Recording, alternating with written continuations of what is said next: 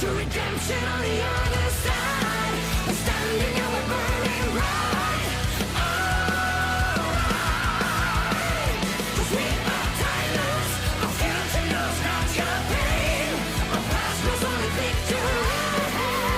So we still remain.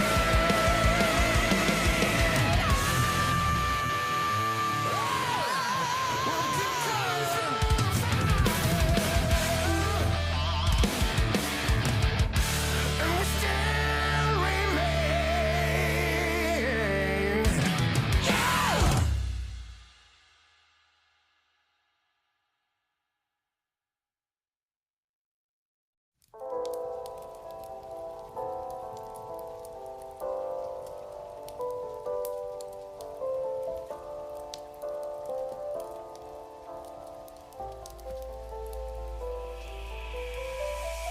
Fellow armsmen, I ask you, will you follow me tonight to break their spine and reclaim what once was mine?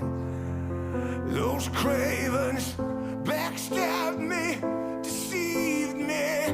Never shall I tolerate their crimes again. Now let the hunt begin. Oh, 7,000 souls scared and daunted, such a tale of woe.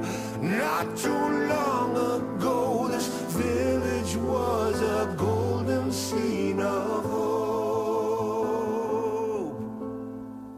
Call down the reckoning to bring back hope and peace. Restore our glory to live forever. Bring down the dark regime. I know how to unleash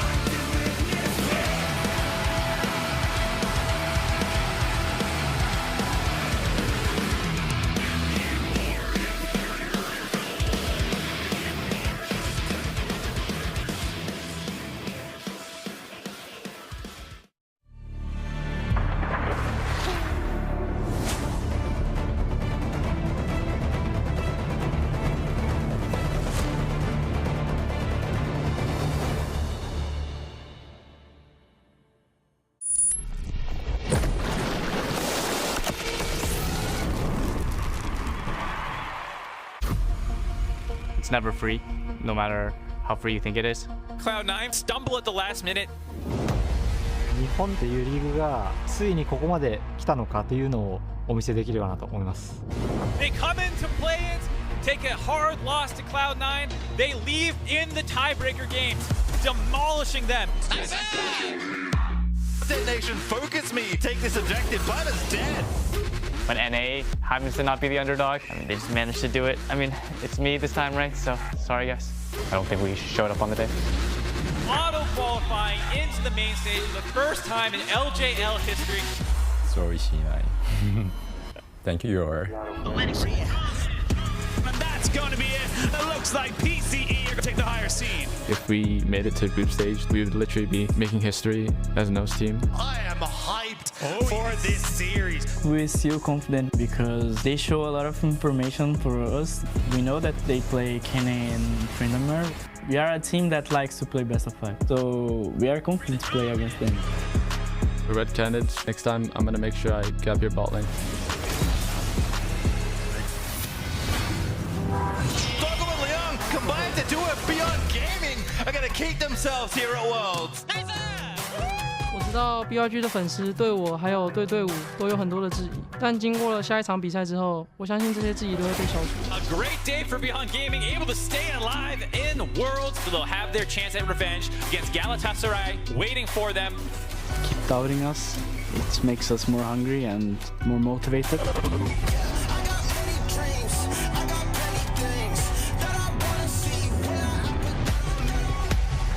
Every player dreams of doing something historic at World. Never underestimate a wildcard, mate.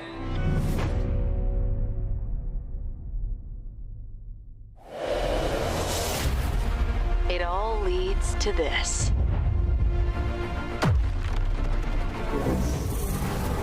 Make or break. Vitality will take them. A new era is waiting.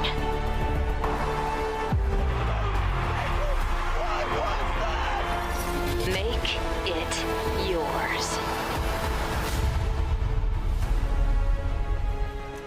Hello everyone, and welcome back to Worlds 2021, taking place in the beautiful Reykjavik, Iceland. After a round robin that made history and broke hearts, LNG Esports and Detonation Focus Me have moved on to the group stage. But as we see Beyond Gaming and Galatasaray arrive at the arena, the journey is not over. For all of our teams here at Worlds, the battle for glory has only just begun.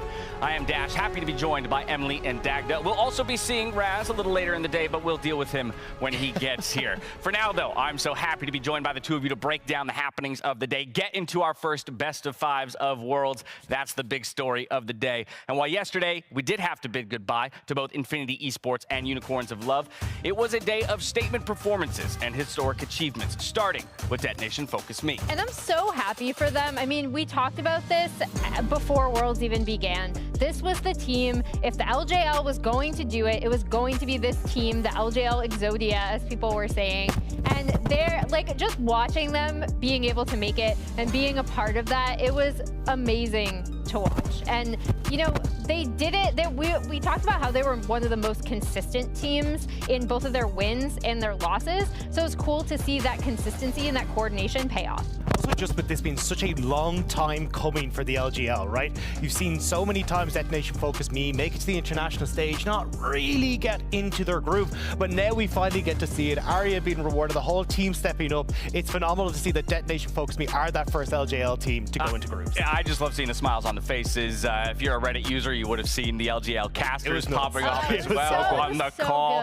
But you talk about this being the team that, in a sense, needed to do it for that region, right? And for me, gonna put a spotlight on Evie up there in the top lane. We were looking for him to come into his zone, and he did that after the first game or two in the group stage, and particularly, Dagda, I'm thinking Urgot.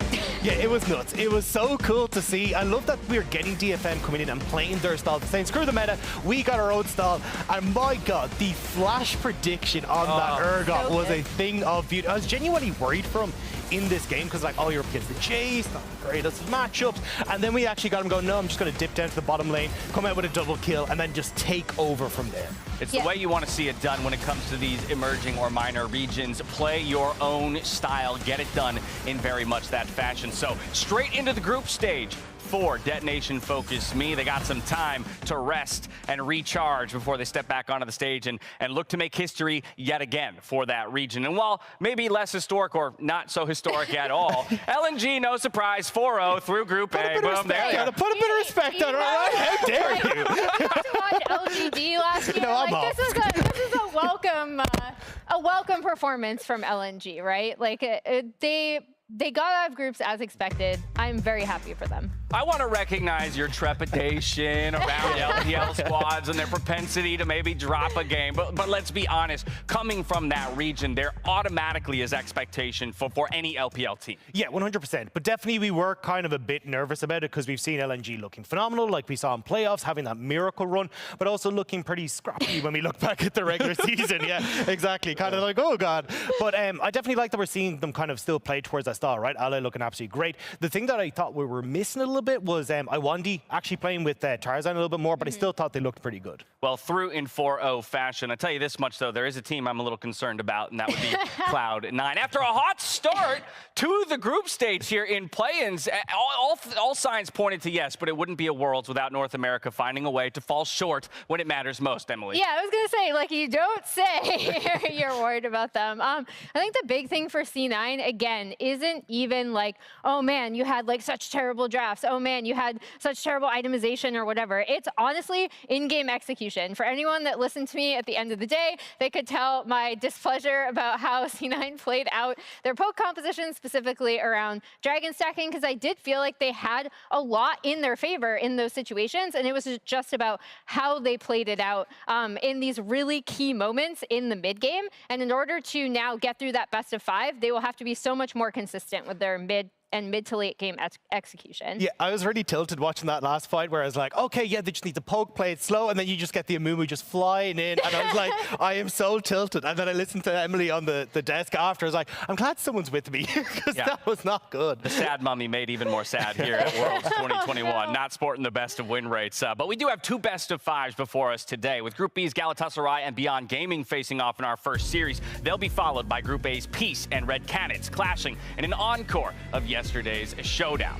Yeah, but this is only the first step for these guys. I mean, winner of Peace and Red Canids got to go up against Cloud9. You still got Homewall Life on the opposite side of the bracket. It feels like you still got a huge path ahead of you if you really want to make it. I think that's a huge point right there. This is a gauntlet for the teams that are stepping onto stage today for a best of 5 and then staring down the possibility of another one to follow just tomorrow. All of that just to make it to the group stages here at Worlds 2021. But let's go ahead and start with a preview of our second series, which will be our featured matchup presented by Mercedes-Benz. Both regions bringing plenty of passion to the game, but besides passion, Dagda, I know we've seen some incredible progress from both of these teams as well, and that's what excites me. Yeah, and I'm going to just look at Peace for the moment, because I really am excited to see what Peace have come to the table with, because when I looked back at them in the LCO, we saw a little bit of a messy team fight. The mid-game wasn't really coming together for them, but now they're stepping up hugely. Their mid-game looks a hell of a lot better, bringing in Chachi. Their team fighting looks impeccable, and we're seeing these pop-off moments from players like Violet.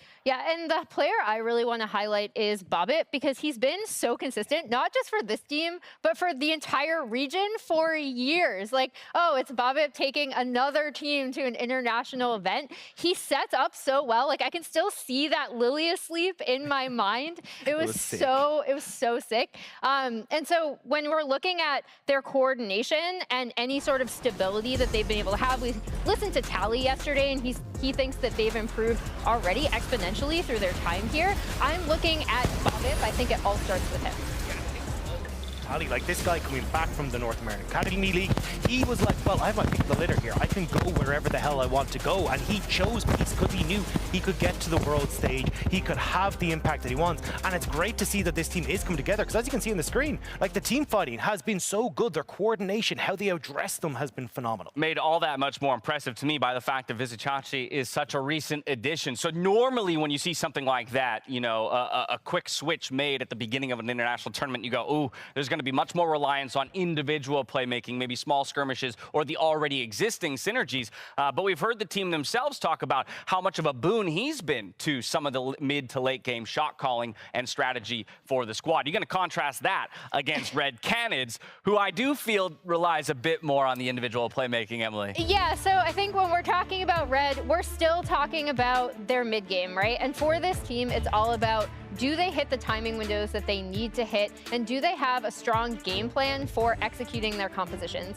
Because when they do look good, it is in setting up these skirmishes, right? It's getting Grevthar out of lane. It's playing around Guigo in the top side. But that doesn't necessarily always match what they end up drafting. And it also, like, yesterday, I did appreciate that they kept trying to find windows back in, right? And it was just like, maybe slightly adjust the timing, maybe pay a little bit more attention to map pressure and what's going on to cross map, because I did like them making plays. I didn't even mind the Baron call necessarily because they kind of had to do something. So that was good to see from them, but I think it's really, really all about timing and coordination and just paying a lot more attention to what is going on the map at all times. Yeah, but also just playing kind of to the strengths of their composition to a certain extent as well. Like when I looked at the game yesterday against Peace, we got the gangplank for Guigo in the top lane, and traditionally like, hey, we don't want to play towards that gangplank. Let's play elsewhere on the map, but still we'd see Grevthar go for one roam bot, but then continue to put the pressure top. I would have preferred to see them focus a little bit more on that bottom side of the map, but I think coming off of Emily's point as well, I was talking to Lyric, kind of my CB Law connection from his past years. He was saying that like one of the big things about this team was, hey, they're really good when it comes to the lanes, but it's about like later on in the mid game. That's why Grevthar was such a big impact for these guys. He gave them a little bit more patience and shot calling in that mid game. I will say, while sometimes it doesn't work out for them in the mid game, I do like the call at Emily about this. This is a team that's going to look for the winning play, even if it is the the 20% play, and it could possibly lose you the game as well. If it's your only way back, I want to see you take it, particularly here on the world stage, because your season's over if you don't get it done. But while we've got plenty on the line in our second series of the day, first, we've got the blazing face-off between Beyond Gaming and Galatasaray. This is an exciting one, Emily. Let's start on the side of Galatasaray. Yeah, so I think I'm looking at Mojito, Balulu, and Zergsting. This is the kind of playmaking trio for them. I think their best showing was when they had that really excellent dive topside, like when they came out and really, really attacked the top side of the map together. Their coordination when they were playmaking on day one was surprisingly good. And then the next day, we saw them struggle a lot more to make similar proactive plays from behind. So it seems like they know their timing windows a lot more if they're ahead, which kind of tracks to their TCL performance. But when they're behind, they struggle a little bit more. And so with Galatasaray going up against Beyond, I think Beyond leaves so many openings early that I really, really want to see them bring out some of that strong early game playmaking that I know they're capable And of. I think that's why we saw like C9 and DFM do really well against Galatasaray, because like, okay, if we can, get Balulu on things like the Silas that doesn't have priority in the mid lane, and Azir that doesn't really want to skirmish early, they're not going to play towards those early early game plays. And it means that then you're in a little bit of a worse situation for Galatasaray. They fall behind, they're not really sure what to do. And you saw both C9 and DFM put a lot of that detention bot, which just meant the whole team fell apart. Let's flip to the other side of the map here where we find Beyond Gaming. This was a team that was much talked about coming into play-ins. There was a lot of excitement and expectation for the squad, which perhaps they haven't lived up to quite yet. But I think the thing I want to narrow in on right now is the fact that they still seem very singularly focused on a strategy, and that is draft around, play around Doggo, which is great when you do get him to that point on Ezreal, right? Yeah, when you get him to that point on Ezreal and he is lasered in, honing shots and onto people, and he can absolutely 1v5 a team fight. I think the reality is, Emily, you gotta get there, and that's been the struggle for them. Yeah, and you see the most ban the Lucian and the Aphelios because they just don't want to have Doggo on those champions. I loved the Draven pick for them yesterday. You could see how insanely comfortable he was, and I thought Liang played insanely well. Like, I joked around like he understood the assignment, but his Tahm Kench and his Devourers were so clutch in terms of executing these team fights. And I do think if I'm comparing these two teams, I think BYG's 5v5 team fighting is stronger and more well coordinated. But like I said, they leave a lot of openings early, and Husha has still not been performing up to what I expected from him when I looked at their run, especially in their PSG Talon series. Yeah, there just seems to be major communication issues between the jungle and those laners, right? We saw a lot of times Husha going for invades, not having the support of his lanes, and then would just be completely caught out. And I think as well, coming back to, I think, an issue that's plagued them even when they're over in the PCS, Maoan just not really moving from lane. Like, oftentimes he'll get these shoving lanes, not really do anything with the priority, and I think that really causes issues, especially when you're against a team like Galatasaray that like to play the map. You need Maoan to be able to keep up, not be, trudging along to it 3 seconds too late and the play's already done. Now, Emily, you mentioned the Draven, and I'm just going to tip my cap to a little conversation that we started off air earlier this morning. The idea of more teams maybe needing or should be wanting to play around strong bot lanes. Yeah. Is that something that you think could be the recipe for success today for Beyond? I mean, I think it definitely could, but again, like, it ties in the point that I made and the point that Dodge made, right? We're like, okay, when you're playing around a super strong lane, we've seen teams falter with the Lucian Nami. We've seen teams falter definitely with the MF Amumu. Yeah. Amumu is shaping up to be so sad. the 2019 Echo jungle of this year's play-ins. But like, if you have that kind of strong lane and you're looking at how BYG might want to play around that, like, Husha is going to have to pay a lot more attention to the bot side. And again, even in their run here, I didn't particularly think he had really strong coordination with his lanes. It was more about the fact that he seemed to know the matchups, and they mitigated pressure really well in terms of like their actual laning matchups. But they still weren't like going up against a team like PSG Talon, right, that always drafts super early. It's just about mitigating that pressure and then having a 5v5 or 1-3-1 setup in the mid to late. And that's where they really shone. But to target these bot lanes early, it's not necessarily in BYG's style, but I would love to see it from them because Doggo is just such a strong carry for them. Yeah, I think that's the big thing is that, like, when I look at teams like Galatasaray, and especially the way they play around the top side, it's a lot of coordination. You're going to see, like, Balulu gets pressure mid, you got Xerxes on the roam, they go for the 4-man dives. But when I look at across it like Beyond Gaming, it's much more about, hey, we've got a strong 2v2, maybe we get a little bit of jungle intervention, but it's not going to be the massive coordinated play that I see on Galatasaray's side. I think that's why, coming into this, I give that slight edge to Galatasaray, just because I think their early game is super strong, and I think they can try and bounce off that and get that solid lead. Well, I would personally love to see a split map when it comes to this best of 5. But we'll see if we get it, right? And also, again, remind everybody that this is not just a best of 1. And so the adaptation within a series is always what separates the good from the great when we're here on the international stage. That is also where I'm a little bit concerned about BYG, right? Because we have seen them draft, like, obviously, like, really, really heavy Xin Chao priority for Husha. Like, really kind of these compositions that, again, rely a lot on scaling. I don't have a ton of confidence in their early game. And if they, like, their meta read to me just isn't as good as some of the other teams that we've seen here. I don't know if you disagree. No, I actually agree with you. And I was actually going to bring out that, like, the way that they try to play around, like the Jaces and stuff that they bring into the top lane just isn't really working. I mean, you look at Crazy, right? It, like, on paper looks great. 29% of the team's damage. Dude looks like he's firing all cylinders, but they're just not finding the ways to actually set up their team for success. And it means that when they do hit these mid games, they're just not finding the success they need. All right, well, with only a few moments left before we load onto the Rift, it's time to check in on our MasterCard fan predictions. See which teams our fans are favoring here, and it looks like in our first series it is a slight edge towards Beyond Gaming, and I find that interesting because just based on the conversation, I'm going to fancy a guess that the two of you, and I think you already tipped your cap to it there, Dagda, that slight edge towards Galatasaray. Yeah, I definitely think so. I'm actually a little bit, I think, more heavily on Galatasaray than Emily is. I'm kind of looking at a 3-0, 3-1. I think, like, look, I'm an LPL guy. I love the early game, man, and, like, I think Galatasaray is crazy strong, and I love that they have the ability to snowball that when they are ahead. I think that's going to be the thing that really will make or breaks this. I didn't want to go for it, but I accidentally did. You did it. You did it. And that's it. You won't see Dagda for the rest of the day. All right, Anyway. What about for you, Emily, in this one? So I'm glad we brought up the matchup between these two teams because even with Galatasaray in the TCL, when I looked at them, right, like, I didn't think their early game was insanely strong, which is why I was so impressed with them in day one because they were making so many proactive moves, right? Like Kiana pathing topside to get Crazy ahead, playing around that lane really well. And I think if they keep that up and they can get an early advantage, because BYG leaves so many holes open in their early game, even during their run here, I am like slightly favoriting Galatasaray, but I do think if you do get to those late game 5v5s, BYG's team fighting is still stronger. All right. I'm actually going to throw my lot in with the fans here on this one. 3-2 Beyond Doggo Gaming. fan. Now, a loss today means a ticket back home and a story cut short. It's time for the next line in league history as we hand it over to Medic and Goldberg to get us into our first series. Thank you very much, Dash, and great stuff, analysts, as we prep for our first best of 5 of the day. 2 of them ahead of us, Goldberg. I'm very much looking forward to a very long day of League of Legends, although I will say it's going to be quite exhausting as well. It definitely is.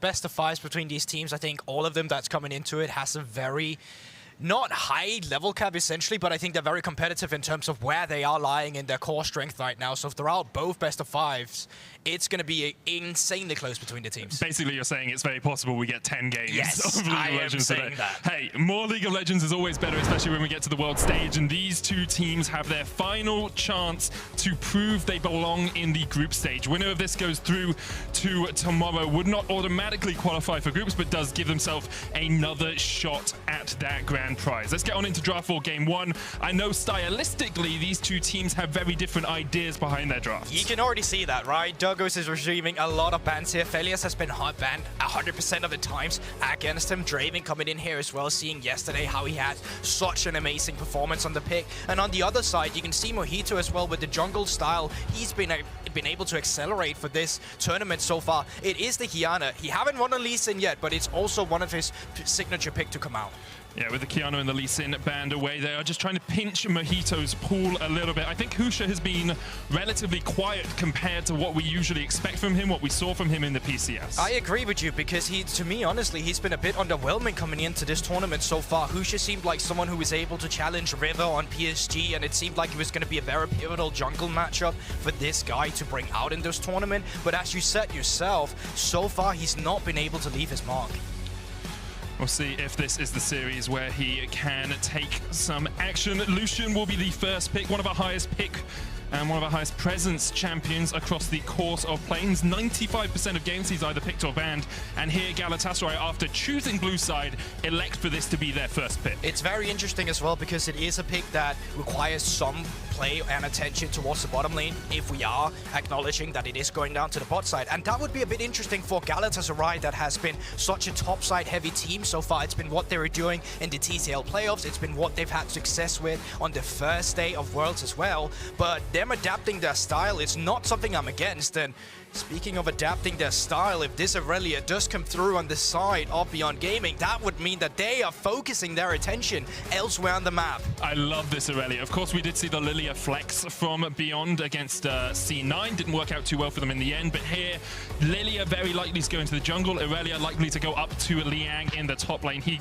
is consistently that sort of damage threat in the top lane for BYG in the PCS, and the question is, can he put this team on his back once again? Galatasaray, though, they found another jungler that is strong, that is AD, that can assassinate, and that is the Talon here for Mojito. Yes, so far Mojito as a jungler has won 2 games here at Worlds. 1 game was on Kiana, the other game was on the Talon, and I think it's a great champion for a guy like Mojito in the past that was more like a guy that outperformed the enemy jungler in terms of experience and in terms of gold by stealing away the camps. But with a pick like Talon, you're allowed to acknowledge and show your mechanics at the same time while moving around so fast on the map to actually help out your lanes. And to solidify the last mid laner here, it's going to be Zoe for Balulu, and having a mid laner with priority in the early game is going to be so pivotal for this series in terms of where they want to lead their resources. Emily was talking a bit about it on the desk, but the fact that you get to dictate where you want to put your pressure in the early game and what stylistic and top side or bot side you want to play for is going to be super pivotal for the entire series. It's something Balulu's been really good on during the regular season in the TCL as well. 4-1 on his Zoe, 14 KDA on it. And when you team it up with a roaming jungle threat like this Talon, it gives Galatasaray this really strong top side of the map, which is what has worked for them so far in play-ins. Kino going towards the Leona, very strong support pick. I think Kino generally has been a bit underwhelming so so putting them on a tank that has easy engage tools makes a lot of sense for Beyond. Yeah, definitely. And while this Lucian most of the time has been seen go down towards the bottom side of the map, you can still proc the new passive he got with a jungler with some slow or anything, able to open up some CC like a bubble for Rome if Balulu were to go up here. But it's going to be interesting to see. So far, 2 supports have been moved away from the Lucian. Nami, as you said yourself, an obvious ban, and then Alistar as well to deal with some of the aggression you also get from Leona, and Leona specifically, one of the best supports we've been having the entire tournament. It definitely is. As I'm just about sorting out my microphones, apologies for that. There's the Vayne locked in for Beyond, putting a lot of eggs in the doggo basket. A very short range AD carry, actually not locked. Being baited slightly by the overlay there. Looks like Vayne was just hovered. Kai'Sa will be locked in at the end. Actually something we saw Doggo have a very good performance on at MSI with PSG. Yeah, it was something we talked about as an AD carry as well. One of these champions that kind of fell out the meta since you don't really have this sort of backline dive that we used to have when Nocturne was in the meta and it was all about dogpiling. But now when you already have the Aurelia, that's going to be a problem for the enemy to deal with. Having that Leona to facilitate and engage, getting that extra AD carry to dive in on the backline won't be all too bad if you're able to accelerate your lead, which Doggo quite frankly has been in every game he's got so far, even though he was on the losing side.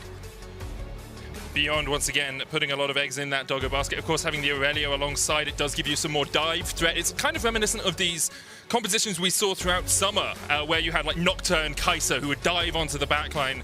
This ability to assassinate the enemy. We'll see how Beyond are able to utilize it in this game. But on the other side, Crazy's gone up towards his cannon, played it last time these two teams met, and was dominant on that pick. Yeah, I already like the quick adaptation that's coming through from the last picks of Galatasaray. The Braum, super nice into Aurelia that likes to get into your face. If you can just auto-attack her once and all of a sudden have your teammate stun her up, can be a super easy target to blow up if you are able to Reminence all that damage down. And then obviously you have the cannon. If you have an enemy team composition that wants to dive into you, you're not relying on a flank. You can just have a zoning cannon ultimate or just stand on top of your carries and wait for the enemy to come into you. And come into you, there's a lot of that. You have the Yone, you have the Aurelia, the Lilia to facilitate some sleep, and obviously the Kai'Sa and Leona for that backline dive. So Beyond Gaming, with a team composition that's very reliant on their solo laners, which is something I did not expect coming into this one, but I'm loving it because if you are able to challenge Galatasaray and their solo laners, then you're able to challenge them on their strongest win conditions. This is the debate that we had before this game really started. Galatasaray so often a team that plays around mid, jungle into top. You know, get that top side of the map ahead, leave bot side a little bit on an island. Whereas Beyond have always been focused on, well, if we can keep it sort of an even keel in the early game, get Doggo ahead, he will then carry the game for us. Here it feels like Beyond have put a lot more impetus on that top side of the map, as you say, with the Aurelia, with the Yone. I will say, it's only the second time we have seen the Yone picked here by Mawan in the mid lane. Played against C9 as well. They did end up losing that game, but I think some people would say Galatasaray and C9 are slightly different caliber of opposition. Yeah, definitely agree on that one. And it also goes back to what we talked about, you know, Beyond Gaming coming from PCS.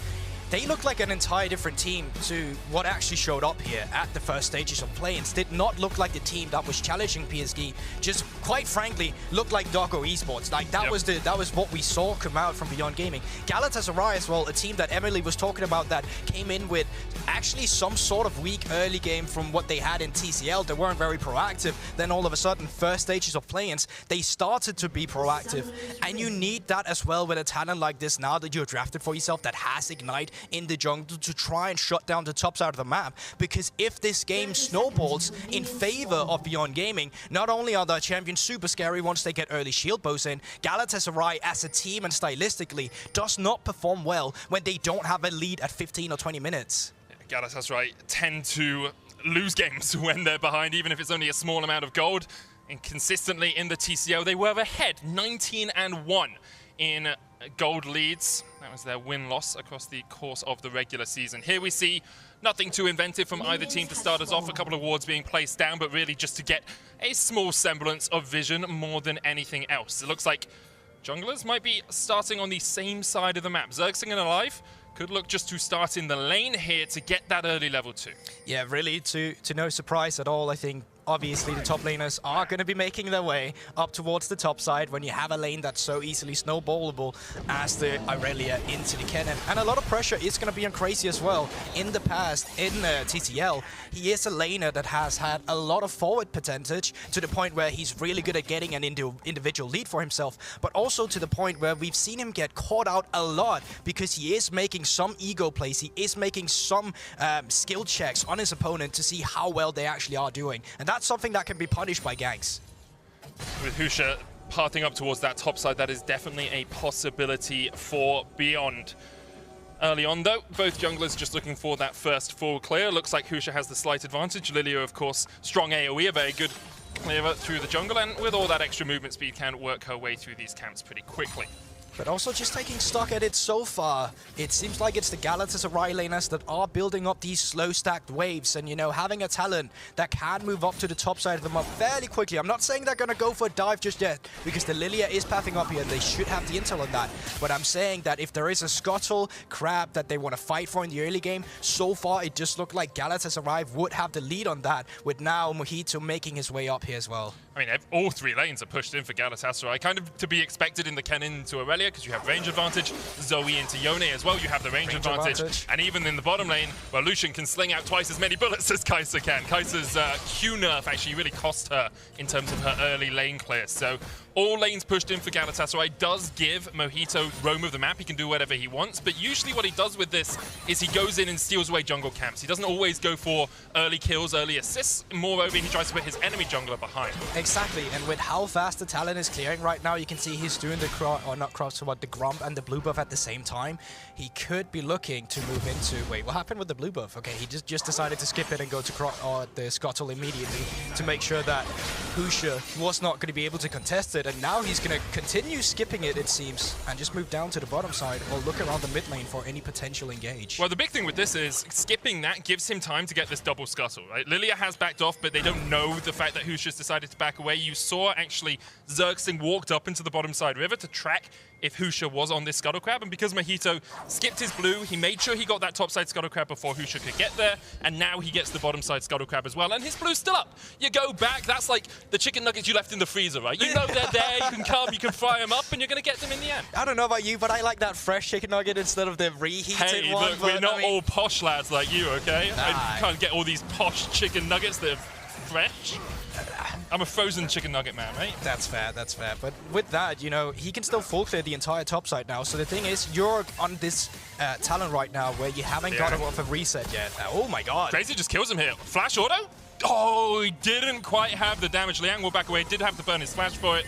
Crazy decided not to expend the flash of his own, but because of that wave state, he can just back away, and that's going to, I believe, push back in towards him. But this is the Crazy we know from the TCL as well. You spot the Lilia down towards the bottom side of the map, and all of a sudden, he just wants to excel that pressure that he has in this lane. He still has the TP, and he is going to respond to Liang. But yeah, he could have flashed for that on the tower. Didn't feel like risking it, but that potentially could have been the first spot. But moving on to the two junglers with the point now, Mojito, because he haven't backed, he's actually at a deficit. So if any skirmishes were to arise around these jungler, if they have the intel that Mojito did in fact not do his blue buff yet, then you can actually skirmish around it with. You can see Maoan now, he's building up a mid lane that can be stacked in. You can have the Lilia now move on towards the blue buff, and you have Liang that just pushed in topside a little bit to back you up if you want to invade on the blue buff. We'll see if Husha decides that's where he wants to put his focus, instead going up towards the Krugs. And we kind of got a little bit of a flashback to Crazy on day one there when they played against Beyond. Now, he did get a lot of attention from Mojito and Balulu in the early game, but it was against PK that Crazy really developed a lead for Galatasaray, and it's why we were actually so happy to see them succeed on the first couple of days, was because they were utilizing the fact that they had this strong top lane. Exactly, because for a lot of analysts, when they came into Galatasaray, they thought they were going to be one of the weaker teams, because the entire meta of League of Legends for so long has been, if you're not proactive, you're just going to get outrun and outstomped by your opponent. But what Galatasaray did is that they actually came in with this adaptation. And now I wonder, with top lane being stacked up here, with Mojito Mojito finally making his way up there. Are they going to go for some accelerated play soon to try and invade some camp respawners? Or are they just going to keep it slow? Because remember, Medic, this has been the Galatasaray style for so long as well. Yes, they can be proactive, but they're also feeling insanely comfortable by just taking it extremely slow. Yeah, look at how many pings are going down on Mojito right now. They know that he's in that area of the map. He's going to jump across the ward, has the Oracle sticking away. Husha waiting in the wings, not yet level 6. Liang dives forward. There's a slicing mouse from TP coming in as the Shadow Assault is being used. And Liang is dead before anyone can respond. Mauan with the TP coming in. Swell Seed used. There's the Fate, Tempered Fate. And we'll be able to get a kill off the back of it. And that Fate sealed there from Mauan was able to get a counter kill, but Beyond Gaming having to burn the TPs to get into that fight. Yeah, and all in all, that's really not bad for Mojito. The fact that he dies there on the top side is super nice because if you take a look at the minimap, you can see all his bot side camps, they are respawning right now. You burned the TP for Mauan as well, so you can continue with this sort of play. Get Balulu to get priority in the mid lane and move up. And this setup really is super nicely done. It's this stacked wave that we talked about with Crazy that he's been able to build up. The fact that Mojito can just come in for the dive immediately with no flash on the Aurelia, super nice. Balulu does get here a little bit later, but he doesn't have to expend a TP. He gets to take away Husha's flash as well. So all in all, from a summoner spell perspective, super nicely done by Galatasaray. There's still 1,000 gold lead here as they look for Mauan in the mid lane. Doesn't have the TP, of course, because he used it earlier. So Mojito, whatever chip damage you can get down here is strong because there's a big wave pushing in. Mauan now has to decide, do I defend this underneath the tower? Or do I respect the fact that Talon could be a mage? He's going to go for the defense, unbinds his soul, then rebinds it as he goes back. And for the moment, Balulu will just look to chip away with these minions on the turret. 1,000 gold lead. It's gone down to about 700 or so now for Galatasaray, but they are still in the advantage in this game. Yeah, but you get some breathing room now. You need to clear the bot side of the map right now. You can see Husha clearing out his blue buff, while Mojito is clearing down his bot side as well. But Rift Hell has been spawned on the map now, and with the crazy amount of strength that Galatasaray has been able to utilize on the top side of the map, it would not surprise me to see them continue with this pressure up here to see how fast they could extend this gold lead by getting the first Rift Herald in a bit. And you can see how tough it is for Beyond Gaming. They basically have priority in no lanes whatsoever. Gold leads across the map as well. 600 ahead for Crazy in the top lane. Only lane that is leading for Beyond is that mid lane. The assist coming over onto Mauan means he's about 200 gold ahead of Balulu, but Balulu still has both those summoners, has the unsealed spellbook as well if he wants to switch towards a teleport at some point. This cannon will be caught by Balulu, so there's no Omega Lols in Twitch chat right now. He gets the cannon, gets all the minions underneath the tower as well, and his Twitch chat reputation lives to fight another day. No flash on Liang just yet, remember that, and Crazy has ultimate. Flawless Duet coming out, there's a slicing mouse for the stun. The Flawless Duet second proc will be way too late. Mojito pours himself a drink in the top lane. He's setting up a camp. And that's why I've been talking about Talon for Mojito specifically. He has been such a nice champion paired up with him. He gets to still have this extra CS advantage or get this extra kill pressure on the enemy jungler if he wants to do that. But you also have easy accessible ganks because you have so much mobility. You do see a nice little trade there from Mauan in the mid lane. It's a cool interaction between the Soul Unbound and Zoe Sleep. As you travel back with your soul, you can cancel the sleep, so Mauan there eats the bubble. It's like, okay, well, I'll just go back to my soul and I will be fine. And they look for the trade, stolen away. There's the Swell Seed going out as well with the Lilting Lullaby. And Mojito has his camp stolen and his life taken away. Even then, going for that Rift Owl could be a bit greedy just because of the fact that the death timers are so low. Liang would be able to make it back into the fight. They did not have ultimate on Mojito or Crazy either, so if you ended up in a fight, well, you would just lose it regardless. But the fact that Husha gets in there, finally gets Rift Hell for himself, and all in all, 2 kills. This is great if you're Beyond fan, because Husha has been one of the critical points of Beyond Gaming in the past, but haven't been able to accelerate his leads in play-in so far. And you can see, looking across the map, it's very early gold drink, as you say, for Mojito. Husha deciding to go for the Predator plated steel caps first, so otherwise I think Husha would be at the same sort of point in terms of itemization. But the worry was for Beyond that Galatasaray, with these early kills in top lane, would be able to continue to snowball the game away from them. And now you've given away the Rift Herald. You're going onto the Dragon right now, but plates are available for Husha if he wants to put this Rift Herald down somewhere. And it's actually even on kills, so the lead for Galatasaray that could have developed has kind of dematerialized. You're completely right, Medic. It was such a nice job by Beyond Gaming by stealing that away, because I want to reiterate what we've been talking about Galatasaray essentially is they need early game leads to win. They don't actually win if they don't have these leads. They have a very slow, methodical style where they like to just choke out their opponents with the lead they have. Take it slow, and that's why the average game time of Galatasaray is one of the slowest we have in play-ins as well. So as a Beyond Gaming fan, you also love this, because usually your win conditions have been Doggo towards the mid to late game. It has been able to play around him. Being from behind isn't really the same issue there as it is for Galatasaray. Yeah, we talked about Galatasaray wanting to get that top lane pressure, that top side of the map pressure, and they managed it for a bit, and then it started to crumble a little bit. And now with the Rift Herald going down in the mid lane, you can see Mauan just trading onto Mojito here. Rift Herald's going to charge in. They won't get all the plates still. 2 remaining on that mid lane tower.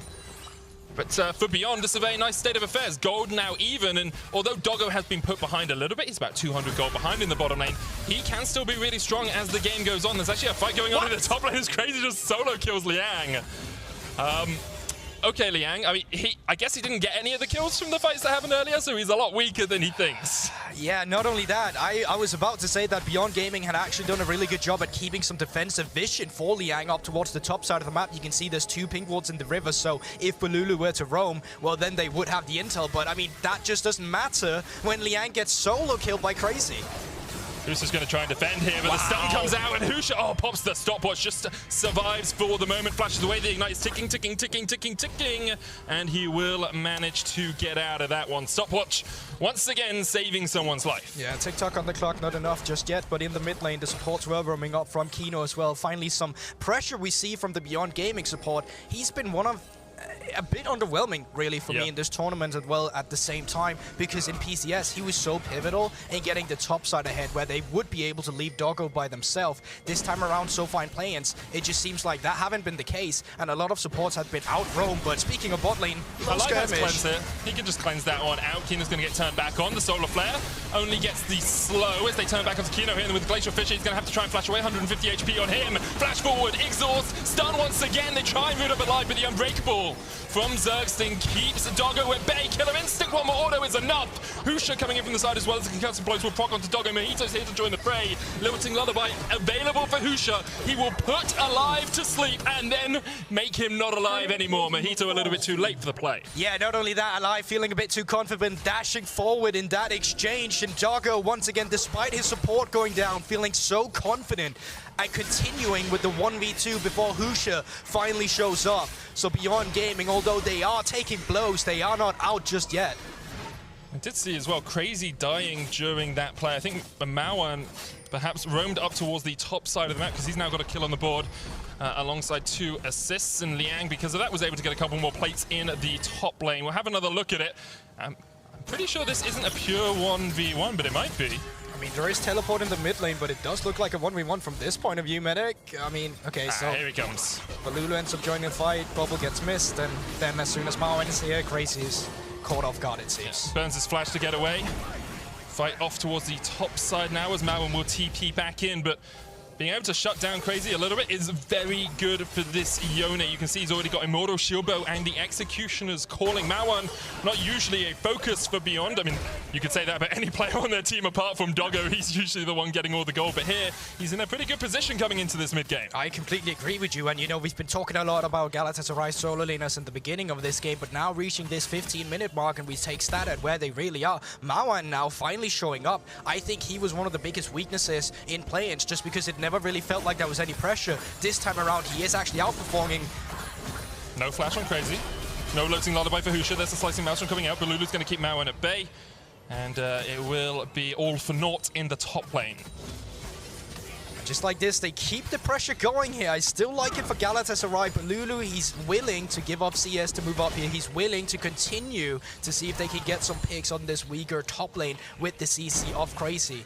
But with Rift Herald spawning in just a moment, there could be more skirmishes to arise. They're looking for alive, no flash, no cleanse, no way out of this one. Solar Flare finds his mark and Kino will take the kill. Zergsting next on the menu as Mauan will join the fray. Want to give this one over to Doggo if you can. Doggo takes it 2-0-2 now on the Kai'Sa. And you just like that, this game feels very Beyond Gaming favorite. We were talking about how pivotal the early game was from both teams here, but Beyond, one of these teams that would be willing to outperform them in team fights later, just because you have Doggo. And speaking of the man, 2-0-2 right now, Kraken Slayer in hand. And it looks like they're finally willing to take these 2v2. They're feeling confident. Just like the top side of the map is becoming now. Riftel is up and available. You can see the minimap medic, Doggo, Kino, they are moving up here to join the fray. It looks like Galatasaray will not fight it at all. A 3,400 gold lead now from Beyond after what was a very explosive start for Galatasaray. They continue to fall deeper and deeper into this hole, and some of these plays look like someone has given them a shovel at times as well. Riftel picked up now for Husha. He can use that wherever he wants. They're going to give over the second dragon for this. They know that they don't have any bot side pressure, so Doggo and Kino just went straight to mid. Mawan's now going to catch the bot wave, but Beyond will be very happy with this state of affairs. You can crack top lane tier 1, you can crack mid lane tier 1, and it just opens up the map so much more. Mid lane is already cracked, and that's the big thing, because now you get to push in mid lane. That has a response. You can see Balulu has to be there and be that response. And now with the priority, they can move Kino up towards the top side and try to fight for this tier 2 with the Riftel. And honestly speaking, I think they should just be able to get it. It's a lot of gold that would go over to Beyond if they can. Balulu there misses the Sleepy Trouble bubble. Tower not quite falling, respecting the fact that Crazy has the slicing Maelstrom, and in the end it will go down. Balulu once again poking with the paddle staff from across the wall, but that poke really isn't too much at all for Liang. He shrugs it off like water off a duck's back. 17 minutes into the game.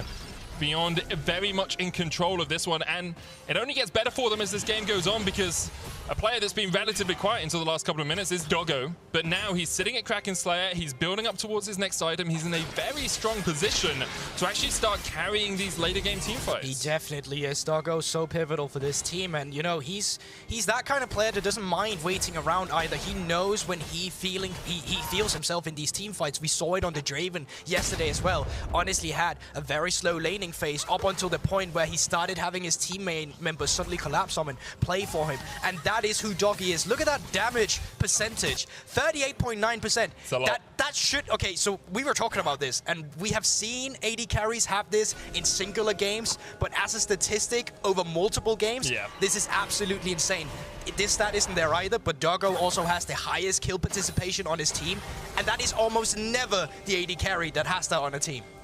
It's just, Beyond puts so many resources into this guy, and usually their playstyle is play through him. This game, that hasn't been the case. It's been play through Husha, play through Liang, kind of reacting to the fact that Crazy and Mahita were able to get Galatasaray ahead in the early game, but as we get towards the team fighting portion, Galatasaray very much on the losing end of these trades so far. They're now pushing 4 members strong in the mid lane. Mahito just off towards the side as Beyond try and defend with 3. They don't have the best wave clear as a squad unless they can get up into that minion wave. And with Mawan and Liang on side lanes, you can see Galatasaray are trying to make something happen here in the mid lane. They have time to do this. They're waiting for the lanes to be pushed in, and then they can collect them afterwards. But so far, they are actually not responding. And because of this, Mawan's just able to accelerate that pressure down in the bot side that you were talking about. And it's going to continue like this. Either, as Galatasaray, you have to be willing to commit to a play on one of these side lane, catch one guy out when he's weak, or else you have to commit to some of these fights. And you don't want to do that at the tier 1 at the mid lane, which is almost 100% going to favor Beyond Gaming.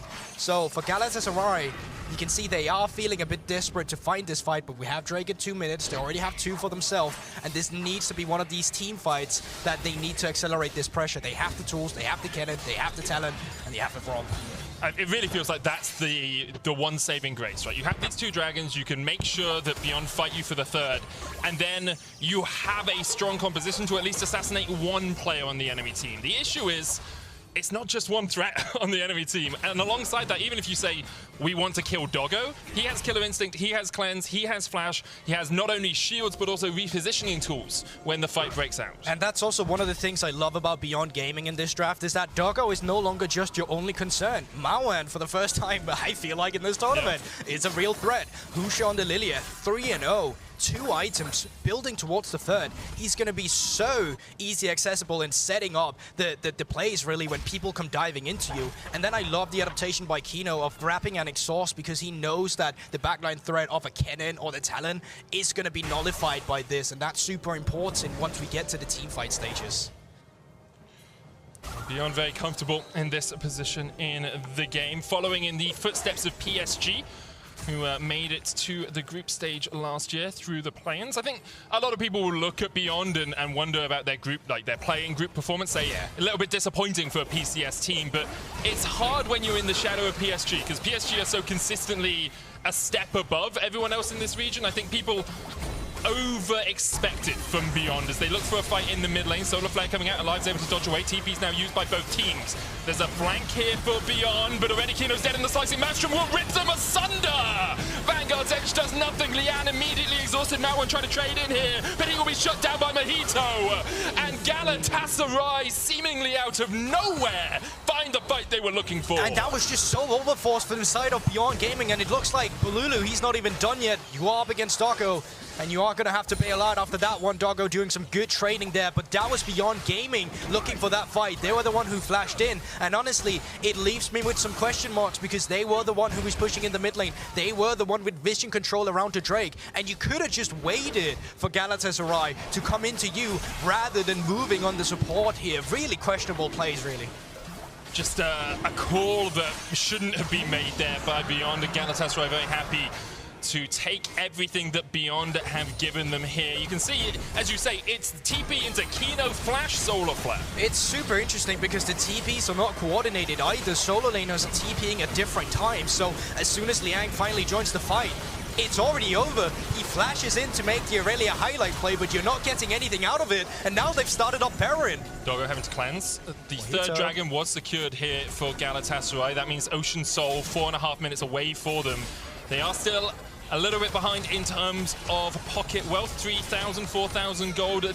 Thereabouts the difference between these two squads, but we've seen Galatasaray, if they can get a good engage from Crazy, if he can get onto that backline with a slicing Maelstrom, he just rips through Beyond. That's also an example of how it looks like if you're able to split up the members of Beyond, if they're able to come in at disjointed times, because as a whole cohesive unit, diving onto you with the backline dive, there is some Beyond Gaming, they're super difficult to deal with. But if you can pick them apart, then suddenly that job becomes way easier. And now it's come to the point again where Crazy, once again, is in charge of these side lanes. You can see Galatasaray as a unit are playing these two lanes because they can afford themselves to do this. Maoan is pushing the bot lane. It's going to take ages before he reaches the tower, and because of this, they get time to play around with. They get time to be proactive. Shadow Assault onto Liang. He's going to use the Vanguard's Edge and try and dive back onto Mojito, who is dead. Liang in the 2v1 manages to get away until Bululu flashes for the final order, but now Beyond know they have a man advantage in the mid lane. They know there were 3 players from Galatasaray on the top side of the map, and they've been outmoved here.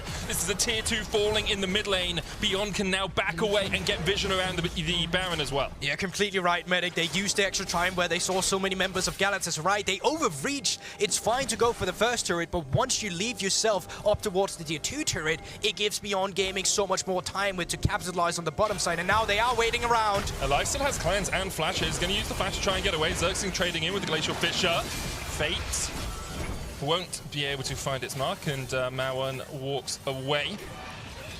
For the moment, though, Beyond just looking to get those summoners out of Alive. They know there's 2.5 minutes on the Ocean Soul, and if you can make Alive burn his flash, it's a great move. We see the Swirl Seed go for a little bit of a split there. Husha isn't going to win any awards for his bowling today. Yeah, the fate not quite sealed just yet, and as you talk about with the summoners spells, Medic, they are soon to be up as well. Crazy potentially would have it up for the next strike, but the same can be said for the rest of Beyond. And here we see it again. Going for the first pressure you get of pushing the tier 1 turret, it's completely fine, but continuing on the dive then really leaves open the rest of the map. Even if Liang ends up going down here, you've already spent so many resources up towards the top side of the map. You had Xerxing moving up as well, and realistically speaking, you only had Alive left to defend your tier 2 turret in the mid lane, so it really left open the rest of the map.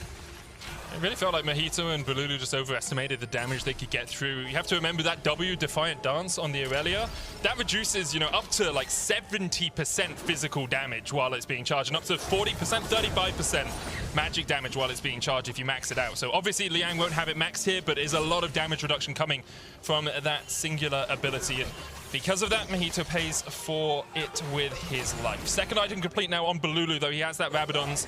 If we see Galatasaray in a position where they can poke, where they can get some of that chip damage down first, can put Beyond in quite a difficult situation to fight, but Beyond will be very willing just to run straight at Galatasaray, assuming they can keep Crazy at arm's length. And this now, the next minute, also becomes a battle of control medic, because it is that Drake that respawns in 1 minute. It is that Baron that still can be fretted, especially because Doggo is on the Kaiser with 3 items and the Rage Blade.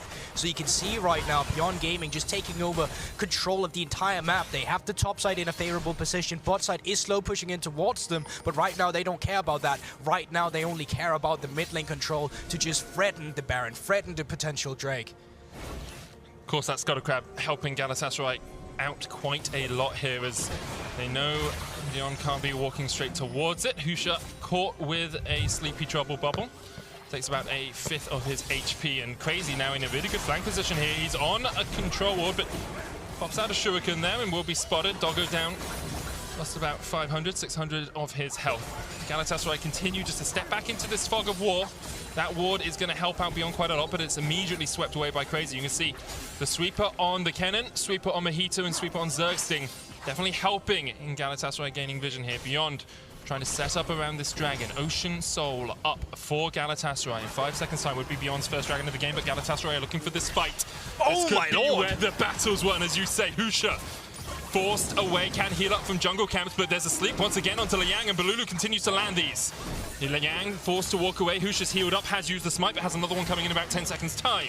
Galatasaray now have control of the battleground, control of this war zone. Beyond in that bush, just trying to hide, trying to keep Galatasaray guessing as to where they could be. Husha still there, Liang back, but look at the damage from Balulu, and the fight again to the Ocean Drake is secured. TP's coming in, and Beyond, you have to take this fight right now, because otherwise you're just going to lose to the Ocean Drake. Flawless Drake coming out, slicing Master Muse as well. Doggo diving into the back line, and there's damage. Mawan take one.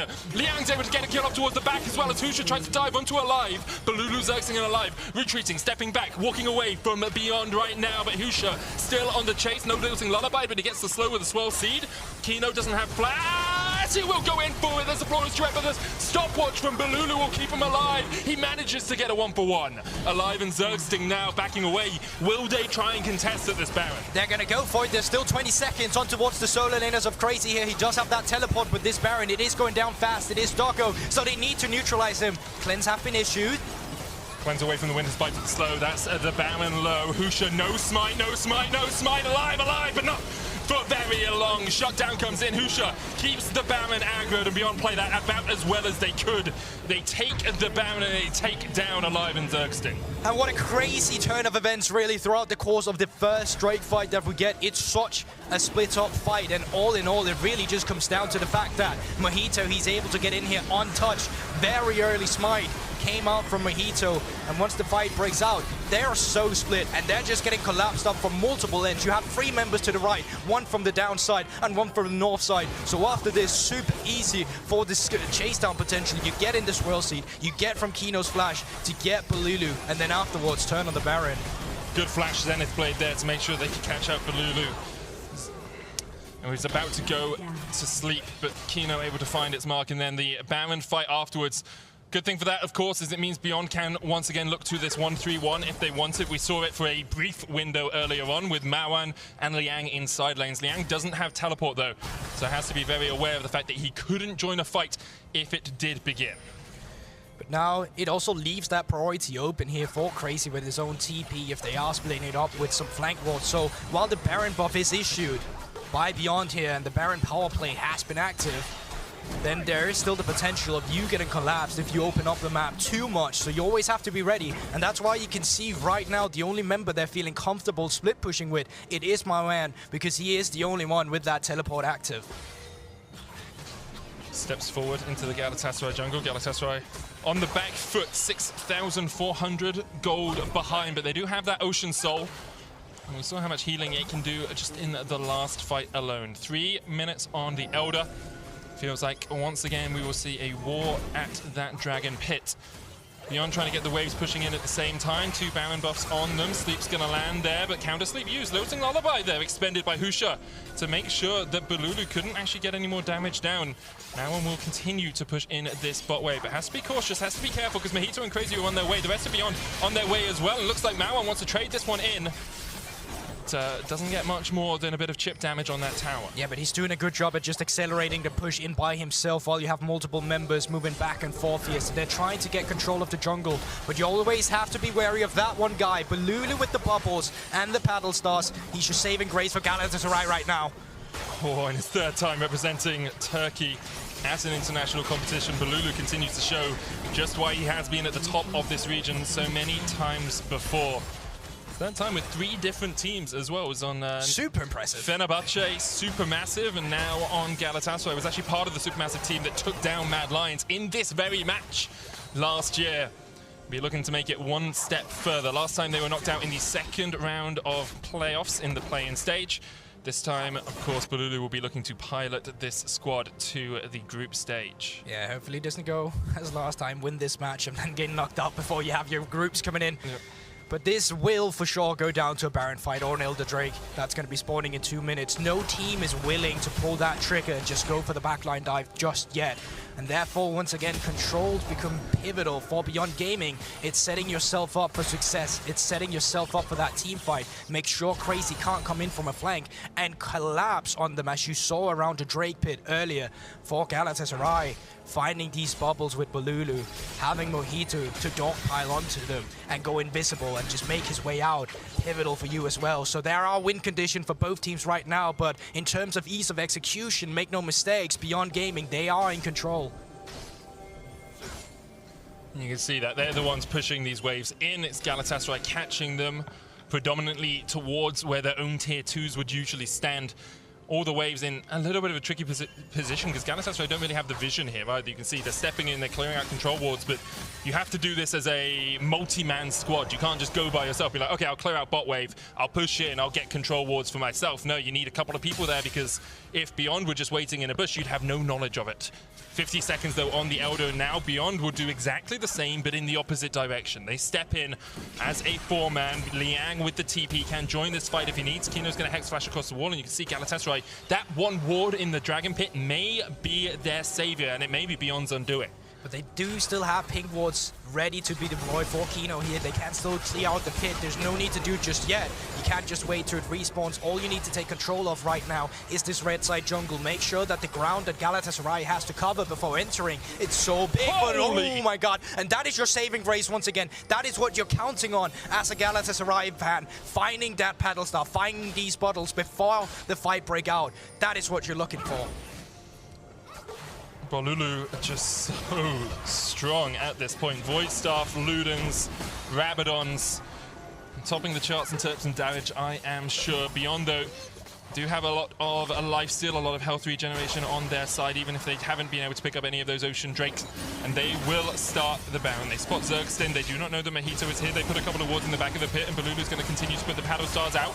Didn't jump across the wall. Here goes Mojito. Shadow Assault in. Glacial Fissure used as well. The Dragon reset. They got it! Oh, Balulu! You absolute madman! I can't believe Balulu secures it for his team. Elder now on Galatasaray, and take a bow, Balulu. And that is so pivotal because 20 seconds, Medic. Then you have the Baron respawning. Yes, you're missing your jungler, but in those 40 seconds, he's going to be joining you. He's going to be coring the rift to make it up here as soon as possible. And all of a sudden, this game has swung once again. You have the Ocean Soul. You have the Elder Drake. And now you just need the Baron buff to try and put the finishing touches onto this game. So I wonder, Beyond, are you feeling you should just start it up before Mojito can join the fight? And I think that is going to be the call. Gonna kick it off, 11,000 HP on that Baron. Zergstin's gonna face check into Kino. They don't have vision on this. 12 seed goes wide. That Baron's gone before they can even get there. Solar Flare coming out as well, and perhaps Beyond will look to take this fight. Bait sealed into the sleep, into Doggo diving into the backline. Balulu flashes away. Doggo goes godlike. Crazy retreating from this as well. And Galatasaray will just want to save every man they can. Zergstin trying to trade on to Kino here. A couple of auto attacks would have been enough with that Elder buff. Ticking. Kino will manage to survive. Doggo almost eats a paddle star. Crazy goes in. Slicing Maelstrom. This is a perfect decision here from Galatasaray because they know they can get Doggo caught out. Shadow Assault across the wall, and there's the shutdown. Now the AD carry's dead. Mojito still diving forward. Oh! Give this man a gold medal, TCL, because he's putting you on his back this game. Balulu slept on the backline with the looting lullaby. It's a double slip coming out, but Crazy can just put the damage down by himself. Kino's down, shut down. In the end, Liang's going to try and dive back in, but Balulu, the paddle battling. He's just slapping them around right now. Liang goes to sleep. The stopwatch is popped. The GA goes down. And Balulu, he is not done.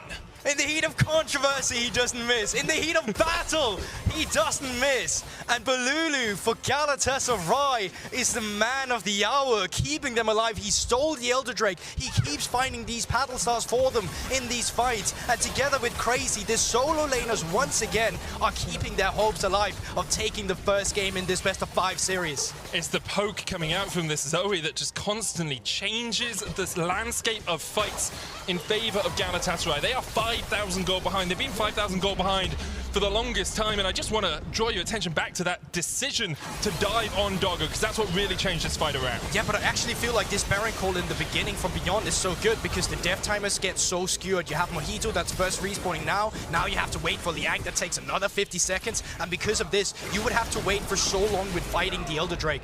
So as Beyond right now, I think you're overreaching a little bit. You got the Baron, you got 2 kills, and once you get split up in the enemy jungle, you allow Crazy to collapse on you. Remember, these champions are so mobile. Balulu, he's stealing away the flash. Mojito's a talent that parkours all over the entire map. And because of the Ocean Soul, they also get to take these fights so extended. They win out on the War of Nutrition. And once again, Balulu, you just have to complement his prowess in these skirmishes. I will also say, a fed Zoe with Elder is flipping broken, man. It's like, how much long-range damage do you need right now? Zonya's complete for Balulu as well, so he's even more slippery, even trickier to kill. And once again, Gorburg, it feels like we're going to get to the point where it's another Drake or another Baron. Like, this game is likely just going to stall out until either another Elder or another Baron fight. It's becoming no man's war here. You're ducking out your trenches with the fog of war you are creating for yourself here. The vision pockets, that's going to be so crucial because, once again, as Beyond, you're still very much in this game. Yes, the enemy has that Ocean Soul, but you have that gold lead. If you're able to pile down on a member and execute them immediately, turning onto an objective, then it's looking really good for you. But once again, Galatasaray's Balulu, he is that thorn in your side. He is that one poking you out while you're looking for this vision. To take it back to the last Elder Drake medic, you talked about that singular ward that I was like, you know what, nah, they're gonna clear it. But they didn't. And because of this control, Galatasaray was able to come in with Mojito, with Balulu, and steal it away. So going into these next objectives, going into these next couple of minutes, you want to see Beyond Gaming not make the same mistakes.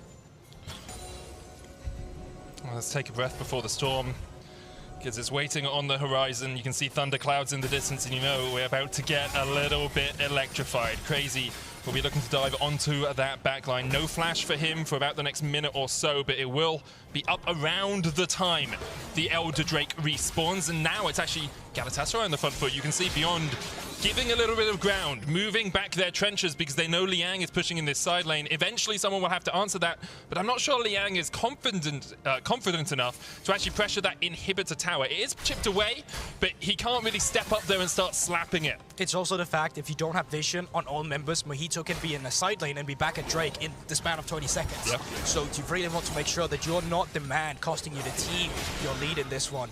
And as you said yourself, the only reason it becomes a bit slow, it is because that they are extending their pressure out on the broader map. But for Galatasaray here, take notes to the wards behind them, because this is the important part. What they used their time with when they had that mid lane priority was to create potential flanks for Crazy to come in with the cannon, and has still not been cleared out. So Beyond Gaming, if this is not cleared out, this could be a fatal flaw in your promising plan. Crazy is on a ward here in the mid lane though, so if he backs off to about this position, then TP's in, it will be known. Now he's going to step into the fog of war. Beyond have priority over that mid lane so they can push into this jungle. Mojito still waiting in the wings. Importantly, Galatasaray do not have a ward on the dragon itself, so they don't have that sneaky little bit of vision they had before. Husha has to flash across the wall. Xerxing now stepping forward. Galatasaray emboldened, emblazoned by the fact that Balulu continues to land this poke, can push themselves into the river, but it's through a choke point, which is always a little bit tricky. Husha back to about full HP after healing off a single camp. Why on earth champions can do that, I will never know, but he's done it for now. Elder Drake started up. Husha, no smite on the Lilia. Dogger's gonna keep it aggro, but now Balulu once again. Kino down to half HP. That's the tank. It is a Zonya's Leona, so not as tanky as perhaps she might be, but you can just see the damage that Balulu can do by himself with a single paddle star into the sleep. Fate Seal will get him away, and Mawan will be just outside of range. That Elder is still ticking away. In fact, it's not, but Galatasaray didn't know that, and nor did I. We were in the same lack of vision as they were. Liang pushes in the mid wave. Look at where the waves are. Bot lane pushing in towards Beyond. Pushing in towards Galatasaray. It's becoming so tense, and at this point, Galatasaray, they've opted up to just threat them forward, but at this point, they're just backing off completely. It looks like they want to be the one who's turning onto them. They want to be the one forcing the fight, but Kino, he's alone in the front line now. Husha, smite, no flash. They do see the Elder, 6,000 HP on it. Husha with the swell seed, alive, dodges away. TP coming into the mid lane, that's Liang going to try and join this fight, but that's 4,000 HP already on the Dragon. You can see Galatasaray are looking for it. It's taken, alive will secure it, and now the Elder Drake means that Beyond have to run for the hills. They have to run for their life because already one of them has died. Husha down. Liang puts the Vanguard's edge out, has to flash the wall, but Mojito's on the chase. Doesn't have the Shadow Assault, but can still force himself forward here. Liang falls asleep, and that Guardian Angel's more like a Guardian Devil, because Galatasaray very willing to take you as soon as you die after it. Now, 19 kills to 19, Galatasaray will force themselves down this mid lane. And Beyond Gaming, you can't forfeit an objective like that. Once you've started it, you have to flip it. If you don't flip it, then the enemy will just take it. And that's exactly what happens. So now, still the Ocean Soul, the second Elder Drake, and Balula now with a flash in hand to execute anyone with a single battle star. Gotta give credit to Mojito and to Galatasaray as a team. There were a few fights around these objectives where they were behind, but they secured the Soul, they secured the first Elder, they secured the second Elder, and they continue just to push forward here. The Nexus Towers are the targets here, and they will fall. Galatasaray from behind strike first against Beyond. And this is the adaptation we want for both teams here. They came in exceeding the expectations. Beyond Gaming actually have champions to play for on the top side, leading Doggo to come in as the Kaiser later, but it worked out them for so long in the mid game until they were no longer able to keep their ground. And for Beyond, it's the objective setup. It's the fact that it wasn't really ever in their favor. And then Balulu on that Zoe, how he were able to claw his team back into the game with his singular play. It's absolutely incredible, and it sets a good foundation for this best of 5. It really does, and I think Beyond will be looking at it and being like, well, a single smite here, a single fight here, we would have won that game. It would have been over and done if they didn't have Ocean Soul, if they didn't have the first Elder, if they didn't have the second Elder. We could have taken that fight. It definitely sets us up for what is likely to be a very exciting series for the rest of the day. Of course, not our only series of today, because we have Peace versus Red later on as well. It's going to be a long one today, but I am loving it already. Definitely, and I think if you take a look at the champions that came out as well going into the next draft, there's some things you have to change. If Doggo on the Kaiser, if not something you're feeling comfortable for to team fight for, well then you need more tanks like we saw yesterday with Liang on the Tam Kench instead, because on the Aurelia, great, it's a champion you can play for into the cannon. We just didn't get to see that. It was Mojito and Balulu on the move every time, and because of this, they weren't able to play for the solo laners that they have drafted for themselves. Yeah, well, we'll see if they can change things up. We are heading to a break, but as we go, let's get a quick behind-the-scenes check-in with C9 Perks.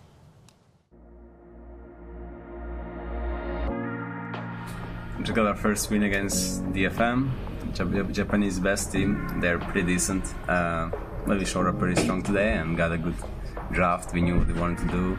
Right now I just did some interviews and the venue is quite nice. They made a little bit of an upgrade from the MSI and everything is accommodating. And yeah, I'm just gonna take a break now.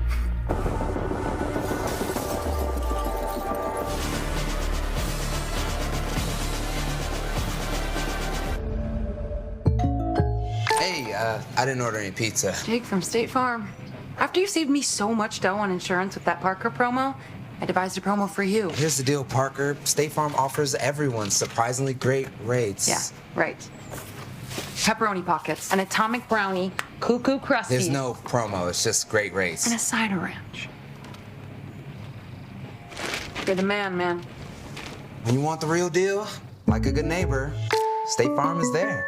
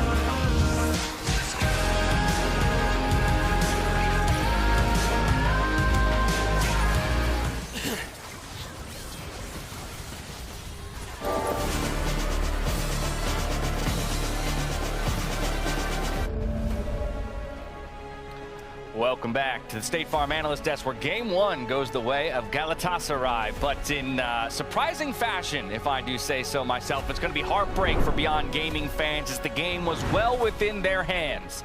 But Galatasaray showing true grit here when it comes to the mid-game and fighting back from a deficit, Dagda, to ultimately pull it through. That game was nuts, and I loved every second of it.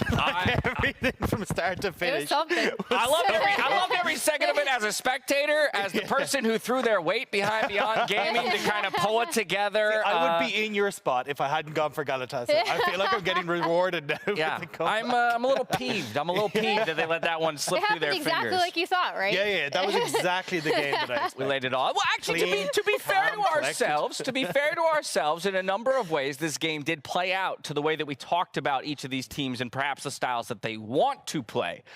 Yes, it was messy. Yes, it was a little back and forth. But Emily, we also do have to reference the draft. Some interesting stuff coming out of Beyond Gaming here in game number 1. Yeah, so we talked about how Beyond Gaming's drafts have been kind of stagnant, and I like this draft from them. The execution we can talk about later, but it has everything that they do want for, again, they do tend to go for 1-3-1 into like some 5v5s late, so this does have that. I liked the Lilia pick for Husha a lot, and then obviously Get Doggo on something he's comfortable on. In the early part, or like early to mid part of the game, I thought Maon on the Yone was still doing really well, and then on the opposite side, Galatasaray also did play to their individual strengths. I thought pushing lanes, they want to have that strong early game control. Yeah, I think fewer surprises when it comes to champion select for the side of Galatasaray, with a very strong top side of the map priority pretty much across the board, Dagda. And we saw, though, that play out within the early game itself. Attention towards the top side because of the way that the Kennen was abusing the Aurelia. But if anything, intelligent by Beyond, and good play by Husha to step up and lend that support. Yeah, I was a bit nervous when I saw this draft. It's like you feel like you've given Galatasaray what they want, right? 2 solo lane prios, let's start moving top for the plays. But Husha did a good job of reading this and trying to contain this. Now, we just 2 minutes later got a repeat gank, which unfortunately set Leon behind, but it didn't matter overly much because Aurelia exists.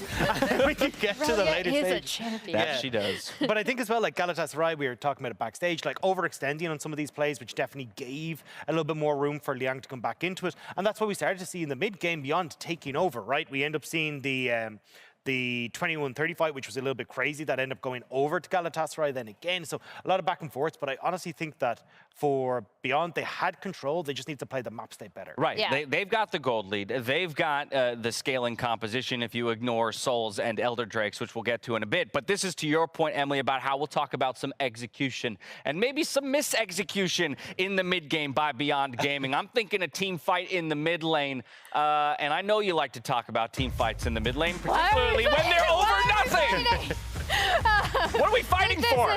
This is what, Dash and Dagda had to deal with in backstage with me just yelling about. So it's like about when they're fighting, right? Like they do not have to choose this fight. They can set up for Drake, stop the dragon stacking, which was actually really key. And the Drake ended up having a huge impact on how Galatasaray was able to come back with some of these fights that Beyond Gaming chose.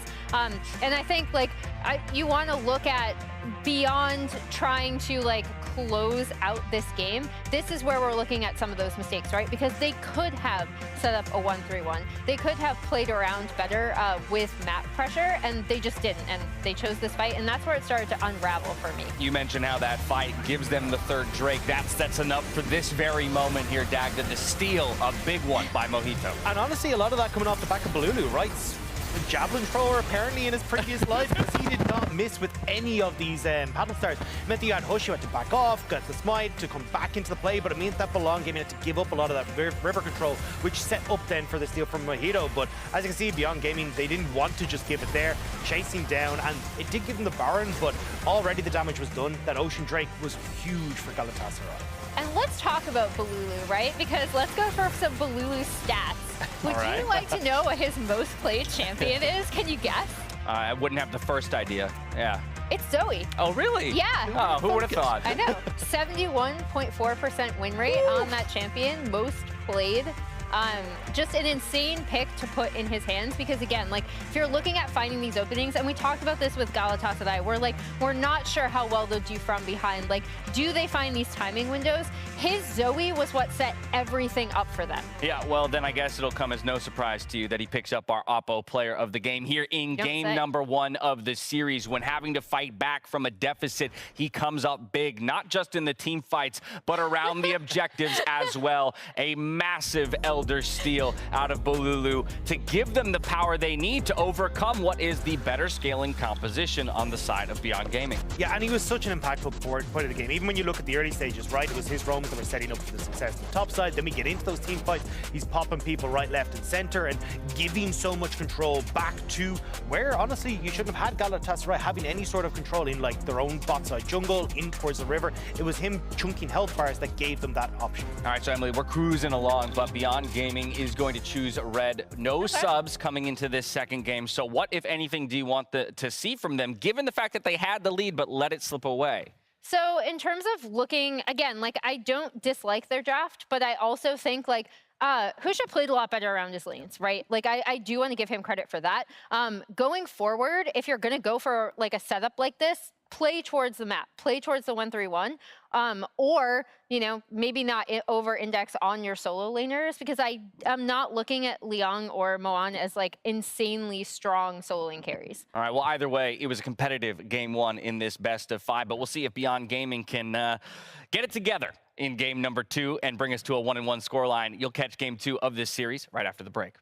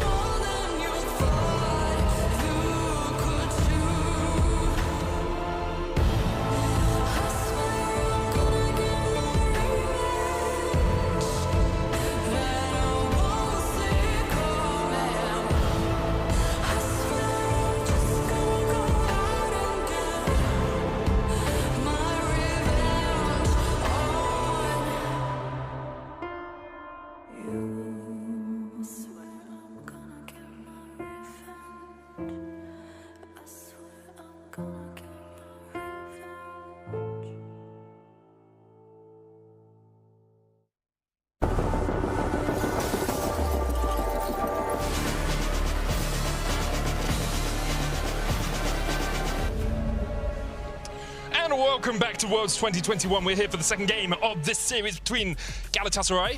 I think I got it better that time, right? Yeah, Beyond. Galatasaray. You just need to say it fast. I just had a couple of tweets saying don't say Galatasaray, so it's Galatasaray.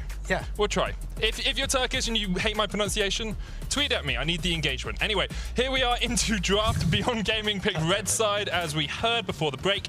Let's have a look at the bans. Well, Beyond, you're not going to get Aphelios, Draven, or Irelia. On the other side, Beyond have banned out Kiana, Zoe, and Kennen.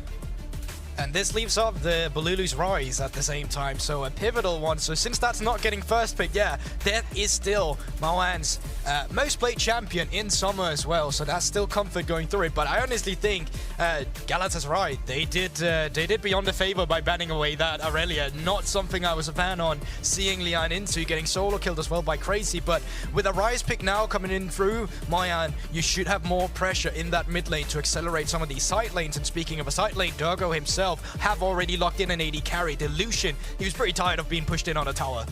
Yeah, it looks like he's going to go down across towards Beyond this time. However, Misfortune and Twisted Fate for Bululu. So he's going to be looking towards, again, a roaming champion in the mid lane. Couldn't take the Rise, couldn't take the Zoe because it was banned away. This time, he's going towards TF. But I already love this because now you know that we're going to be getting some proactive gameplay at level 6. You have to Twisted Fate with Destiny Gate and obviously the Realm Warp to come through from the Rise instead. So whoever you want to prioritize, it is definitely going to have an easier time on that side of the map. The question now, Beckings, who do you want to prioritize? Is it Doggo on the bot side from Beyond Gaming? You want to put this pressure, or is it actually up towards the top side? Because you are leaving yourself open with a counter pick. You can fourth pick a support here, like a Leona if you want to make a takeaway, and then you can save the last pick for Liang later into the pick order. Let's see where Beyond decide to go. A Mumu banned out as well. Once again, one of those champions where you ban him out to do the enemy team a favor. Doesn't have the best win-loss at the moment across the course of Worlds. Even seems to turn the greatest of players into slight nervous wrecks. We saw some engagers on that champ that don't tend to go with players' usual playstyle. Tom Kench taken away from Liang. I like this. Also, is Galatasaray expecting, like saying, oh, if you wanted to play topside, weak side, we're not going to give you the pick that was so strong for you the other day. Yeah, so I think it's a really good adaptation. I wonder now then, are they just going to say, well, then we just pick another top laner instead? Now Tom Kench is out of the way. Now now we can just go for the Jace instead, which we saw yesterday. The first 6th level of the Jace, you have to push in. But after that, once Tom Kench starts getting his Devour, the lane actually flips and you get to have kill pressure with the Catfish. But now the question, Beckings, that is Crazy's most played champion. He's played it 6 times in summer, 1 time here at Worlds, and you know what, Medic? He has not lost on it yet. They do say that Gwen is perhaps immune to losing here for Galatasaray. And it will be locked in. Only the support left to pick out of the usual pool. Leona, definitely a possibility here. Probably one of the safest blind pick supports in the current meta, and gives you great follow-up with the Twisted Fate with the Lee if you can lock someone up. So here's the good thing. It is that there's 3 champions left. There's the Rakan, there's the Leona, and there's the Braum. If you pick the Leona here as Galatasaray, Beyond Gaming, they'll lock in the Braum. If they had picked in Rakan, then Beyond Gaming, they would have locked in the Leona instead. So it's like there was a few champions left. There's like rock, paper, scissor-esque, and because of this, Beyond Gaming now gets to pick the Braum here to pair up with your Lucian. Works super well into the Misfortune and gets you that extra lane priority that we just saw that Galatasaray had with their own bot lane. So they're flipping the table a bit here. Expectations are that Beyond will have the push in the bottom lane with that Lucian Braum. Of course, Doggo always the key focus for the team from the PCS. See if they decide to put a little bit more impetus on getting him ahead in this game. Last time he was kind of left on an island for the first few minutes of the game, but he and Kino constantly won the 2v2, sometimes with a little help from the jungler.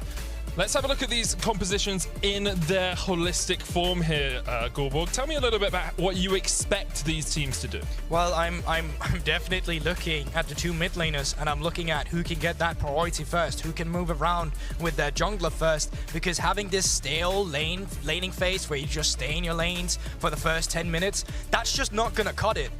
especially when you have champions like the Twisted Fate and like the Rise. So whoever gets to be proactive gets to set the pace of the game. And once again, the question beckons as Beyond, are we playing for the Lucian Braum here, or are we playing up towards the top side with Liang now on the Jace? Because there's still something to play for as Galatasaray here, or Galatasaray, sorry.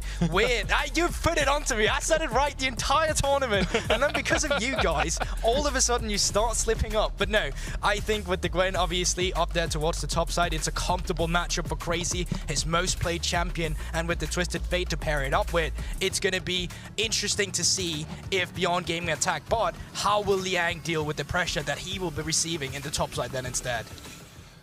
Well, after game one going Galatasaray's way, Beyond elected to be on the red side. They are trying to fight back and even out the series at 1 apiece. It is a best of 5, of course, so it's first to 3. But after watching the early game from Galatasaray in game 1, I think if they were able to keep that momentum, they actually pretty much had that game in the bag. They had early kills on Mojito, Crazy was in a good position, and Beyond had been pushed back and were losing every single lane. Here we actually see a little bit of an early switch as Liang is joined in the top lane by Kino, just in case Crazy decided to overextend. A not very commonly seen decision from him here as well, with the exhaust teleport on the Gwen instead of Ignite TP. The timing as well on that, just because of if Kino had stayed there just for 1 extra second, that'd be crazy, having to burn at least an exhaust because you have no flash to run out of that one. But yeah, it definitely does give you a bit more of extra, what do you say, breathing room in the lane against Jace. That all in, if he ever comes in with the hammer slam, well, then you get to have the exhaust down, you get to stay in your Hallowed Mist where you get extra resistances, and then you can start sustaining up, as we as often see you do on the Gwen. On the side of Beyond though, are they looking to get some vision control? Are they looking for more here? And it looks like they just want to have an early ward down to track Mojito into jungle, see how fast he clears, specifically because he will be clearing up towards the top side, which both junglers obviously will, which is going to be that start of the battle, just because you want to get that pressure going in the mid, you want to move it up, you want to get one of these lanes snowballed.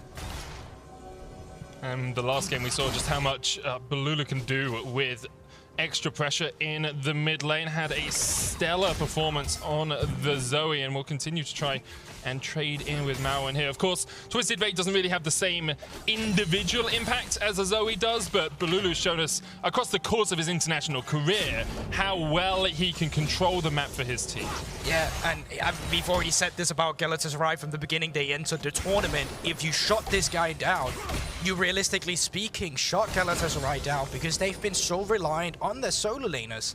And this guy, obviously, the catalyst in the mid lane, as we can see on the stats as well. So far with the 2 mid laners, though, it is Moan with the rise into the Twisted Fate that is receiving that priority, and that will get him the first move. So moving up towards the top side here, they have the intel on Mojito. They saw him on the ward on the Raptors. Pusha, he has skipped camps.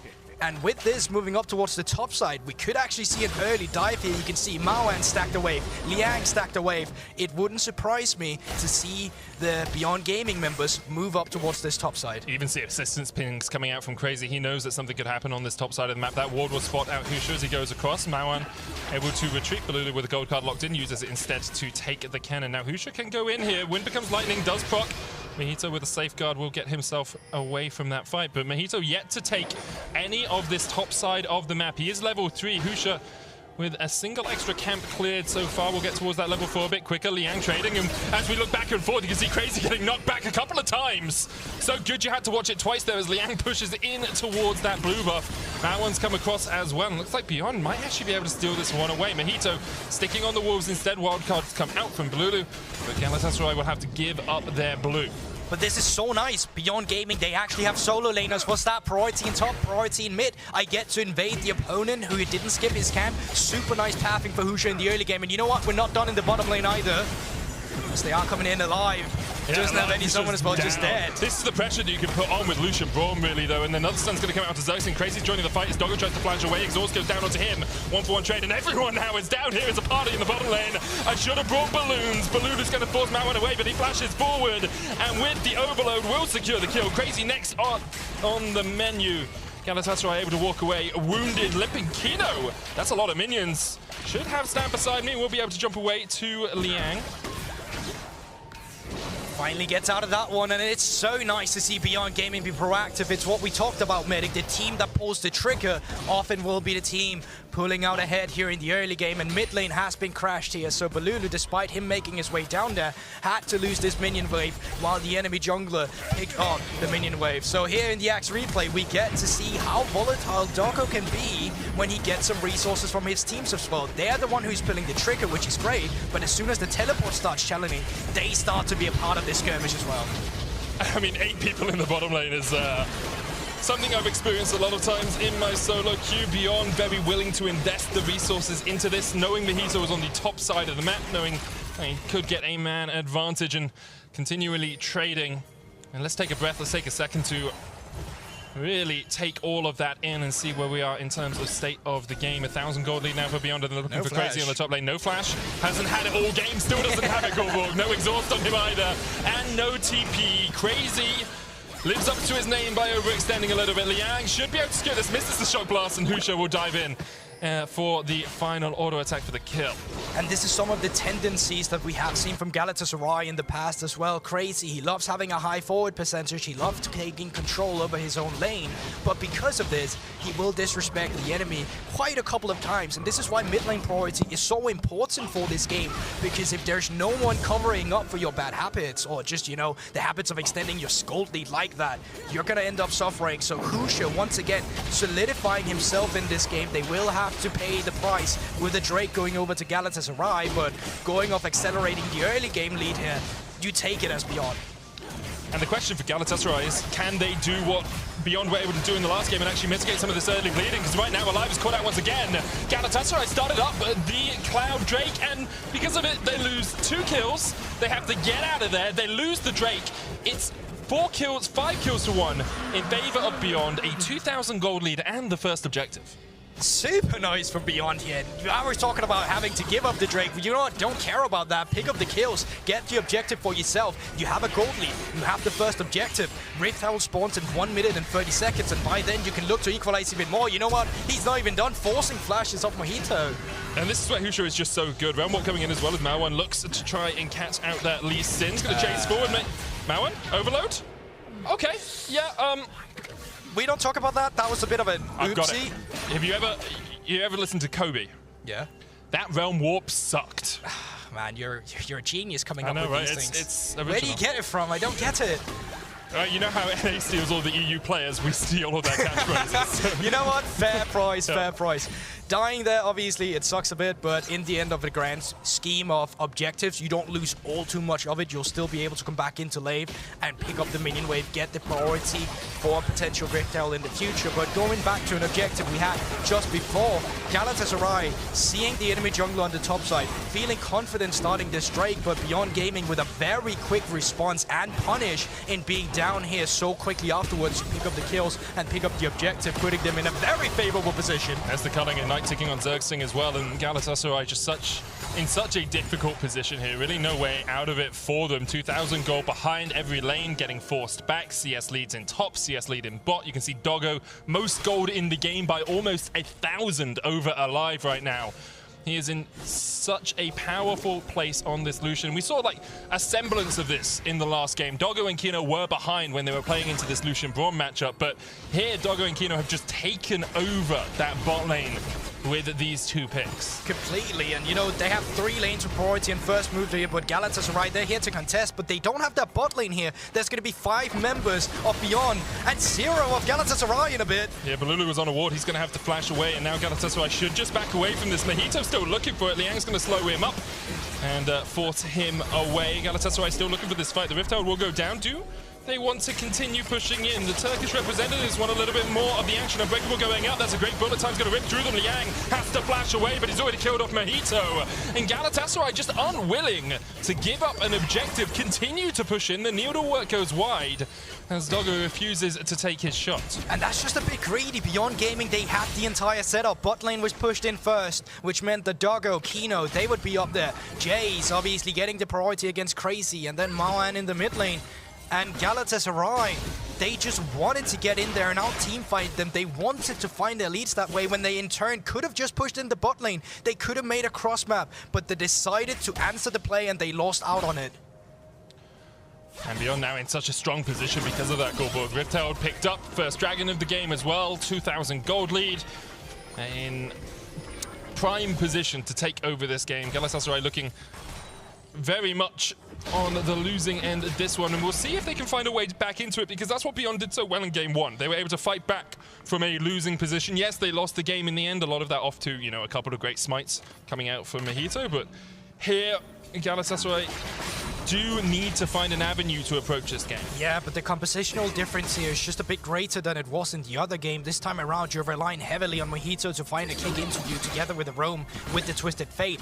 And you have to do it to create a man advantage, because if you fight them head on right now, the wallet on Beyond, it is just bigger, and because of that, they're going to be winning out of these fights. You can already see the early mythics that's coming through, the Gale Force, thank you MasterCard, and then afterwards, the Gorgeringer from Husha also here, which just makes it so much more difficult. This is Kino. 1v2, obviously his mid lane is behind him, but they can't get anything on the map. You see how passively Galatasaray have to play. They're just backing away from it, and Husha will be able to secure the Scuttle Crab gifted over to him by Kino, by his support. Beyond with a 2,000 gold lead, very much in control of this game. I want to see where that Rift Hold is put down. I've yet to really see much movement from these mid laners. Mao1 starting now to team up with his jungler and try and make some forays into the enemy jungle, but with the exhaust down here onto Liang, Needlework connecting, snip, snip, snip, snip, snip, snip! Destiny comes in, there's the gold card locked, and Balulu will kill the Jace. That's one of the cross maps we wanted to see, but the problem here now becomes that you don't have a Rift Herald, you don't have to wave to punish on any of these plates, despite Liang being down. He also has to teleport, so while it was a nice roam, you're losing out on the mid lane. Mao1 can now move down, and now you can accelerate the pressure. 2 TPs available here, and there's the Rumble going in behind them as well. These TPs could turn this game as Mao1 caught out off towards the top side. Balulu pops the stopwatch. Mao1's already dead. Balulu's still surviving for the moment, but now he is being killed off. Crazy joins the fray. 4v4 on the bottom lane. Husha does still have that Rift Herald, has to wait, of course, to be out of combat to put it down. Both TPs expended for the side of Galatasaray. TP still available here for Mao1. Galatasaray staying 4 players strong down towards this bottom lane, looking to defend. The wave's going to push in. Husha can just put down that Rift Herald, but you want to get rid of that next plate before you do, because of the bulwark, because of the extra defenses. They can't do that, so he puts down the Rift Herald as the wave is cleared out. TP used by Mao1, and Beyond want to continue this fray, want to continue a Barney, want to continue the fight in the bottom lane. Husha forced away, waves cleared out, Rift Herald will charge in, but not able to take down the tower. But I think that's fine. What you really want here is also stacking on your objectives on the Drakes here, because you could have just let the Rift Herald go down, move yourself up towards the Drake, and with the reset timers coming through from Galatasaray, I think you're going to be able to do it anyway. So yeah, Husha and Mao1 is going to move on towards the Drake, while Doggo and Kino, they continue their siege on the bottom tier turret, so they're still losing out. They're losing a bit of minion waves in the mid lane, but all in all, you're super happy about this exchange. Beyond continue just to find all of these incremental advantages. We'll have another look at this play, because Mojito looks for it originally. Husha was always waiting in the wings. Yeah, and they're just waiting for the respawn timers as well for Liang in the top side. You can see 1 minute till he respawns. Mao1 getting a bit too confident, getting a bit too deep, thinking he can find that dream flank that we so often see on a Rise, but at this point in the game, it was a bit too easy for Galatasaray to turn on him. And then after this, it just becomes an extended fight into the Rift Herald, into what we saw afterwards with the objectives. Not happy. Not happy at all. Just a small mistake that can cost you so much in a fight like that. Both Mao1 and Balulu pushed a little bit too far, pushed a little bit too greedily with their TP and Realm Warp respectively. And now we see Beyond with a sizable chunk of change in their back pockets. 3,000 gold ahead. Doggo already completed the Gale Force. Yet to see a Mythic for Alive on this Misfortune. Yeah, not a lot of mana left on Alive here, but the setup is good if you want to collapse. There's a jungler and a top laner here, and they have the vision. Yeah, Hex flash away from Xerxing. That's one of those. You see the second player coming and you're like, nope, don't want a single piece of that. Mao1 here trading onto Balulu, who locks in a gold card. Yet to complete a Mythic of his own. Actually, both mid laners yet to get that Everfrost. Mao1 should be able to walk away from this one. And once again, Galatasaray actually only playing 2 lanes of this map. They're looking for something down towards this bottom lane, but while all of this is happening, Doggo is going to get plate after plate after plate off that top side. Sun's coming in. There's the gold card as well. Husha, Crescent Guard away. Mojito caught underneath the tower. Xerxing will fall. Balulu stepping past the tower as well. The Yang flashes in. There's the exhaust. Balulu's going to get caught out by Kino. Dodges the Fisher. Superb sidestep by him. Alive's now going to flash away. Crazy joins the fight as well, off towards the top side. Husha and Mao1. Kino should be able to jump over to his teammates. Ends up being a 1-for-1. It's a top laner for support trade. All for one, or 1 for 1, but the fact that Galatasaray had to invest their entire roster in making that play work, while Doggo alone on the top side of the map is clearing away the waves, is getting solo experience for himself, is getting a turret for himself. You can take a look at the gold. He's sitting at 7,000. The closest behind him is 1,500 away, or close to at least. It's a huge lead for Doggo, and it's when we talk about how Beyond like to invest resources into Doggo, it's not purely everyone is ganking for him, it's also how they give him plates, how they give him gold, how they give him CS. 30% of the CS in the game between the 15 and 30 minute mark goes into that AD carry's pockets. We'll have another look at this dive, because it was an attempt at coordination from Galatasaray, but Husha actually plays it really well. He does, and he has the...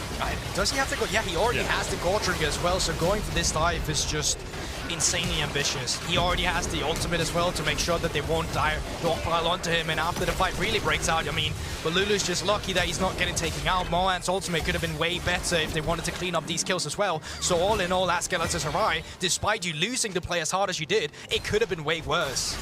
So fancy feat by the Turkish players to avoid that fight. Cullen coming out, Zerx is going to eat it up. The Eclipse, of course, will keep him a little bit tankier than he would be otherwise. Solar Flare back up to Doggo. There's the bullet type cleanse into the dash away. Unbreakable, of course, very good into MF. Can just block up a huge amount of that damage from the bullet time. But Kino and Husha are down to half HP. Bahito, yeah, you got to know that they're waiting for you there. Don't click that control ward. Don't go for it. And the gold lead continues to extend little by little here for Beyond. 4,000 gold ahead. There are some signs of life for Galatasaray. They have the Ocean Drake up for them in a minute if they want to go for it. Probably want to fight around that. We saw how impactful Soul can be in the last game. And they're also going to be able to get this Rift held, you would assume. Although Beyond might have something to say about that. Destiny Gate is available for Balulu if they want to come in for any flanks here, but it just seems like with the priority gained by Galatasaray, they will be able to pick up the first objective, or the second Rift Hell rather, and that ties nicely into what you were just talking about here, Medic. The fact that we have 1 minute for the Ocean Drake to respawn here, and now you have a Rift Hell in your inventory, ready to deploy to not really get a turret, but to get some pressure here. But speaking of pressure, I think this might lead to a fight in the mid lane. No Solar Flare for Zergsting, doesn't land the Zenith Blade either. Kino's almost down, Zergsting ticking away. Will just survive. Spoke too soon. Liang with a long-range shot blast will find that kill. And now Beyond with a man advantage and 30 seconds on that Ocean Drake, their third dragon of the game. Can just push in, get the mid-prio, work their way around. The culling once again from Doggo. He's taking up tower shots for this. He doesn't really care as long as he's putting the damage down himself. Beyond will reset. Actually, it looks like they're going to go for a full reset before this dragon comes out. Death timers are none. Everyone's still alive. Obviously, Zergston only level 7 on the Leona, so already out of the map once again. And they're just going to push in one more wave in the mid lane, get that extra priority before moving down towards the Drake. Kino just half-backed, and now he's got wards again. He's full HP, and he's ready to set up the fight. And seeing our Verizon 5G Auto Trey says Galatasaray's ability to find picks and win team fights, regardless of the circumstances, may just be the difference in this series, where they're looking to find a pick and take a team fight right now. They are 5,000 gold behind. A great kick from Mahito into the Solar Flare, but it only gets the slow. Zersting off to the top side of the fight as Beyond have separated Galatasaray across the map. Stun card coming out, but Mawan's already killed off Zersting. Kino now on the front line. Winter's Bite into the Unbreakable. Bullet time available here for Galatasaray. They want to look for it. Balulu going in. Stun card locked once again. Mawan stepping forward. Look at how low Beyond are. The roots coming out. Balulu caught up. Mahito kills one. Balulu stepping back, but already alive is down before he can even pop the bullet time. And perhaps that spells the demise of Galatasaray's hopes. Mahito tried to heal up with a gold trigger, but he didn't have it, and Doggo now turns it around. Balulu's down. It's double for Doggo. And Crazy is sent packing. Beyond played so well around the race of Galatasaray, and also the fact that they were split up on two sides of that Drake pit. So they've really juggled the balance quite nicely in between them. They pick up the kills, they pick up the priority, and with this, they should be able to pick up the Drake. Husha, he does have Smite, and there we go. 18 minutes into the game, soul point now for Beyond, and they keep accelerating the lead that they have. Remember, Galatasaray, they still have their own Rift Hell in their inventory to try and recreate some plays for themselves. But the problem for you is right now that you don't have control on any part of the map. Top lane, mid lane, bot lane, it keeps shoving into you. So, as we just saw in the Verizon 5G All Chat, it is about finding that crucial pick, because if you don't, this game is just going to slip out of your hands. Yeah, 7,000 goal behind at 19 minutes. Might already be away, right? It's pretty slipped. Let's be honest, it's rolling down the hill right now as we once again look at this fight. And you can just see, Alive is never in position to actually put any damage down. So far, yet to auto attack, yet to auto attack, yet to auto attack. No ult coming out. Mojito dives back in.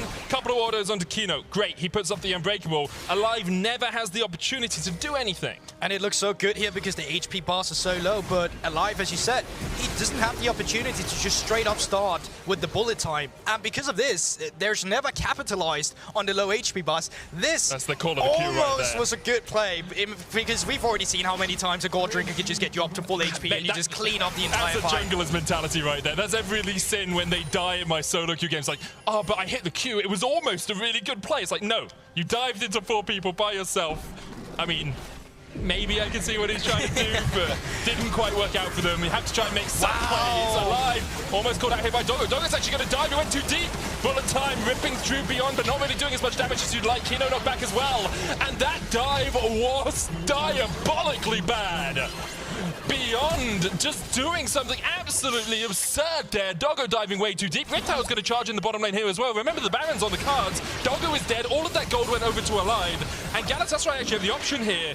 Do you continue to push in this? You get tower in the bot lane, you get tower in the mid lane, or do you turn over to the Baron? They decide against the Baron for the moment. Riptower continues to do the damage, but this could be 2 tier 2s for Galatasaray. You want to watch out. There's still TP up from the Jays and from the Rise, so if they want to flank from behind, there is good wards to it, but it looks like they just want to back off. Starting up the Baron would have been catastrophic.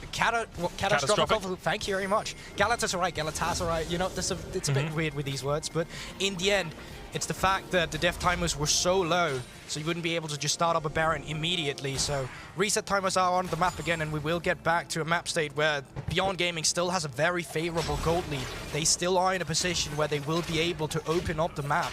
And all you have to do here is just keep Galatasaray at bay, keep them in vision, keep them in control, because you have 2 minutes onto the Ocean Soul. You have Baron, that you already mentioned, is out of the map, and it's just a matter of time, of finding the right time to go for these last pieces. Dogger's in the dog shed after this one. Just goes too deep, gets stunned, cleanses too late, locked up.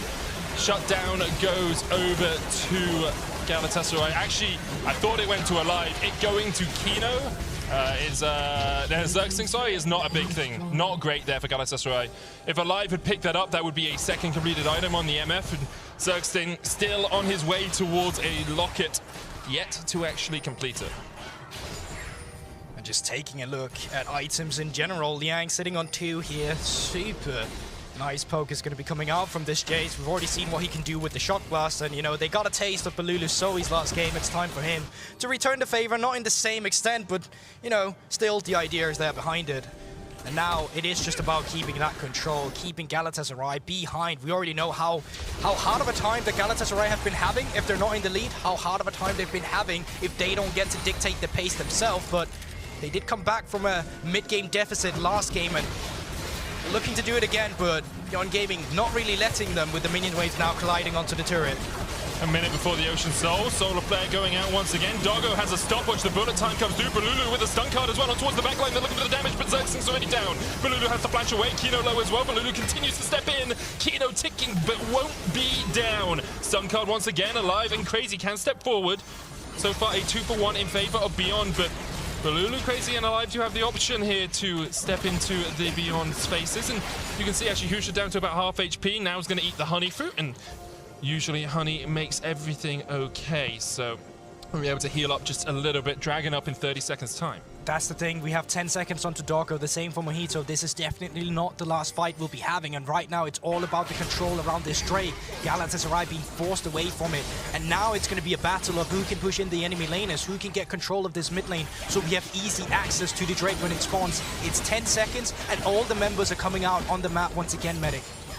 Doggo off that reset has now finished an Infinity Edge alongside the Essence Reaver and the Gale Force. This Lucian gets any time to auto-attack in a fight, he is going to absolutely tear through Galatasaray, but with the Dragon started up, Mojito actually going to be out of vision here. Everfrost used by Marwan. Mojito, they don't know he's there. The Unseemly is the deadliest now. He clears away the Farsight alteration, and the Dragon left alone by Beyond. Mahita's just going to tank it up. Safeguard coming out as well. Bullet time, about a quarter of its cooldown left before Galatasaray will have that option. Balulu on the flank. They're looking for Doggo. He does have a cleanse though. There's the Solar Flare. Doggo able to dodge to the back of it. Crescent Guard used by Husha. Doggo fighting down towards the bottom side. Kalin comes out, and Balulu has been killed. Now I'm going down as well, but now alive. What damage can you do? Doesn't still have the bullet time. Husha's down. It's shut down, and now the fight continues. Crazy. Forcing Mawan and Kino back. Doggo low. Mahito goes in, gets one. Doggo's going to try and kill him across the wall. Dragon secured. Realm Walk coming out from Mawan will escape. 2 for 2 so far, but Galatasaray were able to take the ocean. Does Doggo step forward? Crazy, you could turn this one. You could go for it. I'm the devil on his shoulder. Instead, he listens to the Angels instead and backs away.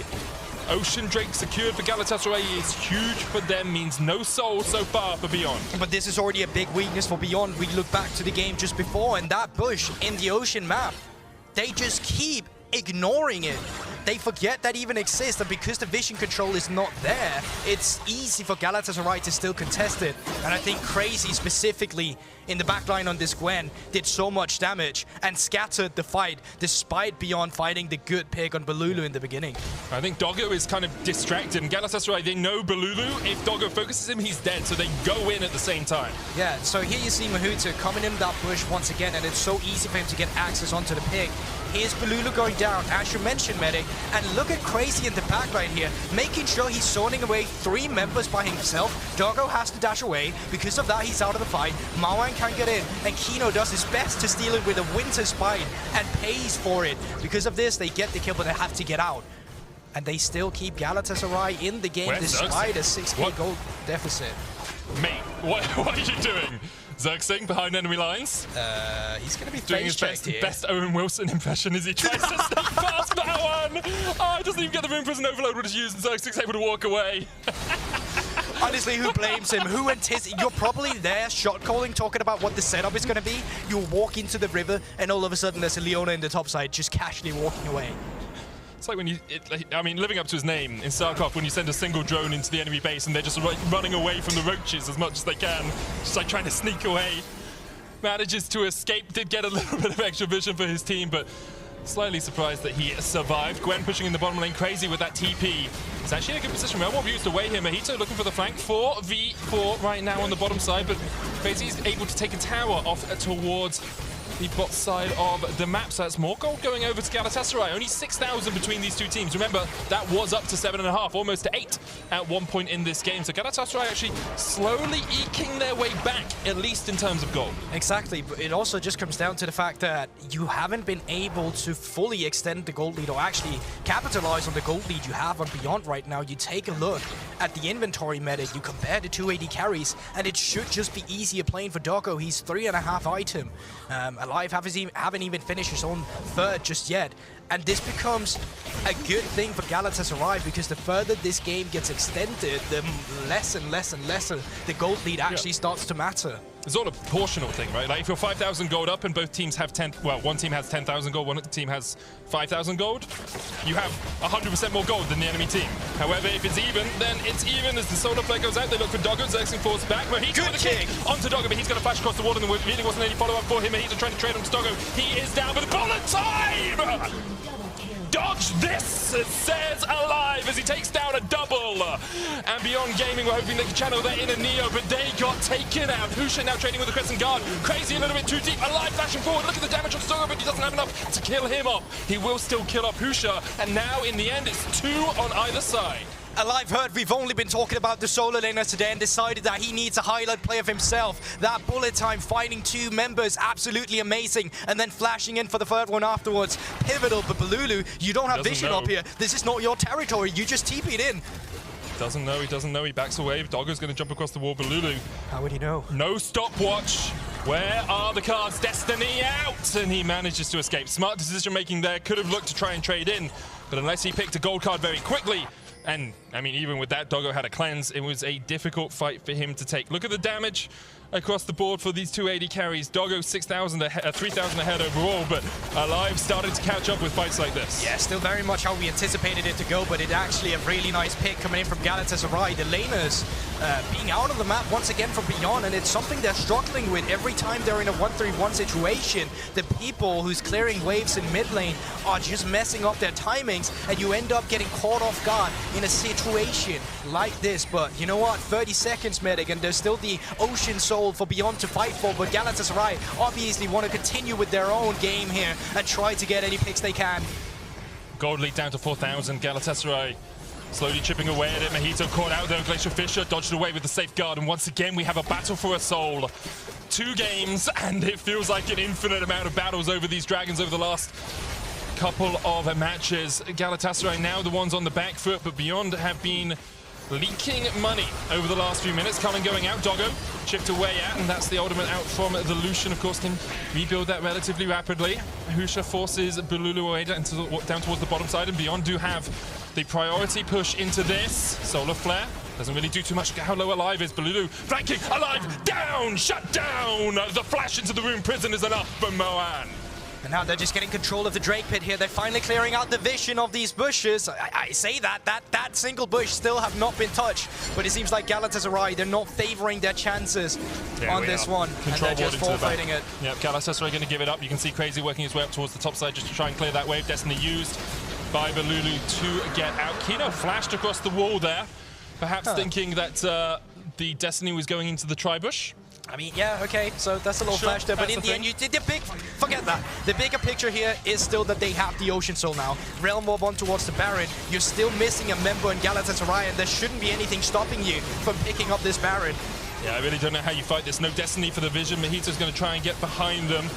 Maybe a Sonic Wave steal. We saw Galatasaray able to steal them last game. Can they do it once again? He's on Vision. Doggo dives across. Baron has been stopped. Kino stepping forward. The Guardian procced. Here comes Alive. Bullet time available. And actually, I think this is wise decision-making from Beyond. They either had to commit to it completely before Alive got there, or they had to back away. They decide the latter is the option, but they don't have Vision in the pit. This is bad. This is very bad. They're just they check it one time with the Lucian Ardent Blaze, and then they just forfeit it. Harsha is still around. Yeah, checks it now with Wind Becomes Lightning, but they've already had Kino reset. They don't have Vision. Crazy standing off towards the side. 3,000 HP now on the Baron. And Galatasaray pulled off the heights of the century. They're flipping it right now, but they turn around and with the bullet time, Mauan steps right into his demise. Husha down towards the back of the pit. You can see how Galatasaray de-aggroed the Baron. They stopped doing it. Husha's going to try and go in. Doggo could dive in as well if they want to try and take it. Oh, it's taken out, and Mojito's one who gets it. Beyond have to retreat. They lose Mauan. They lose the Baron. And Galatasaray with some great decision-making there to focus it down. But it's also Beyond this again. They're fumbling these objectives. In game 1, it was the Elder Drake. In game 2, they're going to be looking back at this Baron. You had the Ocean Soul. You had the setup. You didn't want to flip it. In the end, you were forced to flip it then. And it was Galatasaray who was put in a position where they suddenly decided to turn, where they dictated the pace. And it's coming on the lack of vision control from Beyond. Remember, they came off a fight with Drake. Because of this, the setup was not as good as it could have been. And with the lack of priority, they just get split apart by the bullet time.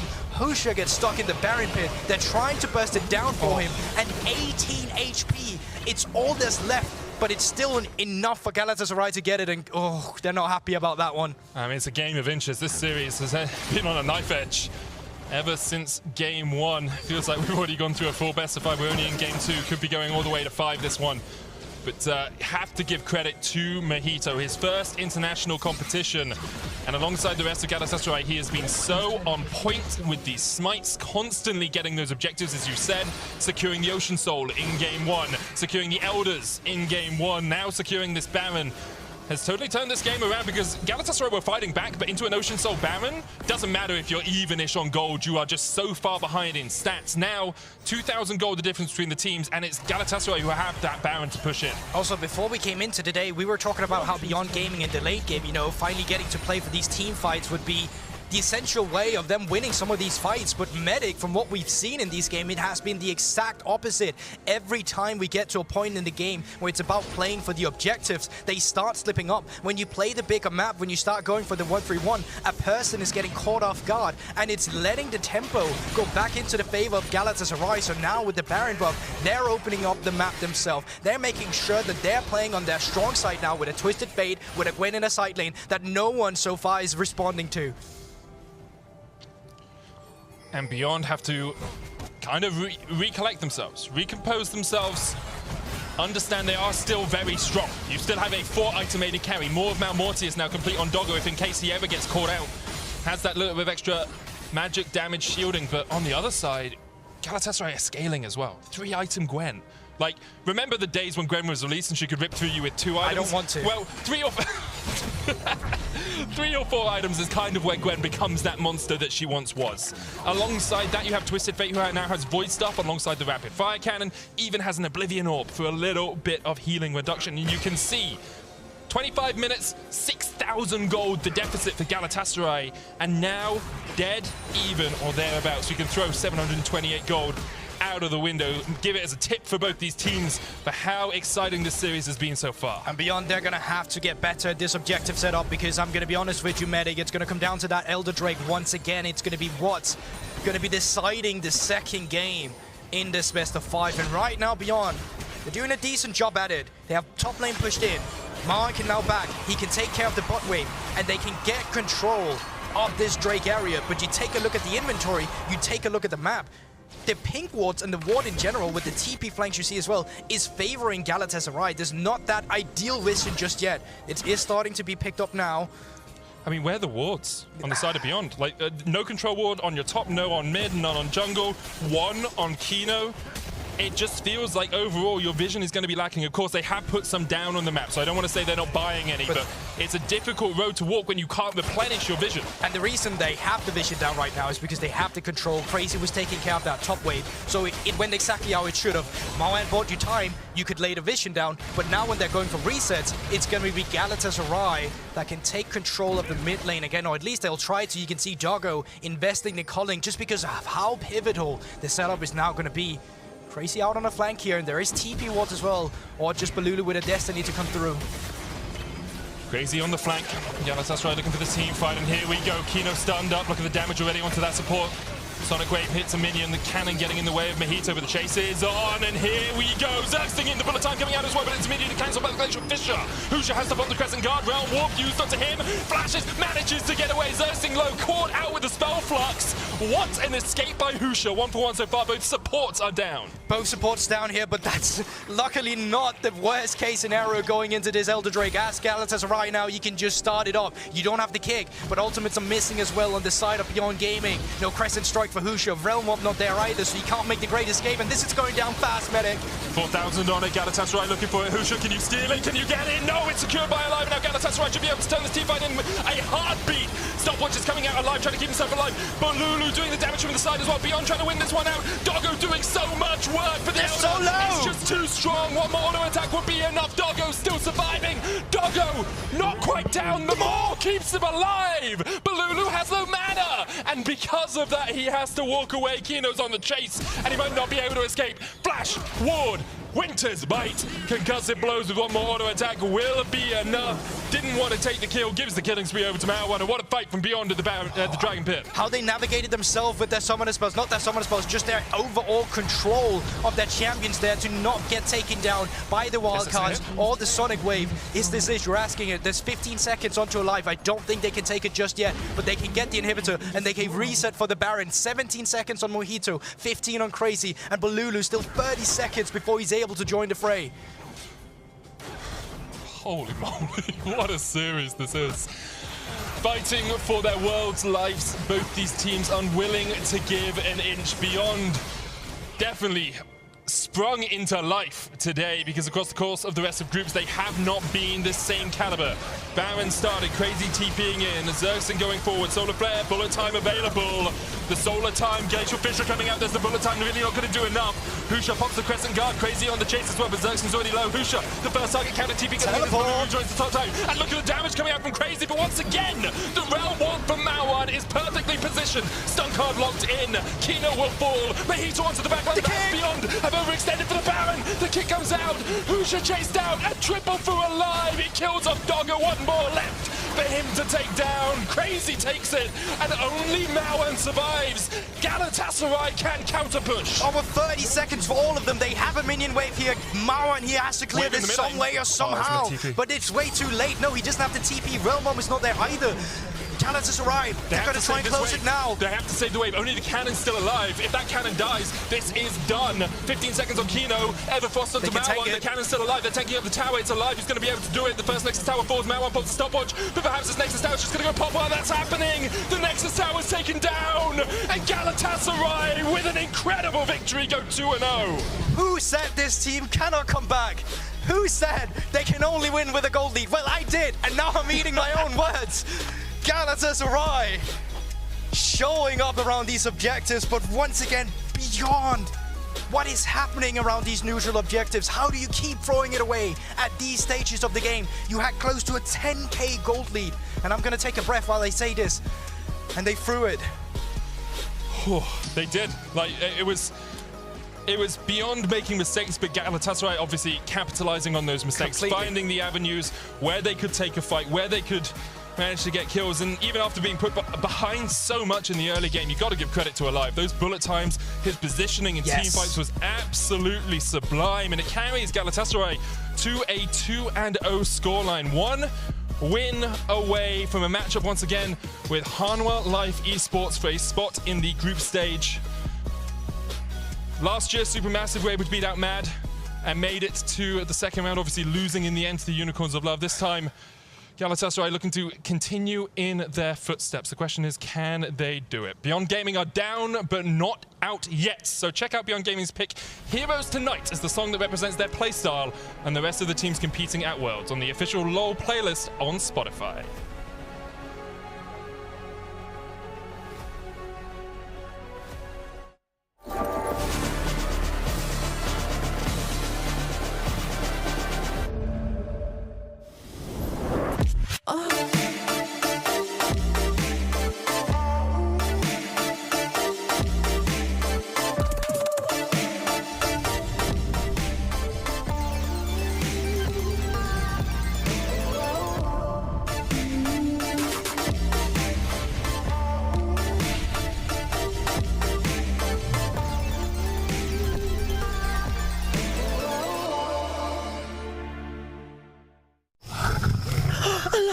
Oh yes, the king of the jungle. Time for a quick Red Bull? Red Bull? But you still won't be quicker than the lion. I don't have to be quicker than the lion, just quicker than you. Red Bull gives you wings.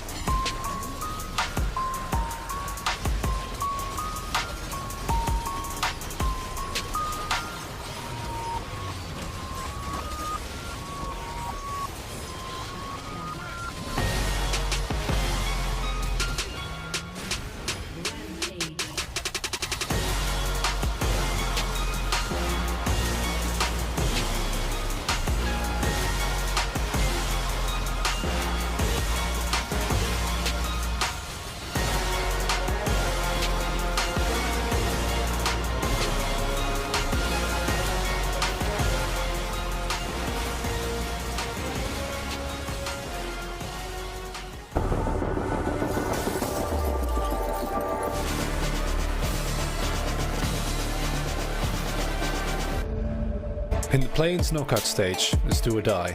For Beyond Gaming and Galatasaray, the stakes are simple. When it stays alive, the loser is eliminated. The PCS second seed rose in the final hour to make it to the knockout stage, where they can salvage everything with a comeback run. Easy. There's the flash I'm looking for, but oh goodness! Tom Kench is gonna make it happen! And now Boss, is he losing the 1-2-1? Yes! He gets the on! Their first opponent is Galatasaray, who've already taken down Beyond here at Worlds 2021.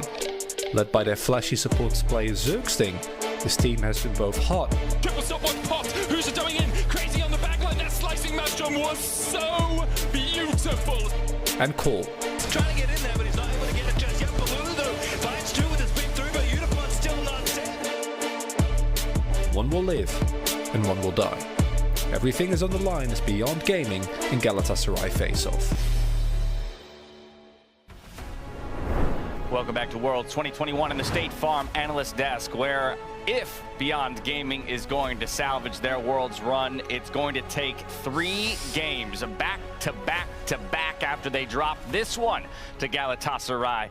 Another comeback victory for our blue-sided squad here on this one.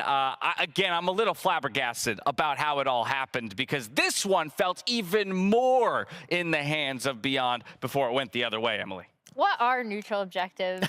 But a state of mind. We will get into the craziness that was this game, because there was a heck ton of action. But before we do, let's go ahead and take a look at the draft and the adjustments that each of these teams made coming in. Because, Dag, I'll remind everyone, it was Beyond Gaming that elected to stay on red side, not switch it up. And this is what they came up with. Yeah, and I think they had a little bit more of a team fighting composition this time around, right? You got the Rise, you can pump out a bit of damage, still got that early game pressure. And I loved how they used that early pressure at the beginning, right? They spotted out, hey, look, Mojito's on this bit of a weird path thing. He went for a full clear bot side, and it meant that they had a ton of pressure that they could use on that top side to get these early advantages. But once they got it, they just couldn't really do very much with this. Yeah, I mean, I agree. I really enjoyed the fact that obviously since the Aurelia ban came through that allowed the Lucian for Doggo, they had so much prio bot side that on that path that you were talking about, they actually were able to secure bot side scuttle for themselves. And if they, if they had that scuttle contest top, they would have had both scuttles and invaded blue as well. So it was a surprisingly strong, early look from Beyond, and I did really like it. The problem that they had, which is kind of the opposite of what we were talking about from them, was that mid game.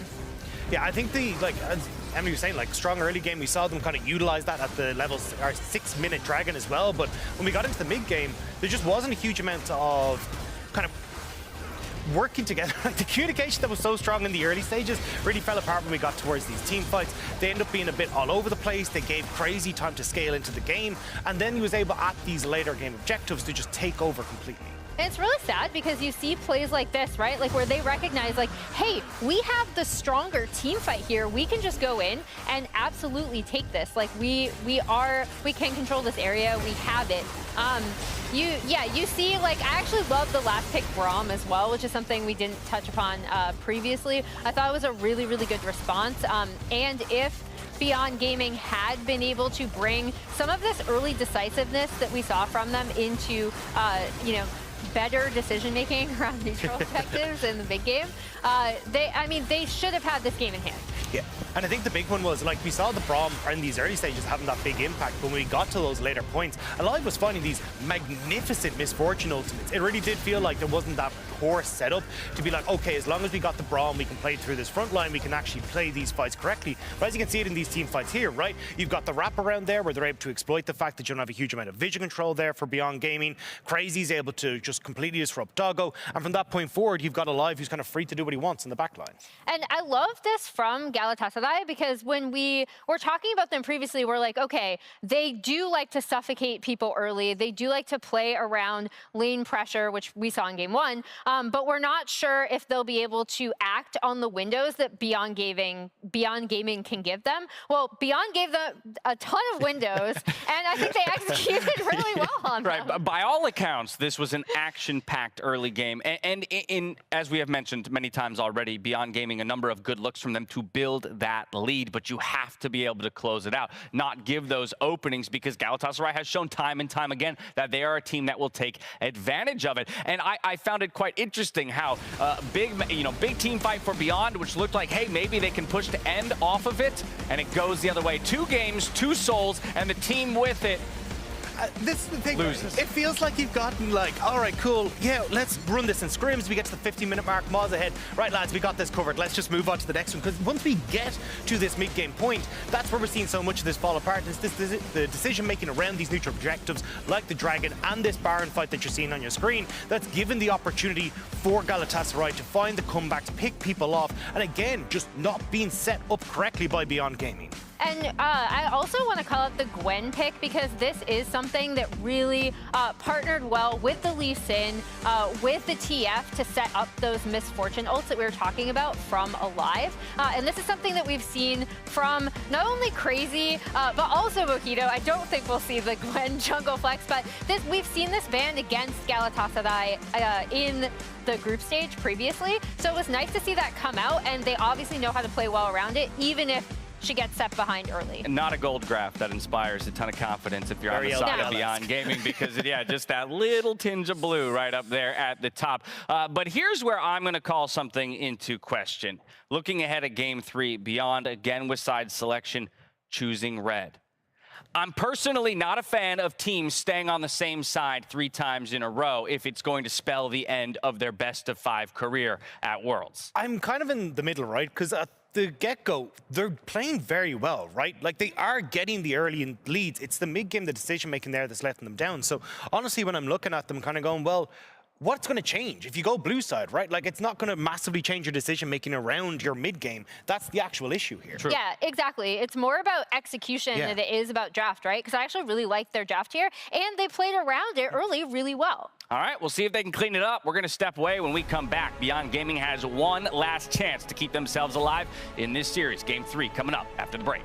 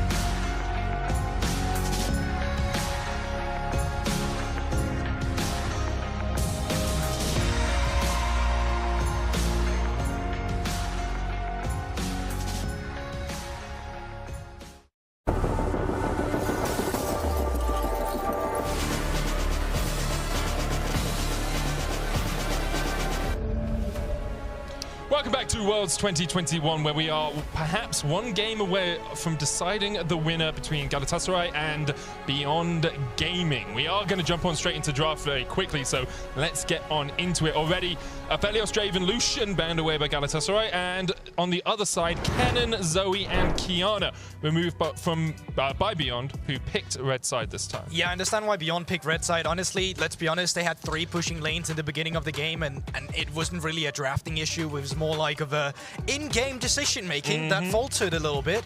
And then I like the adaptation that we're now seeing on Galatasaray. They're opting in for the Rise in the beginning because they understand how important the mid lane pressure was in the beginning. But the adaptation is also coming through from the side of Beyond. They want to take away the misfortune from Alive, who just had a stellar series. Yeah, Alive actually had a really good end to that last game. Obviously, in the early game, struggled. Removing the Lucian makes a lot of sense because you want to take away some of Doggo's pressure in the lane. However, he still gets Misfortune. Alive being put on the Ezreal here means that he's going to just be a little bit more passive down towards that bottom lane. However, Mojito and Belulu having that combination of Talon and Rise is so strong. On the other side, MF, Lee, and Syndra have been locked in for Beyond. Yeah, so before, I think 2 days ago actually with Beyond, Moan played his first Syndra this summer and got his first victory in his entire career on the Syndra.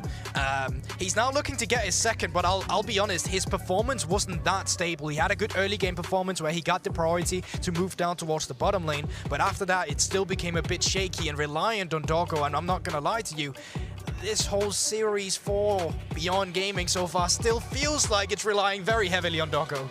I will just, as a note, say Mawan has played since 2020 and had 4 games on Syndra before that, so it's not like he's played the champion 50 times and only won on it once. It was his 5th ever game on it. Alongside that, we are going to get on into this next phase of bans. I'm a tiny bit confused because it looks like no bans are coming up on our screen. So we'll find out what these bans are as soon as we can. Obviously, apologies that we cannot see them on the screen right now. But there are bans happening. We are working our way through. I'm guessing there's at least some Leona, Amuma-ish ban coming out. You already have the Misfortune, right? You're trying to take away some of this heavy engage. Wonder if we're finally going to be seeing some Rakan as well coming into this one. And it wouldn't surprise me either if Kino in the end would end up having that last pick. But it's not only here. We can see it on the LED screens behind them as well. It's not really showing up at the moment. So we can only speculate so far. And we only have the top 3 first pick coming through so far. Yep. So on either side, it's AD carries, junglers, and mid laners locked in. So we've got supports and top left, as you say, and we'll see where we go. Just sorting things out as we jump on out of the lobby for a second, and we'll get everything rectified and we'll get back in. Obviously, very important that everything goes smoothly through these stages, especially for Beyond, the game that could knock them out of Worlds 2021. For Galatasaray, the game that could take them into the next stage where they play against Hanwha Life Esports. And for Turkey as a region, it's been a long time since they managed to make it to the group stage. Last year, we saw Supermassive fall against Unicorns of Love. Before that, of course, you have to go all the way back to 2017, where it was, and you guys know the name, 1907 Fenerbahce, who made it to the group stage, ending up going 0-6 in their groups, but still managing to top their group in the play-ins and make it through to the main stage of Worlds. Definitely. A win here won't solidify that just yet. Obviously, you still have the opposing Hanwha Life Esports, if I'm not mistaken. You have to fight as well going through this one, but you want to make it as quick as possible if you are Galatasaray. You don't want to show all your cards just yet. Surely they're coming in with full force here with what we still know them to play here. They've already drafted it in early game here in the beginning. And speaking of setting up the draft, I think we need to talk about Beyond setup in general. Going into a mid to late game has been one of these mistakes we've been seeing, is specifically about setting up the objectives as well, because Beyond last game, I think a lot of people saw that game and they were wondering why they couldn't come out ahead. But a lot of it really comes down to when Beyond starts splitting up on the map, when Beyond starts diverging their resources out to a bigger map state, they have issues with staying connected and not getting caught off guard with multiple members in the mid lane. Yeah, they definitely do. Just as a small tidbit of information for everyone out there was a possible error in the League of Legends client. The League officials are investigating. The error was whether or not a player missed that 4th ban from the side of Beyond, or whether it was a client issue that caused the ban to be missed. We'll be sorting that out as soon as we can, and as soon as we get any more information, I'll be telling you guys. So great. Yeah. this is the point where you start to talk about something else. Like, I have to do the spiel of like what I've been told in my ear while you were talking, and now you go, okay, let's talk about this new thing. You're putting so much pressure on the new guy, Medic. You need to be the bigger person here. You need to, you know, show me the ropes a little bit. And I'm glad you're explaining it to me, giving me a little I could have done this lesson. beforehand, though, let's be honest. You don't usually anticipate technical pauses. I will say every ban and pick up until that point will remain the same. So we still have the Rise. I've written Mojito instead of Talon, but Rise, Talon, But honestly, Ezreal. it does make sense, Exactly. just because like Talon for Mojito has been such a, it's quickly for me at least becoming such a signature champion. This was a guy already before coming into the tournament who did really well when resources was put into him by his team. And now when you suddenly have a champion like Talon that is meta, where you get to be annoying against squishies and still play as a carry with mechanics and hands, you also get to have so much map pressure around your lanes because of the mobility. And you know, top that off with Gordringer being the top of the line item for assassins. Of course, it's going to be super nice brawling with that. It definitely works out really well for him, and we love to see Mojito going up towards the top side of the map, teaming up with Balulu and then moving towards Crazy. That's my expectation in this game as well. I thought it was a little bit slow for Galatasaray in game 2, where Balulu didn't really get to use his Destiny, didn't really get around the map, and that's of course because Beyond was so proactive and we're putting them behind. But this game, you want to see more movement from Balulu on that Rise. You want to see him moving into those side lanes and using the pressure he can generate mid to team up with Mojito. Yeah, one thing is already, of course, that Galatasaray loves to have a slow game time. If you've been familiar with the team, slowest average game time almost coming into this one. 33 minutes in victories, which is absolutely insane when you have the huge gold leads that Galatasaray do have. But they do also win when they have gold leads. That's just been the biggest surprise to me going into today's series is they've been coming back in a lot of these games. Yeah. And a lot of that is on Beyond themselves. I think a person who has a lot of responsibility going into this next series, it's no longer going to be Doggo, because we can talk about him all we want, but it is going to be shutting down this mid lane priority. It is going to be keeping Balulu in check, so you have the time to get to the point where you can make the same mistakes again or fix them around these objectives, because the early game and the last game was not a problem from the side of Beyond. I think all 5 members and individuals the first 10 minutes actually did really well, but the problem started coming in towards the team fights, where the communication just wasn't really there in terms of how they wanted to fight it, and it's something that they're going to look to adapt quickly onto. It's something that's going to be a really difficult and tough ask, because this is what you scrim for, this is what you try to practice against, and you're just going to have to fix it in the span of 2 games, or else that is your world's run. Yeah, teamfighting has been an issue for Beyond across the course of playing so far. Just having a look at some of the numbers, it was a combined teamfight KD of 0.39 before this series. So for every... well, this is hard to describe. Basically, for every kill they get, they die 3 times. It's like a 1-to-4 ratio more, but like still, it's incredible that they aren't able to fight out these team fights as well. On the other side, Galatasaray about a 1-for-1 ratio. In the TCL, they're a lot better than that, but their team fighting has still been a point of strength through play-ins, whereas Beyond Gaming have really struggled around those larger grouped fights, especially around objectives, and a lot of it comes down to their objective setup. Their vision control, their warding lines aren't quite as strong as some of the other teams we've seen, and today as Galatasaray. Yeah, and it also begs the question, what is it really that we want to play around? Because, you know, we've seen the Jays as well from Liang, we saw the Aurelia, and it just looks like these champions are getting punished as well in the top line, because even when they are getting leads down towards the bottom side, he is struggling with what he's been given, essentially, and it always creates a path, not completely back into the game, but gold income that you can try and get back and grasp from the side of Galatasaray coming up there. And I would love to see if we could get something like the Tam Kench we saw yesterday from Liang, or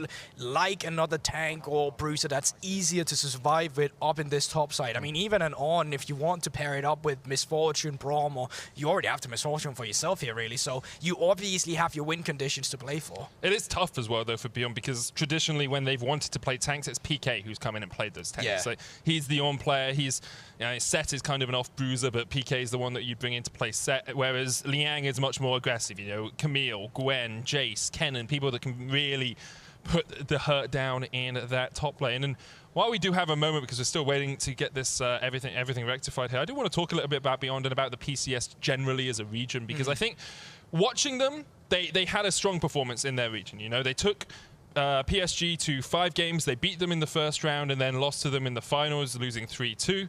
But they were still a very strong team. Their coordination, their macro, and their map play was very good. But I think a lot of people will look to the PCS and say, hey, they should be challenging to make it all the way to groups every single time. And I think that's a little bit unfair on the region. Like, historically, PSG, Talon, yeah, they've done really well. And first seeds tend to get into the group and go like 1 of 5, 1 of 4, or thereabouts. And PSG Talon has been consistent for this region. But the second seed from PCS doesn't really usually make it to groups. Usually they get knocked out in play-ins. Usually they don't even make it into the knockout round of play-ins. So I think for Beyond, although they will be a little bit disappointed with how this is going today, how this best of 5 is going, it's still a strong performance by them to make it into the knockout stage. And if they can manage to pick up this and get into the second round of play-ins knockouts, that's a strong showing from the PCS. I was speaking to some of the other guys about this team specifically as well with Beyond, because in coming into the tournament, we were talking about how, you know what, they did take PSG to 5-game series, and PSG is a solid team, as we already have seen at the MSI stage. But one of the things that Beyond did so well is that they know PSG as a team. Yeah. When they played against them 10 games in that playoffs because they won the first best of 5 and then lost in the finals, it's because that they came in prepared for that team specifically, of that style specifically. PCS as a region usually have a lot of early kills because PSG is opting in for early skirmishes. You don't see the same thing here at play-ins. You haven't really seen Kino be out about on the map in the early game and leaving Doggo for himself to just scale up into the mid game. Here it's been way more reliant on answering the bot lane pressure that they necessarily haven't been used to being put on Doggo instead. So it's been interesting to see the adaptations of these teams, because coming into it, I expected Galatasaray to be the slow team. I expected Beyond to be the fast team, and Beyond would just win because they were faster. That has not been the case. Galatasaray has adapted. Yeah, they definitely have. League officials are investigating whether the missed ban was a player or client error. While we wait for an answer, we'll be sending it back to the analysts. Thank you very much, Medic. We'll let the league officials do their work and come to a conclusion for us about whether or not that misban was a result of player error or client error. And we'll get you back into Champion Select as quickly as possible. Until that time, though, we get to talk a little bit more about this do or die game for Beyond Gaming. And we have about half of a draft to work with. So Dag, talk to me, because we have so far said that their approach to the games from the red side we've been relatively okay with, given the fact that they have built leads, and it's been more about execution. But is there anything in this that you see that jumps out to you? Yeah, the big one for me is that you're already looking at, and actually Emily was kind of talking about this backstage, is that you've got the talent pick, right? And you traditionally want something that's got a bit more push when you're going towards that, but you've got Syndra for the counter pick, you've got the MF with the push in the bot lane, and because you're on red side, you still have that counter pick for top lane as well. So in theory, you have 3 pushing lanes now for for Beyond Gaming that they can actually try to work around, especially if you're looking off these invades. And when we were talking already at the start of the day about like Cloud9 and DFM, how they found their success was, you know, shutting down Balulu in this mid lane, finding pressure to move down to the bottom side. It feels like this is the play where you can go for as Beyond Gaming. Yeah, and I think I'm looking to see whether they go for a support counter pick as well for Beyond, because again, I think it's interesting how we expected them to play one way and they actually have been playing around early game really well. And then additionally, we already talked about actually, we're ready to go back. I'm going to jump in because the teams are ready to hop back in. The error was determined to not be the result of player error. BYG will ban Gwen as their 4th ban. So with that, we're handing it right back over to Medic and Goldberg for the call. Thank you very much, Dash. Thank you guys for filling in. Definitely needed a small breather as we waited to get on into this. Gwen will be the 4th ban. On the side of Beyond, we'll just rattle through things here. In fact, so quick that it is all populate as we go along. We're losing some picks, we're gaining some picks. They'll all be there in the end. That's the important thing. And then we'll work our way through to the second stage of picks and bans. But it's going to be interesting. So far, we've been determined to be the Gwen ban coming in. So they are trying to chip away some of Crazy's pressure up in the top lane. And you know what? I think banning away his 100% win rate Gwen so far is a very good shout, at least here in the beginning. It's been something they had issues dealing with when you've reached that mid-game because of the Hallowed Mist. And I'm looking on Galatasaray now to say, who do we feel like have the most pressure? Is it going to be Liang up in this top side with some of these champions we want to take away, like the Jace or GP? Or do we just take away the Leona, the Amumu to pass up so well with the Misfortune. I think the Leona ban makes a lot of sense, I agree. especially considering you can chase down that Ezreal pretty easily. Of course, Ezreal, one of the slipperiest AD carries in the game, but Leona is a strong support blind pick. It means that you save top lane counter pick for last as Beyond if you pick your support next, and they will get rid of Camille as well. So getting rid of two of those strong top laners implies to me that Beyond will go support into top lane counter pick for this next rotation. Yeah, I think you could very well be right here. There is also the option that they're trying to say, you know what, we're banning away 2 top laners to a counter that we want to blind pick here, but in the end, well, let's see what it's going to come down to, and it is actually going to be that Jace ban over for Liang. We already seen it one time for him. He got a lot of early game pressure from it, playing into the Gwen, but it kind of fell through later down the line when we reached that mid game, and now just picking a support here is going to be excellent. You already got the Leona removed away. There's still the Alistar you can go into for this one if you want to try and counter it a little bit or match the aggression that we see, but it is going to be the Amumu now paired up with the Misfortune. Amumu has been a sad mummy for a long time because he wasn't picked. Now he's a sad mummy because he can't flipping win. 0% win rate for Kino on it over the 2 games he's played. I'm just going to check the stats for the entirety. 1 win, 7 losses for the entirety of play-ins for Amumu. So we'll see if that continues today. I do wonder if there's going to be an Ornn pick finally here for Beyond. It's not really Liang's style, but I think alongside the rest of this, Ornn for the initial engage, Amumu for the follow-up, and then the bullet time raining alongside that could work out. Of course, into the Gnar, there's a matchup that kind of just gets chipped away at, but Ornn can survive that 1v1. Yeah, so either you match the aggression here with the Playmaker, or you decide to say, you know what, we'll pick Braum into Misfortune. It'll be good against the Lee Sin as well if they want to jump in. Or you just get that follow-up that we already talked about here. You have the Ryze that gets the pressure. You have the Gnar that's going to be jumping in with Mecha. The same for Talon here. And Rakan does super well, specifically with invisible champions he can just dash to with the quickness on to get that extra knock-up. So that really sets it up, and that's an insta-lock on the Aurelia. Aurelia obviously having a good matchup into the Gnar, but that also means that you're playing up towards that top side, and you should be leaving Darko at least to the mid-game.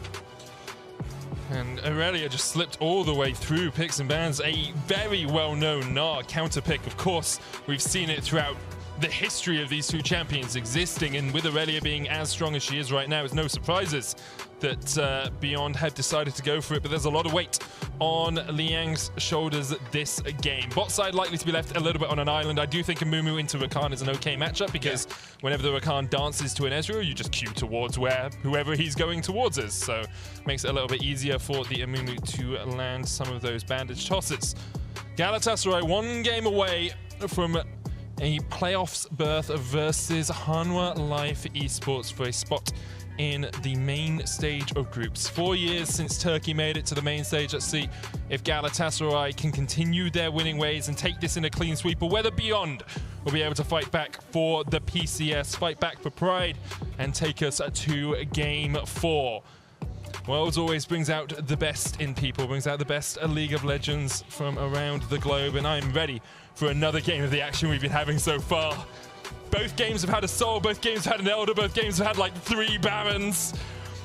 Just give me another one of those. It's going down to the wire every time. It feels weird saying how important the early game is between these 2 teams, because in the end, it just gets defined by that last team fight. It's just team fighting. And that's not to say that the early game is not going to matter, because the only reason it really comes down to that last team fight is because that, well, the team that's in the driving force usually lets them get back onto that point.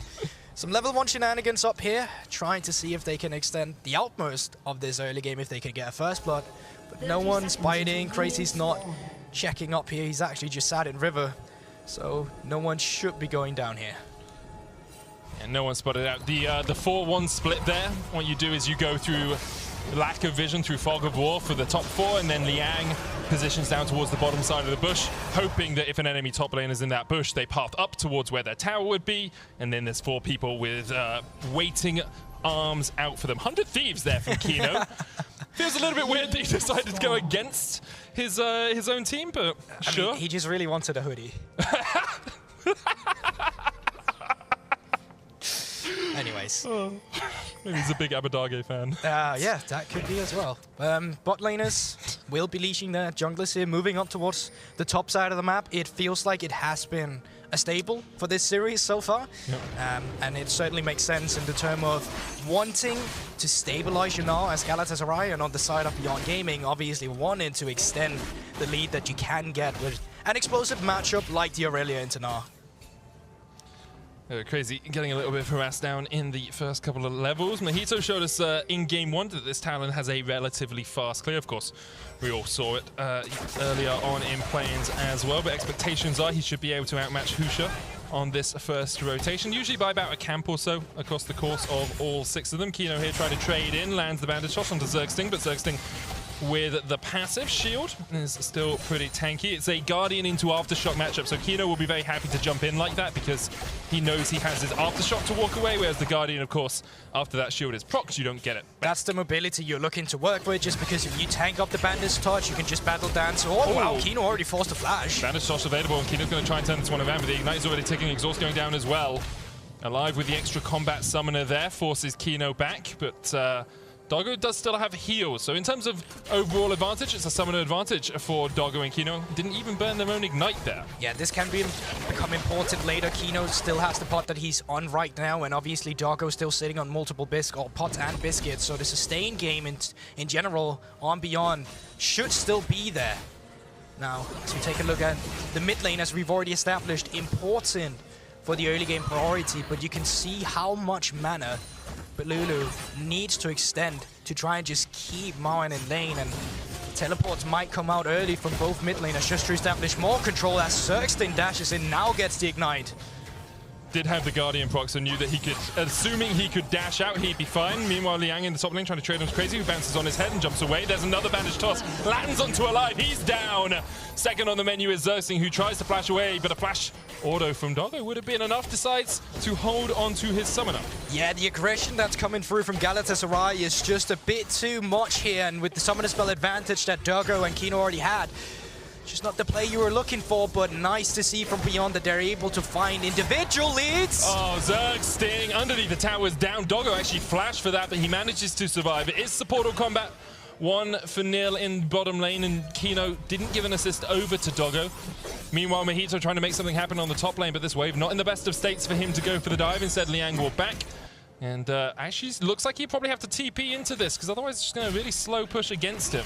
This can be scary, though, because if he decides to TP, he needs to walk up, then, well, I was going to say Balulu would still have a TP for his own, but he's going to match that teleport from Maoyan in the mid lane, and Mojito has backed us as well, reset for that pickups to have that extra damage. It's very reminiscent of game 2, though, isn't it? You know, Beyond getting out to an early lead, a lot of that through Doggo and Kino in the bottom lane, just having the 2v2 advantage. And now, Zergsting unleashed on the map. Ezreal, of course, when you get to level 3, basically has all the tools he will ever need to protect himself and can just farm from range. The only issue for Zergsting is he does need a few levels in his own back pocket if he's going to get towards these more impactful ganks where you have something like the quickness.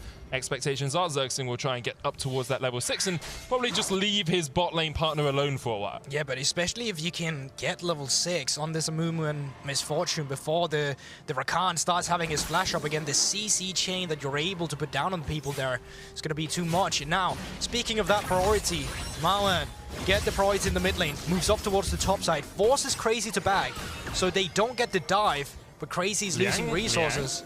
He's got flash. There is a blast going there for him now, but Mojito's on his way. Liang flashes forward. Blade surges in. The counter flash won't be enough. 2 autos from the turret.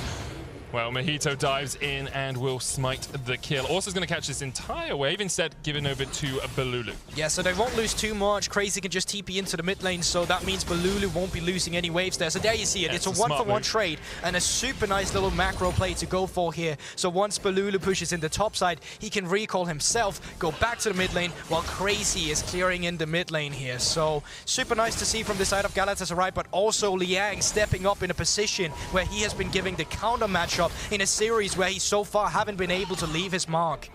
It's definitely something Liang needs to do, getting that Aurelia for the final pick here. And we can see it looks like relatively even to start it off. Liang using Fog of War relatively well just to dodge back, get a couple of auto attacks in here and there. And then at this point, as soon as Crazy flashes away and you still have Blade Surge, it's an easy kill for Liang. Yeah, I think it's super cute done by Liang there, just flashing forward, waiting for the own flash of the Gnar to come through where you then Blade Surge. And all in all, Crazy just being a bit too... crazy? Yeah, I guess that's... He could have been a bit more patient in terms of waiting for his jungler. Yeah, he's pathing the wrong way here. Vanguard's Edge coming out and Crazy jumps across, but there is Husha. And, whoa, okay. Husha? Is that just respecting the fact Mojito could be there? Yeah, I think the mistiming there on the Nabor, he thought he was going to come through, and therefore he didn't want to take the Sonic Wave to get knocked in, and because of that, Crazy just gets to walk out of that one. Crazy should have been dead, and now the response down in bottom lane. Heal used there by Dogger to try and get away with the room. Prison lands. There's the grand entrance. Xerxing taking the kill isn't the best, and the Ignite will tick him down, so it's a 1-for-1 trade in the bottom lane with the supports getting the kill. That's the big thing, though. The fact that Dogger don't get to pick up the minion wave, and there, once again, we see the battle of the mid laners. It's pushing in the mid lane, not so you can extend the pressure for tower plating, but so you can expend it in the side lanes instead, and that's so pivotal for this series. You can see Galatasaray have opted into attack the bot side instead of the top side, and Beyond Gaming, they've done the opposite. They are now the team going for the Aurelia up towards the top side. Yeah, 900 gold ahead already for Liang. It's having a stormer start to this game, and Beyond about 1,300 gold in the lead on the start of what would be a pretty epic comeback, let's be honest. 2-0 down, both games that, if you look back at them, you'll see very key moments where they could have won or should have won them. And Galatasaray have been able to fight back well, but Beyond now need to reverse sweep if they're going to make it into that knockout match against Hanwha Life. It's one of those weird scenarios where you watch the game, you see the entire early to mid game, and you're like, wow, this team is super good at getting the control. But the problem is, in the end, if you can't kill the enemy Nexus, you don't deserve to get that win. And that's what it's all about. Very true, Gorborg. It's a tip I'll take into my solo queue games from now on. I type it to my teams at the start, be like, hey guys, we don't kill the enemy Nexus, we don't deserve to win. And then all my opponents surrender at 15 anyway, so it's fine. Alive here, paying respect to the fact that he is by himself on this bottom lane. We'll have a look for that CC chain you were talking about earlier, because Amumu and MF, a single bandage shot can spell death, and there it is, flash bandage, bullet time, jumped away from there. Xerxting will pay with his life for the fact that Alive was slightly out of position and had to burn his flash. Yeah, obviously bandage touch, you run, or you drag yourself towards the enemy, so he follows him with the Arcane Shift there as well. Nice done by Xerxting, who sacrifices his own life for it, but the cross map is coming through at the same time. Rift Herald, it has been picked up by Mojito, and now all of a sudden Liang is forced back on the Aurelia, so the center of attention for Beyond Gaming has been switched around. It's no longer about that top side, now it's about Doggo in the mid lane, or bot lane rather, and because of that, Galatasaray is extending their own pressure up here. Yeah, looks like it's going to be full 5 plates here in the top side. Liang with the Vanguard's Edge. Actually, the plates don't quite form. Mojito tanking up the tower there. Rift Herald still charging in. Liang going back in with the Defiant Dance, and will be able to survive. Rift Herald goes down, and the tower also is alive there. Dragon taken down towards the bottom side of the map. So Beyond, what did they get out of this? Well, they got 3 plates in the bottom lane, they got the kill, and they lost 4 plates in the top lane. So overall, depends if you equate a Dragon's gold to a plate, which I do. I think Beyond got out on the good side of that. Once again, Xerxting, that Ignite's gonna kill you, my man. Oh, no. He dies for Balulu. Xerxting, he's 1-4, but every single time he's died is because he's been defending one of his teammates. Yeah, you know, that's what you need to do here. You can't be a KDA player as a support. You'd rather just die so they can stay alive to either catch waves or get back to a reset quickly. So Xerxting there, saving his mid laner for his own life. Sag. Importantly, though, Kino is the one picking up the majority of these kills, actually. 3-0-2, that Ignite has been doing work for him. And as much as, you know, getting an earlier Mythic on a support is great and it works well for you, it's not as impactful as getting, you know, those extra items on Misfortune or those extra items on Syndra. So if Galatasaray look at this, they'll say, okay, our support's down 1,000 gold right now. That's not the end of the world. We can still manage to play back from this sort of position. We still have pretty strong Balulu in the mid lane on this rise. We still have Ezreal who can scale up as the game goes on. And that's the thing, because right now, for Beyond Gaming, I see a 2k gold lead, but I'm not feeling confident in this just yet. I mean, that's because last game they threw a 10,000 gold lead. Exactly, because of this. This is not the issues of Beyond. They've clearly displayed that they know how to play the early game. But the problem comes in once we reach that mid game, and the problem comes in once Galatasaray gets to excel themselves out on the side lanes, because they have Ryze. They get to play 2 solo laners in the same lane if they want to shadow each other, if they want to look for picks. And that's where I want to see Beyond Gaming have that better setup. But right now, they're having a stellar early game. They definitely are. Kino actually having a really strong game as well. He's been consistently underperforming, I think, through this playoffs here on this Amumu. He's finding picks, he's finding those bandage tosses, he's finding his man every single time, and perhaps he's going to break the curse that is the sad mummy this series and this tournament. Only won 1 out of the 8 games he's been played in. Yeah, but so far the mission control is so good from Beyond as well. You can see up towards the top side, it's lit with wards. And the little vision that Galatasaray is trying to put down, they're able to at least clear it out here with the pressure that they have. And this is the luxury you get when you have pressure in lanes. Mid lane pushed in, you have first move up towards the top side with Liang here. Mojito's on the tower. Can defend for the moment. Round warp available. There's the TP down towards the mid lane. Mojito's going to try and clear the South Shadow Assault being used as well. Kino already used the Curse of the Sad Mummy, and he is still surviving. Will get shut down. Liang now the next target. Bululu trying to do what he can. Zergsting on his way. Look at the flank. Here's the quickness, and get down with it. Husha with a great kick will knock them away. Liang though's going to get chased out. Crazy and Bululu will secure it. And Galatasaray able to fight back in the top lane. And these are the picks we're talking about. You're overextending here as Beyond Gaming. Kino, you had just been complimenting him, and then they go too far forward under the tower. Mojito still had his ultimate, and I mean, really nicely response from Zergsting. He's actually still up here. Mechanar is falling. Crazy still has flash. Unleashed power going out. Crazy, yeah, he's dead. Too much damage from the side of Beyond. Zergsting was there to defend, but Crazy decided not to invest any of his resources. No summoner to get out of that one. Yeah, fair enough. Zergsting didn't have the flash either, so he couldn't flash Battle Dance to get the Guardian on either, so there's really no reason to risk those summoner spells there. There is 1 minute and 20 seconds until the second Drake of the map will be respawned, and that also means that you probably want to have your fighting tools for that objective. Let's have another look at this fight in the top lane, because as you say, what I love from Mojito here is he's just trying to clear out this wave. He even uses the ultimate as we come back out of it. Yeah, it's also just, it's not really timed so well between the two Beyond members here. Kino is coming in investing everything, but Liang is just charging off his W. And then the real hero of this play is Zergsting, that's coming in for the Dream flank, forcing 2 summoner spells. Because if they didn't, that would have just been the nicest 3-man knock-up in the world. It's one of those really long rotations from the support, because you saw Bululu. I thought they were going to Realm Warp in. Instead, Bululu uses the TP, which does make sense because Realm Warp can be used to continue the chase after you have that initial play. And Zergsting then made his way the long way around. Let's have a look at where we are in terms of gold. 80 carry difference. Doggo, 5 plates in the bottom lane now. 2,400 gold ahead on this MF. Top lane as well, a huge advantage for Liang. Mojito, though, did pick up the shutdown on Kino. So we'll have to see and keep your eyes on that Trickster Talon through these fights. Because if he can get onto Doggo, who very wisely has gone Eclipse for the extra shield, we have to see how that balance plays out in team fights. And that's the pressure there also is on Moan now in these team fights, because you kind of want to save your scatter for the Gnar jumping in or for the Talon coming in. Yeah. You want to make the life for Doggo as easy as possible. And good thing for you, you have a Fed Aurelia now that can create some issues for the enemy, so there's 2 points of attention you're going to be having. But just due to the pressure and due to Galatasaray right now in this moment, and finding it in them to go for a team fight, they're going to let that Drake go over to Beyond Gaming again.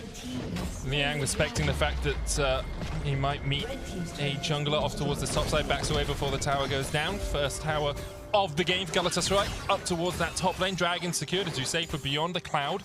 It is an Infernal Soul, so no Ocean Soul this game, but TP's coming in. They're looking to collapse here on Mojito and on Crazy. Might actually just be looking for the Rift Herald. Mojito has a good flank position. Bululu no TP, and he's down towards the bottom side. This would be a numbers advantage for Beyond. Zergsting will know that he shouldn't face check this. Yeah. This is nice from Beyond in terms of taking over control of the Rift Herald, but as Galatasaray here, you want to keep these mid lane sharp. You can give over this Rift Herald, and then you'll focus your attention down towards the bot side instead. But it's a good rotation, because they're finding this rotation while the camps are respawning on the top side for Galatasaray. So not only are they getting a Rift Herald for themselves, not only do they have more pressure in the mid lane, they're also taking away jungle agency. Bullet time coming in, but that's some quickness. Kino just dived way too greedily, way too deep. Bullet time will do a huge amount of damage, as with the Curse of the Sad Mummy. You can see Doggo is able to get 1 kill out of it. Mojito trying to do what he can with the Shadow Assault as well. Irelia TPing in. Husha diving onto the back. Will get 1, but he's taken out as well. Crazy now with Bululu, but Bululu flashes forward. Rune Prison Zergsting diving in. The dodge from Doggo, able to get the counter got a shutdown. Crazy now trying to trade back onto Marwan, but he might need to get out of this one. Does still have the flash. The chase in from Liang, who has no flash of his own. Crazy should be able to escape. Yeah, flash is the Vanguard's edge. In the end, a 4 for 3 in favor of Beyond. It looked like Kino once again was diving too far forward, but as you said, it is still in favor of Beyond. They get the mid lane turret. They get some camps as well, and it looks like they will be able to pick up top side in a bit as well for Liang, with no TPs being available of the solo laners for Galatasaray. But something that still felt like you didn't have to commit so much into it. There was still gold that went over to Galatasaray there. With Doggo dying off, does put more gold in the back pockets of Galatasaray. Beyond still very much in control of this game. You can see the binding hits onto Zerg's thing, and at this point I'm like, okay, just back off instead of going for the flash Curse of the Sad Mummy. Yeah, exactly. It seemed like they went a bit too far forward there, and as soon as the collapse starting to come in here, you have to invest the TP at the same time because of this. Hoosier tempts himself of going up the 1v1. I think at this point, it's nicely done by Balulu, but at the same time, it's also disrespecting what the champions of Beyond Gaming will do. So Zergsting dashing in at the same time, he's just giving away his life for nothing realistically there. I think the debate is, you saw that Balulu got a 500 gold shutdown. Is getting that 500 gold worth giving 300 more gold over to Doggo? Because if it is, then sure. I mean, Zergsting already has been doing a good job at just sacrificing his life for solo laners this game. So, you know, might as well just sacrifice your support for that shutdown. And with the full lethality misfortune being built up here, Eclipse, Yumu's Umbral Glaive will give more vision control over to Beyond, and with that Scryer's Bloom, they spot out Mojito and Balulu down towards this bottom side of the map. 2 minutes on the Infernal. 4,000 gold the lead here for Beyond. We have seen them lose from this position before, but they are once again in the lead in a very strong spot, fighting for their lives here at Worlds 2021. A win here would possibly be the start of their comeback. However, a win for Galatasaray would take them through to tomorrow, where they face Hanwha Life Esports. So let's actually see how they deal with this setup this time around. There's no need to go for it just yet, as there still is 1 minute and 30 seconds, so it's still a couple waves before that. The Drake is really going to matter. They're clearing out some aggressive vision in the early game, but they still need to be careful, as the area around the Drakes is still dominated by Galatasaray with their warding. So seems like they don't care about that just yet, and they just want to accelerate the pressure with the Rift Herald. Nicely done here by Galatasaray, or Beyond Gaming rather, pushing in the mid lane, collapsing on the bottom side, and you should be able to get a second charge with Rift Herald after this one. I feel like you didn't really need to lose Rift Herald's health on that first charge. Could have just chipped away at the tower a bit quicker and it would have gone down. They will still get a second charge in, as you say, towards the inhibitor tower. Only 19 minutes into the game, might be a bit early for an inhibitor, but Kino's looking for kills instead. Already they killed off Zergsting. Hoosier diving onto the backline, as well as Mojito has to use the Shadow Assault, but he's already down. Nah coming in, Crazy not TPing, instead recalling. Inhibitor will be taken in the bottom lane here. Now, the important thing with this for Beyond is they have to use this pressure. Crazy continues to push on the top side. Liang chipped away at by alive. Flawless Duet will land. And when we talk about taking early inhibitors, it's not that necessarily taking the inhibitor is bad. The problem is if you can't use the extra pressure you get from the bot lane inhibitor being down, then it doesn't work for you. However, Beyond have a couple of seconds before the Baron comes up. They've got a dragon to take as well, so if they can utilize the fact they have super minions in the bottom lane pushing in to stop Galatasaray being able to respond to a Baron, it could work out for them. Yeah, but the problem is the reset has been a bit awkward here. You have TP in a bit from on, so he can just recall and then TP into the Drake, but as it looks right now from Galatasaray, they're not even going to contest this one. This is going to be a free soul point going over to Beyond, setting them up nicely for an Infernal Drake in 5 minutes. Galatasaray, they're looking at the top side, but Mojito walked straight over like a ward. So they didn't get much more out of that than the tier 2 turret, and it looks like they just need to reset now. The thing was, Galatasaray were aiming to catch someone rotating or moving towards the top lane, but there's this ward they're about to see, there's this control ward, and they walked just straight past both of them, so it was very easy for Beyond to stay away from them. I like Kino this time around, hits the Bandit's Touch, ultimates immediately, no way he wants to get hit by the quickness again, and then follow up with the second Bandit toss in the kit. Super nicely done, and it just sets up the inhibitor. Yeah, really good stuff from Kino. That's the power of this movement, it's why we've been seeing it so prevalently throughout the course of Plains, is that double bandage toss, having 2 charges on any sort of hook. Basically OP. Imagine Thresh with, imagine Blitzcrank. Deary me, I'll be so broken. That's a new champion I want. 2 hooks on charges, that sounds fun. We've had 2 chains, can we get 2 hooks? Thank you very much. That's what we need.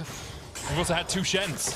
WTF. Whoa. Beyond pushing for this top side. This game is very much in their hands. 5,000 gold ahead. Balulu in a strong position. Seraph's complete. I like the fact he's got that second item here. Let me correct you there. Just like all the games so far, this is very much in Beyond's hands. And they're now having the priority around the top side of the map. They're having Liang push in the mid lane.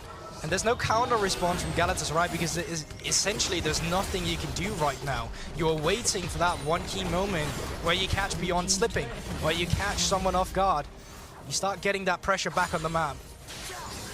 Issue is just how far behind you are. 1,000 gold in the top lane, 3,000, 4,000 in the AD carry position. Balulu's in a good spot. You know, he's got 2 items. There's not much magic resist on the other side, but it feels like a very uphill climb for Galatasaray to be able to do anything here. Baron available, total vision control for Beyond on that top side jungle. And they will just continue to chip away at these towers, slowly bleeding Galatasaray out of this game. Completely are. No camps to take. Well, they're taking away the remaining camps as well. Can go for their own camp respawn timers, can go for a reset and then set up the defensive vision again, or the aggressive vision again, rather. It's like they're just looking for potential pick. Xerxing isn't really the target you want. Flawless duet coming out from Liang. They looked for Mojito instead, but Xerxing, of course, can just dance his way out of a fight. Kino, though, once again in the fog of war, in the darkness here, puts the ward over the wall to distract Crazy, and that will be swept. Down towards the bottom side. Balulu is picking up a lot of these super minion waves that you were talking about with the inhibitor. This pressure that they've been gaining off the bot lane has given them some towers up towards the top and towards the mid lane here, but it hasn't resulted in a Baron just yet. So as Galatasaray, you're taking all the free resources you can get at this point. And now when the resets are finally coming through from Beyond, you need to be able to take control over your own blue side jungle again, because if the vision stays lit like this for Beyond, then it becomes problematic if a Baron starts getting started up. Mojito walks over a slew of wards, just a plethora of them, basically entirely on vision the entire time he walks through this jungle. He'll clear a couple of them out. Hushu and Liang are in the vicinity, so could make something happen if they wanted to, but they decide they just want to continue to deny as much awareness as possible. Now, that bot lane inhibitor back up in 45 seconds. As you say, Beyond have been able to take some towers out of it. They've extended their gold lead by about 2,000 across the course of that inhibitor being down. They're now up to 6,000 gold ahead, but Galatasaray are starting to get some of these items under their belts. You know, 2 items on their AD carry, 2 items on their mid laner. Whereas obviously on the other side, Doggo has 4 items. Yeah, I know. You're trying to make it sound good. It's like, oh, yeah, he's got 2 items, but on the other hand, we have Doggo Premier with 4 items. The guy she told you not to worry about. Exactly. Before he was a Chihuahua, now he's this massive Alsatian, just too strong. You could say his bite is worse than his bark. It surely is, yeah. And then looks like Baron won't be the deciding factor of this game. It looks like they just want to take it slow. It's harder to throw at a Drake. Oh, they actually get a good pick here. Stunned and alive is not that anymore. Kino gets the kill. Quickness coming out as Mojito tries to escape. They will be able to retreat for the moment.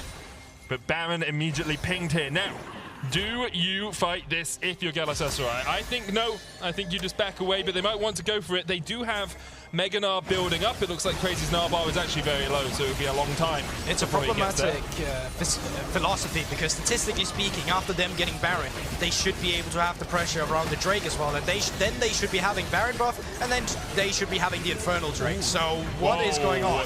Okay, they were trying to realm warp into it, maybe thinking that Beyond had reset, and they could realm warp it, or using the realm warp vision, of course. You could have thrown in an invisible talent, actually, but TP is coming through here now. They're collapsing. No realm warp available for Galatasaray. Liang on a good flank position. Flawless duet lands. Balulu flashes. Just able to get away from that. Now the turnaround coming out. Vanguard's Edge used. Crazy almost into the Mega Gnar. Look, leaps away for the moment. Dragon available, and that would be Soul, as you said, for Beyond. Liang, no TP on him. Just used it down towards this bot side fight. Moan in position for a good scatter of the week, but gets hit with a brick in the back. Mojito dives over onto the Infernal Dragon. Let's see how these 2 teams set up. You just have to wait out the Mega Gnar. You don't have to do anything else than that. This is slowly but surely becoming into your favorable position, but you still don't have the bot lane vision. And all of a sudden, the Drake has been started up by Galatasaray. Xerxing has no quickness. It's about 3, 4, 5 seconds away. Hand it down with me. Xerxing will be looking for that. Has the flash, has the quickness, has the fog of war. Dragon started, secured, and that's Infernal Soul going over to Beyond. Kino dives onto the backline. Xerxing trying to get away, but already the damage is good from Beyond. But Lulu caught out. He steps into the middle. Already he's burst down.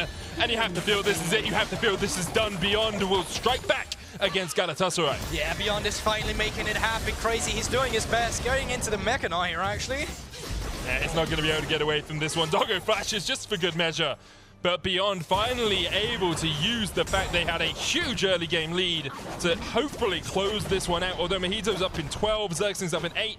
Against Baroned up minions, I don't know if they can defend. I think they're going for the end here. This is finally what you get from having these priority lanes, punishing the blind pick now, knowing that Balulu would go for the rise here to get the Syndra with priority, and now on the brink of taking down the Nexus for the first time for Beyond in this best of 5 series. Beyond will not go quietly into the night. Their Worlds run is not done yet. They take down Galatasaray and they get their first win of this series.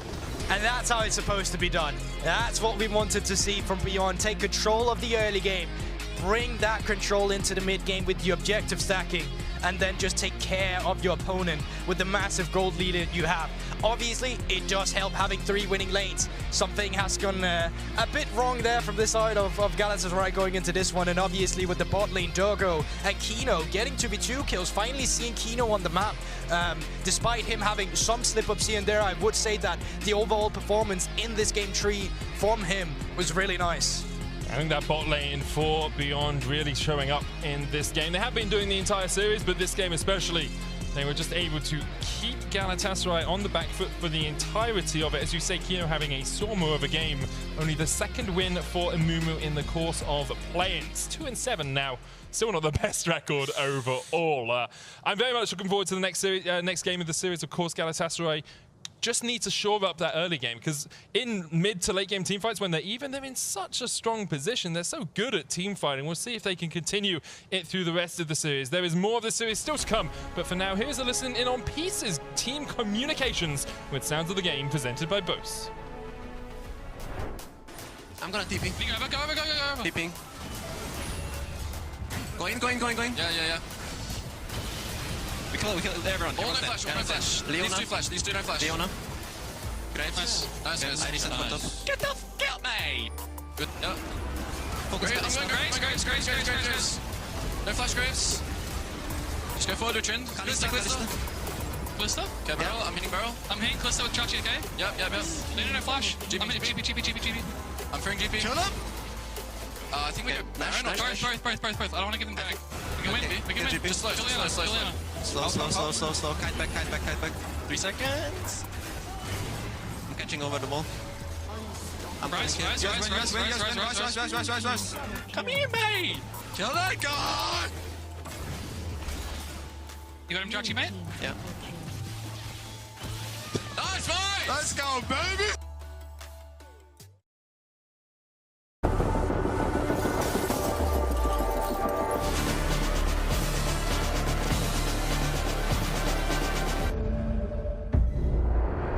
The magical power of the realm is a mystery.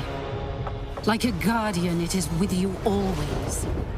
Defending you, charging you, watching over you like... Actually, it's not magic. It's this Cisco network. The power behind every gank, every combo, every mind-blowing moment. At League of Legends World Championships.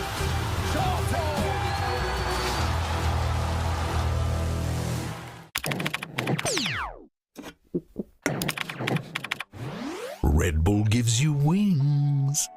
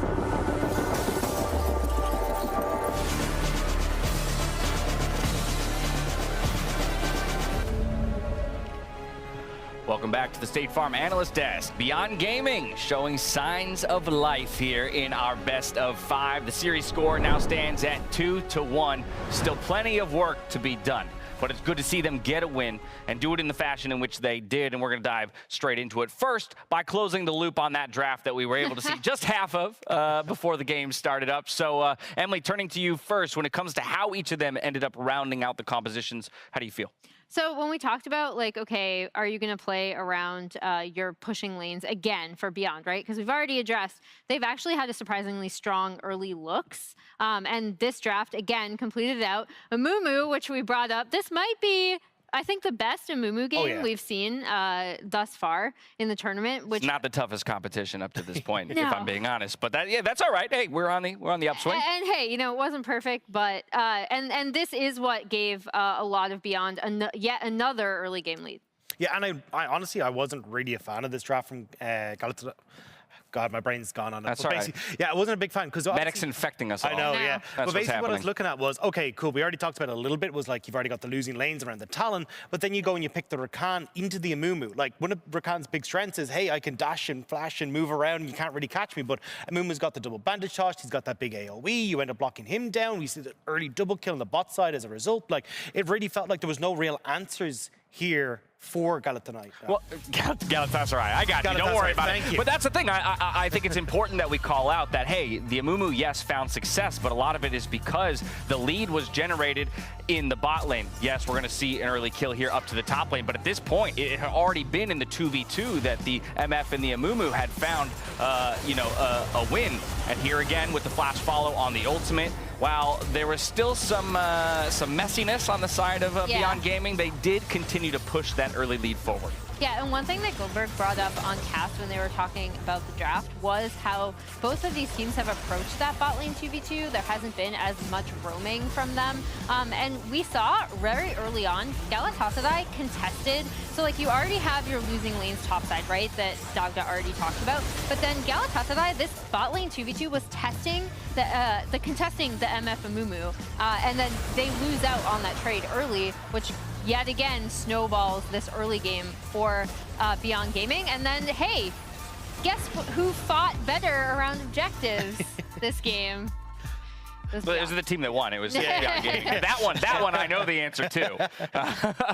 But this is now 3 games in a row, Dagda, where Beyond Gaming has built an early lead. At 15 minutes even, they have substantial gold leads, which largely, in most games, obviously game 1 a little closer, but game 2, game 3, when you see gold leads like that at 15 minutes, it's generally calling it. We're calling it right there. Yeah. You assume that it's going to be over. And I think the big thing as well was, like, when we looked at that massive lead from game 2, you had that scaling going at the top side. They had the opportunity to kind of, hey, if we can play late, we got that opportunity. You don't really have that with this draft. Like, the Nara on the top side not going to have that the massive, hey, we just have this massive late game scaler. So I think coming into this, you had a bit of an easier time coming through. But I think the big one as well is, like, now that we actually get the opportunity to talk about it, I really like that we're seeing movements from Mawan in the mid lane. Like, we've seen it every single game where he's actually had a big impact. And one of the big things I pointed out at the start of the day was, I have not seen this guy move. I'm not a big fan of him, but we're actually getting it here, and you can see the results when you look at the goal. Came into the tournament 0-4 on Syndra. He's now 2-4 on Syndra. So who knows? Maybe this is the pick for him right at this point. But I think for Beyond Gaming, right, with this win coming in, 1, it's going to be a boost to the confidence. But 2, I think they have their recipe for success, and that's to continue to get the early leads and just operate with a little more cleanliness from that point. And so now the question becomes, about whether or not Galatasaray can actually close this series out. They've got 2 opportunities to do so. It's definitely not panic time. But as we look ahead towards game number 4, this will be the first time that we see the teams swap sides of the map. Galatasaray over to red. But is there really that much that can even be done in Champions Select to affect the way the game has been going? Or do they just need to find their answer within the game, Emily, to start, staunching some of the bleeding that's been happening so early on? So this was the first draft that I, also didn't, super like from them. But I will say the cool thing about being on red side that we're seeing, especially from Beyond Gaming, is that they've been relying on that for the support counter pick, which I think has been super, super important, again, for how they want to play that bot side 2v2. So they're not even sending Husha down there that much. It's just about what they can do in the lane. And so I'm really curious to see if Galatasaray try to make sure that they have that support counter pick and just play for 2v2 as well. Yeah, I'm kind of curious to see if that is the case, or if we end up seeing a little bit more from Crazy, right? They've been looking to him to be one of the big, excuse me, damage leaders on this team. We had like 29% coming into the day for him. I wouldn't be surprised if we're like, hey, look, let's try and put our eggs in the top lane basket and see if we can make this work. That was how we teased the whole top of the day, right? Was expecting them to play around a strong side on the top side of the map, and it seems as the day has gone on, the focus has kind of shifted its way down towards that bottom side, the Drake fights, and then, of course, the 2v2. We got Game 4 coming up right after this commercial break. We'll see you back here for some more Worlds action.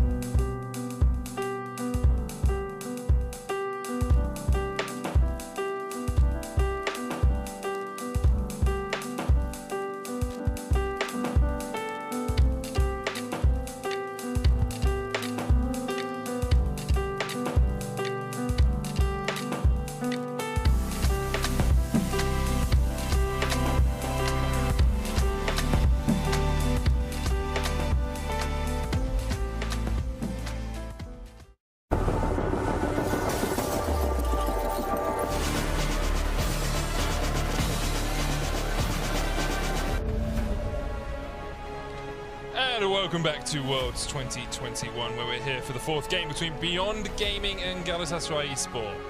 Galatasaray currently 2-1 up. The question is, will they be able to bring it home with a final win, or will Beyond's comeback have begun? Will we see the reverse sweep today? Well, one thing is for certain, it's been coming down to priority, it's been coming down to first move, and in this last game, it's been coming down to Dargo for a good amount of the series. Now, Galatasaray, they have swapped and opted in for red side now instead. Sure. And I think a lot of this is the reason for you can actually get the counter pick. You can actually get the solo laners that will get the priority. What we saw in the earlier draft was they went for the Ryze, got counter picked by the Syndra, so Syndra would have the priority. They went for the blind pick Na, Liang went for the Aurelia, and then all of a sudden they also had a favorable bot lane for Beyond, and you just couldn't play the game. So I think name of the game right now for Galatasaray is secure good solo laners with priority, so you can secure a good mid to early game. Let's see if they can do it, because that red side, it's the first time they've been there the entire day. And obviously, you know, it does give you, as you say, that priority down to get a counterpick mid, counterpick jungle, counterpick top, depending on what you're looking for. I mean, jungle, less likely, but a top and mid really where you're looking. And with Crazy and Balulu being key carries for this team, expectations are a lot of weight will be put into finding proper picks for those two. Let's jump on into the draft as we have a look to see what's been banned away. So far, Aphelios, Draven, Irelia, Kennen, Zoe, Kiana. It's tended to be Beyond. Have always looked towards that Kiana ban alongside the Zoe after game 1. There's the Aphelios once again away from Doggo. Yeah, I think it's going to be a bit of the same here. Draven can get taken away here as well. I'm more curious about the two other AD carries, the Lucian and the Misfortune. It's been something that was then banned, then left open. Misfortune started having prowess for both teams. So I'm wondering here in this specific scenario, what AD carry do they feel like have the most value, and what AD carry do they feel like Doggo has the most agency on? Because in the end, that becomes the question. Also, like, will they still leave up that Draven? Because with the Lee Sin ban, do you want to get rid of something like the Irelia, or are you happy just to keep that as a counter pick possibility for yourself? Kennen taken away from Crazy once again. And does still have that Gwen in his back pocket if they want to look towards that early on. But expectations are Galatasaray here will go for a Draven ban, and then probably Beyond looking to the MF as their first pick. Yeah, it's something along those lines. They're taking their time with this one. It's actually going to be the Lucian here. Now, if they go for the Misfortune, I can guarantee that Alive will then go for the Estral. I think that's the kind of thought process coming into this one. Misfortune will be taken here, so it would not surprise me if we see a jungle rotation here for Mojito and then into an Estral. Going with a Rise this early can be dangerous, because Moan will still have that Syndra that they can just put it into, and we kind of get put in the same scenario as before, but that just goes to show how much priority Balulu have on this champion. I mean, it's one of his most played across the course of the year. 7 games on it, we're 8 now. Has won 6 of those, so having a pretty strong performance on it all around. There's the Talon once again for Mojito, so pretty much the same draft thus far. Of course, jungle has to change for Beyond. Currently, they're looking towards the Xin Zhao for Husha once again. Yeah, one of his most played champions already in this tournament. For Moan here, either you decide to pick that mid laner where you want to challenge the priority against Balulu, or you just wait and have it banned away. And no, I think wisely they go for the Syndra here, which does make a lot of sense. Now, I think you have to pick your AD carry here going into the next one. They'll just get start banned away. That's what we saw happen in the first game, where Beyond Gaming waited so long with picking the AD carry for Doggo to the point where there just really wasn't a lot to go with here. So Ezreal, I think, it's the only real answer you have left here. You did call it out as soon as you saw the MF picked, so great prediction there from you, Borg. And now we'll get into the second phase of picks and bans. Supports both still on the cards alongside that top laners. Expectation is Galatasaray will go support into top for their pick so they can get the counter pick for top lane, as Beyond obviously have to pick both at the same time. Amumu removed from Kino, had his first good game on it of the tournament in game 3. Definitely, and I think this is a nice scenario here from the side of Galatasaray, because on Beyond Gaming, you can't really ban supports away because you're still missing your own support champion to pick, and all the supports players basically share the same champion pool. Up towards the top side of the map, Liang doesn't play the Gwen as much as Crazy does, so you can start taking away some of Crazy's comfort champions. This also means, though, on the side of Galatasaray, you can ban away another support and leave open the Leona for yourself here. And I think that's the thought process with taking away the Braum, is that you have that Leona freebie going into a 4th pick here, and then leaving counter pick open for top side. It does make the most sense overall. Beyond now with their final ban could even decide to ban out the Leona if they really wanted to. Make Zergsting play something perhaps that he's less comfortable on, but there is the Jax instead. Irelia worked her way all the way through picks and bans so far. I wonder if that's just going to be a blind for Liang up towards the top side. Jax and Gwen, both good picks into that Irelia. There's the Leona, and now Beyond looking for a strong support for their bot lane duo. This is where it can become game defining in terms of how this next game is going to go. We pretty much know how the bot lane is going to be. It's going to be that Ezreal farming away the waves with his own Mystic Shot.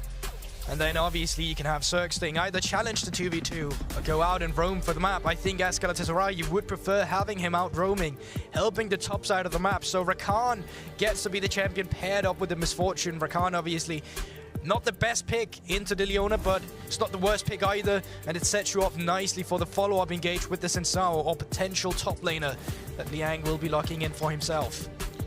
I mean, leaving Camille open when it's Liang's most played this year with a 60% win rate. It seems like a brave move on the side of Galatasaray, and Camille will be locked in here for Beyond. I wonder if this is the time where another Fiora will have to come in. Oh, is that a crazy style? It would be a crazy curveball to throw into this one, but it would also mean that it wouldn't be challenged so much on the side lanes. Obviously, Gwen is Tracy's most played champion, Renekton also being one of them. So once again, a comfort champion for the likes of the Korean top laner here on Galatasaray, and that sets the stage for 2 comps in the beginning. Surprised to see the Renekton. Obviously was nerfed relatively recently with the stun duration on his W, but is going to be brought out here by Crazy. As you say, one of his comfort picks, and what better time to pick comfort than when you are 1 game away from the next stage of play-in's knockout stage. And this is where it becomes so important once again with that mid lane priority. Mon did such a good job at keeping Bolulu under turret in the early stages, because this setup for top lane here is super easy for Galatasaray. If you have 3 men up there, obviously the Renekton Talon and the Rise coming in with a Realm Warp, this stun you get to lock down the Camille is just going to be too easy for the setup. So as Beyond Gaming, once again, you're relying on keeping Bolulu on the turret, you're relying on having Doggo to play for later in the stages once you reach that mid game, because Camille, she won't be doing too hard up towards the top lane into the counter pick of Crazy. Once more into the breach we go. Beyond and Galatasaray fighting for their lives here at Worlds. Beyond, of course, need 2 wins in a row if they're going to make it through to tomorrow. Galatasaray just need the 1. 2 games so far they've come back from behind and been able to take down Beyond.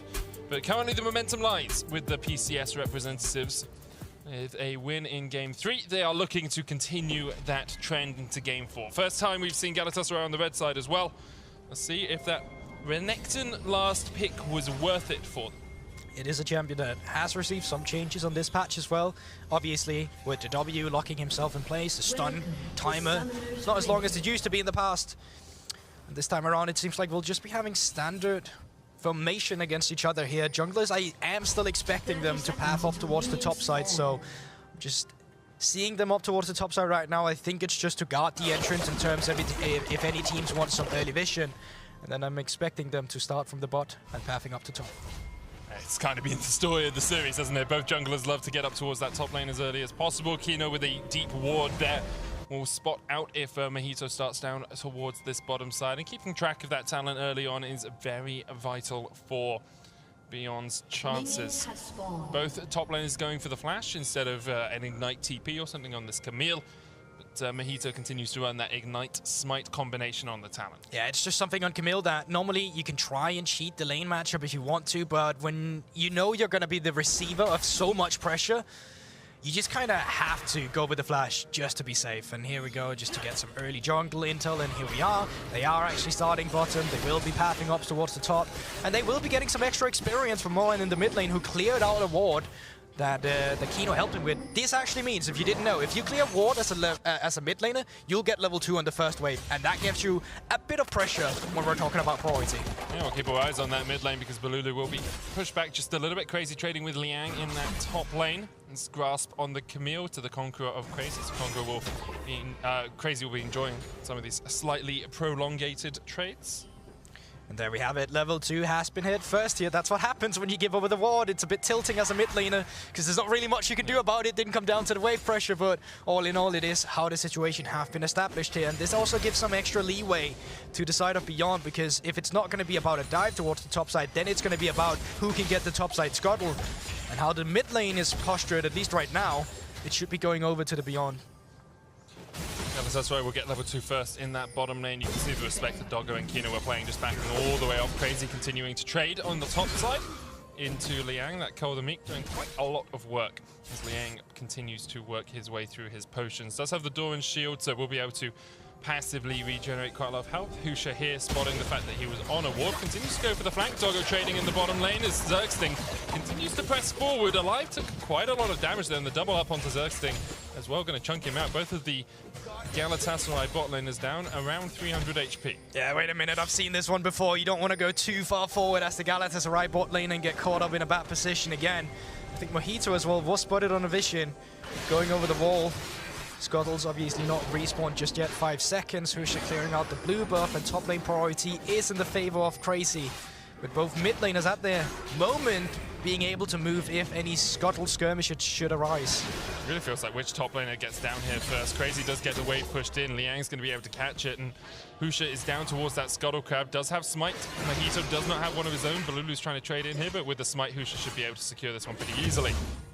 It's quite interesting as well. You can see Balulu actually opted in for the water walking as well in his rune, so he can roam down towards the lane after getting priority so fast. Just a niche little thing to see from the runes. It really feels like the mid laners are there to facilitate junglers in this game. They're obviously, as the game goes on, they will put out a lot of DPS, but it's about, well, can we get to Husha? Can we get to Mojito and actually get them these early Scuttle Crabs? Because now Husha's got both of them. Mojito's doing his Krugs up towards the top side. Actually, it looks like Crazy's going to catch the wave here. Hope that this wave pushes in, but it's not a stacked wave or anything. It's just a cannon. Looks like Mojito's going to try and trade onto Liang. Balulu on his way up towards the top side as well, but yet to hit level 6. It doesn't have the realm warp. Turn it back around. Ignite ticking. Liang just trading onto Mojito. And I'm not sure what Galatasaray thought was going to happen there. Liang keeps the wave away from the tower. Balulu will come in. No flash available. Balulu flashes in, so it's a 1-for-1 in the end with a TP burn from Moan. But Mojito just way too greedy. Obviously, that's just a red buff transfer now. Balulu has the red buff, so there you go. Gives you some extra priority in that mid lane, as we're talking about. But no, a setup was a bit too greedy from Mojito. We all clearly knew what he was trying to do. He's buying time for Balulu to get up there. He was waiting for Crazy to have the minion wave proxy, so he could just come under and dive him. But it was a good read by Liang. He knew how the situation looked like, and he got something back in return. Now Husha is looking down towards bottom lane, and that's a low HP Bond Zergsting. Back from Zergsting, he just wasn't paying attention to the fact that Kino could just jump in there. Zergsting had flash, does still have it here, but it's going to be slow with the make you in. Then flashes away after the slow connects. Doggo could flash auto and does exactly that. Alive next on the menu, has to flash heal, and oh, Galatasaray, you've just been greedy all over the map. Yeah, I think you just get out of this situation there. Really nice by Husha coming down there. I don't think you could have cancelled the recall for Zergsting. What he was trying to do is just make a channel so he could get back as soon as possible. Didn't end up working. And now, once again, in the early game, a small lead developed by Beyond. Doggo already got that serrated dirt built up. Importantly, Alive was able to get, Sheen and Tyr, so he's in an okay position, but it's actually quite tricky for Galatasaray right now to play this bottom lane because they don't have any summoners. Yeah, this also meant that Doggo got to push it in, so he got more CS on that end. And now, with the resets coming through, supports out of the map. Maowen caught out, flashes away from the Rune Prism, but with the Zenith Blade, that's enough for Balulu. Good roam there from Zergsting to be able to pick up the kill. Now they're going to continue to push forward as Husha and Kino are waiting in the wings. Could just be a Grump taken away here. Mojito should be building up towards that level 6. Zergsting with a long flank into the Zenith Blade, but of course, Crazy and Mojito can just chase this one down. They didn't know Kino was waiting in the bush. Liang coming in as well. Great tactical sweep by Husha. So low already. That's the first one down. Liang's trying to trade it back across. Doggo coming in to join this party, and he is looking at his health bars hungrily. Crazy pushing forward, but he will fall as well. Doggo gets the kill. Yeah, you can see Balulu was trying to make his way up there. He had the Realm Warp, but in the end, it's just Galatasaray overforcing a little bit, and that's also what we talked about with Doggo being down in the bot lane, pushing in the bot wave for himself, which meant that he had the tempo to move up towards the top side first, while Alive was spending so much time walking back here. Now, it does have a price. You are losing a bit, but in the grand scheme of things, you're still very happy about the trade here for Beyond. Across the board, you can see Doggo actually gaining overall about 150 gold out of that prolonged trade. He lost the plate down towards the bottom lane. Mid lane, large lead for Balulu, 2-0-0 on this rise. One of his signature picks. Continues to be impressive on it, but last game he really wasn't able to have an impact in the mid-game team fights, so we'll have to see if he can do it in this one, because although there has been a lot of action, Galatasaray are actually even on gold still here with Beyond. Yeah, but this is also one of the more action-packed games we've had in this series so far, and the fact that we can see Doggo all of a sudden being one of these members with priority moving up towards the top side instead is the exact opposite of what we've seen in the past, with the rest of Beyond collapsing around Doggo. So the fact we get to see Beyond use the pressure, not from the mid lane this time around, but the bot lane to influence the map is super nice to see. Obviously, Zergsting started it out with his own Leona roam, but it's just both teams right now not willing to give up the priority on the different sides of the map. And you can see where those advantages have been built as well. Like Crazy has a 20 CS lead in the top lane. Liang has been forced behind, even though, of course, Liang was able to pick up a couple of kills in those prolonged trades. But Lulu has a lead in the mid lane as well. No CS, but 2 kills to naught. Whereas Doggo, once again, for Beyond, is the key focus. And that's the priority we talk about once again. Bot lane is pushed in. It means Kino can move up first. They can start the Rift Herald quite comfortably. There's no way for Galatasaray to actually contest this objective. So right now, nothing they can do. Mojito forced to clear his Krugs. The laner still just picking up the waves. And it leaves a play open for Beyond to now have the Rift Herald in inventory and go for a gold extension or lead in whatever lane they would prefer. Question is where they decide to put that down. Mojito roaming around here. Liang, very look, that damage from Crazy. Iron Spike whip. Absolutely whipping Liang into shape. Husha here, but should be able to survive any possible dive, of course, with the Crescent Guard. Husha is relatively safe, just wants to catch the wave, wants to catch this XP. Liang no TP, so wouldn't have been able to get back here quickly to take it anyway. Mojito is going to look to take this blue, and Balulu using the fact that he shoved out the mid wave to come across and steal this one alongside his jungler. Should be able to potentially get a wolf camp as well here. Reset timers are coming through, and mid lane has just been pushed in. Down towards the bottom lane. That's a different story though for Galatasaray, with Zergsting being a bit aggressive.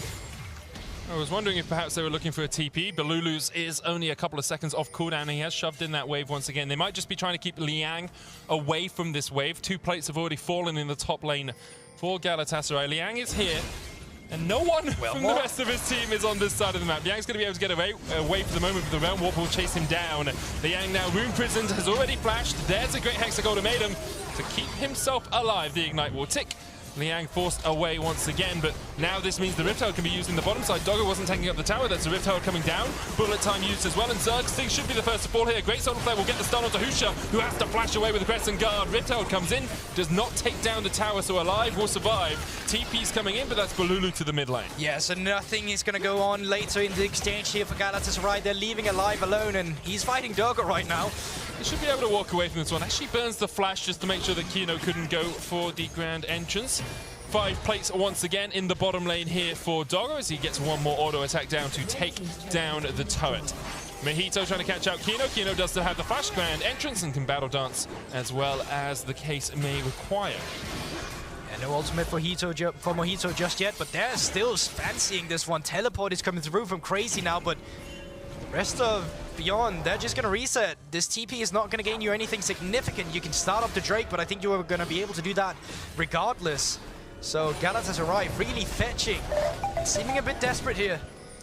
It looks like they might be trying to get as many plates as possible down towards this bottom lane. They didn't even start up the Dragon. Alive can now push forward towards that tower. Dragon started, as you say.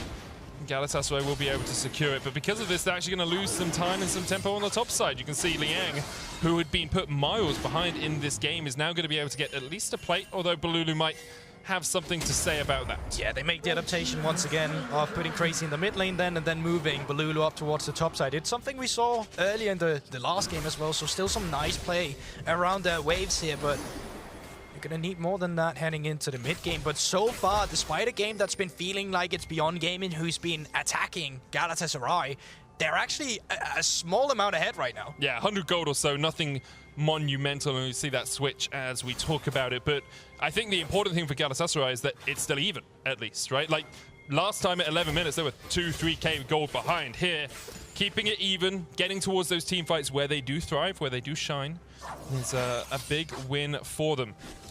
And alongside that, all the gold isn't focused on one person. But previously, it's been Mojito, you know, with 3 or 4 kills here. But Lulu has a couple. Crazy has a sizable CS lead, you know, 47 CS at at the 12-minute mark is nothing to be sniffed at. Alongside that, has already finished off his Gore Drinker. But right now, towards the top side of the map, you can see that Beyond Gaming has been doing a good job at setting up their own aggressive vision here, so it's letting Lian have a bit more breathing room. There's a ward towards the Raptors, you have the wards up towards the Crocs here, and in the lane as well. So this top side is completely secure right now with the vision. This allows Liang to just pick up the waves while the rest of his team is chilling with the plates that they can get for themselves. It's usually Doggo who's been given over these plates. 5,600 gold already on the AD carry, more than 1,000 greater than anyone on his team, actually almost more. Huso is just above the threshold for that. You can see Doggo always the key target for Beyond. Realm Warp. Realm Warp, a possibility here for Balulu, but he might just chase this one in. He's got the Rune Prison, stunned back with the Scat of the Week, continues to chase as Mojito going in as well, Zosing going down. There's the cleanse coming out with the Soul of Flare. We'll get the stun still though. Alive, dead before that stun can land. Meanwhile, in the top lane, TP's coming in as Beyond look to take another trade. Crazy getting forced away. Zerxing still chasing. Crazy flashes. Will be able to escape underneath this tower. Mountain with a flash as well, but still Crazy able to survive. I'm sorry, what? Crazy was the one going 1v2. He needed to teleport, and then he started to back off. Yep. That is the exact top lane pressure you need, because now you pushed in the mid lane and you've caught Beyond in a little bit of a chokehold here. Balulu needs to be careful, just doesn't want to get caught out. He's the key damage source here. He flashes in, Wind becomes lightning coming out as well as Mojito tries to dive onto the backline. Mauan already down, exhausted, a little bit too late. Balulu has fallen. Mauan's going to try and trade in here, but that's another one as Mojito takes it. Liang getting forced away by Crazy. Ruthless Predator for the stun. Liang still able to survive. Yeah, not over chasing it this time around, but you get some nice gold on towards Mojito and Balulu in that exchange there. You can see Mojito now on a killing spree, actually, with the extra shotgun gold that he's been able to net himself. And up towards the top side, Crazy, he should be able to finally take down this turret. I say that, no, TP comes in and will save it. But it's just how scary he's becoming on this Renekton, and it shows why it had the priority it did towards the fifth counter pick. Have another look at this trade in the X replay. Mojito goes in with the shadow stop, Balulu flashing forward. And it just becomes a situation where it's a really nice knock-up from Kino, keeping Mawan alive for longer than he probably should have been, but with the extra priority to come through from Crazy, there's no way they can actually chase this down. AD carries are resetting as well, so Mojito opts in to not overdive this time around. It's something that can always be a foil for some teams, just that little bit of adrenaline, the rush of blood to the head that makes you want to be a bit more aggressive. Gold still pretty even between these two teams, although Beyond Gaming have extended a 500, 600 gold lead. They are going to get their second herald of the game as well, as we have yet to see a tower fall for Galatasaray, but Balulu might want to change that instead. Just once again shoves in the way. Vision control so strong for Beyond that it's actually very hard for Galatasaray to continue to push in, because they really don't have the awareness of where anyone from Beyond is. You know what, coming from a team as Beyond, where they had so many issues setting up objectives, they've been doing a really good job this time around to actually sharpening up this vision that you're talking about, Medic. Even now, Mojito down here, he will be spotted out. Moang can just back off, but... That's the Scat of the Week. Kino is here. Grand Entrance going to get the knock-up onto Mojito. Mojito was just too greedy here. Shadow Assault does get him to safety. He's ticking, but that was a lot closer than I think he wanted. But it gives Beyond that agency that we were talking about, the fact that they can rely on their teammates to be at the right time because they have the intel to go for some of these plays. And now, with Mojito forced to back off with Balulu down towards the bottom side, they're going to be using this Rift Herald around the mid lane for Doggo here. That's going to crack that mid lane tower. Doggo gets a couple of auto attacks in, the tower goes down. Extra 200 gold in the back pocket. They'll try and shepherd the Rift Herald in, but I'm afraid Zergsting is having none of that. Kino's in a good position for the flank. Obviously doesn't have the quickness, doesn't have his flash either, but getting these deep wards can be so good into a Talon. They need to be a bit careful though here, because Crazy does have TP advantage, so if Galatasaray wanted to or was quicker, the setup just isn't there. So yeah, there we go. Beyond able to pick up their first Drake for themselves here to keep a potential stacking going. It is going to be that Infernal once again, which is a really good Drake for just spice things up a bit once we reach that late game. I mean, it's great for Syndra as well, the amount of burst, and Syndra and MF, I'd say, just love the amount of burst that you can get out from the Infernal Soul. 2 items already complete on Doggo with the Eclipse Yumu's. He's in such a powerful spot and continues to show just why the team invests so many resources into him. And the fakes all across the board are getting finally getting completed now for both teams here, to the point where it's going to be a battle of control now once again. This is going to be the time where we've reached that 20-minute mark, and it's going to be where we see Beyond Gaming take even more control than they've had before, because in the game they won, in Game 3, at least they had such a monumental gold lead that it was just so hard to actually throw away that lead, although we did see that Game 2, but that's not the point. The point is this time around that it's way closer. You can't allow yourself to have the same slip-ups that you did with an even bigger gold lead. So for Galatasaray now, remember, historically speaking, this has been their style. Taking it slow is exactly how they like it. And in terms of map control, they have been able to garner more for themselves. They have been able to take control of side lanes while they are losing out on the mid lane. This is still nice for them, because with Galatasaray, thematically, it has been about the solo laners. It definitely has. Blue's in a good spot to output quite a lot of damage in these later game fights. 2-1 and 2. Everfrost complete, building up towards the Seraphs next, you would assume, on this rise. Gold basically even between the two teams. Objectives even, towers even, Realm Warp coming in. Not taken.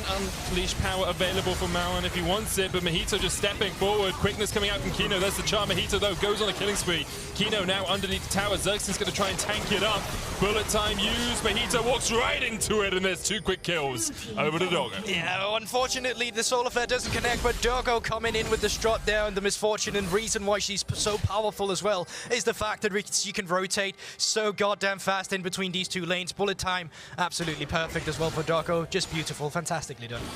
Really good rotations as well by Beyond, making sure that no one is on an island this game. And Doggo continues just to gobble up gold here. 9,500 on him. Crazy going in. Hexagon Maiden being used. Double TPs popped here. Galulu's going to join this fight, but it's too little too late. Mauan trying to trade into this. Crazy decides to target the Syndra. Husha coming in from the back as well. Liang might be dead before he can even get there. Everfrost used. They jump back in. Crazy trying to heal up. Husha coming in for the fight as Kino joins it. Husha trades onto Crady. Crescent Guard will knock him back, and Liang takes the kill. Balulu now needs to get out of this. Doesn't have flash. Kino flash exhaust. Into the follow-up. True shot barrage from the side. Stopwatch popped by Balulu. But immediately afterwards, he will go down. Liang takes the kill. He's now on a killing spree. Yeah, so it's a longer exchange there, but in the end, it's Beyond that ends up on top. Mojito clearing out the red buff, and Zerxting just not there in time as the skirmish was happening closer to Beyond's base. So only naturally that members will get there first, and does allow them to finally punish this side lane up towards the top lane. It's been a tower they've been having difficulties taking down, and Mojito's just still going to continue to make it a nuisance for them. I will say, though, Liang, after being 50, 60 CS down, is now 4-1 on this Camille. Divine Sundra complete, Tiamat done as well.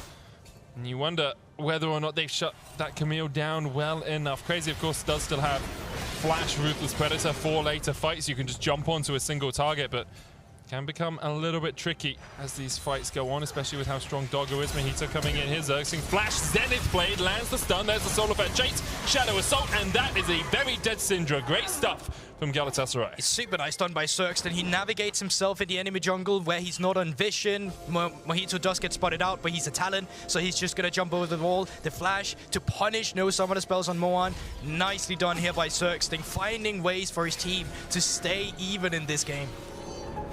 Basically even between the 2 of them alive. Not in the shop, or even if he was, very quick to react to the fact that Kino wanted him to stay around. Kino actually going for the Hextech, the Chemtech Putrifier here as the first item on Rakan. Often you see a Shurelia's, but I do like the healing reduction into double Gore Drinker. I think it works quite well.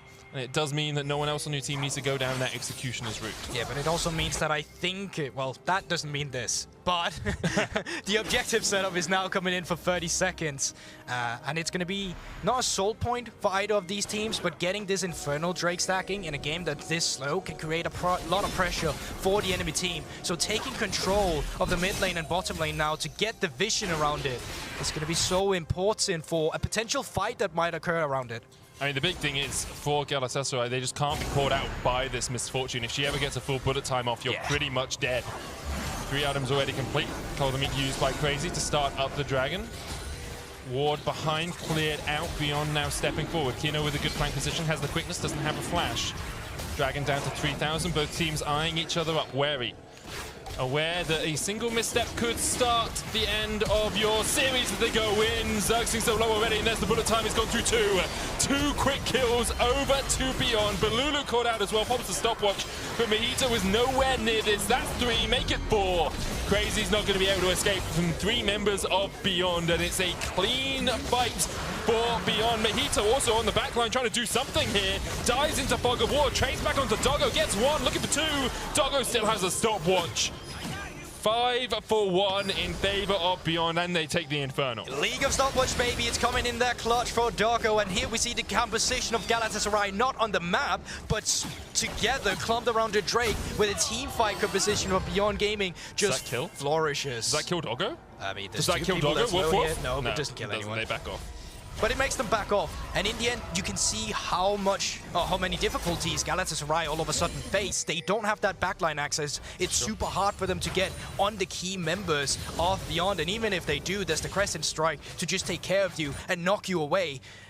On the other hand, though, you had the Rakan, you had the Sinsao just dashing in together with the Camille, and because of this, there's nothing Galatasaray could do. The team fighting was just supreme from Beyond.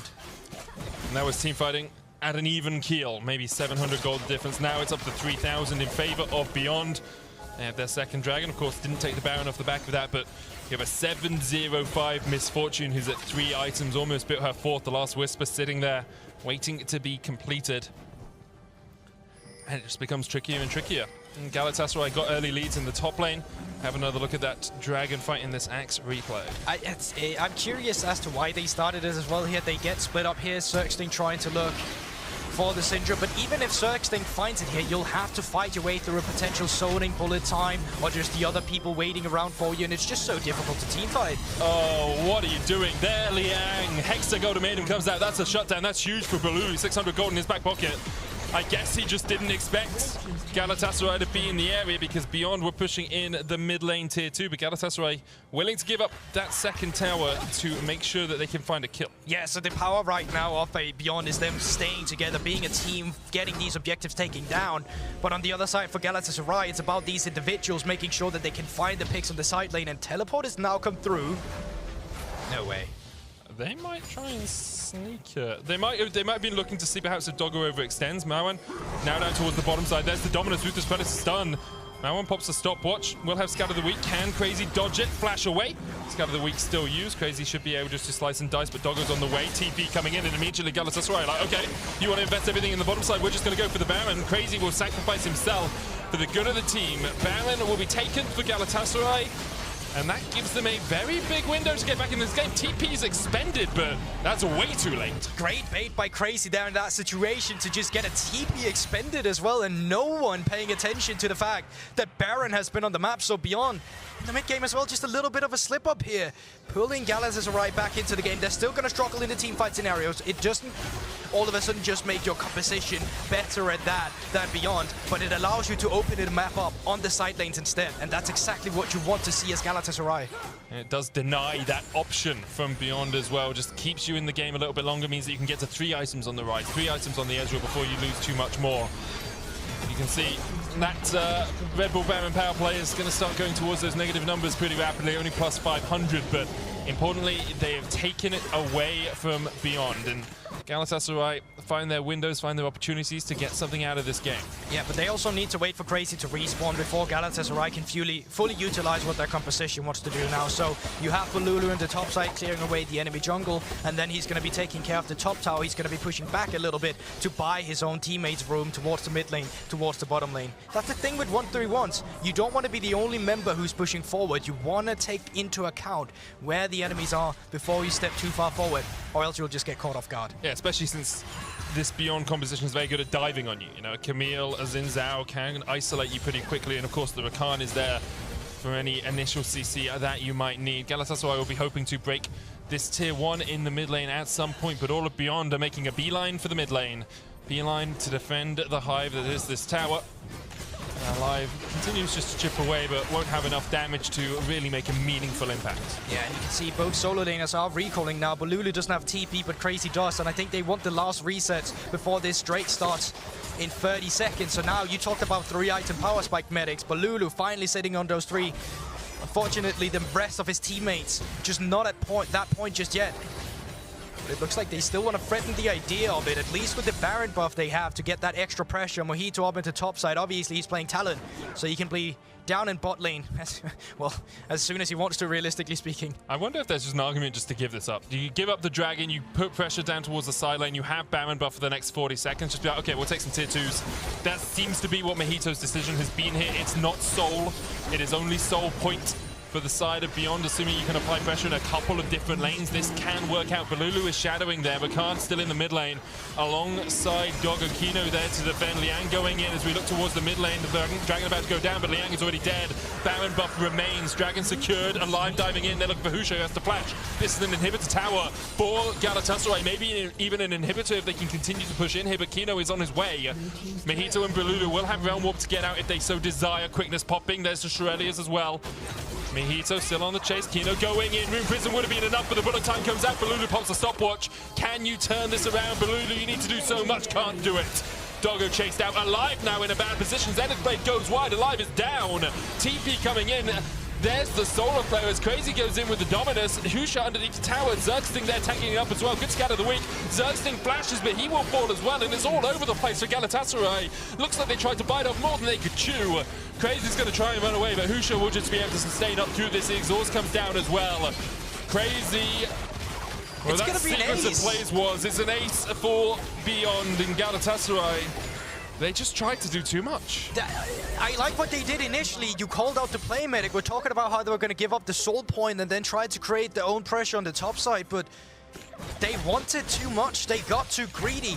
And that's fair for the top side. You know what happens, okay? We've all been there. But then what happens in the mid lane, you getting engaged on while you have members performing a play on the top side, with then Crazy TPing in, just takes away so much of your tempo. Now you don't have that extra TP in the side lane. Now Balulu will be the only one with it. And now you are on a timer, because the next Drake will be in an Infernal Soul. So this is really smart from Balulu. He's actually hiding outside in Fog of War. Yeah. This point, you get the tower. You try and think that maybe you can lock down Kino and Doggo. Realm Warp you can't use because the quickness is there. Yeah. Pretty impossible to escape. I just don't understand what Mojito is doing in this instance while he's not just running away. Doggo has that Shroud, he has that damage, and you know, Cyril Destroch just performs that extra slow. So a mishap or misplays from the side of Galatasaray, unfortunately. And then the mid lane play, it's like Alive and Zergsting obviously either rotating towards the top lane, trying to get there to help their teammates, or just caught out, because really you shouldn't be in that position. You should back off and chip away. You had Baron, still 3,000 gold between these two teams. Baron up in a minute's time as well. Galatasaray very much against the ropes. Beyond continue to pull them around the map. But this is looking really good for Beyond, because we've already seen what they do as a cohesive unit. Their team fighting is just better at this point in the game. So if it comes down to Drake spawning and you're already on the objective, it's going to be difficult for Galatasaray. So right now they need to abandon some of the fundamentals of League. They can push in a lane, but in the end it's going to come down to them finding a pick so they can create a man advantage before a big objective. I mean, at the moment they have a 5v4. If they can find this before Liang comes in for the teleport. Beyond, though, continue to hold them at arm's length. Solar Flare goes down. That's only onto Moamo. Mojito in a good position. Husha maybe looking for the engage. There's the quickness coming out from Kino. Wave cleared. Both teams fighting over priority, but remember that with Liang pushing in, Beyond can just rotate up towards the top lane. They can move up there as 5.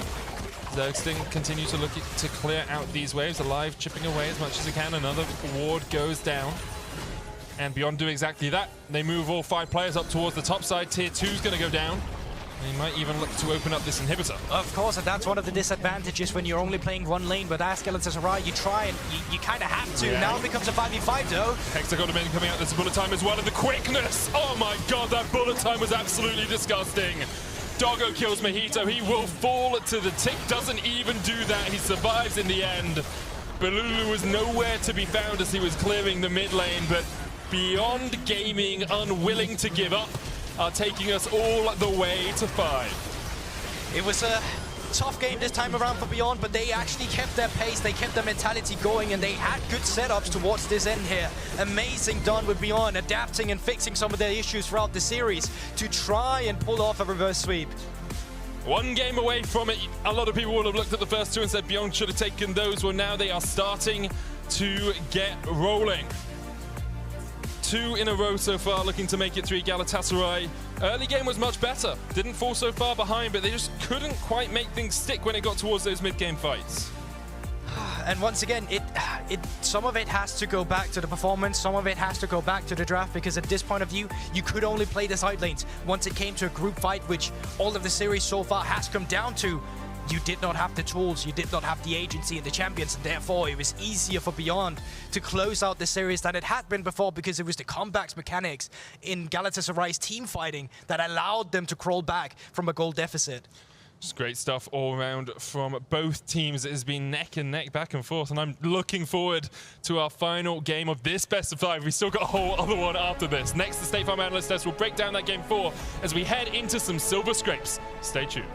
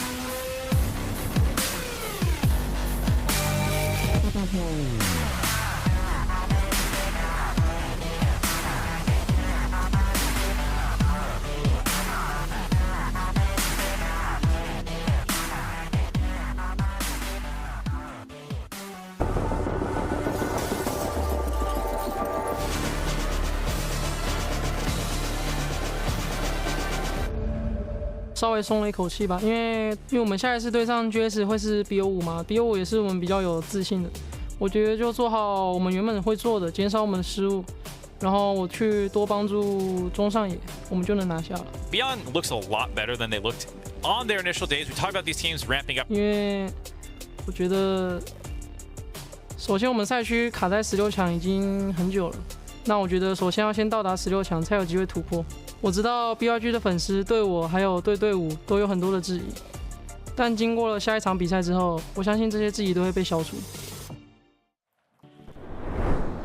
Welcome back to the State Farm Analyst Desk, where our very first best of 5 of Worlds 2021 has gone the distance and delivered us some silver scrapes. 2-2 between Galatasaray and Beyond Gaming. 2 go the way of Galatasaray, 2 right back towards Beyond Gaming.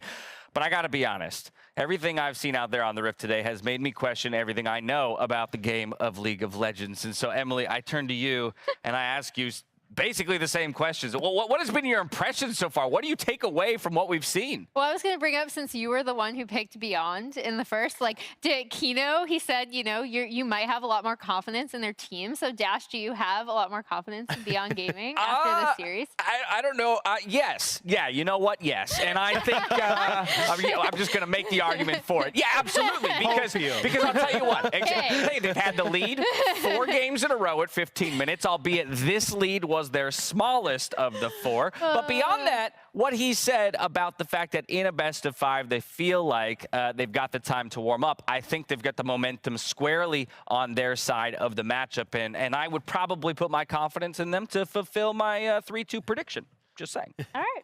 You know what? That's fair. I think when we look at like the draft and then going into the early game here, I do think that the first thing is, since they really over-focused on continuing to have that trio of like the Talon, the Ryze, and the Ezreal, that they, you know, didn't necessarily use the red side counter pick as well as they could, or actually, honestly, in my opinion, as well as we've seen Beyond use it, because, you know, when we were talking about draft previously, it wasn't, we hate your drafts, it's we dislike your execution. And then additionally, we're gonna see in the early game, but like Galatasaray invested so much in topside to shut down Liang, and it didn't end up amounting too much once Beyond could start to contest them in skirmishes. I mean, okay, I know I already cited the gold leads at 15, but Dagda, it's a scary thing when you're handing over even a 500 gold lead to the team that sports the Camille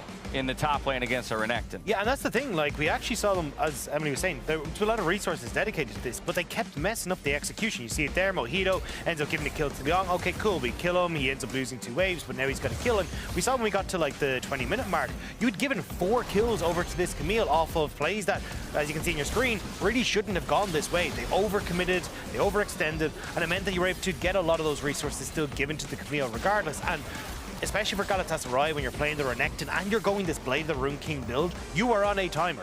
So the fact that you've now got Liang with all these extra kills, there's not a hope you're going to be able to win. Well, and the thing I'll bring up is that, yes, top of day, Emily, we pointed out Doggo, but that has been the consistent factor for Beyond. The person that you threw alongside him as a difference maker for this team was Liang. And so, again, I got to question, you know, the strategy choice by, or rather the execution, maybe not the strategy choice by Galatasaray, to be able to hand those things over to Liang and put him in a position where he can't be contested in the side lanes if he wants, or he just becomes a team fight menace because he's a super fed Camille midway through the game. I think it's a little bit more of the latter okay. than the former. I'll just say, because like I also think in this game that we saw some of the foibles, let's just say, that Beyond Gaming tends to have when they do go for a 1-3-1. So, you know, their side laners got caught out like several times in this match, which is what allowed Galatasaray to kind of stay in it, even with the scaling comp. So I think that's what, like when I'm looking at like, was it Liang's Camille that was like the massive difference maker? I think the fact that he still was able to contribute so much to skirmishes is really important. But then I also don't think that Beyond executed the 1-3-1 as well as they could have. Yeah, I mean, if you look at that play, and tried to make it the bottom side, kill Renekton at 25 minutes, give up Baron, not exactly the best trade deal in the history of trade deals. But I do agree, I think when we got to the team fights, I mean, Doggo stepping up massively on the Misfortune. He was fed as all hell in this game. And again, I think Kusha, even though he went for this kind of weird pathing in the early stages where he fell slightly behind because he ended up skipping a couple of camps trying to help out top lane, he actually had a very big factor in these fights where he's able to get in onto the back line, disrupt a ton of what Galatasaray were trying to go for, and set themselves up for success. Yeah, I'm glad you brought up Pusha, because we saw it in that fight. We saw it in a couple of other of their skirmishes, was that he was able to do a lot more on this Xin Zhao, which was a pick that I had previously criticized him for really over-focusing on, because he wasn't performing as well. And it's not even necessarily mechanically, but also just the communication with his team. And again, I'm not going to come out and say like their execution is like absolutely perfect, because it's definitely not. But I do think if you're looking at what's the difference between previously and then how they've kind of gone in this series, it's definitely been the fact that Husha is performing better. All right, so here we are. It's come down to a best of one between these two teams, and Galatasaray, with the final side select of this series, is choosing to go to blue, back to where they found success at the beginning of the series. In fact, we already pointed out that we don't feel they utilized the red side, counter pick advantage in Champions Select that well. But Beyond Gaming has, to some degree, found a couple successes in that regard. And so for either team, what's your approach here going into Game 5 to wrap it up and move themselves to tomorrow's best of 5 against Hanwha? Yeah, I feel like the big one for me is I like the fact that we're getting a bit of Rise priority. Unfortunately, I think the Syndra's causing a big issue. I think trying to get that off the board could work. But also looking towards a stronger mid-jungle. We constantly see this talent coming through, and it just hasn't delivered in the way that I was hoping. And especially when you're looking like Syndra, Xin Zhao going the opposite direction, you're losing out on a lot of that mid-pressure. And this game, this entire series for me, was very much dedicated to, hey, can Balulu control mid? Fantastic, he can go and roam, but we haven't got to see it this series. Emily, final thoughts? I think this might, I mean, I'm not flipping my prediction, but I think the fact that you might be wise to. Beyond, I know, like, it's still very up in the air for me, honestly. But I do think in terms of like draft and side priority, I did like the way that Beyond used it better, despite the fact that we did see, again, Galatasaray, they did, ban out the Braum to get the Leona pick on their side. I didn't think they utilized the red side as much. And then for them, what I'm really looking for is in the actual laning phase, if you're going to be forcing these plays, try to be a lot tighter about it. Like, try to hit your timing windows and your laning, your actual like minion management better, because previously, when we saw them succeed in TCL, it was through like having this really suffocating early game. Well, one and done. That's what it takes for either of our teams here. Can Beyond Gaming successfully pull off a reverse sweep to take the series? Winner takes it all after the break.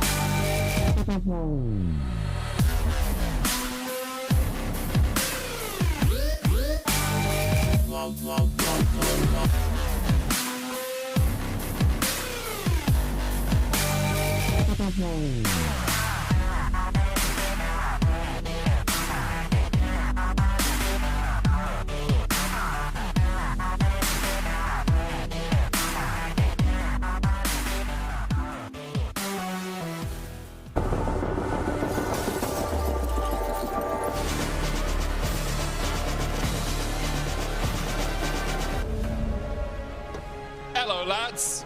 Welcome back to Worlds 2021. I believe we're dropping in hot. I didn't actually think we were going to be on screen because I was told by our producer we're dropping in hot into the draft, and so I was ready just to get things going. But we're here for Game 5. Silver Scrapes has been played, and we have one more game of this series to see who will make it through to that matchup versus Harmon Live tomorrow.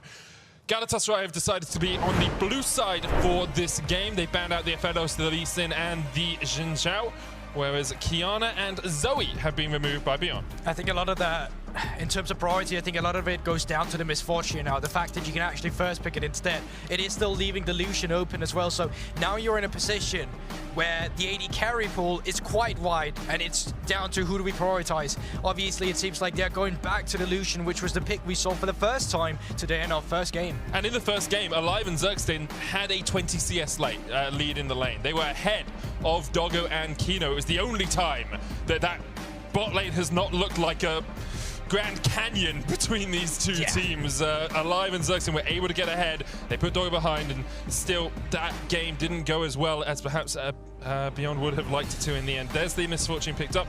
We'll see where they go for their next pick with Jinzhao and with Lee Band. It makes sense to get that rise. It's something that we've seen Mawan and Balulu really heavily prioritize. Yeah, we have, but so far we've also seen Mawan do better into the rise than we've actually seen the other way around, and it seems like having that Syndra to neutralize the pick just works better. Blind picking Leona here can be a bit interesting because it just sets up the Braum for the Lucian Braum here instead. So I understand wanting to have the priority, but I feel like as a jungler, you could have picked one here for Husha and then left the counter pick or third pick for support here over to the side of the Leona. In the end, they prioritized the bot lane so much with Doggo and Kino, and you can already clearly see it in the draft. Now, Crazy Squid has been banned against him loads of times when you head into the second ban phase, but do you really want to blind pick it? That's a bold task, but no, he's going for it. 100% win rate on the champion this summer and this Worlds. So I wonder if you go for something like, I'm debating if Balulu wants to pick the Rise here, and then only one of those can be counted, and you can ban out counters to the other in the second phase. So if you pick Rise and then Mawan picks Syndra, it's like, okay, we'll just ban out Gwen counters. The problem with that is you won't get that Braum for the support either. Very then true. Obviously you leave yourself open. But you know what? They don't want the Braum. They don't want the mid lane. They want the Ola for Mojito in the jungle instead. So that's interesting, but that also just screams to me that this team is going for the early priority. This team wants to have all the early brawling power and potential on their side. Mojito's played Olaf 4 times across the course of Season 11, has won 2 of them. So it's not a super comfortable pick. In fact, hasn't even played it at all in summer. Well, there you go. Bringing something out of the back cabinet, it seems, in the form of that Olaf. There's Graves locked in for Beyond as well. Could, of course, go top. We've seen it in the jungle as well. Husha can take that. And now we move into the second phase. Rakan banned away from Zergstin. Tryndamere taken away from Mawan. Or even from Liang in the top lane. That's the thing, this Graves still a flex pick, right? Can be moved into jungle, can be used up in one of these lanes. I'm not too sure about the Graves Gwen matchup, but in the end, it still leaves the flexibility open, and some interesting bans to come out here as well. The Rakan is one of them, Yumi being the other, and that does still leave open the Braum for Zergstin later if he wants to. So getting that Olaf early priority apparently doesn't seem all too bad against him, and now seeing this Silas ban, it could also mean we would see a Twisted Fate. I mean, that's the big thing. Like, the Mawan, I believe, doesn't play as much Twisted Fate as Balulu plays. Yeah, so he hasn't played it at all. Whereas, because Balulu plays the Twisted Fate, you can ban the Silas, take the Twisted Fate for yourself. It means that you couldn't get it countered, but Rise, obviously, are locked in here for Beyond. It's actually not. You were saying? Well, it's really difficult to tell when it's locked in, man. Well, like, yeah, some of them are hard. You can just follow the blue line at the top there to see when it's finally locked in. There's the Naya instead. But yeah, the Twisted Fate, it kind of just screams this pick as soon as you see the Silas. If you were gonna lock in the Rise here, then you knew you'd just be facing the Syndra once again. But yeah, as you said, now he's going to go up on towards Gwen here. We will have this Graves in the jungle. Well, perhaps can still be pushed in mid, but that's what we're assuming. And then the rest of the map for Galatasaray should be locked in here, as the Twisted Fate will be the first one here for Balulu. And the question is, what do you pick into the top lane into this? Oh no, it's already Gwen. Yeah, Nami into Gwen is the top lane matchup, so I don't even need to talk about that. Support is the option. Lucian Nami is something we've talked about a lot. It's very strong. The power of Electrocute Nami, Tide Cordler's Blessing with PTA. You can proc a lot of damage. Of course, Lucian gets extra damage if he's empowered auto attacks, or if he's buffed while he auto attacks with that passive. So it's a very strong laning pick, but instead the Trundle here for Zergsting. The Trundle can be interesting as well, because you will have the Pillar still against the Misfortune. If she starts the bullet time, it has a fairly long range, and then the obvious choice obviously is that Trundle just does really well into Leona. The fact that you can steal away the resistances on the W, and if Leona does go Aftershock, well, you know what, that's even more resistant to steal. So now with Alive, or not Alive, but Balulu having locked into Twisted Fate, the counter pick for Moyan instead is going to be this Rise to match the proactivity on the map, to match the side lane potential. Once again, Galatasaray bringing out something they haven't played for the entirety of summer. Both the Olaf and the Trundle not picked by their respective players. Mawan with the Rise in the mid lane, as you say, to match the ability of the Twisted Fate to roam around. And it's one last time, one last game between these two to see who gets through to tomorrow, who has the mammoth task of beating Hanwha Life in a best of 5 to make it to the group stage. Galatasaray looking to do it for Turkey for the first time in their history, for the first time in 4 years for the TCL. Beyond following in the footsteps of PSG Talon, of course, who made it to groups last year. But also just signature champions all across the board, really. You have Gwen for Crazy, you have Moan on his Rise, which was the most played for him in summer, but Lulu on a roaming champion like the Twisted Fate, and then Doggo on the Misfortune once again will be coming through. This is the comfort you're looking for. This is the game 5, where all the other games, they don't matter no more. It's back to best of 1. And last time it was the best of 1 between these two teams, it was Galatasaray that came out ahead. And Galatasaray heavily focused the top lane. It was PK playing in the top lane for that game as well, not Liang. You can see as we get onto Summoner's Rift, lots of early plans being laid, lots of strategies being discussed. One last chance to make it through to tomorrow. Just taking a look aboard the Summoner spells. Mojito not opted in for the Flash and Olaf, but it will be the Ghost, which in the early game gives you some extra rundown potential. Crazy, once again, on the Exhaust and the Gwen to take care of the Mechanard damage that can potentially come through later into the game. Crazy on this Gwen was, well, crazy in the mid game, and a lot of these team fights when he was excelling his pressure, and he obviously has that Hallowed Mist into the Misfortune bullet time, which gives him a bit extra leeway once we finally start hitting that team fight scenario later into the game. Of course, that's a long way away still. Both wards placed here by Galatasaray, one up in that top third bush, one in the middle bush in the bottom lane, but it's an Oracle's picked up by Zergsting on his reset. Husha also has an Oracle's of his own, but neither team really going too deep. Neither team making forays into enemy territory, very willing just to play a little bit more defensive. And this is kind of what you expect in a game 5 when everything's on the line, when basically your year ends after this game if you lose. Teams tend to be a little bit more apprehensive about how far they want to push it. But for the first time today, Medic, we're actually having our jungler start up towards the top side instead, and then pathing down towards the bottom side, which obviously means that the skirmishes no longer will be up towards the top side, at least not for the first 3 minutes, but down towards the bot instead. And I think that makes a lot of sense if you're Mojito, because your bot lane has been struggling. Your bot lane has been on the receiving end of a world of hurt. Doggo continues to need a chiropractor when he's about 40 years old, because he's put this team on his back, and that's a heavy weight to carry throughout this series. But for the moment, he continues to shoulder that burden for Beyond. Speaking of brawling in the bot lane, you can see Zergsting, he's not opted in for the Guardian. In fact, he's opted in for the Hail of Blades instead. That really gives you some of this early fighting potential, specifically when you get the pillar as well. It's one of those easy things where you can auto attack cancel, or animation cancel rather, with your Q, and then you steal away Doggo's AD. You make it harder for him to win out in these trades, which he's been so far so prevalent at doing. It does mean Zergsting's relatively squishy early on. Subjugate will help him out later. Of course, you can subjugate the Gnar, subjugate the Leona, and steal away a bunch of their stats. But for now, Hail of Blades isn't the tank keystone in the same way that something like a Guardian or an Aftershock would be. Aftershock on Trundle, not the best one, but Guardian definitely can help you out.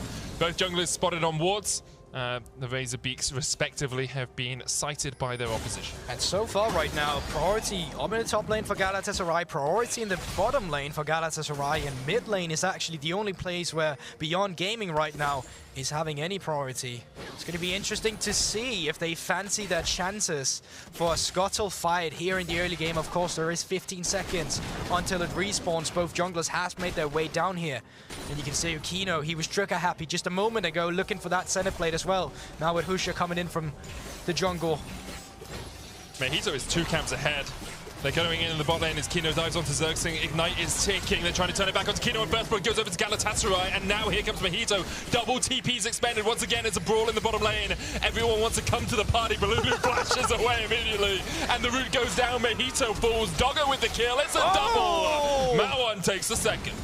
Mawan showing up in this early game. I don't really know what the game plan was for Galatasaray with the TPs, because you could clearly see as soon as they came through, Balulu just wanted to flash out. Mojito got caught by one of the CC as well. And all of a sudden, a play that started out really well for Galatasaray completely turned around, flipped, and Beyond Gaming now in the lead. Look at Doggo's gold, 300 above Alive. And a minion wave crashing in with Kino already out on the map roaming. Yeah, Kino going up towards the top side, looking to see perhaps if Crazy overextends a tad, but the big thing for that is, he's spotted. Once again, it's Doggo who gets out ahead. As you say, Kino was spotted just a little bit on the ward. Crazy snip, Zenith Blade stun. Liang going in, there's the wallop. And down goes Crazy, and it doesn't matter if you spot Kino, he is still there to get you. And this is the Beyond we saw in the PCS, the Beyond where they have Kino out on the map in the early game after they've been getting Doggo some resources. Everything in this game 5, despite the first engage, is going well for Beyond here, but nicely done trading onto Kino, not flashing that piercing line. Unfortunately makes him get first blood, and this is where the situation starts to become a bit dire. The TP coming in immediately matched by Moan, who plays this super beautiful. He finds the extra scatter on the E, and then the flash once again with it. And the spell flux of the minions then for the Q to finish it off. Just, you know, beautiful play actually. It just feels a little greedy as well from Galatasaray. Like, you didn't need to push up like that. Yeah. After the TP comes in, Balulu flashes, Mojito doesn't need to go for another undertow, just run. Get underneath your tower. Would have been a 1-for-1, would have been okay. But right now, Beyond able to use that advantage to get themselves about 600 gold ahead of their opposition. Mawan already 1-0-1 on this rise, has the Amptome building up as alongside that tier. So Beyond in a strong spot overall, and once again, it feels a little bit like we're on Doggo watch. How big can he get in the early game? How big can he get towards these later team fights? And will he ever die on this misfortune? Because he's pretty slippery when it gets towards a later portions of a match. Find out in the next episode. With the way you set that one up, but no, we will find out in this game. But right now, it's not going to be about the bot lane. It's going to be about the top lane with Crazy, the recipient of jungle attention. Yeah, Husha backing away from this. Lots of minions there. Didn't really want to try and trade in. Crazy gets the needlework at the 6, so it's just able to back away because Husha's on the top side of the map. This is an easy enough dragon take for Galatasaray. Don't have to be too worried about being collapsed on. Doggo still only level 5. If he had 6, I think maybe you'd be a little bit more apprehensive about making that play. Yeah, but it's still very nice getting this in the early game just because of how late these dragons were stacked in the game just before this one. And it's important to remember while this skirmish did go in the favor of Beyond, they haven't really had their point of attack yet for Galatasaray. It is going to be that Destiny Gate when it finally comes through that really going to dictate how this game will be played out, as it's also on Moan to then finally follow around him and match the pressure that's coming out from Balulu. Balulu constantly shoved underneath his tower, though, makes it a little bit difficult for him to get out and about on the map. There's the pillar going out. Doggo down to half HP, alive, dashing forward. Zenith Blade coming out as well. Flash away with the cleanse. Doggo has the flash from Zergsting. Husha on his way. Flash forward by Kino. Shield of Daybreak gets the stun onto the Trundle. Zergsting now on the wrong side. A dodge. Doggo just wants the auto in here to get the kill. And Doggo gets his second of the game. They thought they could go for it. Mojito was around the bot side, but he had to join in the mid lane for play onto Marwan, where he also got away. And then Husha down towards the bottom lane. Amazing Shadow to come through to actually assist this bottom lane. And Doggo once again picking up a fantastic kill on an aggressing Zergsting on the Trundle. Initially for Galatasaray, it looks good. But how the plays are ending, they just favor Beyond. And again, it's Doggo getting ahead. You can see 600 gold, his lead, 300 gold lead in the mid lane as well for Marwan, who's having a stellar performance on this rise so far, escaping that gank and managing to get some early pressure for Beyond. 1,200 gold, the difference between the two teams now. And Galatasaray, once again, a struggling early game. It's kind of been the story of the series. They, apart from, I think, game one, they really haven't been able to get any leads in the early game versus Beyond. Now, I wonder what leads they're going to be looking for. Balulu had just recalled now. He picked up some Mercury Treads in the beginning just to make sure that all that CC on Beyond Gaming won't affect him too much. And now when he's coming back to the lane, rather, I think we're going to be looking at the first Rift Herald. It has just been spawned up, Medic. Supports were up here to try and assist, but with the pressure that Doggo is deploying on the bot lane, then Zergsting, he'll have to assist Alive even further. Kino down here as well. Cleanse is not up for Alive either. And with mid lane not showing, well, here they are, it was a dire situation. Kino starting to push forward for this invade. I will draw your eyes to the fact that Doggo has decided against lethality this time. No early serrated Dirk, instead, you know, Kraken Slayer, one of those new quiver items probably on its way. Makes sense, I think, into an Olaf and into a Trundle. The ability to chip away at them rather than trying to burst them down, I think, just a little bit more powerful for the MF. It does mean the bullet time won't do quite as much work as it usually would, or at least as it has done in the last couple of games. Husha on a ward here, but Doggo just looking for the play. Third of the game, 9 minutes in for him. Shared with Kino, but Doggo won't mind that too much. Marwan trading onto Balulu here in the mid lane. Forces the Galatasaray mid laner back once again. It's the small things right here for Beyond. It's not the fact that they're not able to take away the red buff, but it's the fact that they're able to move around the pressure and move it like pieces down towards the bot side. Get another plate for Doggo, back off, keep alive on the back foot, make sure that he can't see us as proficiently as he would be without this pressure, and then just continue pushing Galatasaray back to make sure that they're not feeling confident themselves to go for a cross map with Balulu up towards the top side, but keep him under his own tower. And now you can see, like, Liang very willing just to play the side of the map that doesn't get any attention, right? Husha has been up here a little bit, but it's kind of like Emily said yesterday on the desk, like, Marwan knows his role. Liang knows his role on this team. The pressure isn't going to be put down to Doggo. Pressure isn't going to be spent. Pressure isn't going to be put up to Liang. Sorry, the pressure is going to be spent on getting Doggo ahead, and he is ahead. He's in a very strong position now on this Misfortune.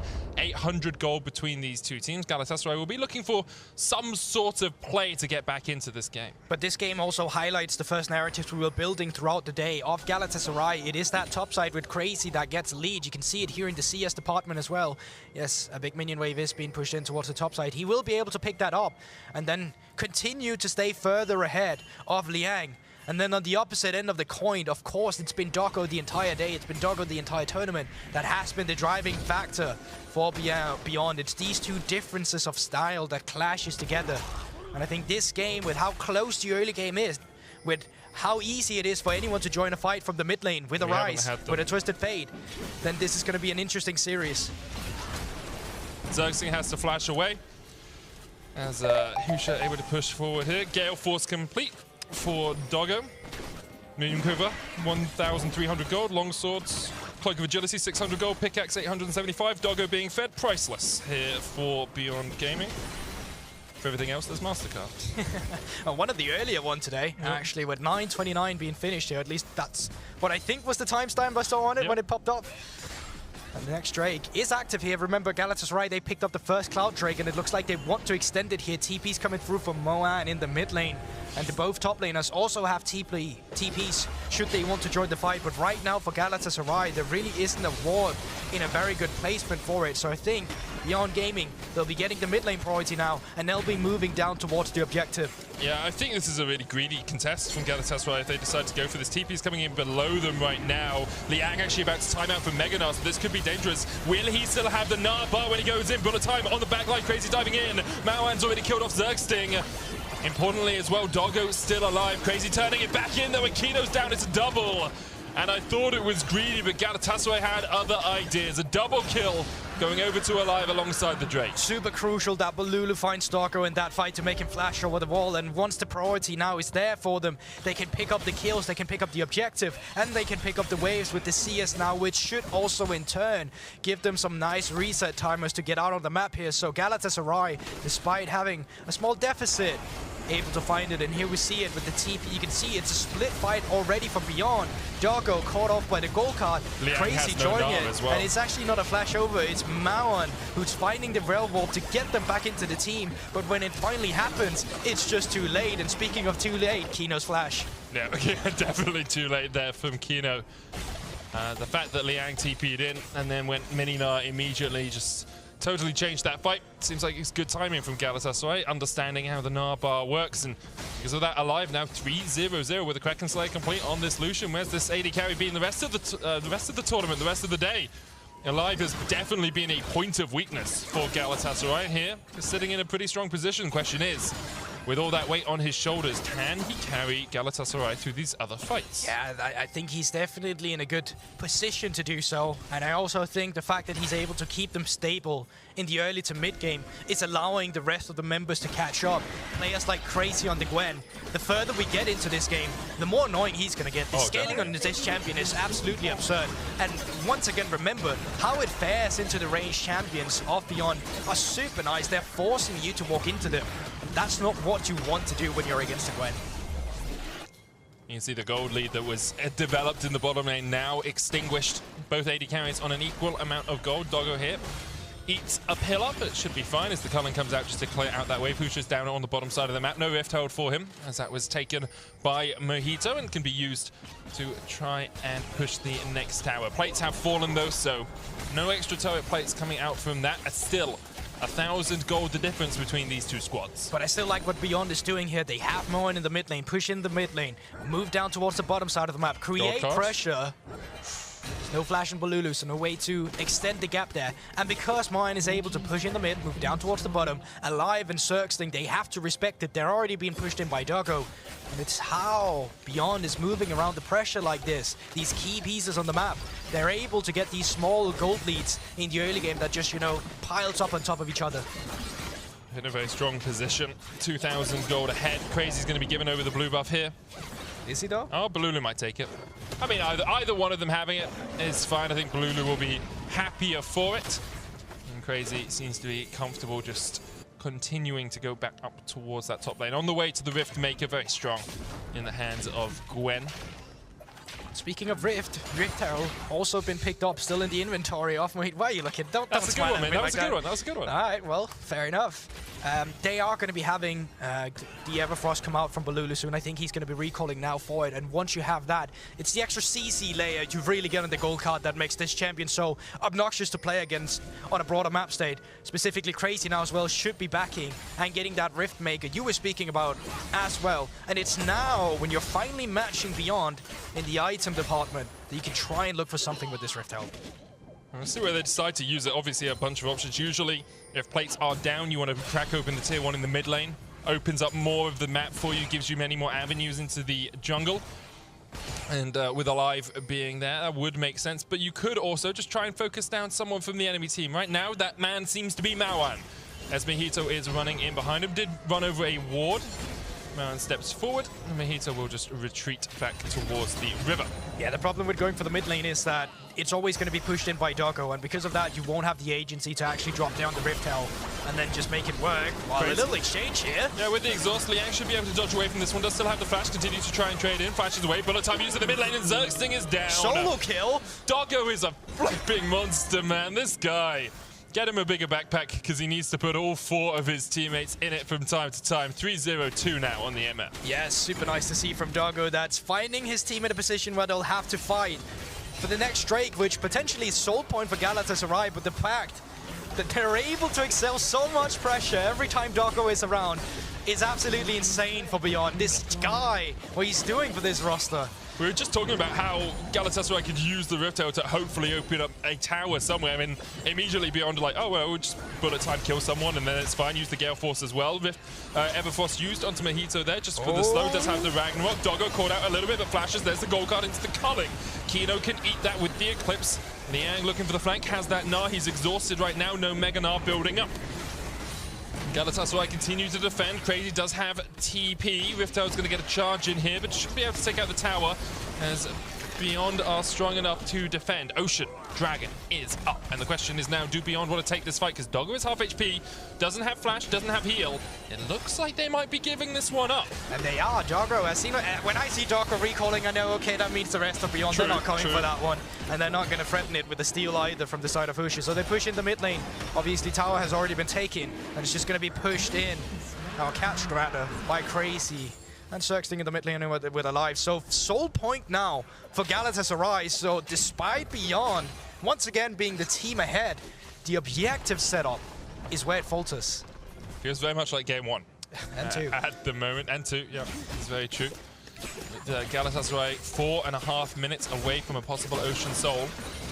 Beyond still in a good spot. You've got Collector Gale Force complete on your AD carry. He's level 11. Maoan is the Everfrost, and I think he's changing his build path from the build he did last time he was on Rise, where he didn't get the Seraphs early.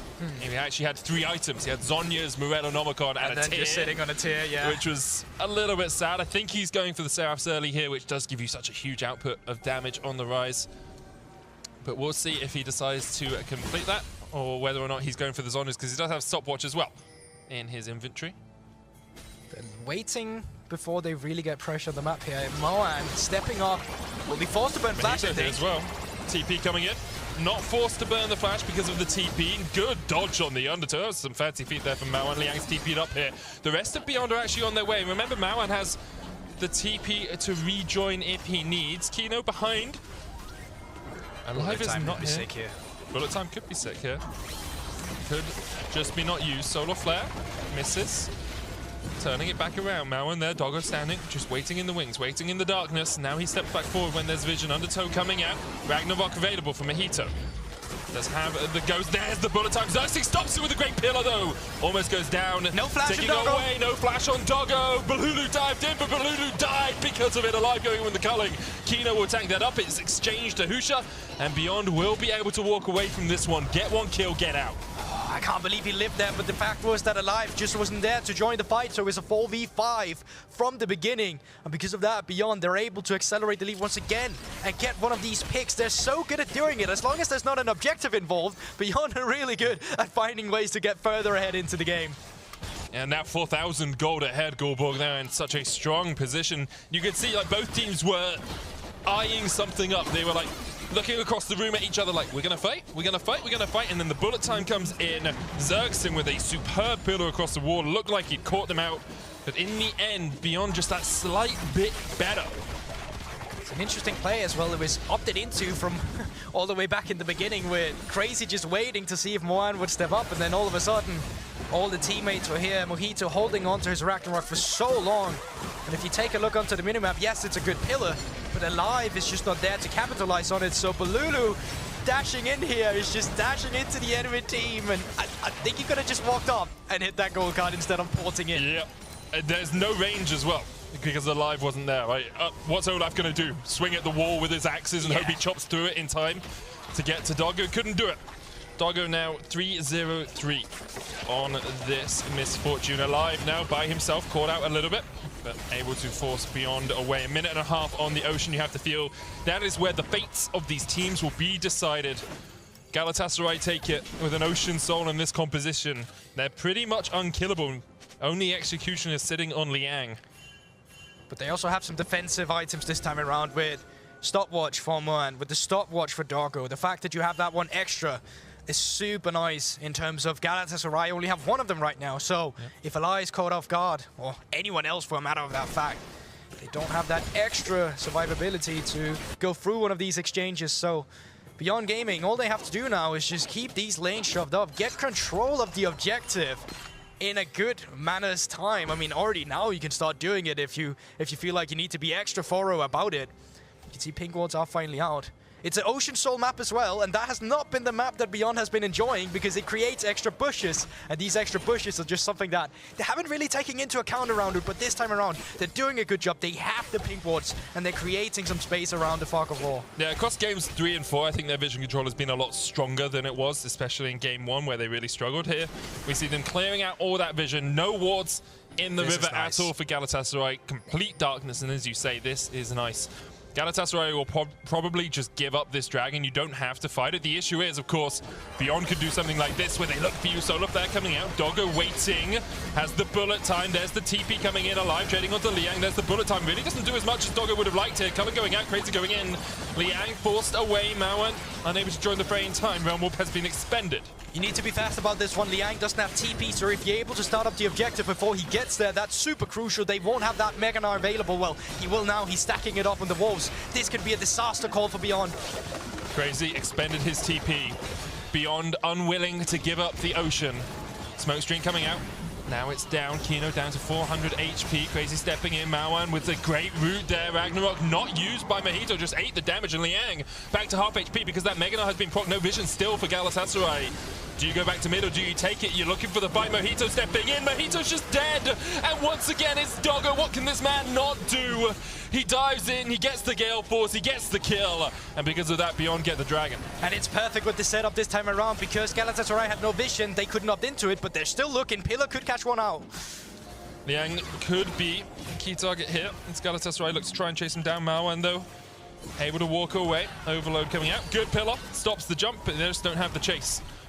And Beyond able to slow down any option for Galatasaray to get back into this game by taking away the Ocean Soul. It also leaves you with the feeling that Galatasaray should have continued their pressure on the top side, should have continued with pushing in the mid and then extend that up to the top instead, since Beyond in the end had all the setup for the Drake, and it was beautiful this time around for Beyond, even with Galatasaray forcing Liang down in his HP's bar. They didn't know when the Drake was low enough for Mojito to walk in there, which is why he had to face check to know. And because he face checked, well, he got blown up by Doggo. It doesn't have flash either, right? So it's just, it's purely a typical Olaf player, run at you and hope that I hit enough to do enough damage to take the kill. But, couldn't quite do it. Beyond continue to keep this gold lead at around the 4,000 mark. Doggo now has a BF sword building up towards a possible GA, or could just be using that BF sword to, you know, get an Infinity Edge or get a Bloodthirster, depending on how the mood sways him.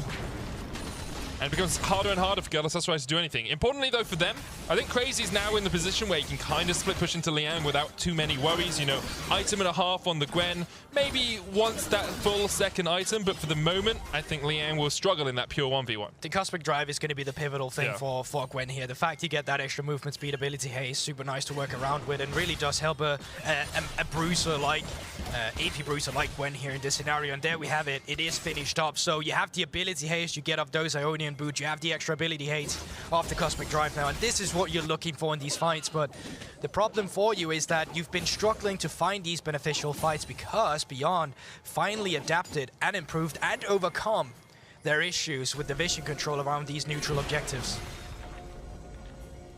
So difficult for them to find a fight as well, just because of how much CC there is locked in. Destiny, gold card hits, and there's the stun on the Realm. One connect, Crazy with great positioning. Liang now TP's in. Flash. There's the exhaust, no flash on Liang. The Nart's going to only get one back. Liang can't try and jump across this wall. It's gone into the minion. There's a fight down towards the bottom side as well as Kino's walked away. Believe it. Crazy gets another, and Goldball can't believe it, but Galatasaray are cheering for this. Doggo able to survive, does still have the flash, but Kino will die. 3-1 in favor of Galatasaray. However, they do lose their jungler. And that's the only saving grace, Medic. The fact they lost their jungler, so you didn't just throw and give Galatasaray the Baron, but Beyond getting caught off guard by a Balulu on the Twisted Fate, finding them split up, finding the workaround together. The two solo laners, Crazy. Sure. Oh no, they can still look for more. Pillar was a little bit early there. Gold card's going to come out. Hoocher will be able to flash away from it. Tower falls in the mid lane. Doggo still surviving through all of this, and gold now shrinks. 2,000 gold the advantage for the PCS number 2 seed. Turkey are fighting back. But this is something Galatasaray has been so good at doing, as you can take a look at this Reacts replay. The fact that it's the 2 solo laners working around the map to use it. Normally you'd see the jungler and the solo laner work around, but here for Galatasaray, they know how reliable they are together now. This is what we didn't see, Medic, on the other side of the map, what actually happened here in the 3v3 scenario. And you know, it's quite telling actually, because this is beyond Gamer's strong side, where you have down in the mid lane, Doggo, he's fighting with you. On the other side, you have the strong side of Galatasaray, which is the solo laners, and they win out at each strong side here. It's just super interesting to see in this best of 5 series how well the difference of style correlate in our last game. Yeah.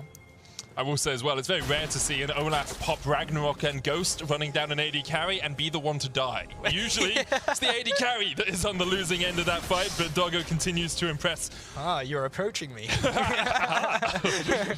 Call an ambulance. Gold lead now shrunk, though, between these two teams, as we say. 1,200 the difference. Tower falling in the top lane.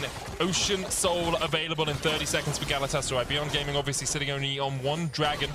They will try and get this Scuttle Crab for vision so that they can then path down towards the bot side river. And I wonder how they want to set up around this, because Galatasaray do have the movers advantage right now, as that Trundle can get into the river if he wants. But with Balulu not there, I don't think Galatasaray want to push in too far. No, he will be there in just a moment, though. Bot lane has crashed down towards the bottom side of the map, funny enough, and that just gives them the agency with how you entrance this river.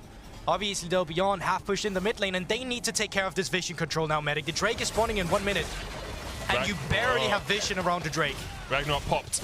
Balulu and Crazy on a flank. Oh, they don't know. Balulu They don't and have Crazy vision. on the flank. Galatasaray looking to make it to their second round of knockouts for the 2nd year in a row. Ocean Drake there. Husha stunned up. There's the Cullen going out. Husha will secure it, but Crazy's going in. Needle work onto the backline. Doggo getting away. There's the bullet time of the realm. We'll get them all out. Crazy pops the stopwatch for Lulu with a flank, with a gold card. Doggo dies for the first time in what feels like in a millennia. And Galatasaray able to win the fight, but Mauer now pushing forward. Liang on the advance as well. Husha forced away. The undertow will slow them all. Galatasaray win the team fight. I can't believe they find it, but Lulu's port was so crucial as well over the wall to get agent access, rather, to Doggo in that fight that did have the flash, but nowhere to flash to.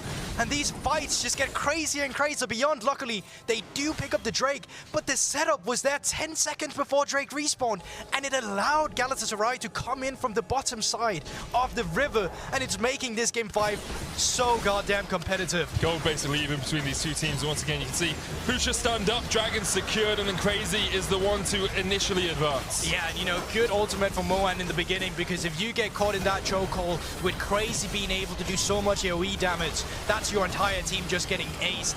There we see it from Balulu, the nice Destiny, seizing it, opening the gate there for the pick onto Doggo, and then a triple undertow just to get out alive with the rest of your members, not getting the objective, but getting the kill advantage, making this game stay competitive, win an almost identical gold lead, Medic. Yeah, like 100, 200 gold, doesn't really matter at all.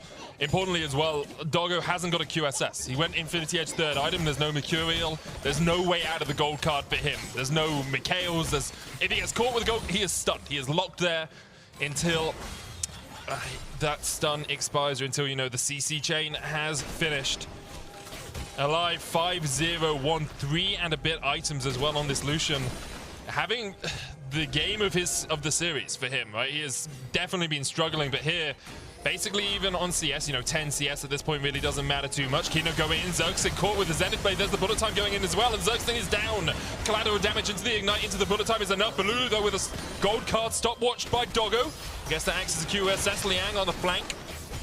Crazy is not with the team. Does have to TP, but with the support down, Beyond might decide they want to push towards this Baron. But he can't do this right now. There is only 20 seconds on Zerxing, and I mean, you can try and threaten it, but there's so long range on the members here. Balulu has Lich Bane and a rapid fire cannon on his gold card, so they'll be doing a ton of damage. They do have double AD carry, so they're going to get through it quite quickly. But you can see Husha's taking quite a bit of damage alive. Going forward, the Zenith Blade misses, and that could be the go signal for Galatasaray. Crazy going in, looking for the damage onto Kino Mauer, and Kino popped the stopwatches. Balulu with a stun card, only onto Liang, and he's building up that Mega Gnar. Kino is low. The Baron continuing to help Galatasaray here, as now Crazy's looking for that flank position. A couple of recalls have been started. Crazy, do you want to take the blast? Liang goes in. Oh, Emilia Ragnarok there from Mojito, able to keep himself alive for the moment. Crazy now stepping forward, Alive is pushing in the mid lane. Realm Warp away, you start the Baron right now, Galatasaray, if you want to go for this. They've already tried to get away. TP is going to happen for Mawan and from Liang if they want to get back. The TP from Mawan has to be perfect here. Galatasaray looking for the Baron. Mojito is low, Doggo forced off towards the top side. His Donald is lonesome, he's almost down. 400 HP now on the AD carry, TP behind them. Galatasaray looking for the Baron, looking for the soak, looking for the chance to fight Harmot Life tomorrow. Husha goes in, Husha steals the Baron!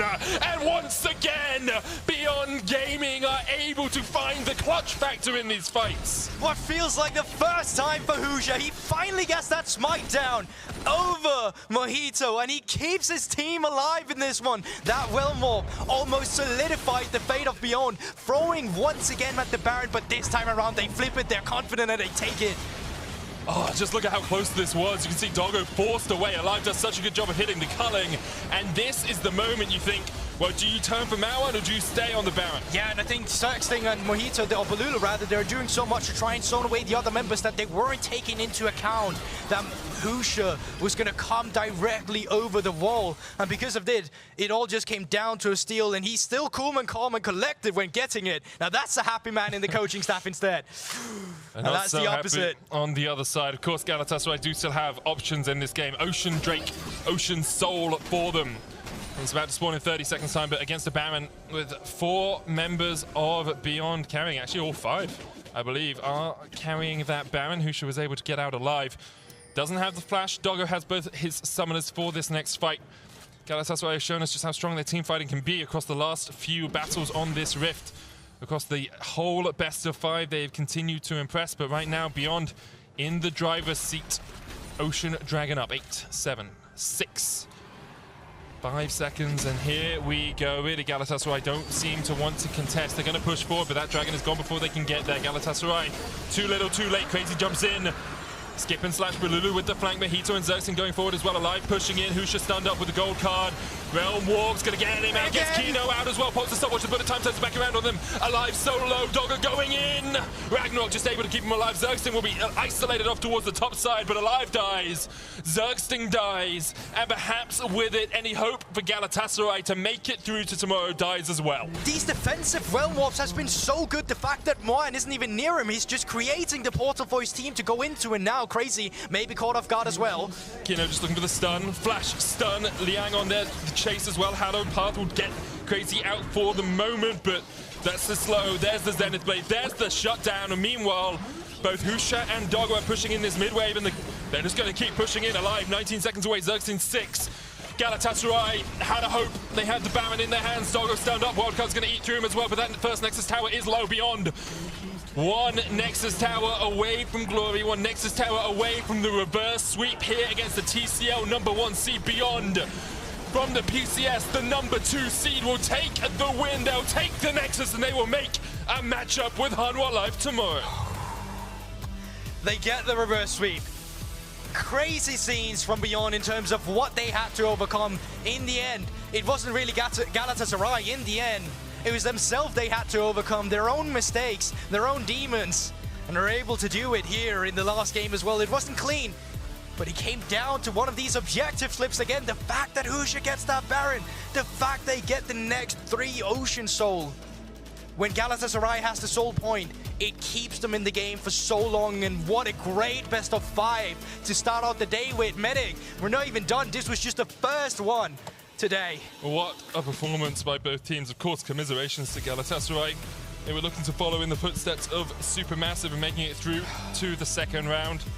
It's a tough loss. It's a hard loss because you were so close, and you were so close over and over and over again, but Beyond on the day, just ever so slightly better.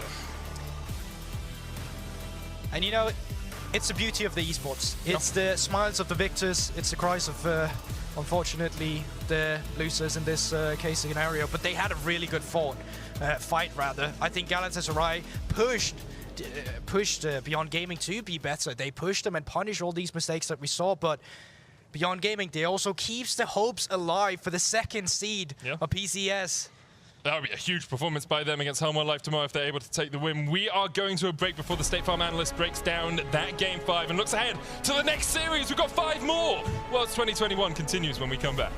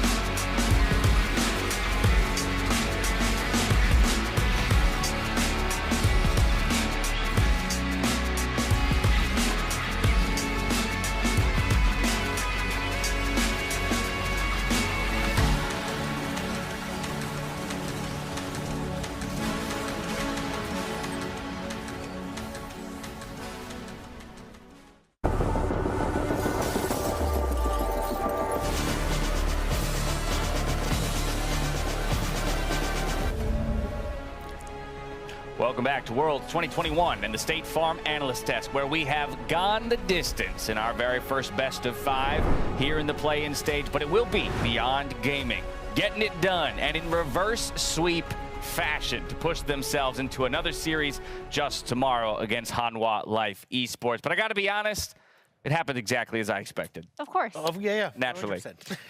The easy 3-2. What a series it was. I actually love what Goldberg had said there near the end, that while they did drop the first 2 games, and while I'm sure it is a heartbreaking and devastating loss for Galatasaray, it really felt like they forced Beyond to prove that they were the better team throughout the series. Yeah, I 100% agree. I think you've gotten, obviously, the mistakes that came in around objectives coming in from game number 1 and game 2, and they had to try and tighten the ship, make sure that it was a bit more sealed, because as they started to move in towards the rest of this, we still saw some errors around objective fights, right? You can see where that goal graph is not exactly the most convincing of goal graph at any point in time. It definitely instills me with confidence, you know. That's sarcasm for any of you out there who didn't catch that. Either way, though, this one, a lot like a majority of the games in this series, took no time to get off the ground. We had kills going every which way very early on. Yeah, and I mean, I think the thing I do want to highlight once again, you don't even necessarily see it here, but like I do think Husha's performance in this series was a lot more reminiscent of what I saw and what I liked from them in their road to get here, right? Like when they were able to take games and series off of a team like PSG Talon, it was because he had much stronger communication with the team. Obviously, you know, he had all of the smites missed previously just so he could hit this one, you know, because that was the important. Hit the one that matters. So, but like jokes aside, I do think that his increased performance is a huge part of why we saw Beyond able to take this series, and like we said, even in those 2 losses, you know, it's very arguably was in their favor. Yeah, and across from that as well, I think Kino played a lot better as well this series as well. He had his own, especially that Rakan game where he looked really, really good. And I think as a result, we got, you know, Doggo fed a huge amount of these games. And I think the big thing was if we came into this and you don't have the misfortune with 3 kills, well, this is going to look like a very, very different game. So I think you got to say well done to Beyond to actually being able to take some of these early goal leads. Yeah, so they may have just run a marathon, but they're looking at another one tomorrow against Hanwha Life Esports. But if I'm going to take anything away from this series, Emily, it is the fact that across all 5 games, even in their losses, they did have that advantage at 15 in terms of gold. And so the question remains, will they be able to build similar advantages against Hanwha, and can they clean up the aspects of their play that almost threw some of those away?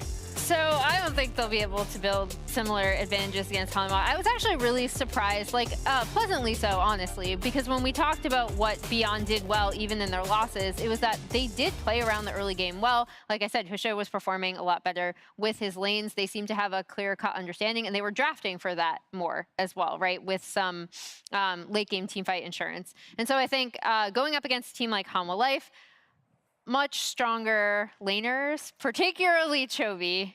The big thing to me is the bot 2v2. Well, we'll have to see tomorrow, but after this commercial break, we will be joined by Raz to bring us into our next series, Peace versus Red Canids. We'll catch you here in just a bit.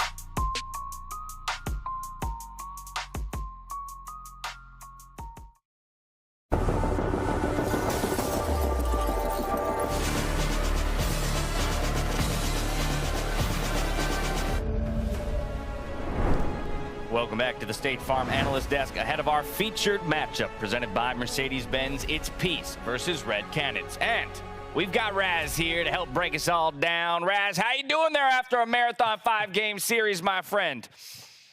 I'm excited. That definitely woke me up. You know, over here it's pretty early in the morning, but I'm sure the Oceanic friends at home are feeling the same. Yeah, it's prime time for them, I guess, or it's a great way to go to bed. Well, if you get the win, yeah. Yeah, exactly. Yeah, exactly. Either way, Raz, it's good to have you with us. We're diving into Peace versus Red Canids, but I want to get a refresher on these two teams, what it looked like for them in the group stage and how they ultimately ended up in this position. Let's go ahead and start with the side of Peace, and Dagda, I'll go to you.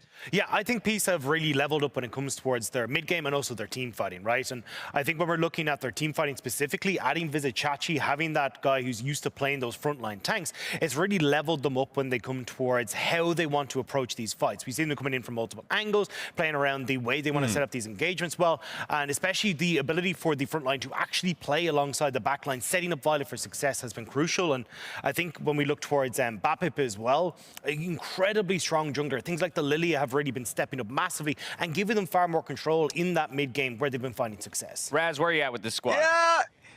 Here's the thing, it's literally on your screen. I agree with you, Dagda, but the problem that has been plaguing them has been their early laning phase. And you know, Tally, Violet, their bot side of the map, it's been struggling early on in the game. I think they've been challenged pretty frequently. Bob has been doing well, but Bob has always been doing quite well in metas that really strengthen carry junglers. And when Vizicachi is joined, of course, on such short notice, a lot of the times what that means is what we saw in the first games in this tournament for them is that if he isn't supported on stacking waves, he gets dove, which is fine if they're trying to make a proactive play on the opposite side, but if that isn't present, then they just lose gold early. So if they can keep even, then what you said, amazing for this team. Their mid-game and team fighting actually comes online, but that's the one thing I'm concerned about. All right, so it might be the right jungle meta for Bob, and he has been a star for the team overall, but definitely noted the point on lane phase for this squad and whether or not they'll be able to keep pace. But again, after that first series of the day, I'm not sure gold leads really matter at this point. And so we'll turn our attention to the Red Canids, Raz, and I'm going to come right back to you on this one. Let's talk some strengths and weaknesses here. You know what? Literally what you came off of a point, which is what I'm concerned about Red Canids, is that what I've liked is their gold leads early. And the last series isn't really giving me much confidence now, because when they went up against LNG, the early game was actually quite impressive. And what I've heard from friends at the CB LUL was the fact that, in their early games, they can come out, they have strong mechanical players. We've seen players like Chitan in 2018 MSI as a strong Kalista player. I think is something that he's been able to showcase. In this one, of course, this is a CSD at 15 for Greftar. I mean, that game didn't turn out well after the first 11 minutes, but in the early laning phase versus Icon, he was actually performing quite well. And that's what kind of plagues this team, is that when their first 10 minutes are looking good, when the early game is doing quite well for them, they start to falter off ganks, getting picked off early, especially Gigo in the top lane is something is what I've noticed. So I would just love to see them play either something basic team fight front to back, or what we saw when they went up against Hanwha Life, which was just like more of a Twisted Fate, semi-global compositions. Now we saw the players throwing some love out to the fans there as they make their way into the arena, and that's always good to see. But I do want to put a little context to the CSD statistics that we just saw there, Dagda, because by all accounts, anytime you see a negative number, you instantly think, oh, okay, that's a failing, or that's an underperformance, or at least not what you want to see. But I do think it speaks to play style to some degree when it comes to the Red Canids. Yeah, 100%. Greftar, even when he was brought in, was not this like highly insanely mechanical mid laner who's going to win the lane. It was all about him getting out of lane and introducing himself to the rest of the map, also bringing a bit more patience and kind of a bit more level head to their mid game. And I think that's why we're seeing him with those negative CS numbers, is about him moving, particularly up towards this top side. They love to play around Guigo, and it's why I want to see him not on things like the Gangplank we saw yesterday, but on these more carrying oriented picks where they can set up Guigo for success. And here's an example though of how he is forced out of his lane in order to come down and help bot lane. Sorry about that, Raz. Jump in. Yeah, and the first 10 minutes of the game I thought was quite well for him. Of course, as I said, as the game goes on, they start to falter. This is a great example when they went up against Hanwha Life, which is this play that actually worked quite well for him. But what happens after this is really bad for Chitan, because the wave starts pushing up in, the team actually doesn't reset the wave, when they're going back in the base. So he actually falls near 40 CS behind when they actually hit that 6-minute mark when the Dragon starts being taken, because it was a positive play, but they didn't think about that next step. And that's what I'm concerned about with this team, is that, you know, when it comes to TPs, when it comes to semi-globals, they're on the same page, but when it's that next step, it starts to get really rough for them. And this is something that we actually saw a lot against Peace yesterday as well, right? We got this early roam that was coming through from Grevtar on the rise, played down to the bot lane, they burned some summoner spells, and like, cool, this is 2 minutes later, we're going to see them roam straight back down towards that bottom lane and get a bunch of kills. And instead, they end up playing towards Guigo, which is more habitual than actually thinking about what does our composition want. And this is where we had that gangplank where they tried to play top side, didn't really work out, and then you never capitalize on everything that you've just gained on that bottom side. So I definitely think this is a team that needs to think more about, as Raz is saying, future pacing, what's their compositional strengths, and how can they set themselves up for success. All right, so we've got a cursory. Oh, go ahead, Raz. I was going to align with him 100% on that, because I think, especially with Gigo, when it comes to the early laning phase, last time he went up against Vizicachi, I was actually quite happy in the first 5 minutes. But then, 9 minutes in that game, gets caught out, gets killed by jungler. When they went up against the LNG game that I was referencing, gets caught out multiple times. And it is a little bit of both, of course, having a good communication with your jungler. But in those moments, his jungler was pathing towards him, and I think if they want to succeed today, it's basically being well aware of the jungle placement in this game. All right, so we have a cursory understanding of both of these teams going into the series. As you can see, the players are getting themselves ready on the stage now, so we've got a couple more minutes before we dive in. Here's what I want to do next. I want to know where you guys are throwing your weight. So, Raz, I'm going to pop right back over to you in this series between Peace and Red Canids. Who do you think is going to take it, and in what kind of form? Yeah, you know what? It's around 3 a.m. for the people there at Oceania, and if they're awake and they've been staying up for a long time, I'm throwing the support right their direction. Last time they went up against Red Canids, it was a damn sweeping win. It was off of Vizicachi's incredible cannon play as well, so I think they'll do it based off their team fighting. All right, so they've done it once. He thinks they can do it 3 more times. Dagda, what about you? Yeah, I'm going to throw my weight behind them as well. I think Peace looked really good yesterday. I think we can end up seeing if Tali can get control of this mid lane against Grevtar. You never really get help from Red Canids to actually get Grevtar out of lane, and I feel if they start to slip behind in the early stages, Peace's team fighting in their mid game is just going to be stronger. All right, well, this time around, I'm going to align with my analysts. Don't necessarily have a series score in mind, but I do think it will be Peace that ultimately takes it. But without further ado, let's pass it off to our next set of cats. Of course I'm making the right call, Raz. Wolf and Valdez to get into our second series of the day.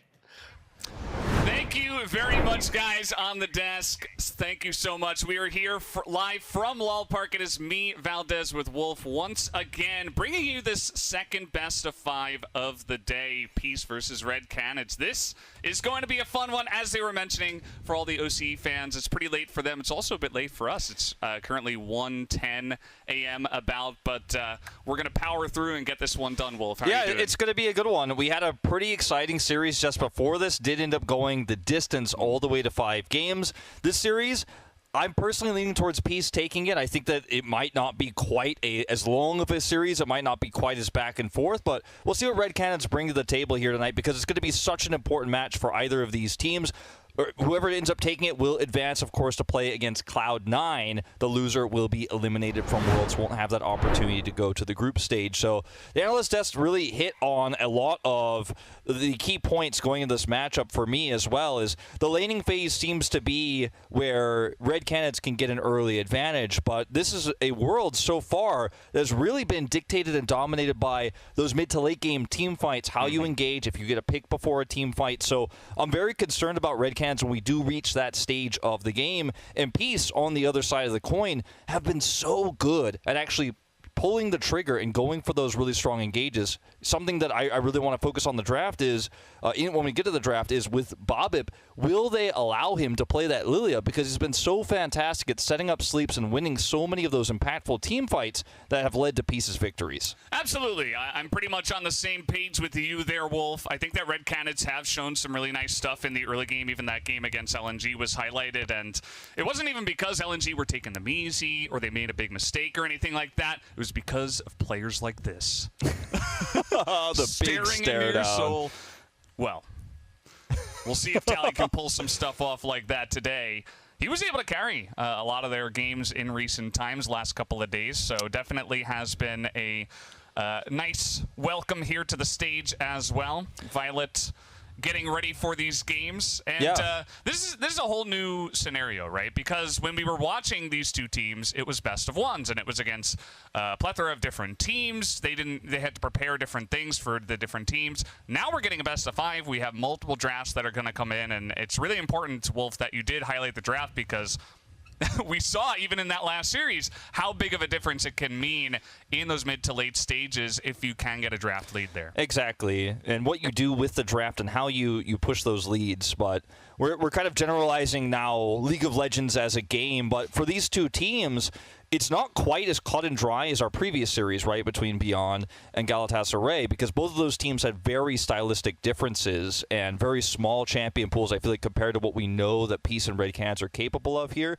I think one of the big focal points for Red Canids is going to be Grevthar. He's got a really big champion pool, is really strong in engaged champions. We mentioned this, in Group A while we were casting their road to this elimination series, about how his set was actually quite fantastic. And a playmaker like that is what they are going to need if they're going to want to compete with Peace, who have been so lightning quick on some of these late-game team fights. And I think if Red Canids have done their homework here, you're going to have to put the focus on Babip's champion pool. You're going to want to, of course, ban that Lily away, like everyone did in the group stage. And I think taking that Lily away will really remove a lot of the power that Peace have once we get to the later stages.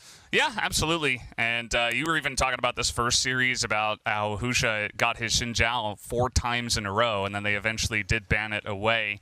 We'll see if something like that does happen. I mean, in this day and age, in this meta, especially when it's in play-ins at Worlds, especially before this meta really gets solidified, there's pocket picks, there's weird meta picks that are coming in, all the new jungles. We got Zed and Talon. Talon played multiple times. We got all the mid laners that are coming in.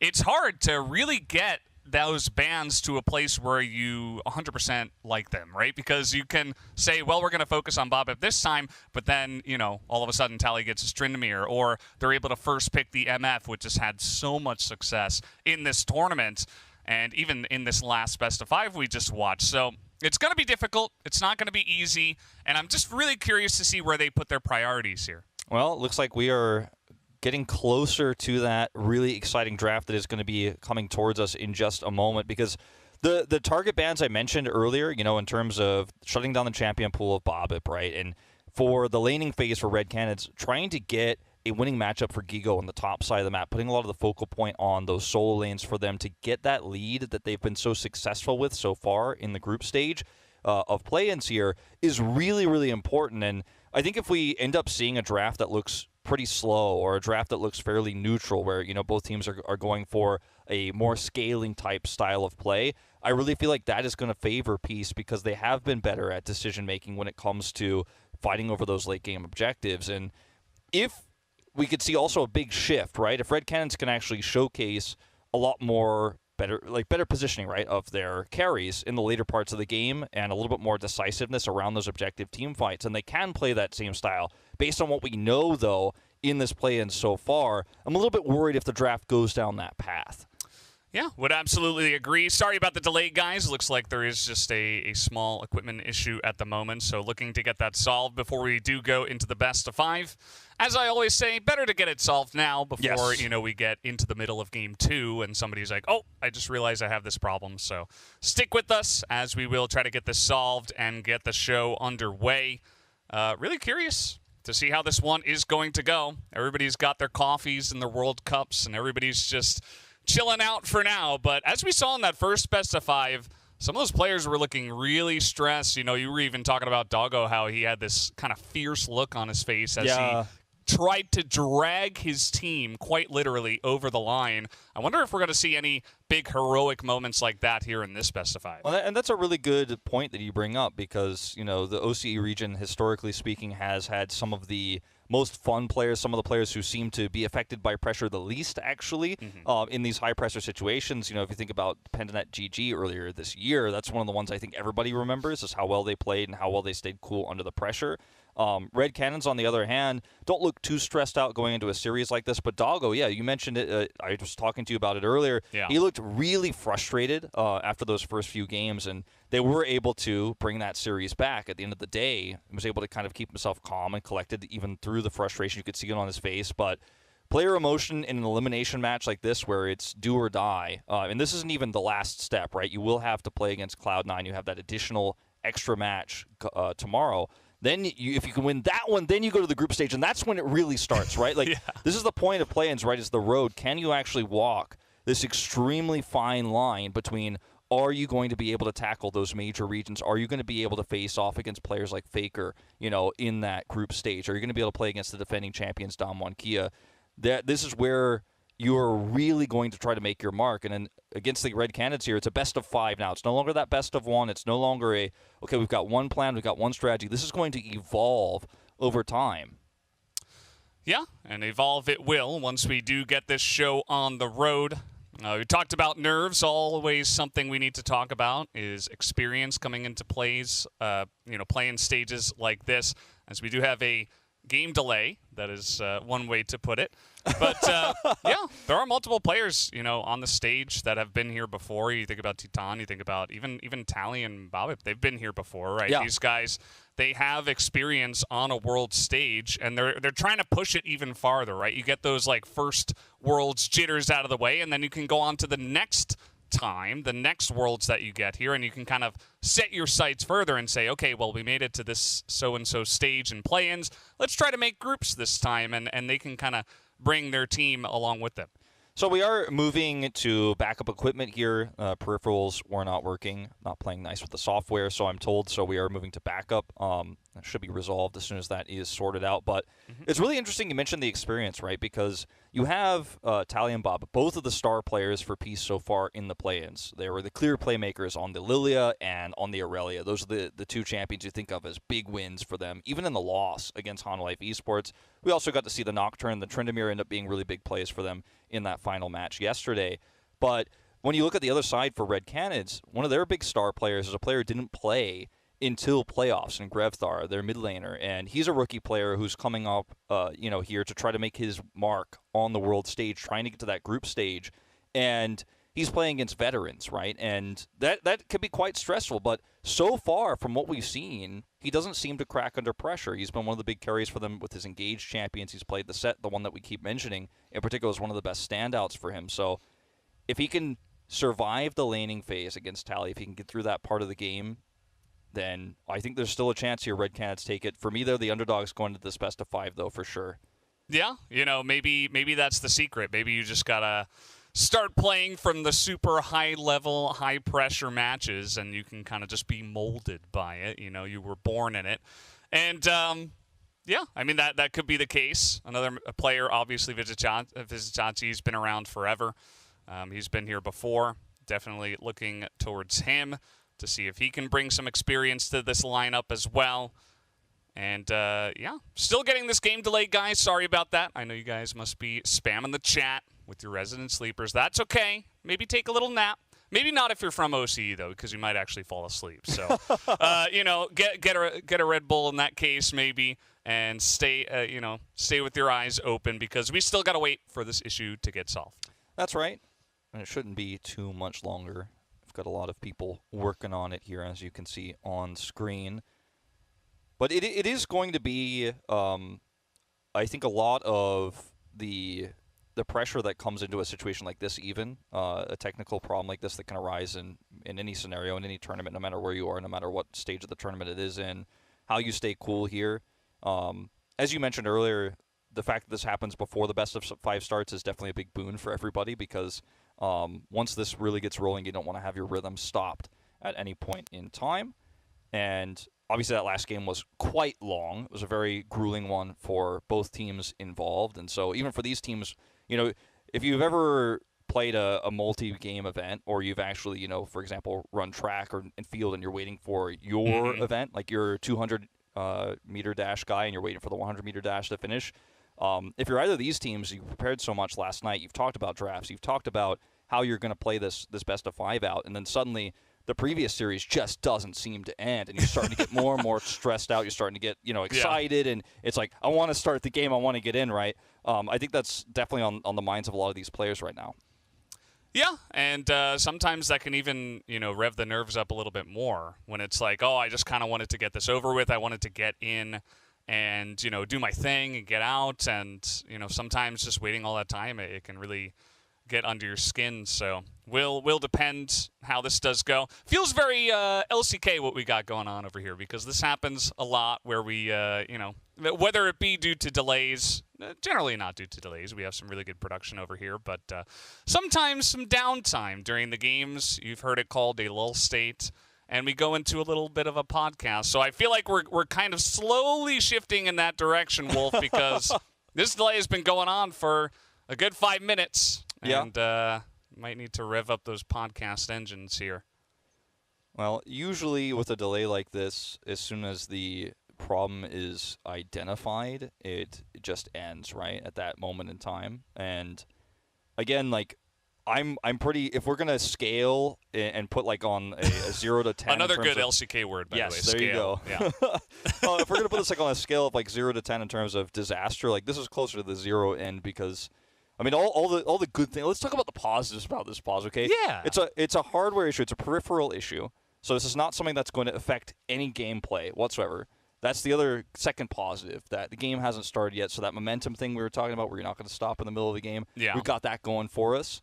And in Iceland, it's also not 1:20 a.m. That's the third really good thing. So yeah, these players are really actually well rested. This yeah. is not the middle of the night for them. They're not actually starting to get tired. There is that, you know, impact I talked about earlier about really wanting to jump into this series. You're so ready. You're so prepared.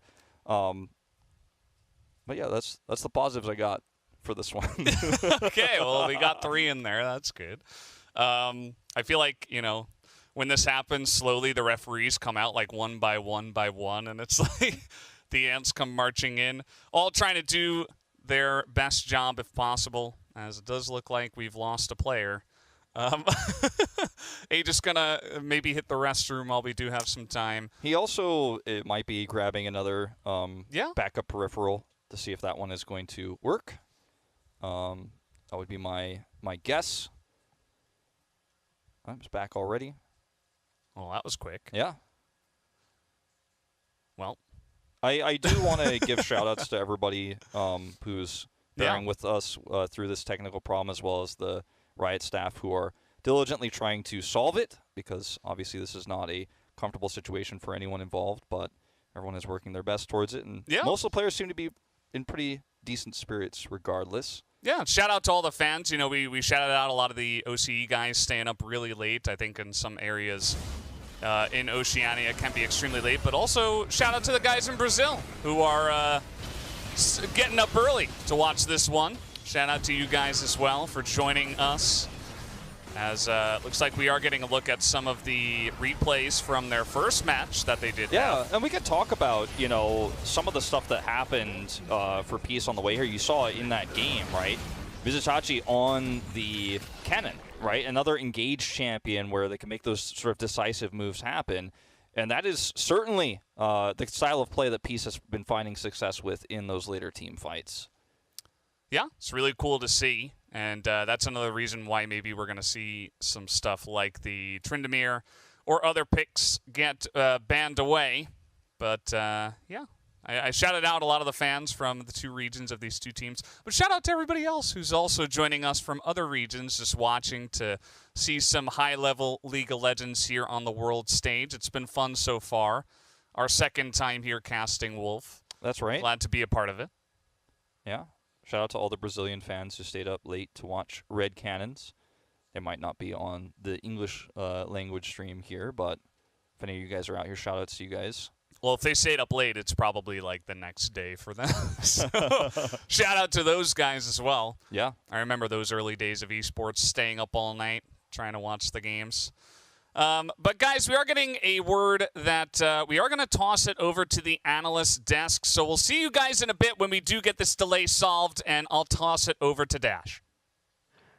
Thank you so much, Valdez and Wolf. Definitely don't want you guys to tire yourselves out before what could be a very long series, just like the first one. I also need to call out Red Canids coach.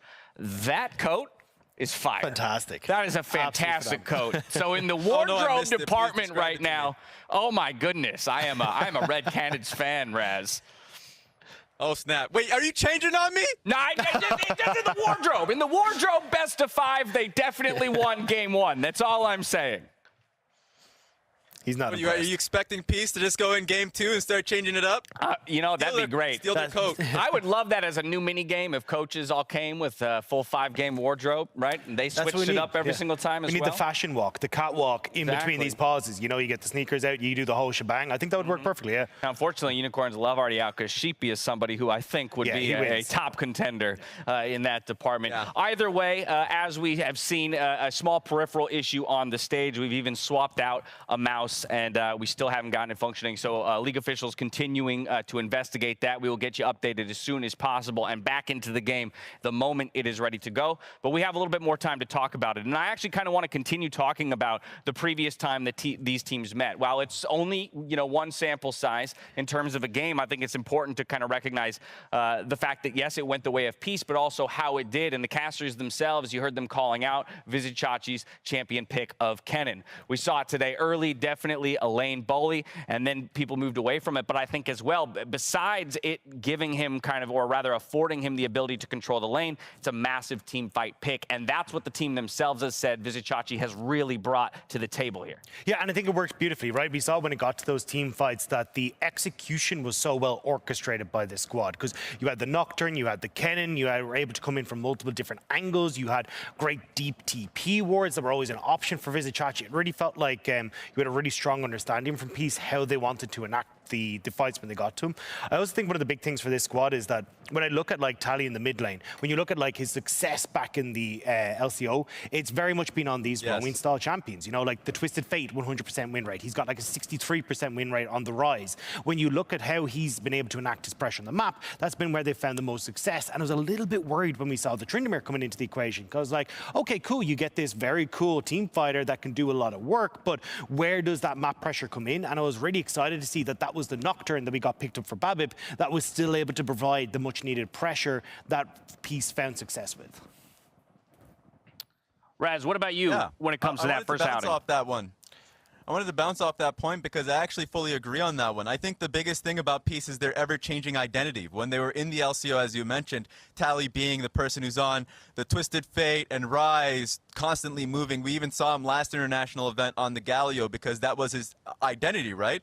But being on Tryndamere and Aurelia and finding success on that, speaking to Rusty and talking about in that Aurelia game, how it was, I guess it was versus Infinity, how it was the game of his career, and he could have a tournament of his life, just being able to shift that identity. Remember, he's a person that actually plays top lane, moved towards the mid lane. He's been bouncing between both roles and is now on a carry role with this team and is succeeding. So it feels like as the tournament has been moving, they have been getting better naturally because of the point that you mentioned, Vizicachi coming into the team and acclimating, and now really the team playing around this new identity much more, I would say, coherently. And that's so difficult to do as well, right? Because you look at all the issues that they've had over the course of their regular split, and then you got Chachi's at it right before you come into the World Championship. You definitely were going to have some growing pains, and I've been really impressed with Peace and how quickly they've adapted to, hey, we've got a new top laner, how does that slot in? Now, obviously, we saw Chachi getting a lot of focus in those early stages, but over the course of the play-ins, we've really seen this team grow from what was kind of like, okay, let's kind of see what they've got, to now being a real contender when we come into this series and facing up against Red Canids. Said at top of the day, I'll say it again, the impressive thing for me about this squad is how the aspect of play that we would normally think would be lacking for a team that picks up somebody new only a few days before a Worlds tournament is actually the thing that they're best at. And the players themselves have kind of solidified that thought in interviews, talking about where they feel the most challenged right now is in the laning phase. And when they look at teams that eclipse them right now, especially in those best of ones, a lot of times it's because of a small error in laning phase that gets punished, and then they can't recover from it. And so I think that's going to be one of the big questions,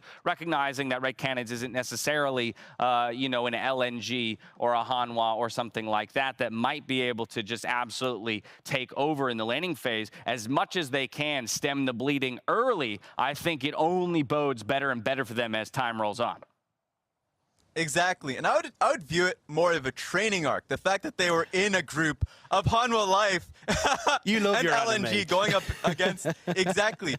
If you get that training arc, that one-on-one with Chovy, you become better of a player because of it. I think these players are taking the first few games as an amazing lesson, and I think, looking at this series and starting to apply it is the challenge. I really want to see that from, we already mentioned Tally, and looking for Grevstar from Red Canids, somebody who literally was in CBLOL Academy before CBLOL playoffs even started. He wasn't even with the team throughout the entirety of the season, moved up into the main roster for playoffs, and then had that insane finals. He's a person that is constantly developing at such a rapid pace, so I want to see if he's gotten better in this series. Yeah, and that was, like, Raz is reading my mind. That was exactly the person that I wanted to start talking about, was Grevstar, because obviously you only have him coming in just at playoffs over in the CBLOL. So the fact that he's been able to kind of grow with this team and provide a big change in how they're acting in the mid game. One of the big things that we saw over in the CBLOL, at least from the regular season, was, hey, look, you know, you got hands difference essentially on Red Canids. They will beat you in lane and it's going to be great, but they get to the mid game and they have no clue what to do. It's why they finish in 5th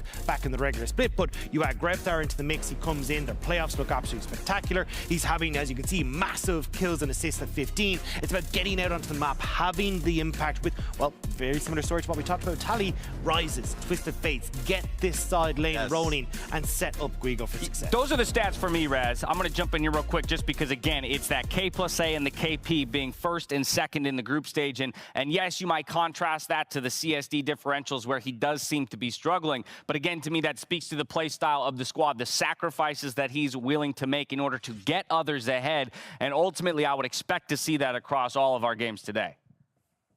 What's going to be fun, and I want to see this during this series, something that Red Canids do, it feels like very much their playstyle that's unique in this tournament, is that they overload a lot, that the players move consistently. It's not just Grevstar moving the side lanes, but it's also Chitan who's literally moving from the bot lane to the mid lane to get fights working in their direction. That oftentimes, as North American fans, as you know, LCK fans, LPL fans, we expect the support to be moving mid lane in those times. So it's like a 3v3, but they try their hardest to tip it in their favor with 4 members. And so while it's a big positive for them when they win those team fights and the enemy team takes the bait, it comes as a negative when it kind of doesn't materialize and they just lose waves on side lanes. And that's what I'm looking forward to, is if they get that fight, they will execute. But if it doesn't, they're losing gold consistently. And if you're worried, if you had any concerns about the team's mentality, the momentum, anything like that, I think this right here is maybe enough to tell you that you shouldn't be, right? These guys, especially if they get that first win, that's where I feel like they become ultra terrifying. I know that the 3 of us predicted peace, but that doesn't mean that we can totally count out the Red Canids, where they do get that advantage. They do start rolling forward, and I think they only get scarier at that point. Yeah, just on a side note, I love Teton on camera. I've said this already in the cast. That man is just the most animated player I've seen in a long, long time. But I do agree. I think if you can get Red Canids and get the ball rolling, this is 100% where they're most comfortable. And although we've been talking pretty extent about the changes we've seen from Peace in their mid game and them looking a lot better, slowly but surely we're getting it from Red Canids. Now, I still agree with Raz. I think there's still a lot to work on there. But certainly I don't think that this is going to be any sort of pushover. And realistically, when we looked at the game yesterday, there were very small errors that kind of blew open the game for Peace. And I think if Red Canids are able to, hey, let's not go for that, 8-minute invade where we got the TP coming down from Vizichachi. If you don't go for that, they had that early lead. They might have been able to work through that and get themselves into a much more comfortable position. You know, that's an interesting thought, right? Because there's this idea that Red Canids are so willing to make plays, right? So willing to take risks that you might almost make an argument here, Raz, that they would be better suited in this matchup specifically, not to overextend in that way. Just make sure that you go into the mid game in an even state. Find those 2v2s and those 3v3s, which you're very good at operating within, and just don't give anything to Peace that you haven't made them work for themselves. Yes, that's why I don't want them to overcomplicate the comps when we get into the draft. I want either a team fight-centric composition that works around Chitan as an AD carry and how willing he is to go above and play that to the edge of his mechanics on his Callistas, or play semi-globals with Twisted Fate and kind of move towards those 2v2s, 3v2 skirmishes and empowering your side lane in top lane for Guido. So that's what I would want for this team. I think if they try to do what they did versus LNG and try to play split push, then they start to really unravel. Because if they do have players on side lanes, their 3 does get cut off pretty frequently through mid lane. I don't want that. simplify it, play team fight, scrap versus Oceanic teams. I know Oceanic teams know this matchup versus the Brazilian teams very well. It's been like a historic matchup through the years. So stylistically, people are kind of comfortable with this. Yeah, look, don't make Raz mad, all right? We put Raz in a little box down there, and the last thing I need is for him to go crazy in there trying to get out and come after you. So don't make Raz mad, but I'm hearing word that we are just I'll take that flight. I know you will, my friend. I know you will. I'm hearing word that we're just a few minutes away, so as we give officials this final time to resolve the peripheral issue, we're going to take a short break, and we'll see you on the other side for Game 1 of this series. Stick with us. Thank you.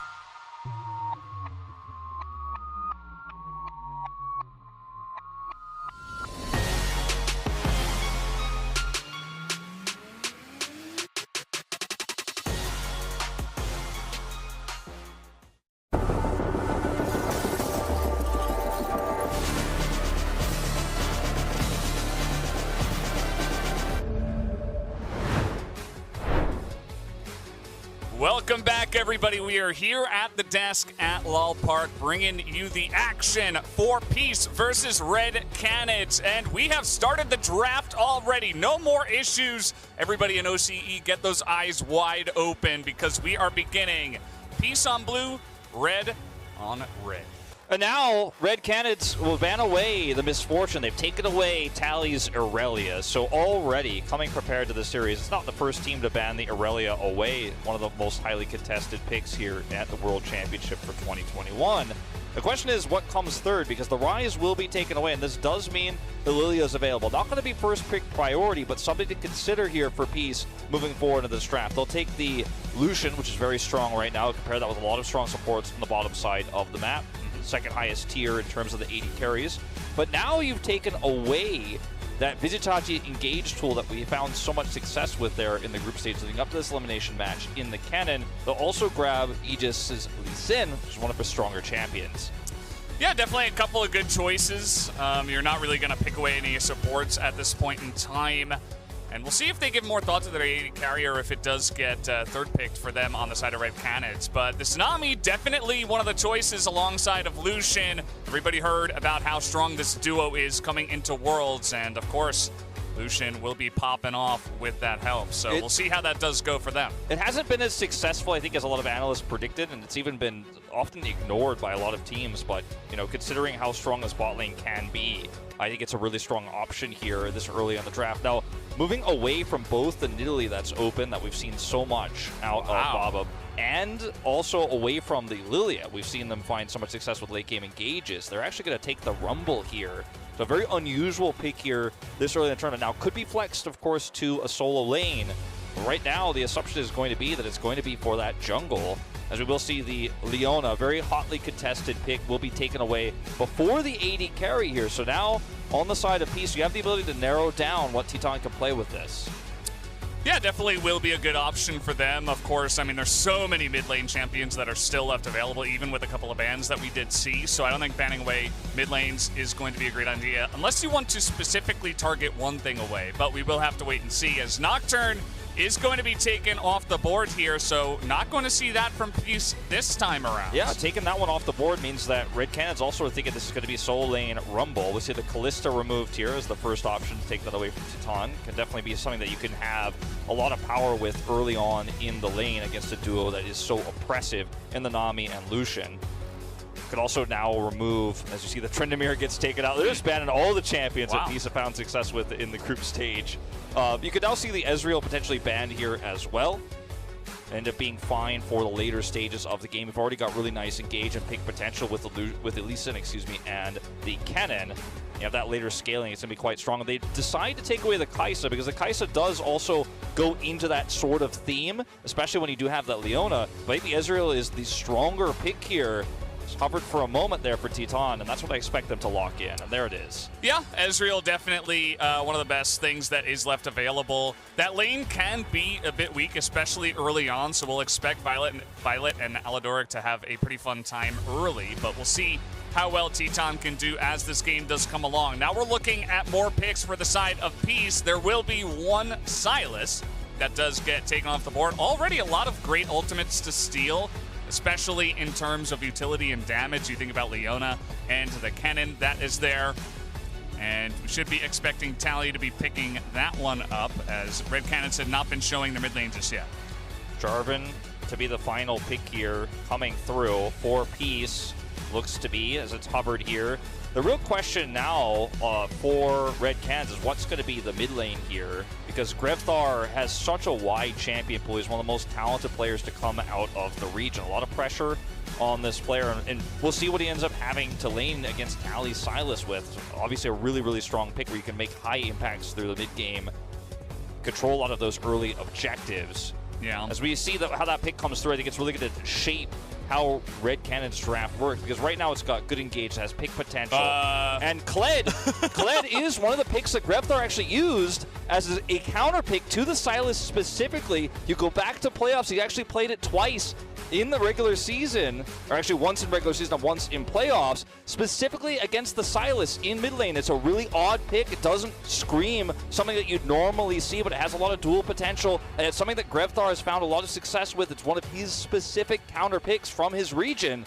And I didn't expect we'd see it come out here. I thought if we saw it, we'd see it in the group stage for sure. But with Sylas coming through, he's going to lock it in. It's also the Rumble going to the top side of the map. Yeah, absolutely, into that Kennen. And yeah, I mean, this is the time to pull it out, right? It's all on the line. You got to walk this walk all the way through play-ins and try to make it through all the best of fives. And if he has a pop-up performance on this one in game one, that might even be a considered ban. You know, it's something that really throws a wrench into the works if Peace are not ready for this. So really glad we get to see it here in game number one. I know you were itching to get that point out there, and he actually did pick it. So really cool to see, as even Tally's having a little giggle after watching that. And we'll see, you know, how Grevthar matches up. Can he pull off a Doomby type performance on this mid-Kled? That's the question, right? I mean, it's something that you can become famous for, right? This could be a new rising star from Brazil here for Red Canids. You know, you end up taking out Tally, who's very experienced here. If you can end up winning this first game with such a unique pick here, it's definitely going to be something that fans will remember for, you know, many, many years to come, especially the Brazilian fans who are cheering. They know this pick. They watched it in their home region. And this is what's so exciting about a best of 5, too, is in a best of 1, yeah, this feels like a really sick pick, but you can only do this once in a best of 5, so you will have to evolve. The draft will have to change. And there's no doubt in my mind the Peace, Oregon, their coaching staff, knew about this potential counter pick, and they feel very confident they could deal with it. As we got a pause, seems to be you and I's curse tonight for us, today for people elsewhere in the world. Trying to put on the Aussie accent. I see you. I see you. Yeah, I don't know what this one is about, guys. Sorry about this delay, but we will try to get it solved as soon as possible. And, I mean, this is... Griftar looks really happy with the way it's going, even with the pause. I mean, he got to play this pick already in game number 1. And I was thinking about, potential mid lanes that could go into it. I was thinking about some control mages, but at the end of the day, it would have been, way too much AP damage, and I really love just going, again, for kind of what's working in the meta nowadays. We see a lot of AD mid laners. Obviously, the Tryndamere coming in here big, and a Kled. I mean, why not? He even went for no flash, by the way. He went Teleport Ignite. Yeah. So this is all pressure all the time. He's got Conqueror. He's going to be running at the Sylas, and he's going to say, yeah, sure, if you want to throw down, I mean, I'm always down. I'm Kled, right? So it's going to be really interesting to see how hard he can pop off. They also have the Lee Sin that can pair with this really well to try to really snowball that lane and to try to keep Sylas down, prevent him from actually making that impact that we see so often through the mid game. And if you play the control mage into this, that you were mentioning, the AP damage is an issue, but it's also somewhat of an issue of dealing with the risk factor, right? In play-ins, we see a lot more solo kills than you see at some of the higher tiers of pro play in some of our major regions. So you end up falling behind against the Sylas at this stage, and Tally starts to pop off, gets those first few items online, and sometimes the game could snowball against you. And as was mentioned by the desk, and we talked about it, if you can think back, way back to our first draft cast before we went back to the desk and all that. I did mention this earlier. I don't want to repeat myself too much, but I do want to mention again that the strength of this team so far has been leaning into their laning, right? And that's why if you end up playing something like Control Mage, you don't necessarily have as much power necessarily in that lane. And if you do fall behind, the tempo goes so far against you that I like this pick a lot more. Yeah, well, it looks like this pause is not going to allow us any time for the podcast, so sorry for you podcast enjoyers out there in the chat. We will just get right back into the League of Legends, and that's really what we want to get going on, right? It's 150 here in Korea. We're starting off with game number 1, and I'm just really excited to get into the League of Legends and actually be casting these games, as Red Canids is just going to move in as a team, get a ward down, as Aladoric doesn't have a scanner just yet. Not quite. Going to be able to clear that one away. We'll see Visitachi on this Rumble. Fairly fragile pick up here on the top side. Doesn't have a lot of mobility, and this is the path that a lot of teams have actually attacked Peace most directly. As Visitachi returns to pro play here, again, he's a stand-in if you're tuning in for the first time here for Peace. And so we've seen a lot of teams really try to collapse on and dominate the top side of the map. So something to look out for here against this Rumble pick. Again, a very rare one in this meta to see come through.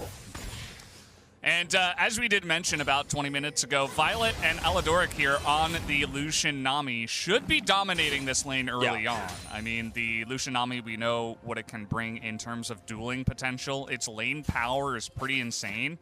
The Ezreal in the super late game, if he does get 3-4 items, he is going to be enjoying his time. But we've seen a lot of Lucians, especially nowadays, how there's so many enablers for him and how strong he is even in this bottom lane alongside of the strong supports.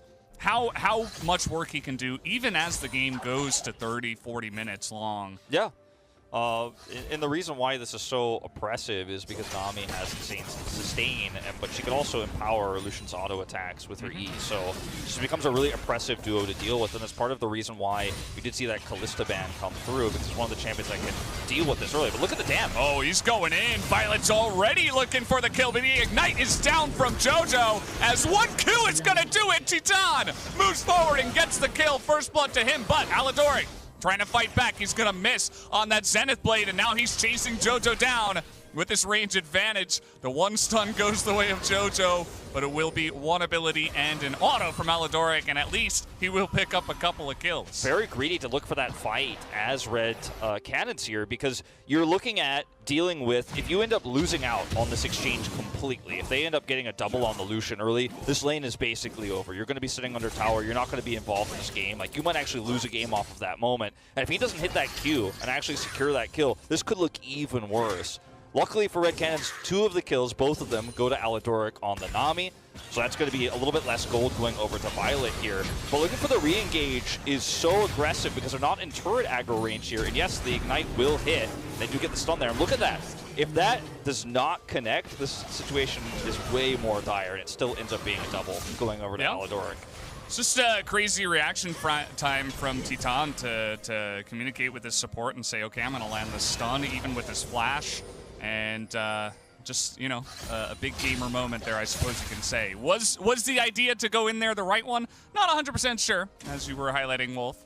But at the end of the day, I suppose at least Titan is ahead of Violet in terms of gold. It also resets the lane back to the center here, and you get to kind of get a new lease on the matchup. You have a small experience lead as well here as Titan with that kill coming through. So there are some really good reasons why this play was made, and if it had gone a little bit better, if it was a more ideal scenario, it could have actually led to a pretty nice advantage. They've got a small CS lead at the moment. But if you look at the mid lane, it's been, you know, Grevthar kind of continuing to push through. Wants to clear that control ward out, but will be unable to do so. He's actually held this on put this pressure on the Tally pretty successfully here. We can see this matchup in the mid lane presented by Mercedes. Tally versus Grevthar. It's going to be going head-to-head, and this is really the one to highlight, especially not even just for this best of one, because we do see the Kled, but also for this entire matchup. Could see a lot of fire between these two mid laners that have made a big name for themselves. Grevthar a little bit more recently, you could say, but either way, still good. It's a very slow-paced game to start things off between these two. Obviously, with the group that we had, with LNG and Hanolife Esports at the top, a lot of the games played in this group were extremely early game focused, a lot of aggression, a lot of kills early, but this one, you know, yes, we did see the 3 kills early on, but it is very much focused around the laning phase and not actually ganking. As Vizitachi takes a really nice trade here against Gigo on the top side of the map. Yep. But I actually expected this to be a little bit more action everywhere, especially with this Lee Sin pick. Doesn't have level 6 just yet. He actually denied that cannon with that teleport. That was really cute. Nice play from Tally. And that's going to be kind of awkward for Grevthar. He's just going to back away and go for his own teleport, probably, is what we will see. Bobby is down here. He's looking for the Scuttle Crab at the moment. And yeah, as you did mention, I mean, both the junglers especially, they're just kind of farming out the jungles, going for the Scuttle Crabs. Nothing much else is doing for them. They haven't been looking for any plays elsewhere. As we do see the two jungles kind of clashing around the bottom side of the map, there's going to be some vision, and now a teleport coming in. Violet in some trouble, but the bubble is huge as Aegis, he takes a long time to get this kill, and finally he does.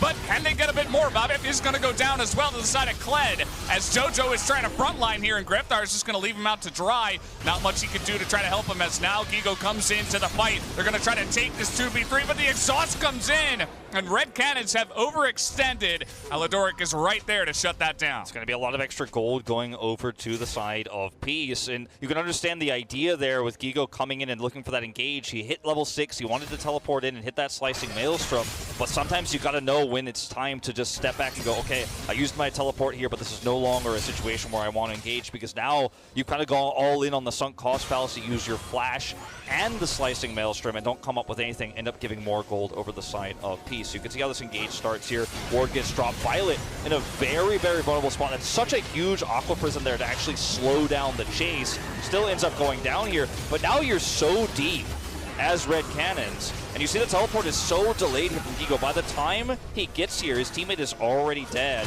And he still decides to go for the flash here. Not able to catch Mizisachi, who's got the faster flash. Does end up getting picked off. So big overextension here. Massive kills going over to the side of Peace.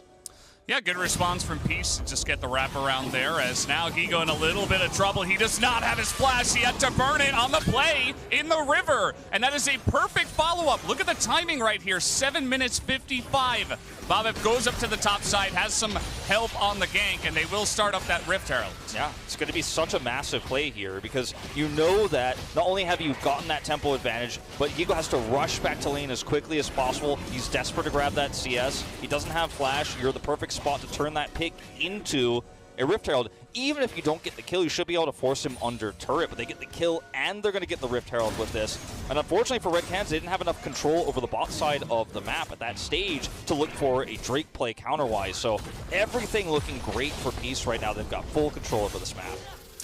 Yeah, I mean, the one thing you could say, I suppose, for the Red Canids is that they, as a team, they realized very quickly, okay, we lost our top laner. We cannot go in on this Rift Herald, right? We have to sacrifice it. Just give it up.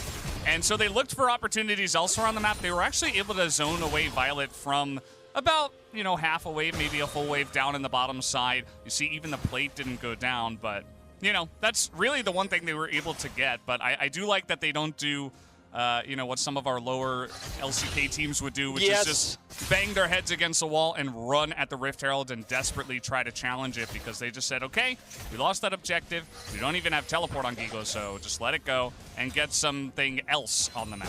Oh, we talked about how this Sylas pick against control mages can be something that gets out of hand if you make some mistakes in lane, something that shouldn't happen, right? But we do already have a kill and an assist going over to Tally. He's now picked up a Dark Seal, so he's looking to carry that momentum forward here. This is where things can really start to get scary for Red Canids, because, hold that thought, speaking of mid lane. Trying to force this here, Tally. Both going to proc their Conquerors. Bobip, meanwhile, is nearby, but you see Aegis is up a level, as now we get the double lockup here with the wave, but the culling comes in. Is it enough damage, as the 1Q is going to get the job done, as emotes go flying. And Titani's even trying to challenge this one, the flash forward, and in he goes. The exhaust was held onto, and it will be a double kill for Violet as Titan gets the one. But we're not done yet. It's going to be a dead Sylas in the mid lane as he gets charged on with not much escapability for him. Now this is the kind of action I expected to see at the beginning of this series. We had a pretty slow early game outside of that bot exchange, but now the sparks are really starting to fly here. Gigo getting pushed out of lane, but the timing of that first wraparound we saw from Aegis to go to the mid lane was trying to look for that timing where he can actually have that kick advantage, come in there and pick Tally. Doesn't find the success there, but on the second wraparound, he is able to kill the Sylas there. Bring a lot of power back to Grevthar here. They do trade a kill there on the bottom side of the map. Red Canids fighting tooth and nail. The problem is that these trades are never really equal, and Peace are still getting small advantages, small edges on the map. Vivichachi got a plate on the top side, and this first Drake hasn't been taken just yet, but Peace are in a superior position. Look at the group up now here on the bottom side. That Nami Lucian is still extremely oppressive at this stage. And contesting the Drake right now for Red Canids is just really out of the question.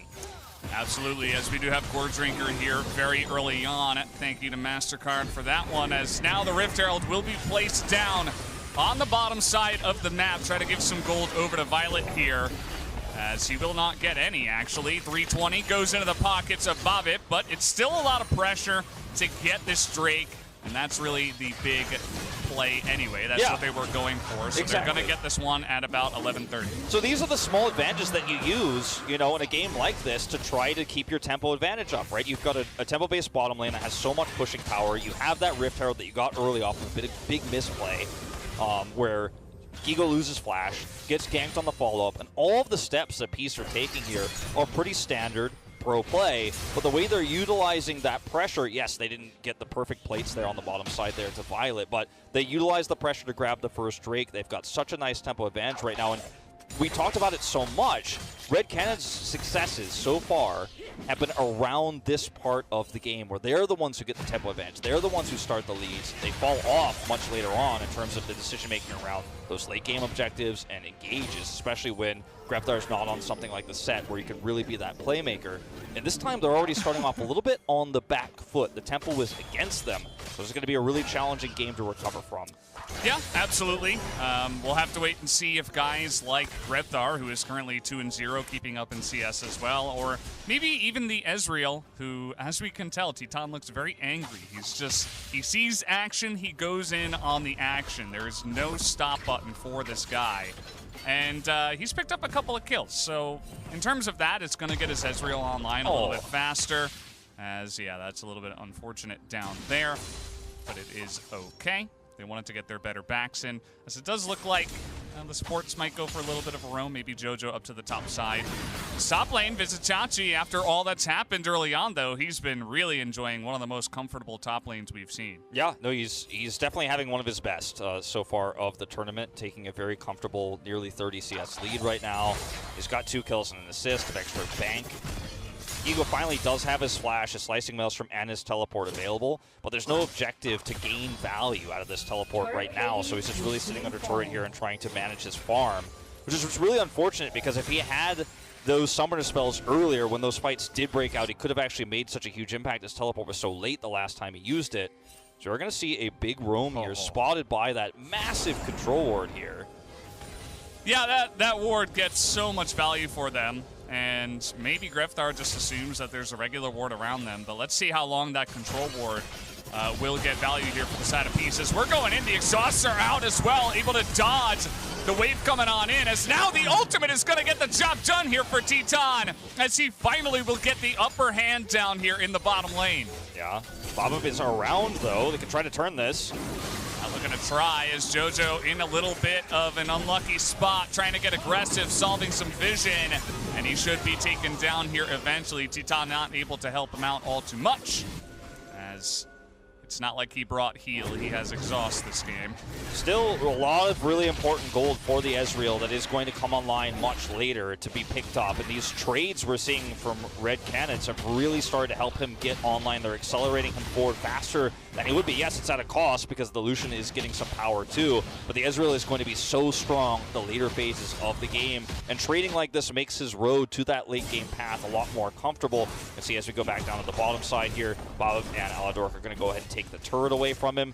But that engage we saw too from Violet. Hold that thought. Oh, we're getting in there. That stun, not able to lock him down for long enough, and he's just going to hop off a Scarl. JoJo going to make this a little bit easier for him as well.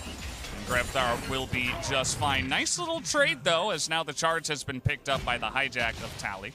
That's going to force him to back here to remount. We'll be okay. He was able to CS off of that with his Q.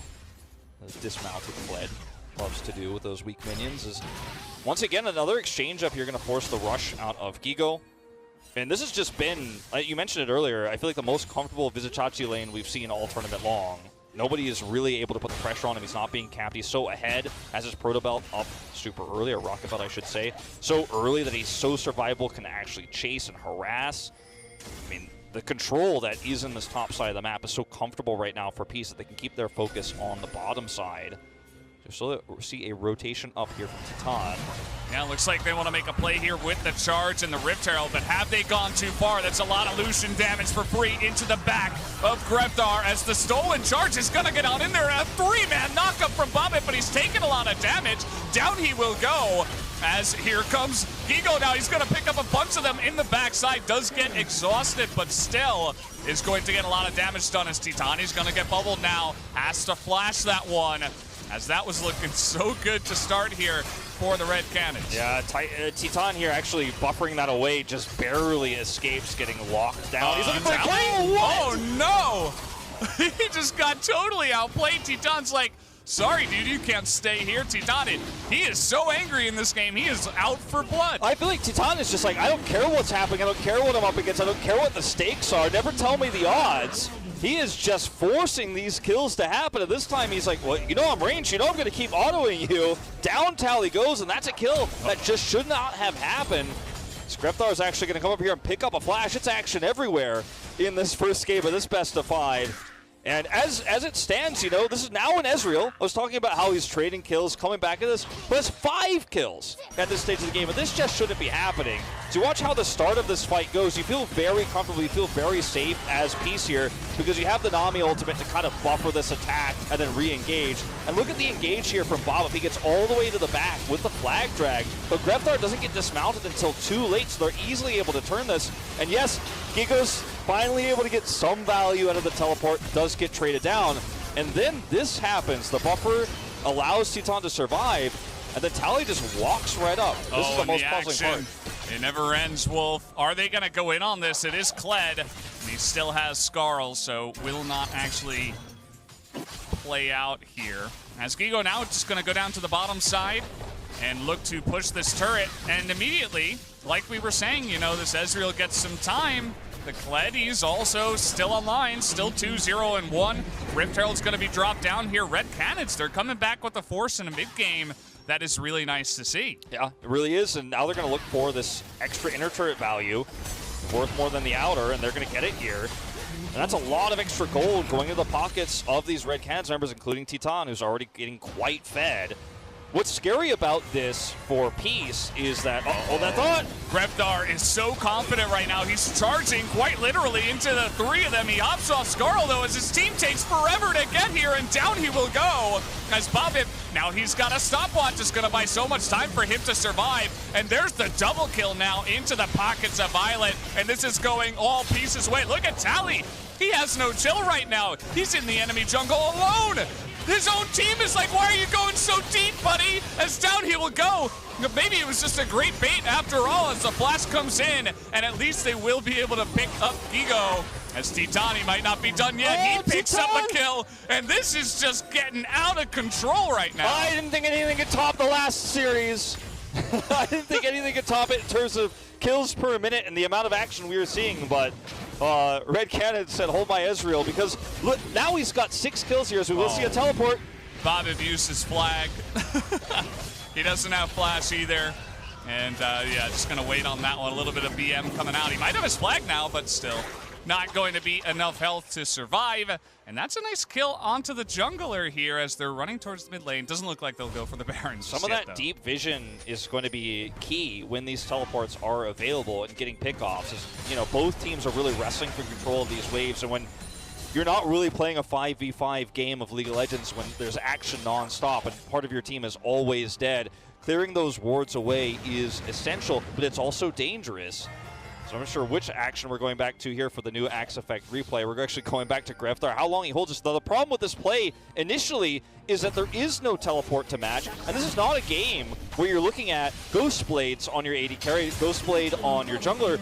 So maybe what you're looking at here as Greftar is you're thinking the rotation over is going to be a lot faster, but not with the champions they have, not with Gigo having his teleport down again. So he ends up getting caught there, doesn't end up being the play they want. A little bit of an overextension here for Tally, but they still trade up. Yeah, I mean, at least they get Gigo, who's probably not worth all too much, but still able to get that really nice angle here. Titan, as we're getting the super cool angles now, going to take down the poor Nami and is not able to get the other guy, but that is fine.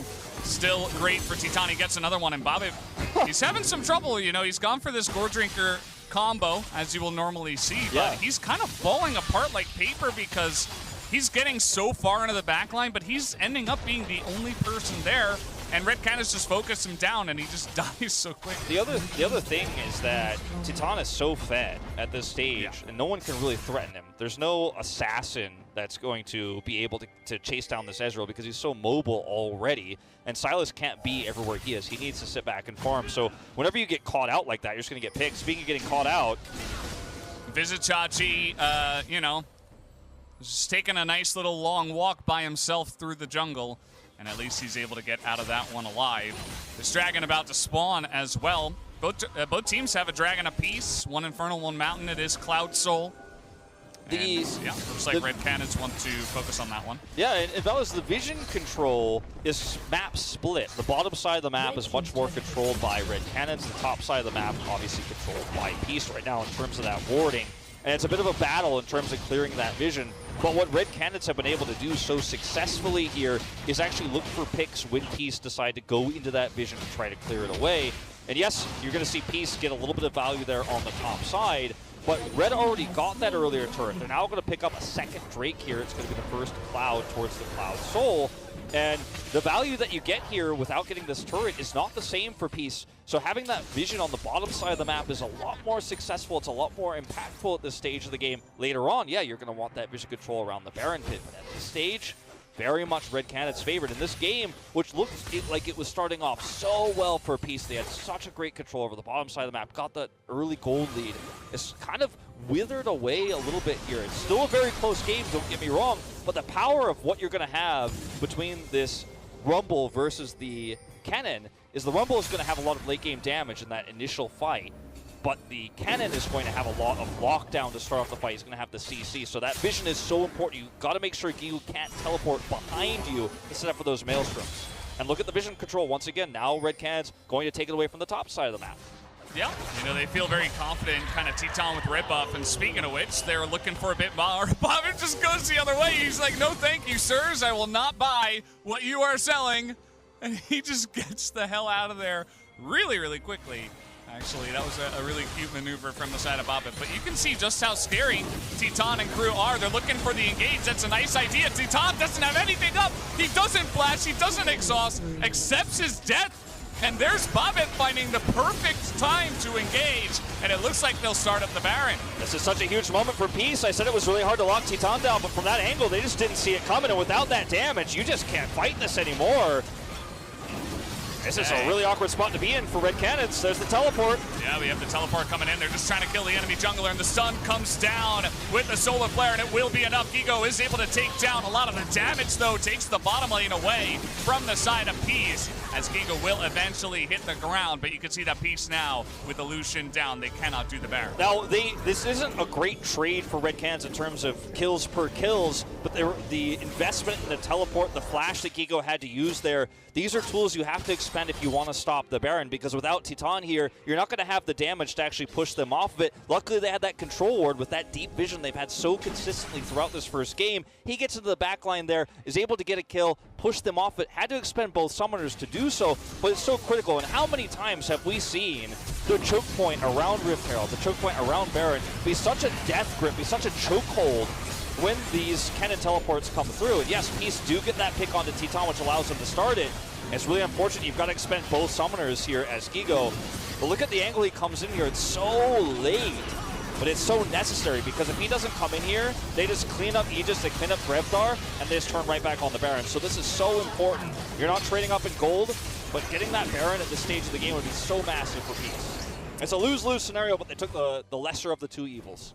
They absolutely did, and you can see the reaction here from the side of Peace. Gigantic high fives, some of the biggest I've ever seen from the guys in the back there. As you can see, Peace, they're really happy with the trade up at the end of the day anyway. Pretty big gold swing into their favor, I believe about 3,000. And it shows that Teton can't just do whatever he wants, right? If he's going to eat forward, he's going to get jumped on by Jarvan. That's one of the things that Jarvan can do, something like a Rakan, right? You have to respect the engaged potential of these picks on the enemy side. So it doesn't matter if you're a super fed Ezreal if you're going to be forward in that moment. So see if he can respect that. We are going to see the equalizer come down here. It's got a pretty low cooldown at this point in time. Visit Chachi nearing level 16 at this point. I mean, Nami trying to poke it down. Nami is such a squishy support, but if she can actually lock down a single target that is vulnerable, you know, JoJo being one of the toughest ones to actually kill off of the bubble like that, it's so much power. So appreciate the attempt there. They've got the equalizer now on cooldown. So Red decide, okay, they don't have equalizer. They're not in a position to contest this. We have the choke point control. We have slicing Maelstrom. We're going to start this Baron to force them to come to us. Yeah, and Teton didn't use any of his summoners in the last fight. Remember that he kind of just accepted his death. Might come into play here this time around. see Gigo trying to play bodyguard in the front line as Violet nearly able to chop down Aegis, but you can see he went a little bit too far forward. He's going to get taken out immediately. Bobbip has no chance either, as now we have the cannon coming in as well, and there's just no help at all for the side of Peace as Vizicachi, you see he's getting his equalizer now. We wish he would have had it for this fight as Peace overcommit, and Red should take down the Baron. Red in such a fantastic spot here now, because it should lead to a Baron. Vizicachi wants to try to steal it away. He's going to actually push Grevthar off of it for the time being by himself. This is going to be enough to maybe kill Gigo. Hey, well, you can see that Vizicachi's getting some work done, and Titan, he can't seem to believe it. As the poke is coming out here, he is going to expend his flash to get that done, but it's just a kill. This game is Vizicachi insane. stops the Baron from going down. This kill is great for Titan to grab, but they stop the Baron, and this is a great play for Vizicachi. He's able to make it happen by himself there. But it's not enough to get Peace back into this game necessarily. He does go down. His death timer is going to be for 30 seconds here. Peace now desperately trying to rush over that Baron pit and clear the five control wards that are around the pit there for the Baron. This gives Red a little bit of time to actually rotate over and take this Dragon. If they end up getting the Baron, they could maybe potentially threaten inhibitors to get the Dragon for free. At least Peace, not only do they stop the Baron, but they can remove some of that critical vision from around. They haven't gotten all the control wards, but they get some of it. But man, they are really struggling to get back control over the map. There was a split map before in terms of the vision. Now it's just so Red Canids favored on both sides. They get this vision, but it's only temporary. It's now cleared away. Yeah, you can see Red Canids should be pretty happy with their position, especially after that last one. We're going to take a look at the replay and see how it goes down. Violet went so far forward and just took a huge helping of damage straight in his face, and that was so much damage that they lost right from the get-go. Yeah, I mean, there's just so much damage in this choke point when you have, on top of it all, the cannon with the slicing maelstrom. I talked about this happens so much, and then Vizicachi comes through here. The equalizer comes up right now. He instantly uses it here. And look at the damage onto Gigo. He's unable to compete. He's taking the Baron aggro still. It wasn't swapped early enough, so he's just completely pushed off. And 1v4, Vizicachi with a full health bar is able to stop the Baron. Yes, he dies for it. And it's, again, these trades we've been talking about so much around the Baron pit. It's not a trade you want to take. You don't want to die for this, but you can't let them get that critical objective. I mean, you take a look at their reaction after the play. Red Canids, they are not happy with this one. They wanted the Baron, and nobody on either side of the rift at this point in time can seem to lock that objective down, as Violet is playing with fire right now. As here's the engage, they're going to look for Bobbip. He's in a unfortunate spot. Immediately gets locked down. As we got the big wave coming on through, but Grevthar in the front line looking to lock it down. The flash kick not going to quite work out as they are kiting back very nicely. Grevthar off of Skarl now as the bubble does come in. They're trying to get at least one, but it will not be enough as Titan, he's going to thread the needle and take down the Silas at this point in time. As now he is just controlling so much space as the super fed Ezreal with red buff. Now, the health bars here are still low. They're going to start this Baron up, but unfortunately with no equalizer available just yet, Vizicachi decides to back here. There's not going to be the heroic stand we saw from Peace just moments ago to stop this. It looks like we are finally going to have that Baron taken here 30 minutes in. Titan is 11-3-4 in this game. He's looking to finally finish off that tanky 4th item. He's already finished 2. Gets his tank item last here. And actually, no, he's going to go straight into the Guardian Angel. In fact, he decides to change that at the last moment because he knows that that extra damage is going to be so much more valuable. He's already so fed. This isn't an issue of survivability anymore. It's just about straight up carrying these fights and getting kills. He's got a strong enough front line with this cannon to set up the stuns as, Aladoric a bit far on the map. Yeah, Aladoric is so dead. I mean, this is the most dead we have seen any one champion be in a little bit here. As Violet's like, yeah, I'm sorry, Mr. Support. We're just going to have to let you down. He gets his own back off, and at least he will survive. But it's still going to be a nice little pick, denying some utility from the side of Peace, and should make this Red Bull Baron power play even stronger at this point in time. Yeah, this is going to be so difficult to defend, if not impossible. I mean, we're at the stage, too, where Lucian is so low range. To get a pick, to get a flank angle, to try to actually do effective damage in this team fight is going to be so difficult for Violet. I mean, look, he's just ulting here to slow down the push, and he might die for it. Okay, the equalizer gets a bit of damage, but I think it's not enough at this point in time. Titan is just gigantic right now as the kick comes in right into the open arms of Titan, who has a statement to make here in game number 1. The early laning phase as well wasn't even that fantastic, but he got a bunch of kills, and now he is just arcane shifting forward into the enemy. He's gonna get stunned up, maybe a little bit too far this time, but again, that GA is going to come in huge for him as he stays alive. Ego does go down, but the damage is here. It buys enough time for his team to get a frontline for him. As it's getting a little bit messy, we got Baron minions coming in as Tally and Aladoric are cleaning up shop. As we'll see if they do continue on this one. A lot of damage already done to this turret, and I'm not sure if Tally can actually stop them here, as Titan is quite literally just going to take everybody down one by one.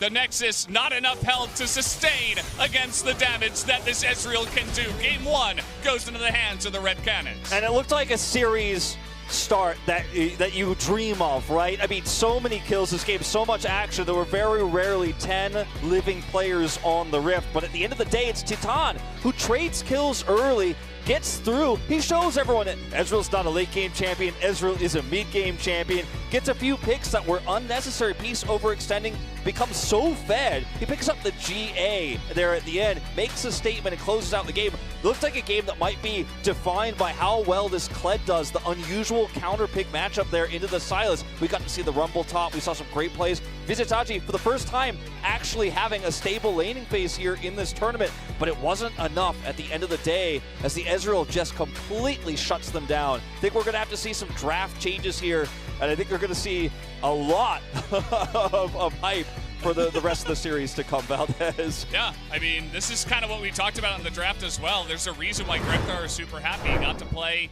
his Kled, and obviously Titan is kind of going to be the star, right, after having such a huge carry performance, but keep in mind that Greftar was 2-0-1 on the Kled. He was carrying in his own right. A lot of his charges were controlling huge swaths of the map and really making it easy for Titan to carry as well. So really got to hand it to him. He got to play that pocket pick, and now, you know, what are Peace going to do? Do they ban it away? Do they try not to pick Sylas? You know, it really cuts down on some of their options in the draft. Yeah, certainly. I think that there's there's so much to look at here for both of these teams, but the biggest standout for me, if I could just say one thing before we close, is that in a game where they didn't control the early game, in a game where they didn't have a massive tempo advantage, Red Canids were able to come into a dominant control over Vision, and that's a big change from what we've seen from them so far. Absolutely. So, guys, the second series is underway. I'm going to hand it back to the State Farm analyst desk when we do come back, so don't go anywhere. We will continue with this series.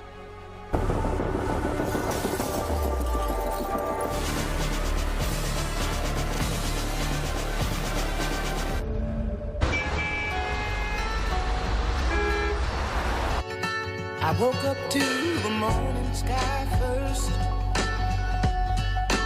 baby blue, just like we rehearsed.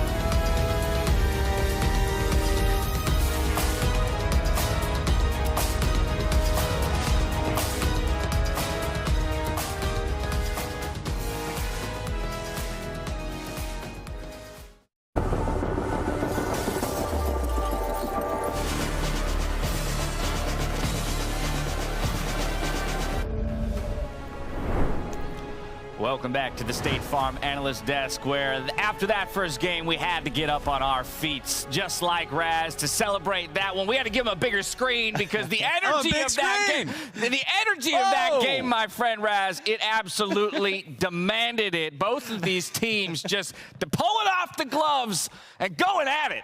Give me your thoughts. This is what we needed, all right? This one woke me up. This one kept the Oceanic region awake.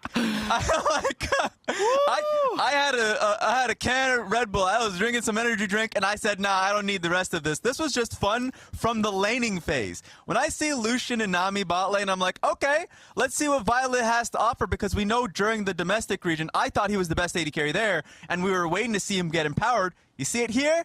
But Chitan, man, Chitan is a viper. I tell you this much, too. I'm not kidding when I say that these teams really took off the gloves and went at it. This is officially the bloodiest game in Worlds history. 1.51 combined kills per minute. 1.5 kills per minute, Dagda! That is absolutely insane, but that was the thing. Every single opportunity that we saw, these teams wanted to go at it. We looked at them trying to make TP plays down bot for the Dragon. Now, it ended up a little bit back and forth, a little bit all over the place, but even, like, the second we moved off of the Dragon, we're like, cool, we're going to take a breather, we're going to be fine. And I was like, hell no, we're going to have Grefter try and find more flanks in towards the mid lane. It just felt like we were always fighting every point of the game. Yeah, I was thinking about talking about draft Raz, but honestly, I don't even think it's worth it at this point. I think we should watch some of this fighting take place. Like we said, it started early, 2 minutes in, and the bot lane said, that's it, screw minions, we're fighting. Look how low Chitan was here, but he sees that opportunity, he takes that risk, gets the kill, and it's just a back and forth. The funny thing about this was, that 10-minute fight that happened, that 2v2 that happened bot side, was actually a big bounty for Chitan. Even though it was a double kill for the Lucian, he ends up getting 2 minion waves denied off him. This was just fun to see, and look at the Dragon fight. Yeah, I mean, this was absolutely nutty, and I think as well, again, we're getting Vizicachi coming to this play a little bit faster than we saw from Guigo, because he had the reset, then tried to join in. So it wasn't exactly the best of starts for Red Canids, but as this game went on, surprisingly, they actually were playing out the map state pretty well. We saw that continuously Peace were trying to play up into Greftar, trying to see if they could play and gank him, but it meant that elsewhere on the map, Greftar was absorbing the pressure, and Red Canids were winning out. I like the call out about how well this started on the side of Peace, because in some way, or in a lot of ways actually, very similar to the first meeting of both of these squads, whereas it was very clear that Vizicachi was incredibly willing and always looking for the team play, and was the first to the TPs, having massive impact in the early game. Yes, if you could see it from the stats in front of you, the CS difference that he had at 15 minutes, he had full control of that lane, and he wanted to be unlocked. And so you saw that in that Dragon team fight when they turned as well with Silas. It felt like this was a game setting up Vizicachi to succeed. It was a flashless Kled, and so in their minds, get an amazing J4 ulti, have the Rumble ulti to back that up, but at times the coordination wasn't there as a team, and you could see the fact that they weren't there, together for the full year. It was very apparent in some of the scraps, but it was awesome to see that fight between Chitan on one side and Vizicachi on the other. Yeah, and you saw on occasions, like, it actually worked phenomenal, right? We got that quick pick onto Cheetah. I was like, okay, the boys are starting to get rolling, but we then got in towards a couple of these other scraps, and it just looked very disjointed coming through from Peace, and Red Canids were able to solidify their wins through that, because when you look at Cheetah, right, he got this early lead. Who gets to him? Who's actually going to have access to this Ezreal on the back line when you've got such a bruiser-focused composition that's able to play forward, keep yourself safe? And this was the fight where I thought, right, Greftar, this is the engage. This is the big one. I'm a bit shaky on some of the other ults that we'd seen from him, but this was the fight that turned it around. Yeah, 2 mistakes here that I saw from that fight, of course. The very obvious one was being Violet separated from the crew, was instantly deleted as they were trying to retake that spot as a team. And the other one was Vizicachi used his ultimate about, 30 seconds beforehand. So that gave confidence for Red Canids to take that fight, to bait a piece towards them. So I thought it was a great call from Red Canids, and it actually goes to show the constant development that they had as a team. And look at this, 41.6%. That is insane. That is nuts. But when you look at the damage this guy was churning out, every Mystic Shot arcade shift, I was like, oh, that's just 3/4 your health bar gone. Yeah, it was 2 days ago that we had another player drop 40% damage on his team. And I recall saying, normally that's not a good sign. Normally it means that not enough people were doing work on the rest of the squad to even out those percentages. But in this case, when it's the Ezreal who gets as accelerated as he did, Raz, you called out that early bounty picked up off of the Nami. Titan absolutely popped off in this one, and I think that's who we're going to have to keep our eyes on going forward. With Peace choosing blue side, Raz, I just want to get some quick final thoughts for you, or from you rather, before we dive into game number 2. He's confident. Titan is very confident. That 16-minute just kill on Sylas mid lane on the wave, he is willing to play aggressively throughout this game. I remember seeing an image on Twitter. His mother said, play Ezreal. Seems like that confidence is there from the family tree as well. I think this has to be... you could already see the Peace team coming back, and it seems like their smiles. They are a very confident team. They can reset going into game 2, but I want to see them double down on Violet. I know he had a bad game, but he's a strong player consistently. I think he can bounce back. All right, so moral of the story, listen to your moms. Your moms know best, all right? Pick Ezreal. Riff Reaction gets you closer to all the action, though, here at Worlds. Hear from Travis Gafford and Emily Rand as they react to plans. It's a new episode that drops on Sunday. Plus, they want to hear from you. This week, they want to know which player are you most excited to watch during Worlds and why is it Titan? Check out the Riff Reaction podcast exclusively on Spotify to cast your vote. We'll catch you here just after the break.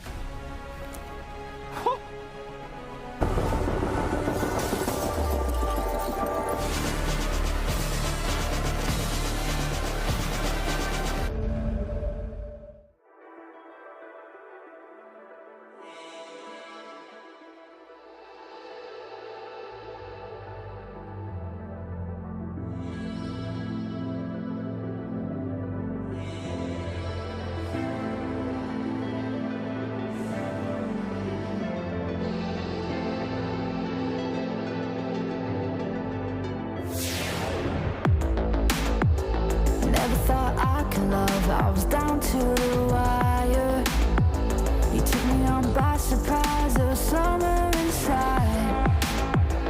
Now I can think of a time that I wasn't sober. We're on a high life and the seasons don't mind. You keep me warm on a cold, long winter night.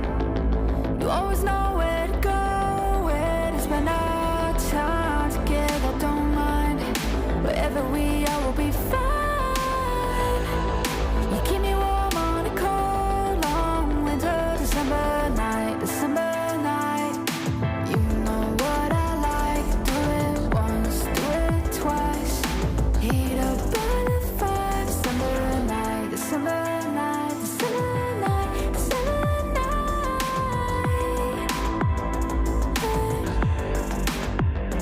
On a throwback to summertime.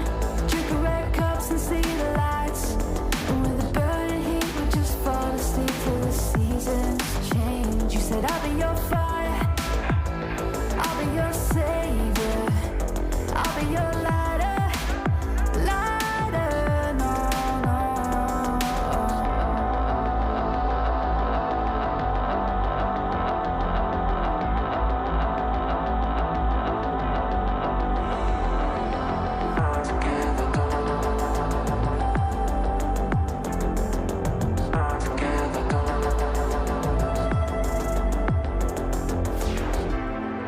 you keep me warm on a cold, long winter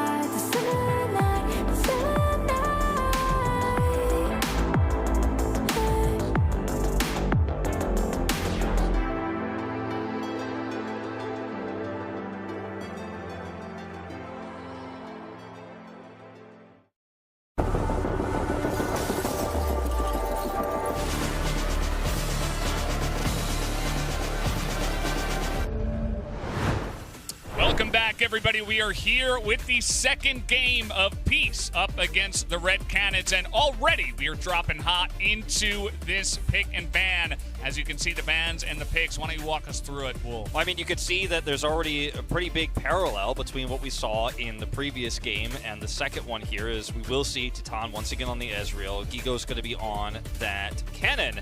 The big difference being that the Leona was picked up early this time for Peace instead of the Nami, so they deny the pick as well as are going to pick it up themselves. And you see a lot of power that's going to be in this bot duo will be transferred towards kind of those later game engages. Yes, you can still obviously take 2v2s. We don't know the support partner that Titan is going to be playing with just yet.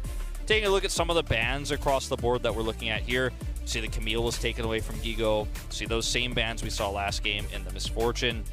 The Aurelia, Nocturne, and the Tryndamere removed once again as Pyke being considered. Love to see it, but don't think it's going to make it through this draft. Not in this meta. Yeah, Rakan seems likely with what they already have. Tons of mobility, huge engage potential to set up the Kennen. And it is going to be the choice. I mean, we already saw a lot of supports actually taken off the board as well. The Braum and the Yuumi, as well as the Leona takeaway from the side of Peace. So now Peace, they have to decide on what is going to be their solo lanes here. They do know that the Kennen is coming in here.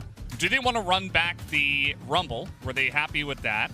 And, you know, even in the first game, they did go for the blind pick Sylas, and that is going to be the choice here once again for Tally. Yeah. Obviously, the Kled is still available. They wanted to go down that counter path once again.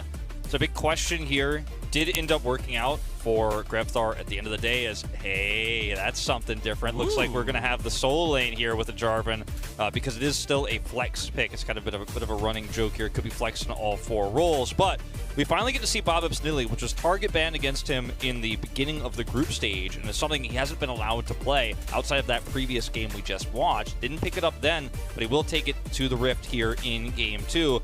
Now we're trying to see what that final pick is going to be, that counter pick here for the Sylas. And once again, it's going to be the Kled instantly locked in. So we've got a very similar game on our hands here.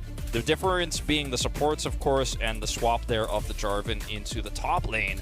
But there's a lot of power in this Nidalee, something that was missing in the previous set. Yes, you could burn a lot of those health bars away with those equalizers, but Nidalee gives you that consistent poke. It's not an ultimate ability, that spear. It's going to be available non-stop to threaten and chunk down what is overall not a very tanky roster here on the side of Red Canids. Yeah, and Peace might want to recreate what they were able to create in game number 1 with some of that early lead going on here. This time not with the Jarvan, which honestly wasn't a lot of the engine of what got them going in that one.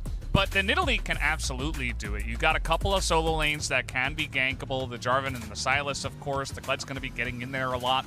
And this Nidalee can be super active. It's Bobip. You know, I think this is his big opportunity to step up and try to carry on one of his big picks.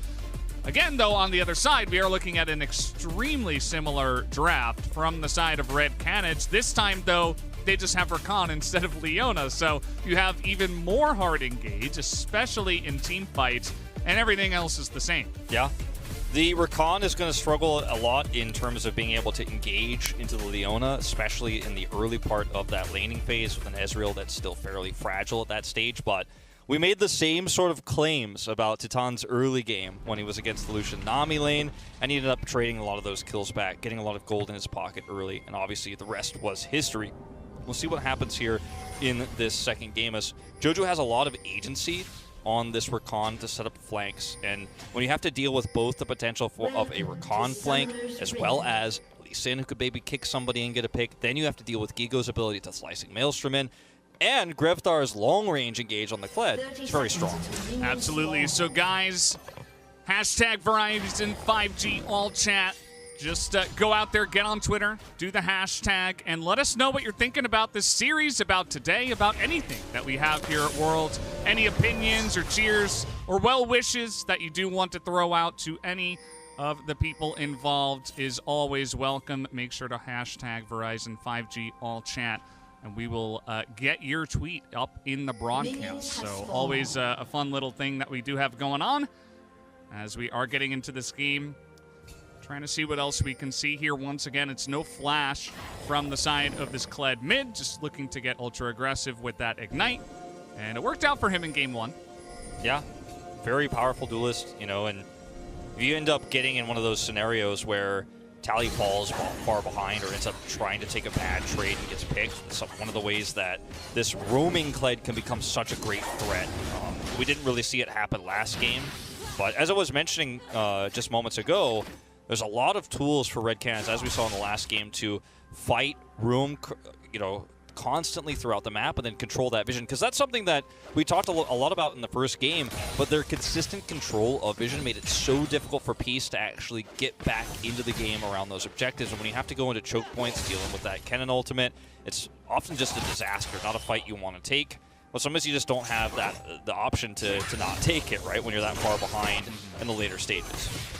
Curious to see how this top lane is going to go. I think it's going to be the biggest difference outside of the jungle pick here for Bobip, right? We saw that the Rumble had a very comfortable early game against this Kennen, and even got some help from the team as well. So I want to see how Visitachi will do on the Jarvan into Kennen matchup. Looks like so far things are going pretty well, you know, but it's still early on in this game. And, you know, generally the melee into range is not always the best, especially against a champion like Kennen, but we'll have to see if he can get some hard engages going down there up in the top lane and really put the pressure onto Gigo. I'm curious to see what Bobip is going to build, because we have been seeing a new trend recently of Rocket Belt being built instead of the Night Harvester on Nidalee these days. It's kind of a new up-and-coming solo queue thing. Haven't yet seen how the pros are going to build that here in Worlds 2021, so something to track for sure as we have an engage.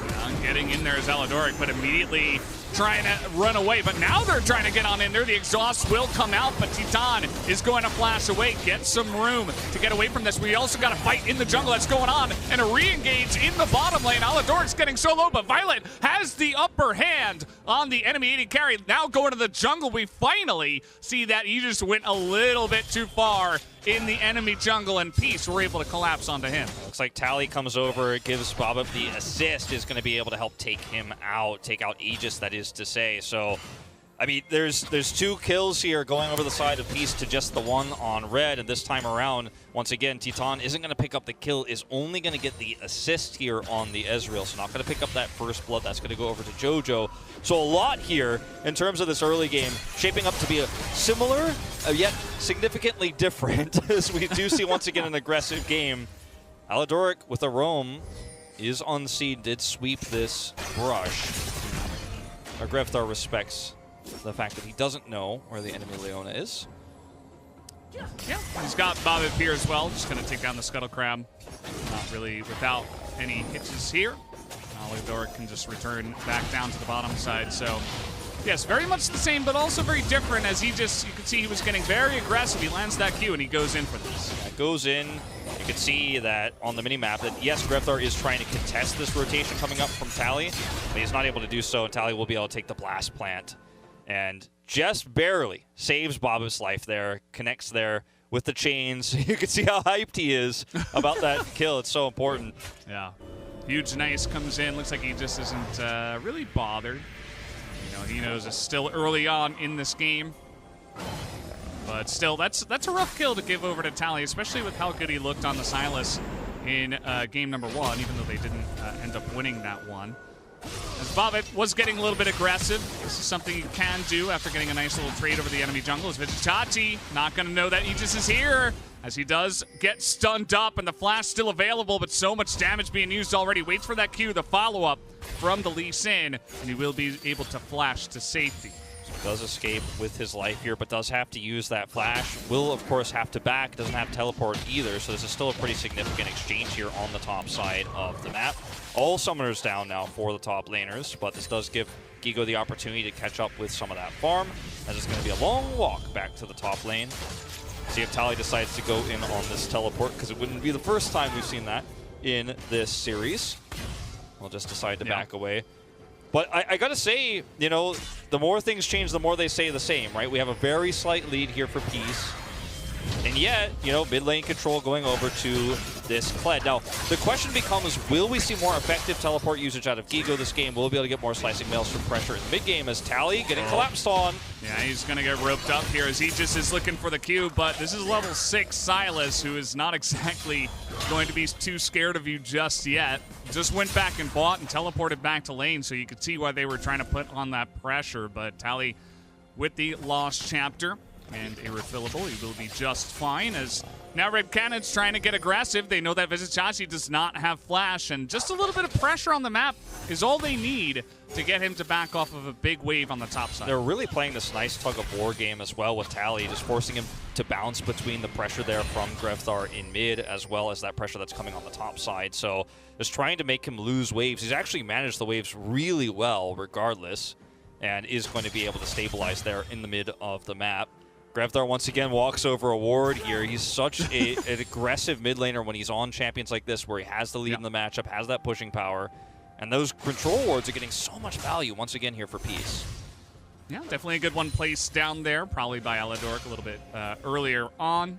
And this bottom lane, once again, you have to say, I mean, even with the Lucian trying to get some early pressure, he got that early kill down there with a good trade as Bobbit is going to be spotted. Aladoric is not, but it might be enough to just say to Grevthar, okay, I have to get out of here. So the rotation is spotted. We'll see Aladoric this time as well.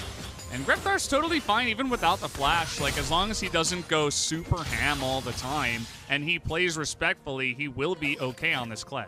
Yeah, should be, as Gigo here still without summoners, of course. Now, we talked about this last game, and it was a really quite a point of contention for the early to mid game for Red Canids was the fact that they couldn't use the teleporting cannon to their advantage around those first few objective fights, and that might hold true in this game once again. As okay, it was scary for a moment there. Will be just fine as they do clean that up. I like that Vizicachi is looking for these opportunities, you know, just waiting in the brush that he knows he has vision control of. But take a look at this. Grevthar now over vision. Will be spotted. You know, this has been the story for his mid lane. Yeah. Just trying to be aggressive, but spotted every time. So in the early game, he's not really able to get as much done as he was in game number 1. As here we go, Vizicachi finds the flag and drag. Is it enough damage? The Slicing Maelstrom is trying to keep him alive, but it will not be enough. No summoners for either side. Will be advantage Jarvan if he gets the jump on that cannon. They're going to look for a play here in mid, but again, that vision you talked about makes it so difficult to catch anyone here on Peace. And that's going to be a Rift Herald start here for Bobbit. Without the presence of this cannon, who obviously doesn't have his ultimate, even if he were here, feel very comfortable right now about actually forcing your way into this part of the jungle because you have so much vision control. Look how deep the warding is. This is a far cry from what we saw in the previous set in terms of controlling the top side of the map. Much more power here to Peace, and Red just going to look for a little bit of a skirmish. Positional advantage, though, definitely going to Peace as Gigo finally gets back to the lane, but he's going to deal with that wave. He can't come down here. They're still going in. Okay, the charge is going to just charge him to safety away from the enemy, as, of course, he cannot be disabled during that one, so no solar flare value out of that. And once again, I mean, it feels like deja vu, just like last game. This time, Titan is able to get a plate, but they decide, okay, we're going to pressure around the Rift Herald, not fully commit. Gigo returns to lane, grabs that farm, grab a turret plate for Titan, might actually grab 2 here. He's getting very close to it. And this is a little bit more value for Red Canids this time around with that give up on the Rift Herald. Yeah, like it does feel good for Titan here. The Rift Herald is going to be used in the top side, and they should be able to get first turret blood, so they're kind of trading sides. And you have to ask the question, you know, do you feel comfortable giving all this gold over to Bobbip and Violet, and at the same time kind of getting Titan fed? I suppose it's not really in Red Canids' control, as it's kind of Peace that are dictating the flow of this one after they do pick up the Rift Herald.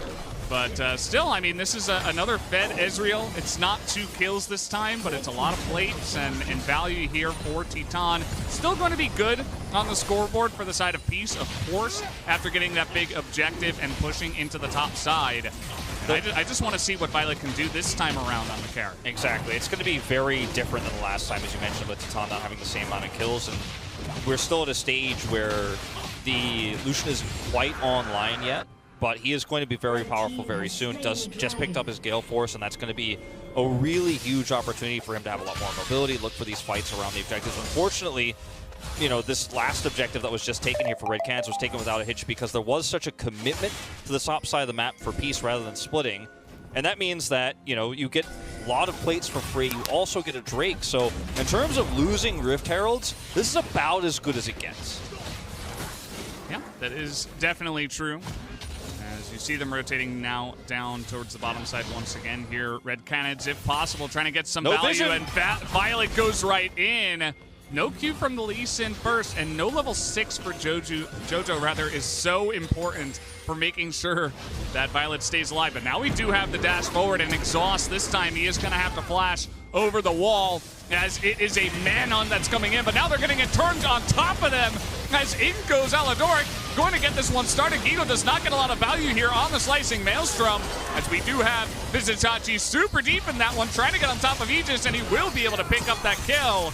As now the team is following up. Tally and Violet able to help him out as Gigo trying to escape, and we are all over the map now. Even Vizitachi's gonna go down. Greftar picks up the shutdown gold onto the Jarvan, who was able to build up that bounty, and Red not too fussed about that one. They seem okay. Yeah, they end up pulling it off, which was quite surprising considering the way the middle of that fight went. Gigo finally is able to teleport into a fight and get a Slicing Maelstrom off, but there's not enough follow-up damage there in that initial exchange. They really wanted more out of that because they saw an opportunity. They see Violet. They could maybe get the jump on him. He's got Gale Force, gets away, but despite his ability to escape there, they're still able to collapse and get a pick. I thought we were going to have action there in the mid lane again for a second.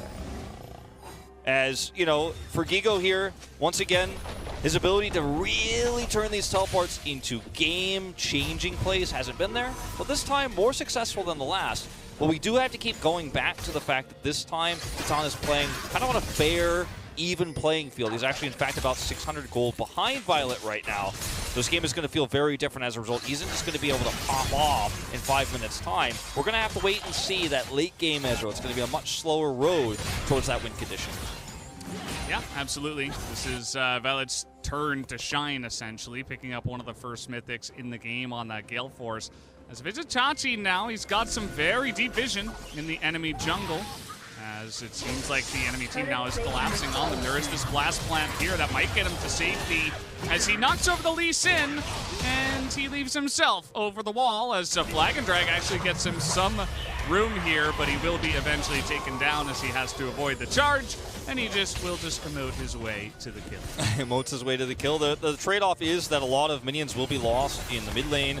Extra plate going over to Violet here, and they're actually going to turn this into potentially more than just a plate. We got multiple teleports coming in. Big recon charm onto multiple, but there's so many members of Peace here, but Greftar trying to run him up, trying to get that damage down, but it will not be enough. There is just no support for him. It's a double kill now for Violet, and Jojo is alone, gets knocked up with the flash. And that will be a huge conversion here for the side of Peace. Yeah, this is starting to become such a lead. Coming back in this game for Red Canids is going to be a really, really tough challenge. And again, different from last game, there's so much more vision control here for the side of Peace. They're starting to get deep vision on both the bottom side, as you can see here, and a little bit there on the top side. So this is not going to be a game where Red Canids can actually just run around the map, start taking away those jungle camps, and then, you know, put the pressure on macro-wise, because you've lost a lot of structures already. 2 turrets are down. You've given this Lucian a huge lead, and in the mid game, he's going to excel with it, as, once again, looking for a fight. We're going to see the stun does come in. Tally a little bit all alone. His team does round the bend, but so much damage being taken right now from the Sylas. The Slicing Maelstrom doesn't get much down now. Taladoric's turn to go in, and we are just trading blows. It's like we're watching a boxing match right now. Yeah. A lot of extra pushing power going to Titan on the bottom side. He is free farming right now, so he's the really big winner of this exchange here in the middle of the map. The amount of power that you could have gotten from Peace there was quite high if they were able to get those picks. Unsuccessful nonetheless. You can see Red finally clearing up some of that lost vision here around the top side of the map. Finally starting to get a little bit more of a chokehold on their side of the jungle. But these lanes have now kind of gone a little bit blue-sided, I guess you could say. Peace-sided here is farming this out for the Ezreal on a map where you don't have vision control is one of the scariest things you could do, because yes, you have a lot of mobility as Ezreal, but he doesn't have a mythic. He's not going to be able to do it.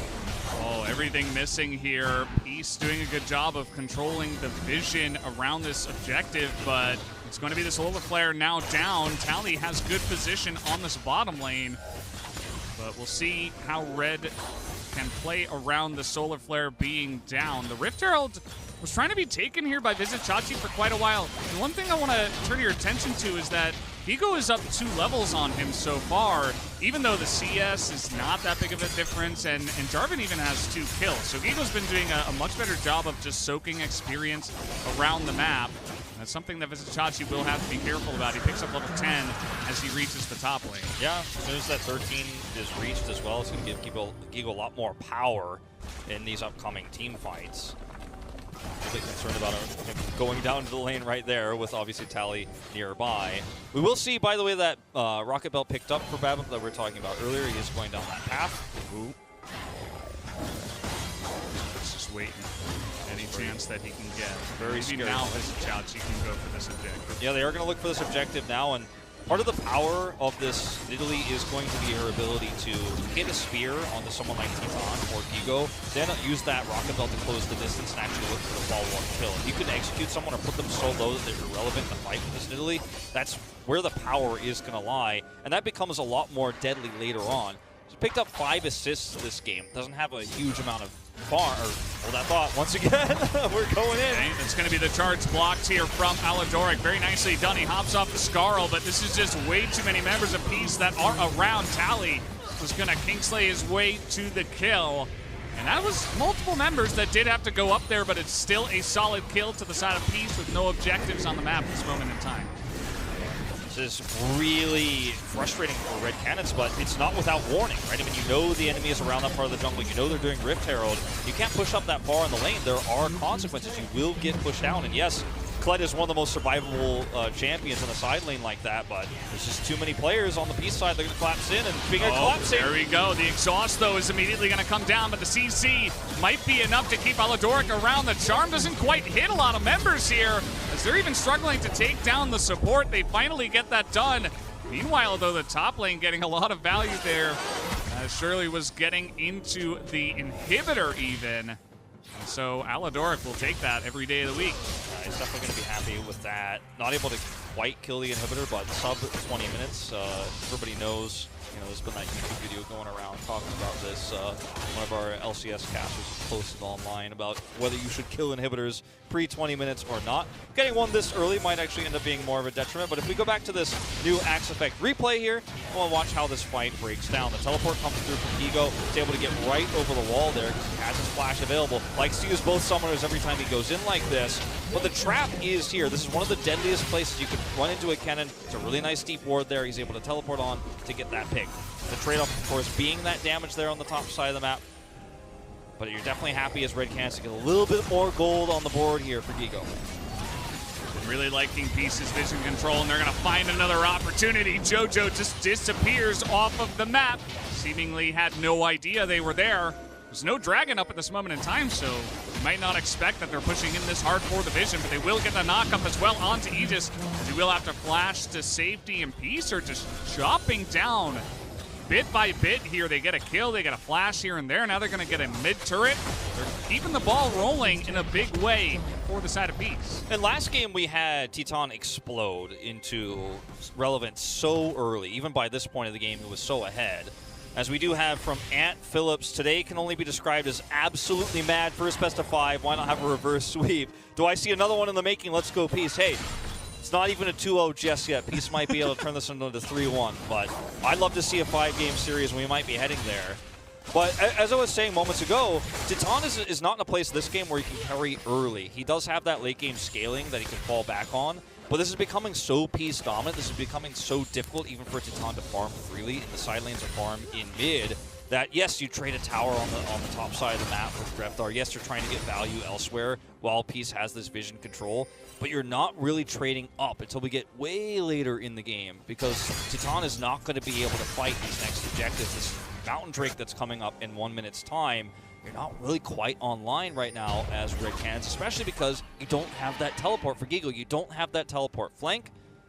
So fighting for vision as they are on the top side of the map is definitely a good way to approach it. They're grouping up and trying to remove a lot of vision, at least on this section of the map, trying to make this their stronghold as this Baron comes online. Yeah, I mean, Red Canids get, once again, so many deep wards in that Baron side of the map, but we do have Mountain Drake coming up here in 30 seconds. They're not going to have a lot of vision around there, so... I think they got to give that one up. I just don't think they're ready to fight this one just yet. Yeah, they have Divine Sunder and the Muramana, but this is not a 3-item Titan. This is a level 11 Titan, right? We see an overextension, maybe you've got an opportunity. Aladoric. He's just continuing on forward. The culling is going to blast Titan in the face here as the stun comes down, and the charm is good, but here comes Vizitachi, knocks 2 of them down with the Cataclysm, and now the cavalry has arrived. The stolen charge comes in, and a gigantic Everfrost catches 2 of them on the backside, slows them up enough to take them both down, and only Grefthar will live to tell the tale. I mean, so many great dodges there from Aladoric. He was juking and jiving there against the Ezreal's Mystic shots coming through. And Titana and crew are like, okay, well, I think we could maybe take this fight. You know, we've got a Leona out in the open. They look for the fight, but this is not, again, a time where you can realistically fight against the scrappy comp that is Peace. They're so strong in the mid-game. This is a team comp that has a Silas, a Lucian, right? At this point in time, a Jarvan, who's very far ahead, who can easily collapse in and take that scrappy fight. If you don't have the ability to slicing Maelstrom and get high value, you're going to really struggle here. So I appreciate the idea. Okay, yes, he misses the Zenith Blade. You're kind of grouped up here. But look at where Kennen is right now. It's not a fight you want to realistically take, and they still commit. And look at the plays here from JoJo. It's all desperation, all trying to shut this fight down, trying to go, okay, I'm going to die so that you will live, and it's just not enough here. And this is, again, right before the Drake. And I think trying to find more objectives elsewhere, continue to focus on the top side of the map, maybe grab that inner turret, would have been the better option here for Red Canids. And that's the reaction. That's all we get. Just a huge smile on Vizitachi's face. He's able to set up yet another one. It was more like an alley-oop for him, so it's obviously always a good feel as he just slam dunks them down. And yeah, I mean, this is looking really good for the side of Peace. How many times have we seen teams just go all in on a Leona and fail in the mid lane as well? Like, this has already happened multiple times at this tournament alone. It's a very common thing. You never want to go on that one, but they seemingly always do. As Vizitachi, he's so confident, but a lot of damage is coming out from Gigo. It's gonna be close, but the flash comes in. Vizitachi with the passive will smack down the little Kennen. Yeah, not a fight you want to take as a Kennen here. Once again, expecting there to be a rotation faster, perhaps from Grefthar, but he's so far away. And these small mistakes, these small overextensions and miscalculations for Red Canids have really started to come back and bite them here. As this time, Red Canids do not have any vision whatsoever. Not just a lack of vision control, but no vision in Baron Pit. This is going to be so difficult to contest. And JoJo, he's trying his best. He's going to get the Solar Flare out at least. Aegis, though, he's fighting to even get a view of this one, as now we get the engage, and immediately they all just get blown up. Vizitachi still in the pit, still going to keep the Baron leashed. And this one should be a clean Baron to the side of Peace. Titan is thinking about it. They still have some vision here. Let's see if, nope, not even going to be close. Titan can't do anything, has some vision, but Peace is going to take down the Baron at 24 minutes. They are dominating this game, too. Vizitachi having a great series here. Again, has been often the one focused, has been the one who's left out to dry for Peace when things go wrong in the group stage. Had a rough time, but he's really coming into his own here. First on the Rumble, now on this Jarvan. And it's a big return to form for the player who took such a long hiatus, came in here as an emergency sub here for Peace, which is one of the cool stories of them in this best of 5. And we're starting to see some of Red Canids crumbling around the late game, crumbling around decision-making, because part of the reason why they couldn't contest that Baron is because Akled with no teleport was trying to push a side lane after that pick. And mistakes like that are going to cost you big. Well, they're going to try to get this one in, as Violet is in a little bit of trouble, but he is going to dash away to safety. Grefthar doesn't quite have the damage, and they are forcing it so deep. As Vizitachi's like, no, I'll just go the other way. Violet in a little bit of trouble, though. That's a big kick onto him, but still, the damage is not hitting this Lucian. It's still the low health bar, so it's the Q from downtown. He's just going to lock down that Lucian, but here's Tally going to try to go 1v4. Picked up that Kennen ultimate, and it is doing so much damage here. Grefthar left to die by his teammates. They could not help him. As with the Baron and the double kill on Tally, they will look to push for more. It's just That's a desperate fight that Red Canids decided to take. They thought, hey, if we could win this fight, maybe we could turn the momentum back. Thought they had an angle there. They absolutely did not. And it's the turn from Tally with that second slicing Maelstrom that really is the icing on top of the cake, because when you are already winning a fight, then you can lock down the members who are trying to retreat. You're going to be guaranteed a lot of value here. With the damage in the team fight, as Titan is starting to come online, but that damage needs to be effective. It needs to be able to lead to kills. Eliminations are what you need. If you just hit the front line a lot and then back off, yes, your damage numbers are going to be good, but you need to get that effective damage and kill those damage dealers on the backside. If you front to back and get those kills first, if you can take out Vizitachi, then that number looks a lot better. It's not to be the case, not yet.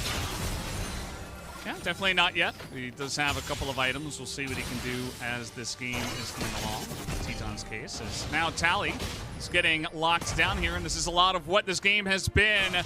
Just finding opportunities somewhere on the map. The Shirelius and the Charm does come in. There's the kick. Tally in a lot of pressure, but he gets a kill to start it off.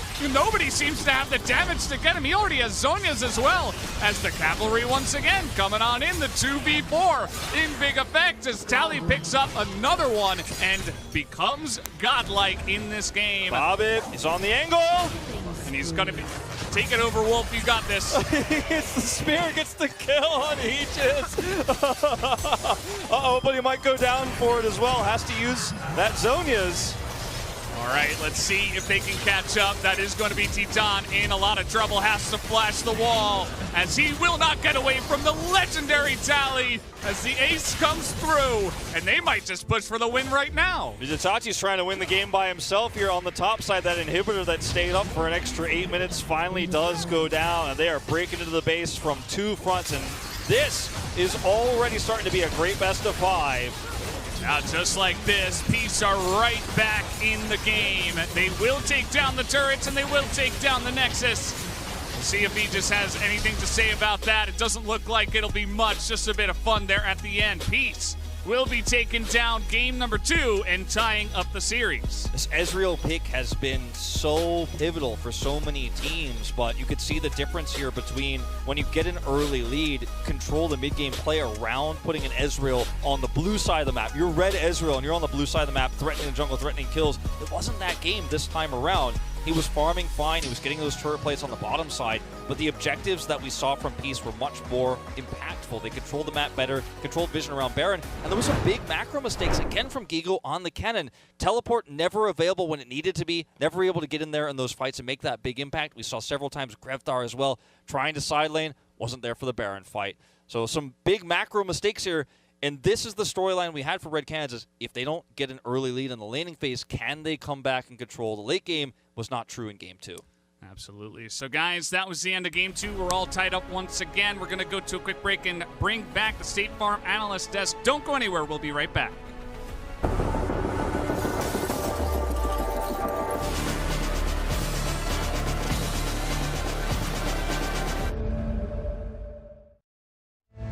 They say where the legends come from. You know what a hero looks like. Other people on fire, fire. Maybe it's time they meet their dragon. 'Cause if I gotta break it all down, then let's break it all down. Now you with fire, and we'll burn it all down.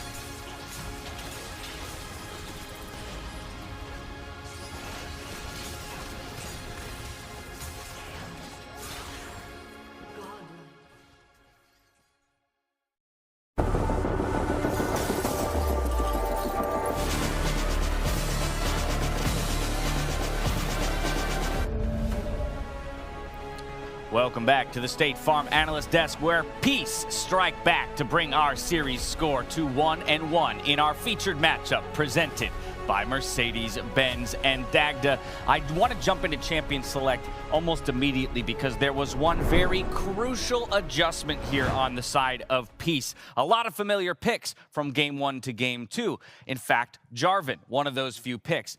But it was, at the end of the day, a sweet flex to secure a signature pick for our jungler in Nidalee. Yeah, not only do you get the good matchup for Vizicachi, but you get the Nidalee for Bapip. And for anyone who doesn't know, he's currently 6-0 back in the LCO, a 68 KDA in the home region, which is absolutely insane.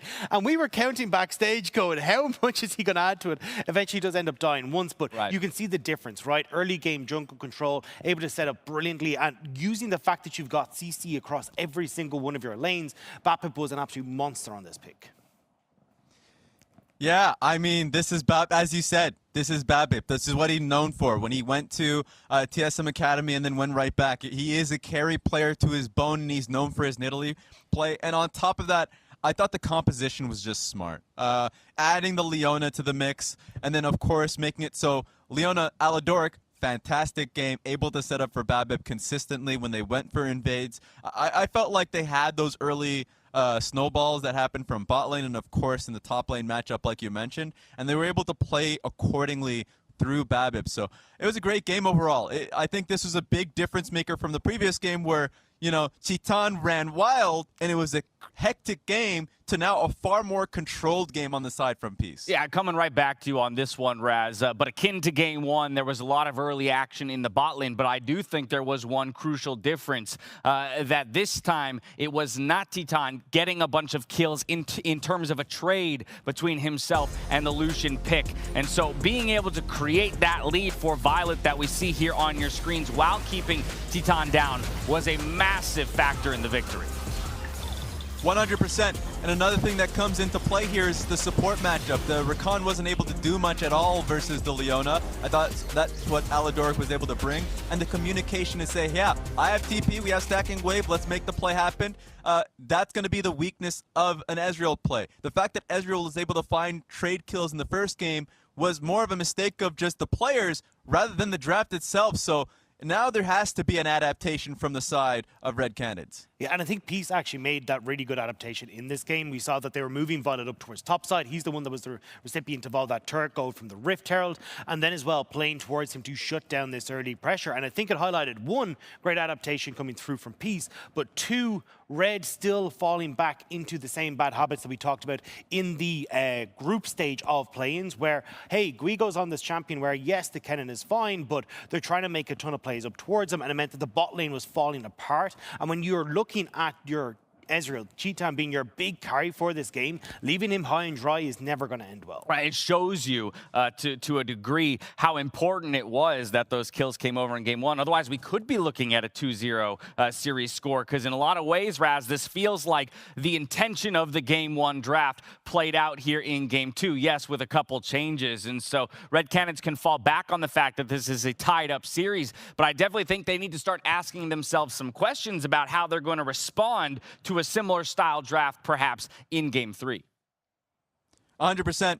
I think you have to add power to the bot lane a little bit more. I think if you want to play Ezreal, that's completely fine. You know, he'll do great in the mid game, but then make it so you have counter pick for support a little bit more, and that you get actual value out of it. Another thing to even mention is the fact that Vizicachi, being on the J4 versus Kennen matchup, he went wild. Being able to get the solo kill early on in the top lane that secured them Rift Herald and top lane place that gave them that huge advantage. And then he did it again bot lane. It is a great matchup for the Jarvan. And I felt like Ego probably didn't know the matchup all too well, because even though he couldn't escape the first one, he didn't know, he thought he based. The second time, he fully took the fight and lost anyways. So going into the next game, it's hard to get both counter pick for both support and top lane. I think it's just up to Ego to play better, and for support to just be able to get that added power in the draft. We're asking for a lot, but for good reason. That's now 2 games back-to-back where Vizicachi has owned his lane, of course, again, with differing results. But just reliving a few of those mid-game moments here. Babip coming in with big spears, and Vizicachi over the top. Always a no-fear player. Yeah, and we saw this again where you're looking at this big engage coming through onto Leona, but I can see Raz, he's looking at me on the screen. What do you want, Raz? Get in here! It's just so funny seeing the dynamic on this team. Ever you see the faces of Babip if he gets a solo kill, same with Tally, they're screaming their heads off. With Dad Vizzy up in the top lane, he's like, I got a good play. It's a crack of the smile. And that one, I saw a glaring smile on the camera. So Vizzy Chachi's trying to be the sturdy, like, figure in the team. That one, he broke a smile. He knew he got a big play there. He may be the newest member to the roster, but he's one of the veterans on that team when it comes to International League of Legends. But we turn our attention to that game number 3. For both of these teams, it's an opportunity to create separation, rather, Dagda. And so Red hopping to blue side for the very first time in the series. That's where my questions lie. We've talked a little bit about how the bot lane has been so pivotal to both of these teams' success. But now that we are flipping sides, where do we expect to see shakeups, if at all? I think the big one is going to be in the AD carry role. I think that's why we're seeing this transition is they're going to go, okay, can we get our hands on something like the Misfortune? Can we get our hands on the Lucian? Can we at least get some sort of pressure in this bottom side that would enable us to play around it? Because that seems to be the big issue for them right now. I think that's an interesting point, Raz, because we've talked about the Ezreal, and yes, it's a phenomenal late game carry. Again, 41% of his team's damage in that game number 1 to drive them to victory, but it does rely on getting to a certain state. So do you think that's the answer? Index into something more early and actually just control and run over the game from the beginning? 1,000%. I mean, even though I like the fact that he played it in game 1, like you said, if you're on blue side, pick up Misfortune. The strongest pick right now in the meta. If they get their hands on it, that's great. If you can get on Lucian, even better. So I think that's the big change they can make. I think banning Sylas, because if you're on blue side, you have a little bit more freedom now to ban just specific picks that has been making it more difficult, so you don't get locked into this Kled matchup that has made Jarvan all the more all the more impactful, not only working in lane, but also it's hard to get out of Cataclysm without the flash. So I think that's probably another way they can play this next game out. Misfortune plus play around it. That's what I want to see. That's what's been missing from Red Canids. Too much plays around topside. Don't just draft it. Just to draft it, you got to play around it. All right, well, that's what we would do if we were up there on the stage, but it's up for the teams to decide. Don't go anywhere, because after the break, we jump right into game number 3. We'll see you there.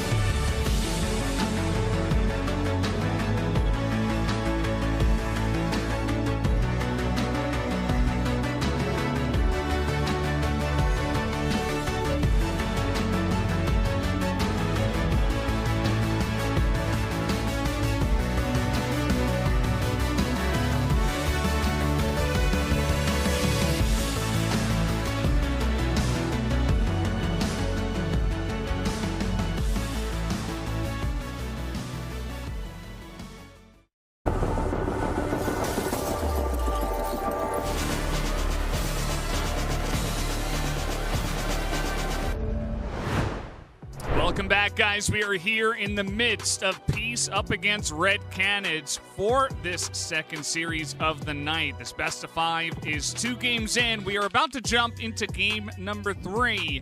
It looks like we're almost ready. Yep, we're jumping straight into the draft here, Wolf. And as mentioned by the desk, Red will pick blue side, which sounds very funny to say, but Red Canids have chosen the blue side for the first time. They'll ban away the cannon themselves, actually, going into this third game. And I do agree with what Dagda and Raz were kind of going towards, is pick up that Misfortune if it's left available. Take the Lucian if you can. If they burn both bans on red side against that, you can also get priority pick on the top side, which is, I think, part of why we see that cannon ban coming through. They'll ban the Misfortune themselves. Very strange, to be honest. I mean, it seems like they want something else specifically. Maybe it's a Lucian, maybe it's a different pick. The thing about this Misfortune ban is that if they don't ban it, then obviously Peace can leave both the Lucian and the Misfortune available and can take the other. This will force the response of the Lucian ban coming out. So it's either you get both or you get neither. And they're going to go right back to this Lucian pick here. And this is going to leave things very open-ended. But for Peace now, I think you could still feel very comfortable to potentially pick up that Nidalee pick early on in the draft. They're going to grab this Leona first. It's been such a hotly contested pick, so much engaged potential. She's so survivable. I've been talking about it a lot. I tweeted about it yesterday. Her win rate was 10-0. It's dropped a little bit since then, but she is just so powerful right now in this tournament. Instead of taking the Nidalee, they'll go for, still thinking. Okay, and they it will be the Lilia. They will take the Lilians. Yeah. And the problem, even with banning the Misfortune, I feel like taking Misfortune and Lucian would have been fine. But now you've expended a ban on the Kennen as well as the Misfortune, so you don't get to ban away the Silas, which is another thing that the desk was talking about. You basically, you're target banning the one Aurelia. And other than that, it's just, strong picks. As Zaya Rakan will be coming in here, so it looks like they had a very specific idea in mind with what they wanted to go for. We saw that Draven there hovered for just a moment. But let's see what Violet is actually going to play. Some options there. The Tristana is a really strong pick here in this case. The Ezreal obviously can be very good in the late game. You have a lot of options because you already have really nice engage with both the Lilia and the Leona here. You don't want to leave the AD carry pick for later because obviously a lot of those potential picks can be targeted in that second ban phase. They'll end up going with the Aphelios here, which is a really nice mix of both late game scaling but also potential engage tools as well with the Gravitum to come through. So a lot of flexibility, a lot of power around the mid to late game with this composition already here for Peace. Yeah, you have so much ranged, grab and engage potentially, right? You have Solar Flare, you have the Drowsy from long range with the Lilia, you even have the Gravitum that you did mention, and you're already looking at a Rakan and a Lee Sin. It's a couple of champions that, if you can avoid their CC, the Aphelios will be very good against because they will be right in his face. Again, keyword if you can avoid the CC. Probably taking Cleanse in this one, but we'll have to wait and see as the Rise and the GP are going to be taken off the board so far. We'll see what the next ban is going to be here against Grevthar. The Silas is another ban that's still an option here. Could be taken away for Grevthar, like Grevthar could play it himself going into this next phase. Take away the Zoe instead, which I haven't been too convinced about a lot of the Zoe play we've seen in this tournament so far here in play-ins. And then there was Blulu, who absolutely popped off on that pick. But yeah. You are right. I mean, it's not something that consistently should be coming out, I don't think, in this current meta, but, occasionally does have huge pop-off performances. And speaking of which, Tryndamere also going to be taken away from Talia. You think he's going back to the Silas here, or what are we looking at? I mean, there's another option in the Twisted Fate. With the Rise ban here, it's very difficult to match that rotation. However, with the Silas counter pick to the Twisted Fate, that's one way you can match that rotation, but it's going to be reliant on hijacks. Looks like they're going to save the pick for counter here and go with a very aggressive Aatrox here for Visitachi in the top lane. And this is something that, if you end up getting the upper hand, as we've seen with rare matchups here for Gigo already, as Visitachi, he will control that lane. He will control the ability to take that vision away and even take duels in the side lane, as we saw Raz mentioning the lack of experience there clearly against the Jarvan. We'll see what he ends up picking here.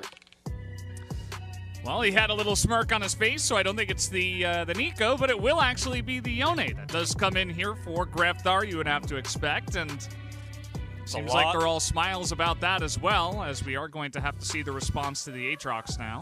A lot of 80 damage on this roster right now. You've got an 80 mid laner, and you've got the Lee Sin here. So with the cannon removed, in terms of AP threats in the top lane, not a lot of great options. So will be the Sylas to come through, actually, as a bit of a flex here. So very unusual to see this. Now, as Peace, the Twisted Fate's still an option here, but you can also just go down a different path and go for a control mage. You already have that really great long-range engage setup. Something like an Orianna wouldn't be crazy. It's Poppy! My God, Poppy! He actually, oh no! This is so fantastic! This is actually so hype. It's awesome! I mean, they flex the Aatrox in the mid lane. They give Visitachi, of all people, his Poppy. And it's probably going to be against, I mean, it's going to be good into either the Yone or the Sylas. So whatever does go into that top lane, he should be absolutely happy to go up against even the Lee Sin as well. It feels so good. Yeah, it looks like the Yone will be going to the top lane. They'll leave the Sylas to mid for that extra dueling power there against this Aatrox. It's not going to feel amazing, though, to deal with this Poppy. Now you have an insane front line. You have both long-range engage as Peace and the follow-up that comes with it. And when you look at the power this composition is going to have in the mid-game, you have a Lilia who can set up for those sleeps. You have an Aatrox who's going to be very happy to duel, can even, oftentimes 1v2, slow things down until you get that rotation of Lilia over. We've seen so many successful engages with this Lilia pick for Bobbin. It's been arguably, in my opinion, his best champion so far this tournament because he's the type of player who will utilize his top players engage. You'll see Visitachi go in first, then he'll flash, follow up with the Q, stopwatch, set up for the sleep. Something we've seen from him so many times, and something that has been relatively ignored. I mean, completely ignored in this best of 5 by Red Canids. We mentioned it even before game 1, and in this third game, I'm liking the draft a lot more. This just feels right, That last pick, the second it got locked in, I was just like, ooh, these are the good feels coming in for the side of Peace. They saved the counter pick, and they use it perfectly. How many times have we seen teams on the red side just go in ahead and say, okay, well, I guess we'll just, pick whatever we're strong at. But no, this time around, it's actually very well thought out. They get yet another champion that really doesn't like the Poppy, and then they just slam it down. They auto-lock it. It feels so fantastic. It's such a famous pick for this player as well. You consider Visitachi's history, it almost feels like it's a statement pick as well in that regard. And we knew it was coming, almost like Chekhov's gun. It's Chachi's Poppy coming in, right? It's the new literary term. But I feel like when you look at what Red Canids got at the end of the day, I mean, the Sylas pick here is going to be strong in a lot of cases, still has a lot of mid-game power, but it felt like okay, we've got to pick something AP because otherwise our roster is completely 80 damage, really easy to itemize against, especially when there's an Aatrox on the other side, Poppy on the other side, and even with that Sylas AP damage coming through, it's not going to be something you could do consistently, so the itemization becomes so easy here for Peace, and Red Canids also are going to have the issue of how do you control the mid-game, because remember, as we've discussed a lot in this best of 5 and leading up to it, and it's come true, when Red Canids get to the late game, sometimes the decision-making just isn't as strong as Pieces, and their composition that they're up against is so strong in the mid-game, so in order to win this one, you're going to have to get this Xayah late game online. We'll see if he can pull it off. That's a really sick knock-up, as Violet is going to get a couple of shots in, but mostly into shields, so JoJo's starting us off very nicely down in the bottom side, some level 1 shenanigans. So we'll see who does hit level 2 first here. Of course, Violet with the Calibrim will have the range advantage and be very annoying, like how he's abusing that range advantage for now. And of course, we're going to have this camera up in the top lane, I would assume, a lot of times, as long as there's any amount of action up here. Interesting to see this matchup, the Yone into the Poppy. Definitely not one that we see very often, if at all, here in Professional League of Legends. Definitely rare to see. Poppy's return to pro play somewhat recently. It was kind of a rarity and usually in the support role, especially here in the LCK. And to see it in the top lane once again, it's just such a formidable tank, a lot of engage opportunities, so difficult to deal with that front line. When it comes crashing into you with an Aatrox, it means that Bobbip has so many angles, he can take so many free ways to get in there and get that sleep off. And I'm really worried for Red Canids taking some of these mid-game fights, because in terms of ultimates to steal here too, as the Sylas, there's not a whole lot you feel like you're going to get insane value out of, especially in these early scrappy fights. Yeah, I mean, you've got Solar Flare, you've got like World Ender. There are a couple, but definitely will be struggling to find multiple. And you just consider like what this Poppy's role will be. I mean, he could even just sit on top of the Aphelios and just laugh at the enemy team. I mean, there's 4 melee champions that have dashes on the side of Red Canids. I mean, that's the one thing. And then you got the AD carry, who doesn't have the longest range in the world? It's Xayah. Like, if Violet is not in the front line getting charmed up, then I think he should be in a really fantastic spot and very well protected. So that front line you were talking about, Wolf, I think it's just going to be so comfortable here for the side of Violet. Now, it is going to have to come down to execution, right? They're going to have to group up as 5. They're going to have to get the Steadfast present at the exact right time. There is still really almost instant engage from the side of Red Canids. And speaking of which, there's going to be one as flash for flash, and Red Canids will enjoy that. Yeah, that's going to be a nice pickup there. Have a lot more threat on this Aphelios. Vizicachi going to come over here and try to put a little hurt onto that ability to get the scuttle here for Aegis, but Aegis is able to smite it and take it away. But he is putting a lot of pressure on the Yone now on the top side of the map. As you can see, there's a lot of control there. The bot pressure that you see against this Aphelios isn't insignificant. It's not insignificant, but it's not that impactful yet. As we're going to see a re-engage. Yeah, they're getting on in there. Violet is going to dodge the knockup, but the feathers are pulled back. Titan takes a lot of damage. The Ignite, though, onto Violet. The Ignite as well onto Titan. And Aladoric will be able to push it forward for the first blood. Perfectly played around the engage range there by Violet, and they get just enough damage to stop it. Jojo going to have to stop his back here temporarily as well and sit under this turret. But this is part of the reason why he might have a little bit more action here. But part of the reason why, you know, Leona ends up being kind of a counter pick for Rakan, because it's so easy to re-engage when the attack comes through. And this is what I was saying. It's not insignificant. They have this push and this pressure onto Violet, but he's still CSing very well under turret. So they try to push the issue even further here. Look at Aladoric. He's already on the back side of this fight. There's a turret shot that goes through, and if you can't finish Violet off in that first moment, it's not going to go well for you, obviously, against this extremely tanky Leona. Violet, it was like he was figure skating or something. Like, you know, he's got his guns out, he's doing a lot of damage, and he just sidesteps perfectly away from the grand entrance. Kind of just laughs at the Rakan, and Leona is able to finish the job. So really nicely played down there. We are getting a great look at this top lane as, okay, Vizicachi really trying to press the issue here. Probably didn't have to do that, especially without level 6, but you can tell, as you said, Wolf, he's trying to make a statement in this game, not only with this pick, but with this play. As it does look like Red Canids, though, will be able to pick up the Infernal Drink. Yeah, with the position of that wave on the bottom side, there's just nothing that Violet can do to rotate over. They have enough priority there to make it happen. Vizicachi not having the ability, either of the top laners teleporting in here means you can take that one away essentially for free, despite the mid pressure there that Tally had. Speaking of Tally, no vision here for a long ways up. By the time he shows, Vigo's going to have to react. And I think Vizicachi didn't sell that one well enough. It became a little bit obvious walking through the minions by the time he got to the ward. Already, Gigo was out of there. Still had flash, only used his ultimate in that last exchange to get out. That's really the thing. Wasn't really a lot of kill pressure on the side of Vizicachi when he did go for the flash to stop the ultimate, as now here is Bobip, and he is on the hunt. As the teleports will be coming in, one apiece. Vizicachi pretty low, though. You can see Grepthar still going to respect it as the World Ender is stolen here. He just trying to make his way in, gonna dodge that Poppy ultimate for the damage. It buys enough time to get down the Silas, as Grepthar will not be able to escape, and Bobip is just prancing around this rift and will set up a kill. Yeah, that was such a massive flash there from Tally to get them in and on top.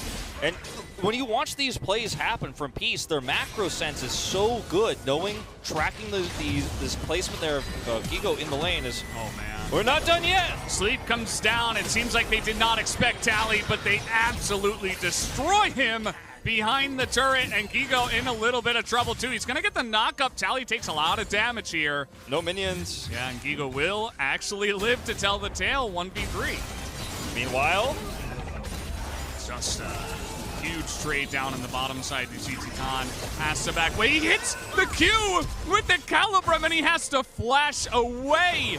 What is going on here? Violet And Aladoric doing a fantastic job. Will win another trade in the bottom. They will win the trade here. Titan survives just barely with his ultimate there and the flash, but doesn't change the fact that Violet is going to be able to push this in for free. He's got the Crescendum out right now. This means JoJo is going to have to stick around.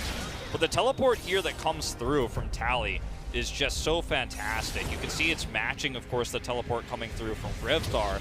But with an Aatrox at this stage of the game, this is what I was talking about. The mid-game power that Peace's composition has with this Aatrox with the Poppy is just so insane.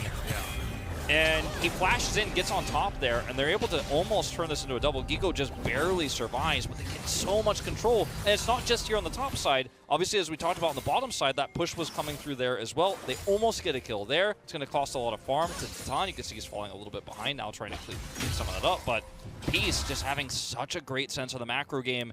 And Red Canids, we know that when they're behind at this stage in the game, catching up is just so difficult for them, especially with this composition. I think it's going to be even harder.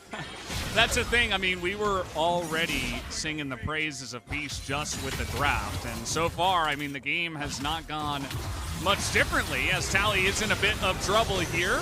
As now he's trying to turn it around, though, with the World Ender. He is just sustaining through all the damage. It was only Grevthar, and especially when Bobbin shows up, who is, by the way, 2-0.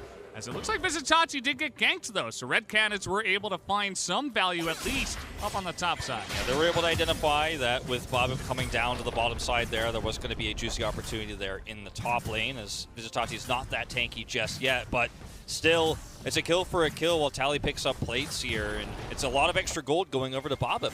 And we've seen this happen time and time again with Bobbin, historically speaking, on these AP jungle champions. He gets a lead, he starts to snowball the game, ends up getting great engages, whether it's the Nidalee Spears or it's the Qs coming through here on the Nidalee to set up for those sleeps, or excuse me, the Lilia to set up for those sleeps. It's really, really not the player you want to get fed. He's already got 5 stacks of the Dark Sealas.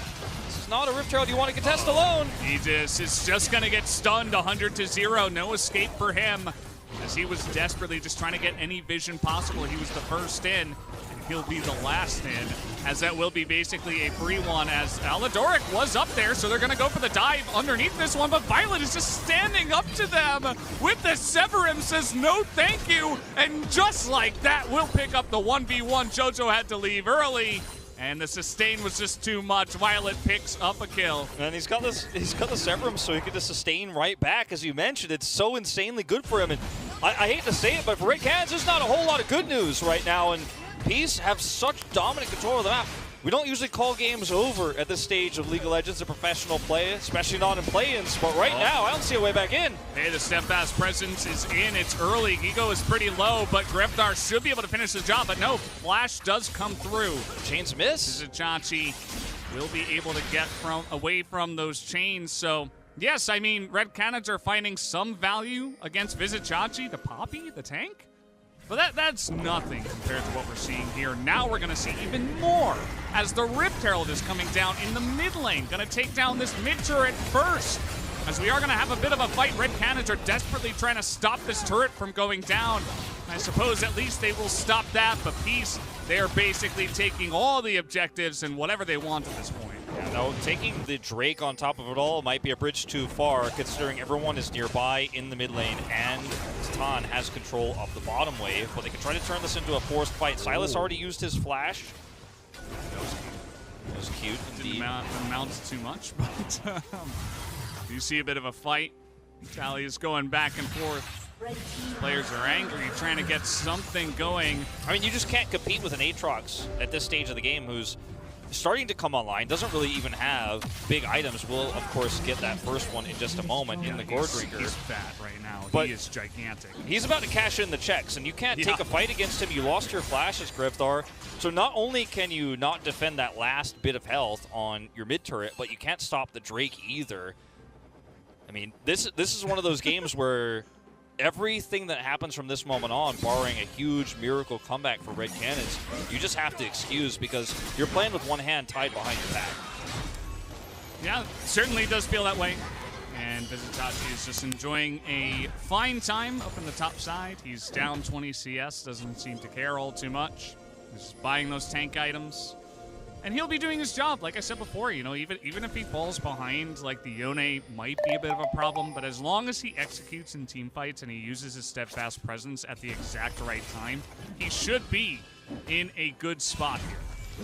Violet will pick up the MasterCard Mythic purchase of that Gale Force for some extra mobility against the Sylas, the Lisa, and the Yone, right? I mean, there's still a lot of ways things can go wrong if you don't have that ability to reposition, so just a little bit of extra safety here. It's not about the survivability like you would with an Immortal Shield, but in this particular case, it's just about not getting caught by that CC. All right, well now everybody's trying to get on top of Tally, but look at this, they don't quite have the damage to kill the Aatrox. Finally, they come in. Gigo as well from the left actually gets some damage down as Vizitachi is here with the steadfast presence, going to deny a lot. The knock up here on the Jojo, but there's the knock up from Jojo onto Aladoric. They nearly take him down. The stopwatch is used. Now Vizitachi not in the best spot. He gets the stun up against the wall, but that will be about it, and Red Canids strike back. Very big overextension here from the side of Peace. This was a 4v5 fight as Violet stayed in the bottom lane the entire time. Now he is going to get some extra value right before the plate falls. So that's a nice pickup there of 160 extra gold. But you are giving a big turn, a big flip of gold back to Red Canids. They're still significantly behind. You're going to need more than just a single one of these to get back into the game. But this happens twice. You have another mistake as Peace out in the lane. Overextend, commit to a fight, and you might actually have a comeback on your hand. Well, we're going to take a look here at the new Axe Effect replay as we do see that Tally. He just gets jumped upon. I mean, it's 3v1 for the longest time, and even Gigo comes in from the left. Yeah, and you could see that, unfortunately, Aladoric is super deep, trying to get a lot of that vision on the blue side. So he comes back in, they try to turn this fight around, and yes, they do get the pick there onto the Lee Sin, but there's no way out against this composition that has so much lockdown and so much CC. So you're ahead, you feel like I've got an opportunity to collapse with the Leona coming through, but it ends up being Peace biting off more than they could chew here, and the 1 for 3 is not what you want. Yeah, and like you said, I mean, Peace are still in a good spot, but a little bit of a bump along the way. We'll see how they can go from here. They took down that mid-tier 1 so early on that you would imagine these next objectives that are coming up here should be in their control, but Red Canids got that early Infernal Drake. That was like the one good thing that they had from the early game. And we'll see if maybe, you know, off the back of that last team fight, can they get some momentum and maybe fight for the second Rift Herald?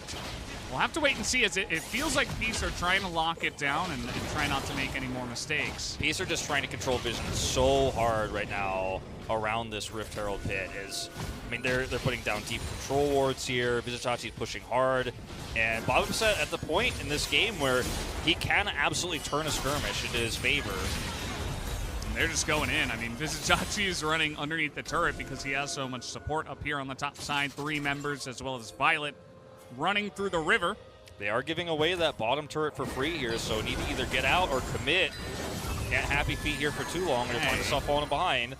They're going to use the sleep there onto Jojo, but, you know, at most it gives them a lot of space. That's the one thing it does. You know, it looks kind of silly, but it actually pushes the enemy team really far back because the Rakan has to run away so far. So it does open up this top turret a little bit sooner for Peace. Now the question is, can they collapse and kill Grevthar? Because he's going all in on this. He's not just going to be happy with the 1 turret. He's going for a second here as well. Continuing to push this through. Tally's going to catch the wave in mid. And it's not just the turret they get on the top side for that Sylas pressure. It's going to be the top turret plus that deep vision that we were talking about and the second Rift Herald. So there's a lot being gained here. And they will force the Sylas out, so Grevthar has to retreat. They're looking for a pick on a Tally, but he's not having it. Yeah, he's level 12, and, you know, he's got some boots. He's just kind of running away from everything. Stays in the right side, or the left side, rather, of the lane where he has vision, so he knows that even if they come from the right, he's totally fine. Probably should have known that they were there as well, as Red Canids are going to go for this dragon, and Peace are a little bit slow to collapse on in here. You would imagine at this point in the game with their lead, they would like to collapse on this one, as Vizitachi is taking a ton of damage, and that will be the blue team Red Canids taking down the dragon, but it is chaos in the dragon pit here. Gigo's going to be the first to fall, as Grevthar is getting in there trying to frontline, and Vizitachi is still alive, by the way. Huge damage from the Xayah, though, in the team fight, as that is short-lived. Just frontlining a little bit too much there was Titan. Still has his ultimate and is not able to use it on time, and Peace are continuing to collapse. As here comes Tally, he is gigantic on this Aatrox. He'll take down one. And you got to imagine they're looking for more. Aegis not in a very fun spot.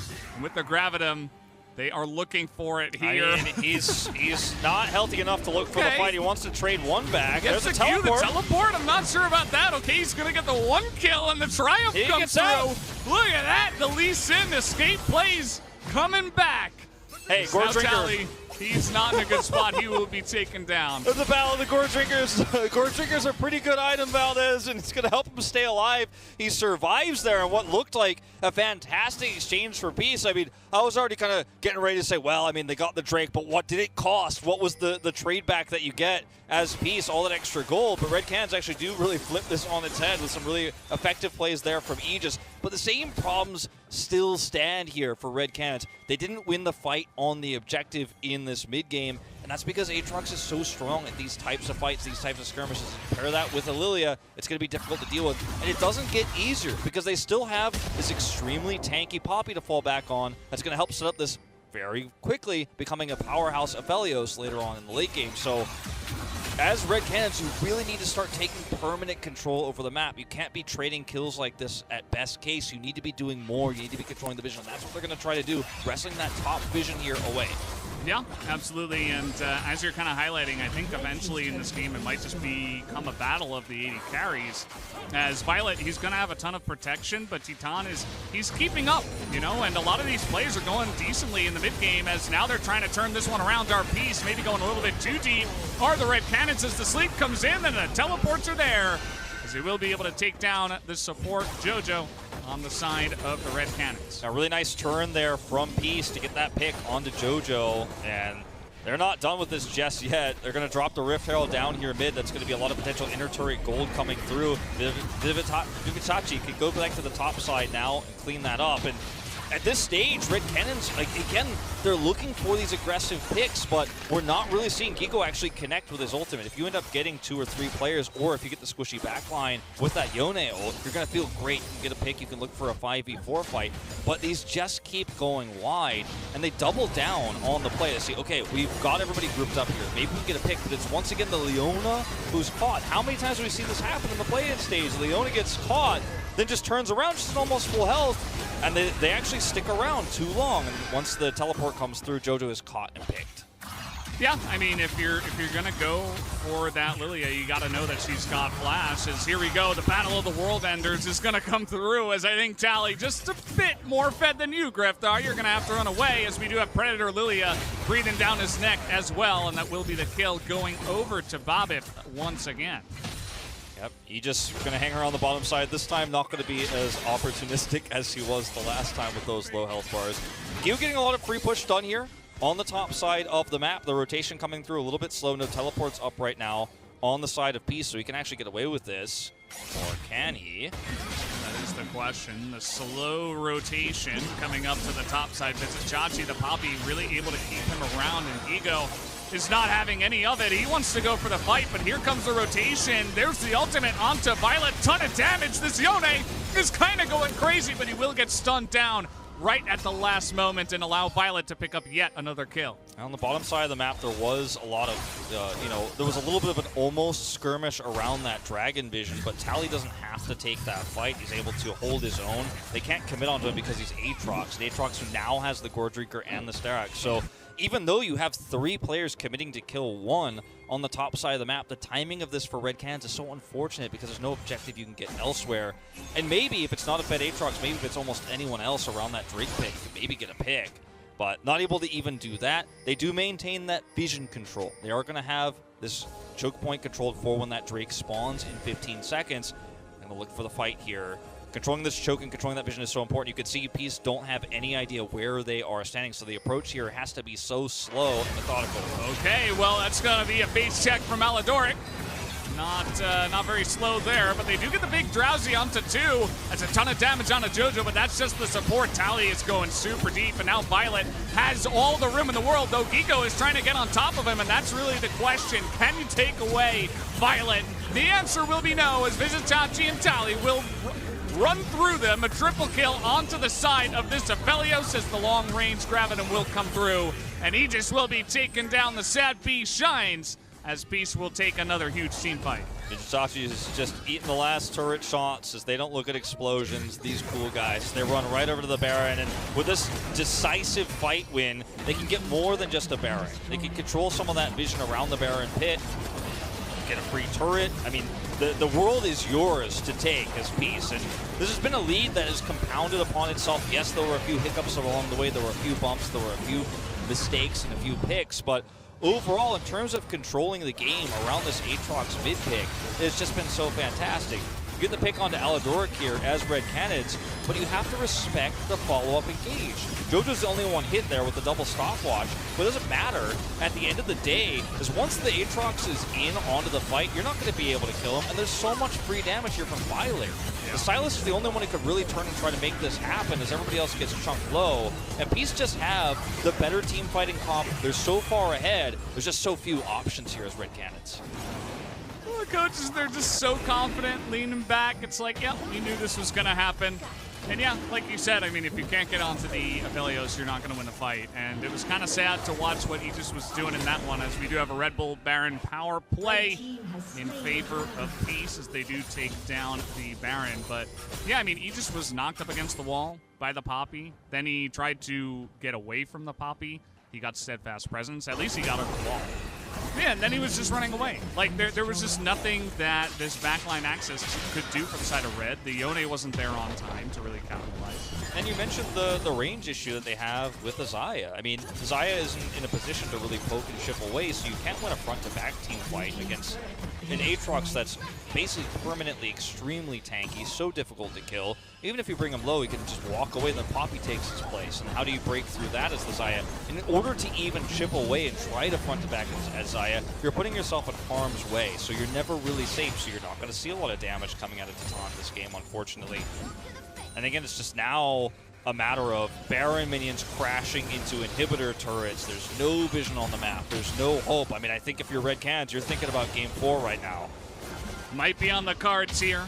Peace are going to be looking for this inhibitor. They do have the 4-1 going. The Everfrost is going to land on the Tally, but look at how tanky he is and look how survivable he is. Yeah, I mean, he uses his World Ender. I suppose that's the one good thing for the side of the Red Canids. They get the ultimate away, but that is it because this inhibitor is going to go down, and they still have Baron.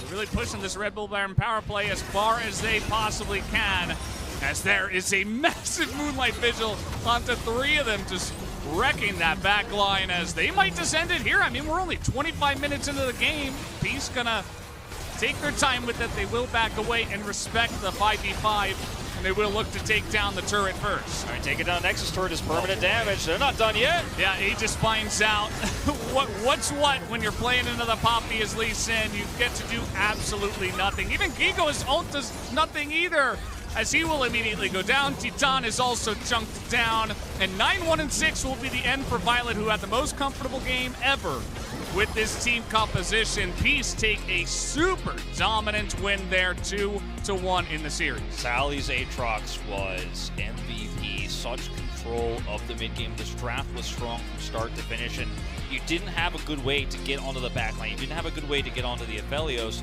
I mean, you think about ways to get on top of carries. You think about Yone and Sylas as 2 of the best ones, but when the front line is this strong, you can never break through. You fall behind early.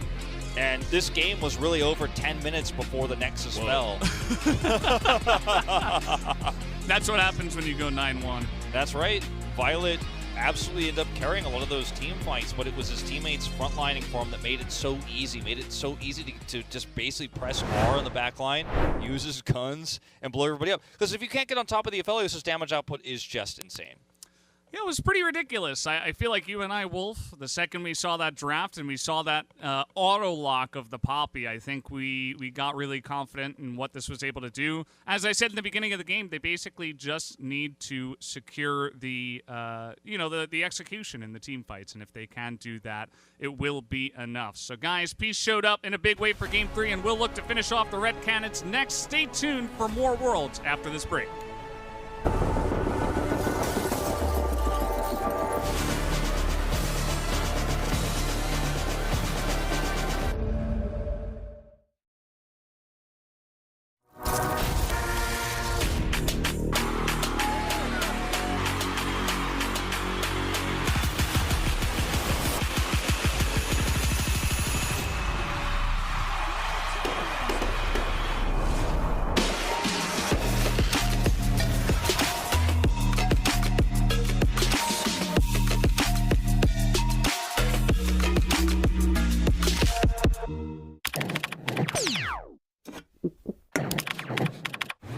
Red Bull gives you wings.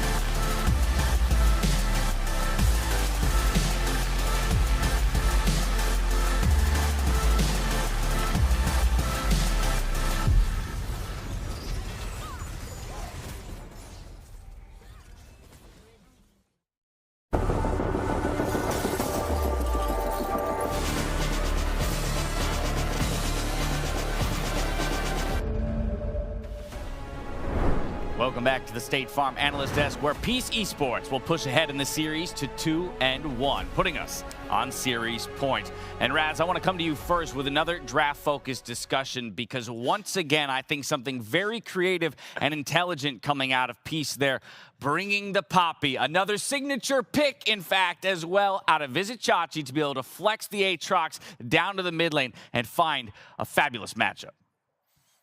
It's great. You love to see it. That was definitely the Poppy comps of all Poppy comps.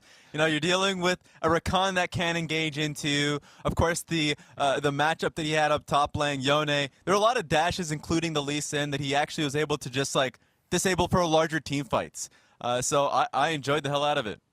Yeah, and I love to see, again, they kind of pulled the rug out from underneath Red Canids, right? They take the Aatrox, think, right, this is going up to the top lane. All right, let's go with the Yone. And they're like, no, we're going to swap this into the mid lane. Great matchup there against the Sylas. And from that, you got Babip with a super strong mid laner that he can play through. And you've already got your bot lane winning as well, because they got some early kills. It just felt like there was no stopping Peace in this game. Right, and I think, again, I want to highlight for people that while you look at the way the early game flows and you see, oh, the Poppy goes down 0-2-0. Doesn't seem like a great flex and signature pick to me. The reality is, you look at the rest of the map and you see what that creates in terms of opportunity for everyone else. And at the end of the day, Poppy doesn't need kills to operate. She doesn't really need much gold. She probably just needs 2 items to become a fat frontline and do her thing. And so, you know, how much space it kind of afforded the rest of the squad to get ahead in their respective lanes, it was just awesome to see. Yeah, and as well, as you say, like, you were laughing about it backstage, just being able to run rings around people, essentially, that top lane,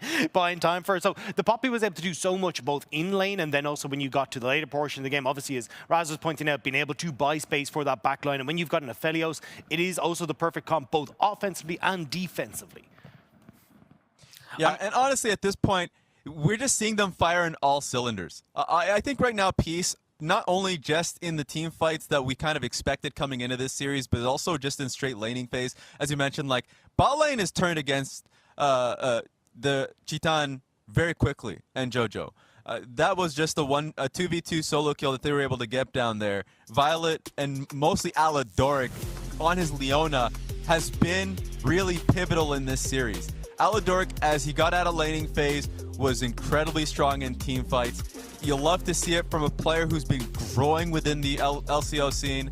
And now going into the next game, where they are on match point, they look like the more refined team. Now, Dagda, I don't know how much this is really saying, but that might be the most consistent and prettiest gold graph we have seen all day.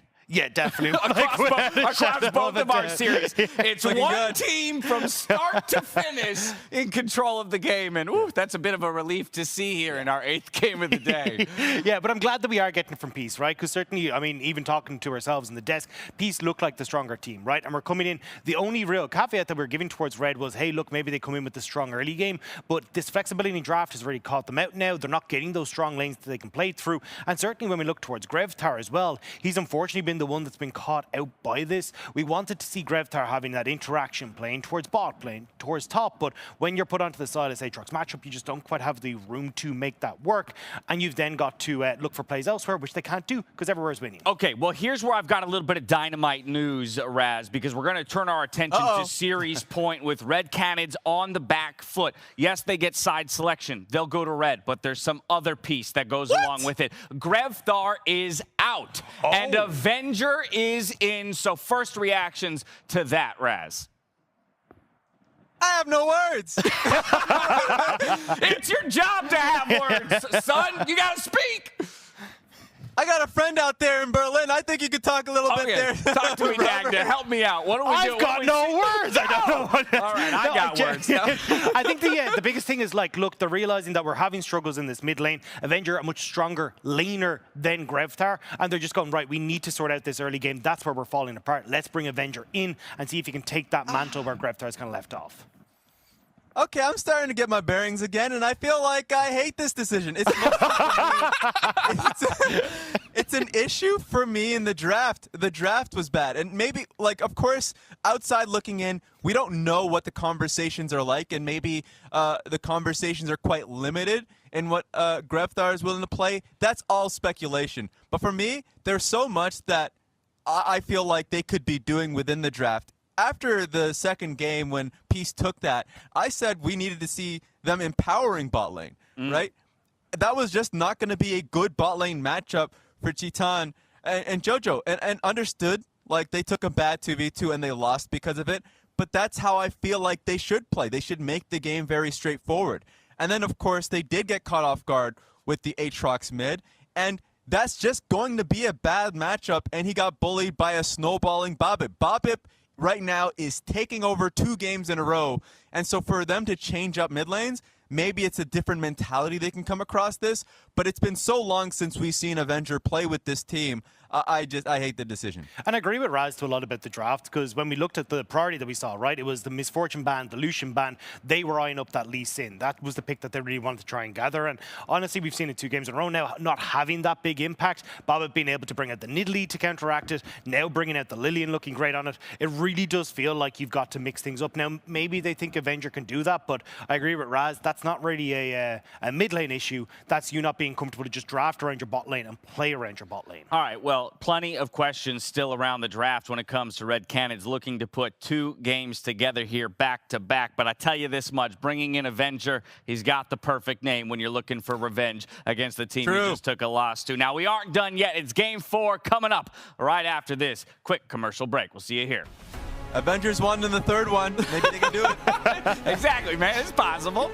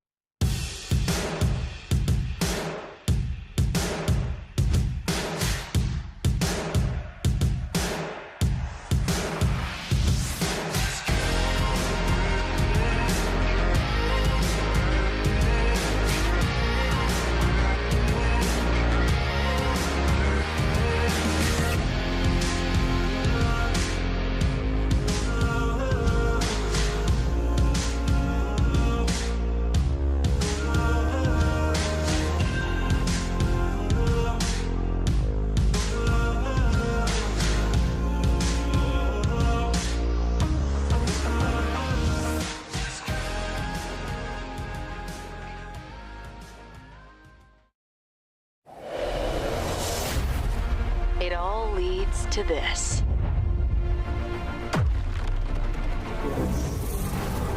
Make or break. Vitality will take them! A new era is awaiting.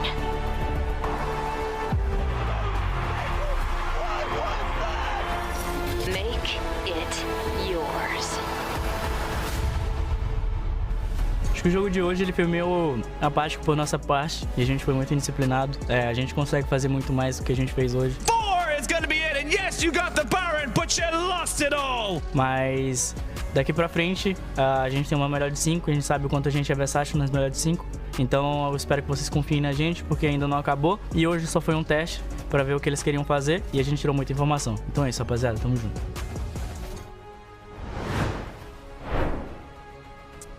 Well, that was good to see from Teton. They're going to need him to step up in a big way if they want to have some hope of bringing this one back. It's still me, Valdez, with Wolf, bringing you Peace versus Red Canids. Peace destroyed them in the draft and then really brought it to them in the game as well. This is going to be a hard ask, but it's definitely not impossible. Yeah, I mean, you really have to work on the drafting. I mean, the desk broke it down pretty hard, and I think we did too when we were talking about that game going into it, but they didn't expect the Poppy pick. The draft was very heavy on 80 damage. The Silas follow-up pick felt desperate. You had to deal with the flex of the Aatrox mid.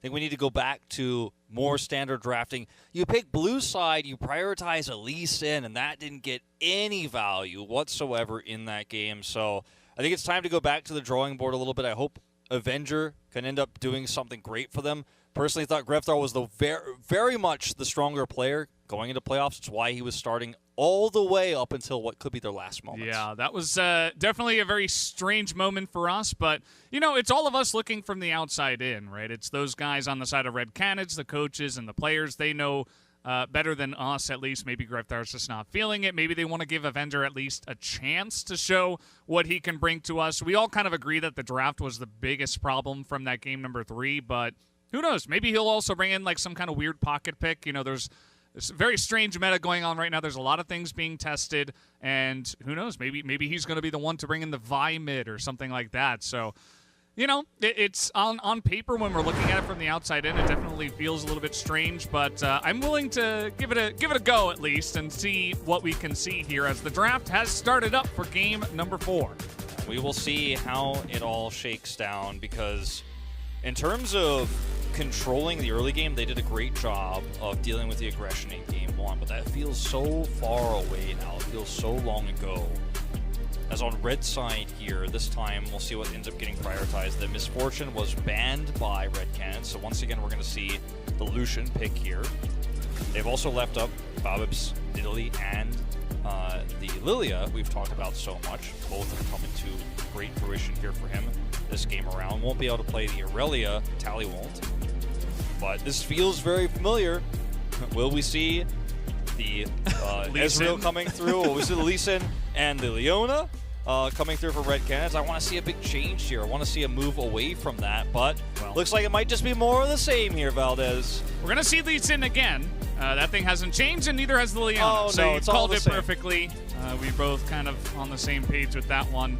And, you know, maybe they're just trying to keep something hidden. You know, I'm trying to be positive here, but to be honest, I mean, I like the Leona. The Lee Sin against the Poppy especially was a little bit, it looked very powerless. So let's see how they mix it up here, as this time it's going to be Lucian Braum. So we've seen Lucian Nami, Lucian Leona, and they're going to give it a try with the Braum, as the Leona, of course, was picked away. The Braum pretty good into potentially that Ezreal pick to come through. It can block a lot of that damage. Obviously, you know, in the laning phase against the Leona, you're going to have a lot better time than you are as a Rakan. So we'll see if that ends up being the pick, the Ezreal there. The Jace going to come through blind this time. The Kenin's already removed. You've got the Aurelia taken out. Not a lot of great counter picks for the Jace, the most common being the Wukong. And we'll see if Gigo is willing to pick that one up. He hasn't played it yet this tournament.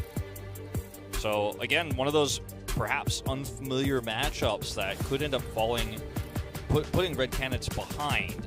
As this time the Zoe will come through for Avenger. So that might be the pick they were looking for here. Very interesting one. I feel like if I'm looking at the side of Peace, I wouldn't mind the Zoe on their side. You know, you have Culling, you have Shock Blast, and you have Zoe over the top. It's AP damage, mixes very well. But to see the Zoe picked up this early on is pretty interesting. Curious, maybe this is what Avenger has prepared.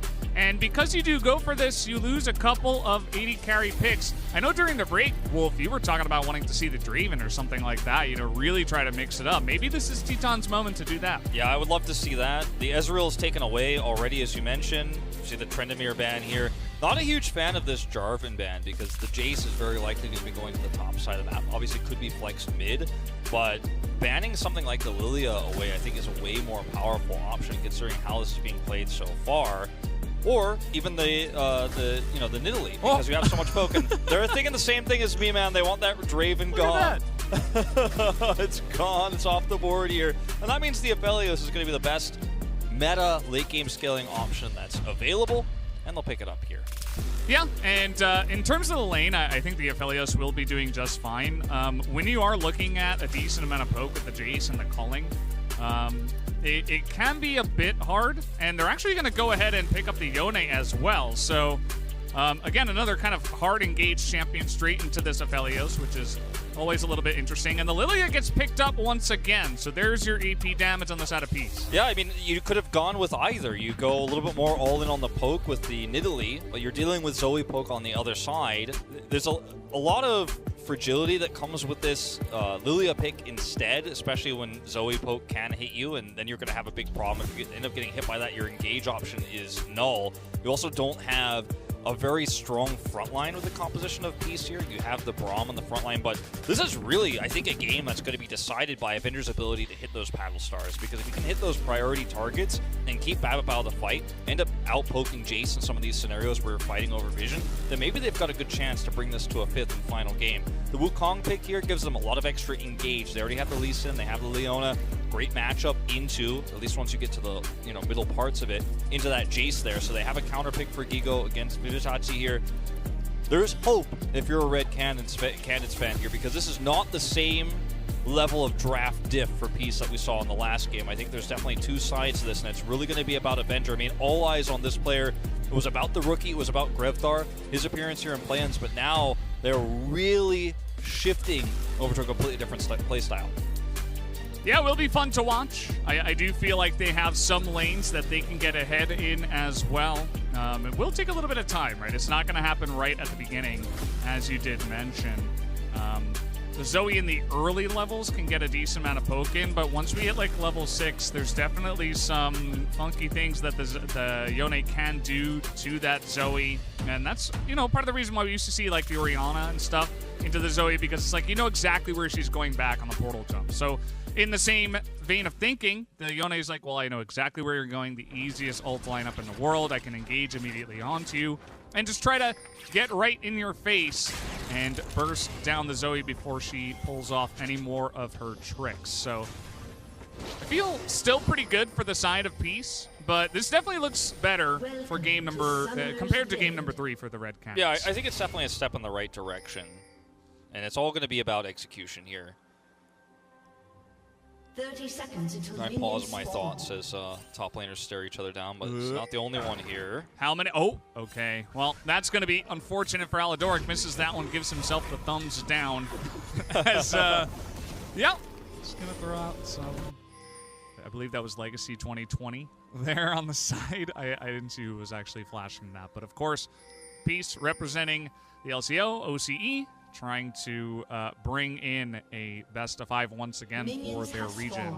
We'll see if they can do it and go up against C9 tomorrow. Definitely will be a super hype matchup if they could get there and potentially knock them down. It would be a very dominant win for Peace here. Most dominant for their region in a best-of-5. We're not there yet. As the real question becomes, Zoe is such a hit-or-miss champion, no pun intended, because if you can actually hit those skill shots consistently set up for sleeps, this composition is insanely strong as Red Canids. I mean, there's so much potential for follow-up. You end up hitting a sleep with that trouble bubble, then there's a Zenith Blade follow-up, or you could Solar Flare into it, then follow up with sleep. There's so many ways you can use this composition, but it's all about the accuracy. So we're going to see early trading here for the Wukong, Proxite Conqueror. Yep. Procking the Conqueror and has the extra armor getting right on top of Vizitachi, making life hard for the Jace. So one thing you can do at level 1 is get really annoying here and just charge on in over and over. Once the Jace gets a couple of levels, I feel like it goes back into his favor for a little bit, but then as you were talking about, Wolf, once you hit like level 8, 9, Wukong gets his ultimate, there's a lot of kill pressure that does come in from the Wukong, which is not very common in lanes that go up against Jace. Yeah, Jace is usually the bully from start to mid, and with the Wukong you have a lot of power in early to mid, and then even later on, obviously, as you get ahead. What's really interesting about this mid matchup, like you mentioned, is the kind of volatility of it between the Yone and the Zoe, because both of these champions go forward and come back with their abilities. The Soul Rip there, and of course the ultimate from Zoe is Babip going to go for a very early game, punishing this aggressive play from Gigo. This is perfectly timed. He's already burning down. The Lee Sin is charging up, trying to buy some time. Miss on the Q of the Lilia, but as we have it, Avenger comes in and gets the Ignite down that was stolen, and now Babip is under this turret. Aegis in a rough spot, but he will survive, and Red Canids get a couple. We have TP coming in. Doesn't look like there will be an escape here for this Lee Sin, as he will at least deny it from the Jace, I suppose. But that's first blood and a couple here of the Red Canids. Yeah, it takes 13 seconds for that to execute to proc, and I think it was a few shy of that when he does come in there with the teleport to finish him off. So 2 for 1 here for Red Canids, but Could have been a little bit cleaner there for Peace if that Q lands from Bob. It's a completely different story, but the fact that it misses by so much critical time. Teleport not used for Tally either in this exchange, so he's going to be able to keep that. That's one really nice advantage that they are going to have. Of course, Gigo on the other side will keep his. But this Wukong aggression is working out very well in what is somewhat of a counter pick here against the Jace. Losing a lot of farm, or was potentially going to lose a lot of farm here. We'll actually clean this up. Picks up 2 assists for himself, and things can definitely start to snowball. Like we mentioned, out of control on the top side if Red Canids continue to cap this. It was pretty cool to see how fast the Zoe could collapse as well with the teleport. Looks like she picked up Ignite with her W as well, which is pretty lucky for this moment. Yeah, notice the Q missing, as you mentioned. That would have been a dead Wukong there. And unfortunately, he survives a little bit longer. And this is just so unfortunate. It allows you just to come in here and grab that kill between 2 enemy turrets. Does eventually, of course, fall there. But things could have definitely gone a little bit better there for Peace, just threading the needle there. You could see the excitement, obviously, in the coaching booth, because this is do or die for Red Canids. One more loss, and you're out of the tournament. Your world's ends here. Yep, and that's never a comfortable feeling. Wukong up a level, but this time knocked into the Lilia, and no flash now for the Wukong as he's trying to get away. They don't exactly know where he is, but they will find him very quickly. They hand over the kill to Vizichachi, and Bobbit doing a little bit of babysitting, and it will actually benefit them pretty nicely. There's nothing that Aegis can do on the other side of the map. Not going to be able to find any sort of counter picks or anything like that. So twice now, Peace have been able to punish this Wukong trying to put the pressure on. It's really well-timed shock blast there from Itachi. But, you know, this is going to start to take its toll here against the Wukong eventually if this continues. Itachi is going to have to sit under turret here very safely. You can see, even after the death, he's going to push the issue. Okay, trying to force the sleep as he does get underneath the turret, but is the burst damage enough? Yes, it will force the flash as Tally has to go back here, but good to get the flash out there pretty much for free. It's now Bobbit from downtown rolling the bowling balls, looking for a kill in the bottom lane. Bobbit is everywhere, and he picks up another kill in the bottom lane. He's the strong side police in this game because both lanes where you see the heavy pushing coming through, he's just sweeping in for the easy ganks when the overextension comes through. And Bob is just so well versed on this Lilia pick. He's really the only player in this whole tournament who's consistently playing it. It's fallen out of the meta in most regions, but he's finding kills with it. He's finding tempo advantages. And if this continues, this Lilia is going to get out of control. Already got his Predator boots online. Yeah. It's pretty rough playing against Bobbip. I mean, it was looking so good for Red Canids in their turnaround in the top lane, but Bobbip just never seems to stop. It's been nice to see that piece. You know, they're finding some carry plays from multiple members in their lineup. You know, Tally's done it in the group stage part of this play-ins group, as I'm going to have to hold that thought as we're getting in there. The kick is ready, and Vizichachi's level 5 right now. He does not quite have the health or damage to do much here. Bobbip, though, is incredibly strong. And with Tally coming over, they will back away. But still, Red Canids able to pick up another kill here onto Vizichachi up in the top side. Yeah, so the aggression is just all about the top side of the map right now. Both players trying to vie for control there. Unfortunately, with just a slower rotation, they don't get the pick back, but Tally is not done. Okay, he's going to try to ult in. There's a lot of damage going on to Avenger, but JoJo's right there. It's flashing in for the kill as Aladoric. He will not be able to pick it up, and now Titan picks up one for himself. The bowling ball comes through, and that will deter them from more, but this is, you know, slowly but surely going into the hands of Red Canids. Multiple kills now. I mean, they are at 1,000 gold to lead, and yes, you've got a nice lead, and yes, you can skirmish well with this composition. You've got a pretty accelerated Lilia here, but she's only got, you know, her Sork shoes and now an Amp Tome. She's not that far ahead. You don't want to really be trying to force these skirmishes. It's a composition that is very tempo-based in a lot of ways. You don't want to be going into the late game with a Lucian, right, and a Yone who haven't done anything throughout the early game, but we're not really at the point yet where they have those first few items online where they can really look to try to force these fights. You have to respect the power of Red Canids' composition, especially defensively in some of these fights. All right, well, Peace reading the back here on the Red Canids, saying, okay, even though they have the Scuttle Crab and we're on vision, we can still go for this. And with Teton down on the bottom side and showing, they don't know 100% Red Canids where the Lucian is. So they say, okay, we'll just let them have that one. It's going to be a nice pickup here for the side of Peace trying to come back in this game. Bob is going to pick that one up. as the Crescendum is getting to work in the bottom side. Titans, he's full mana, full health. He's just getting to work and picking up multiple plates. It's a really nice macro play from Red Canids to actually rotate down there because you can protect the Crescendo push there on the turret with that group up. It's going to be a trade, but guess what? The Aphelios wins this one. Yeah, I mean, it's 3 plates. Yeah. And he's not done. And, like, they don't Nobody's get any. there. 3 on the top side means this is just a bad macro call here from Peace. But the thing is, there's not really much they could have done with the rotation that we saw over from JoJo and Aegis towards the bottom side of the map. If Violet stays, he dies, and they get the plate, so he has to leave. And so you end up losing out on the Rift Herald, but what you gain is the same value Rift Herald would have granted you, plus 3 members of the side of Peace missing, getting nothing. You're going to be able to drop that Rift Herald down and gain a little bit of that gold disadvantage back. But this is still 10 CSD advantage as well gained here for Titan. He's so far ahead now. Even picked up a call in this game. I mean, he is just massive. If we look at his gold, it's just going to be insane numbers right now for him. And they didn't even drop the Rift Herald on the side of Peace just yet. As the Gravitum is coming through, they're going to get the lockdown here onto the Braum. As in comes level 7 Aegis, looking for at least a kill. He uses his flash to make sure they can take down the Braum. A little bit of a rotation is coming in. The bowling ball is going to miss. As the root comes in and Bobbip's just running straight into them.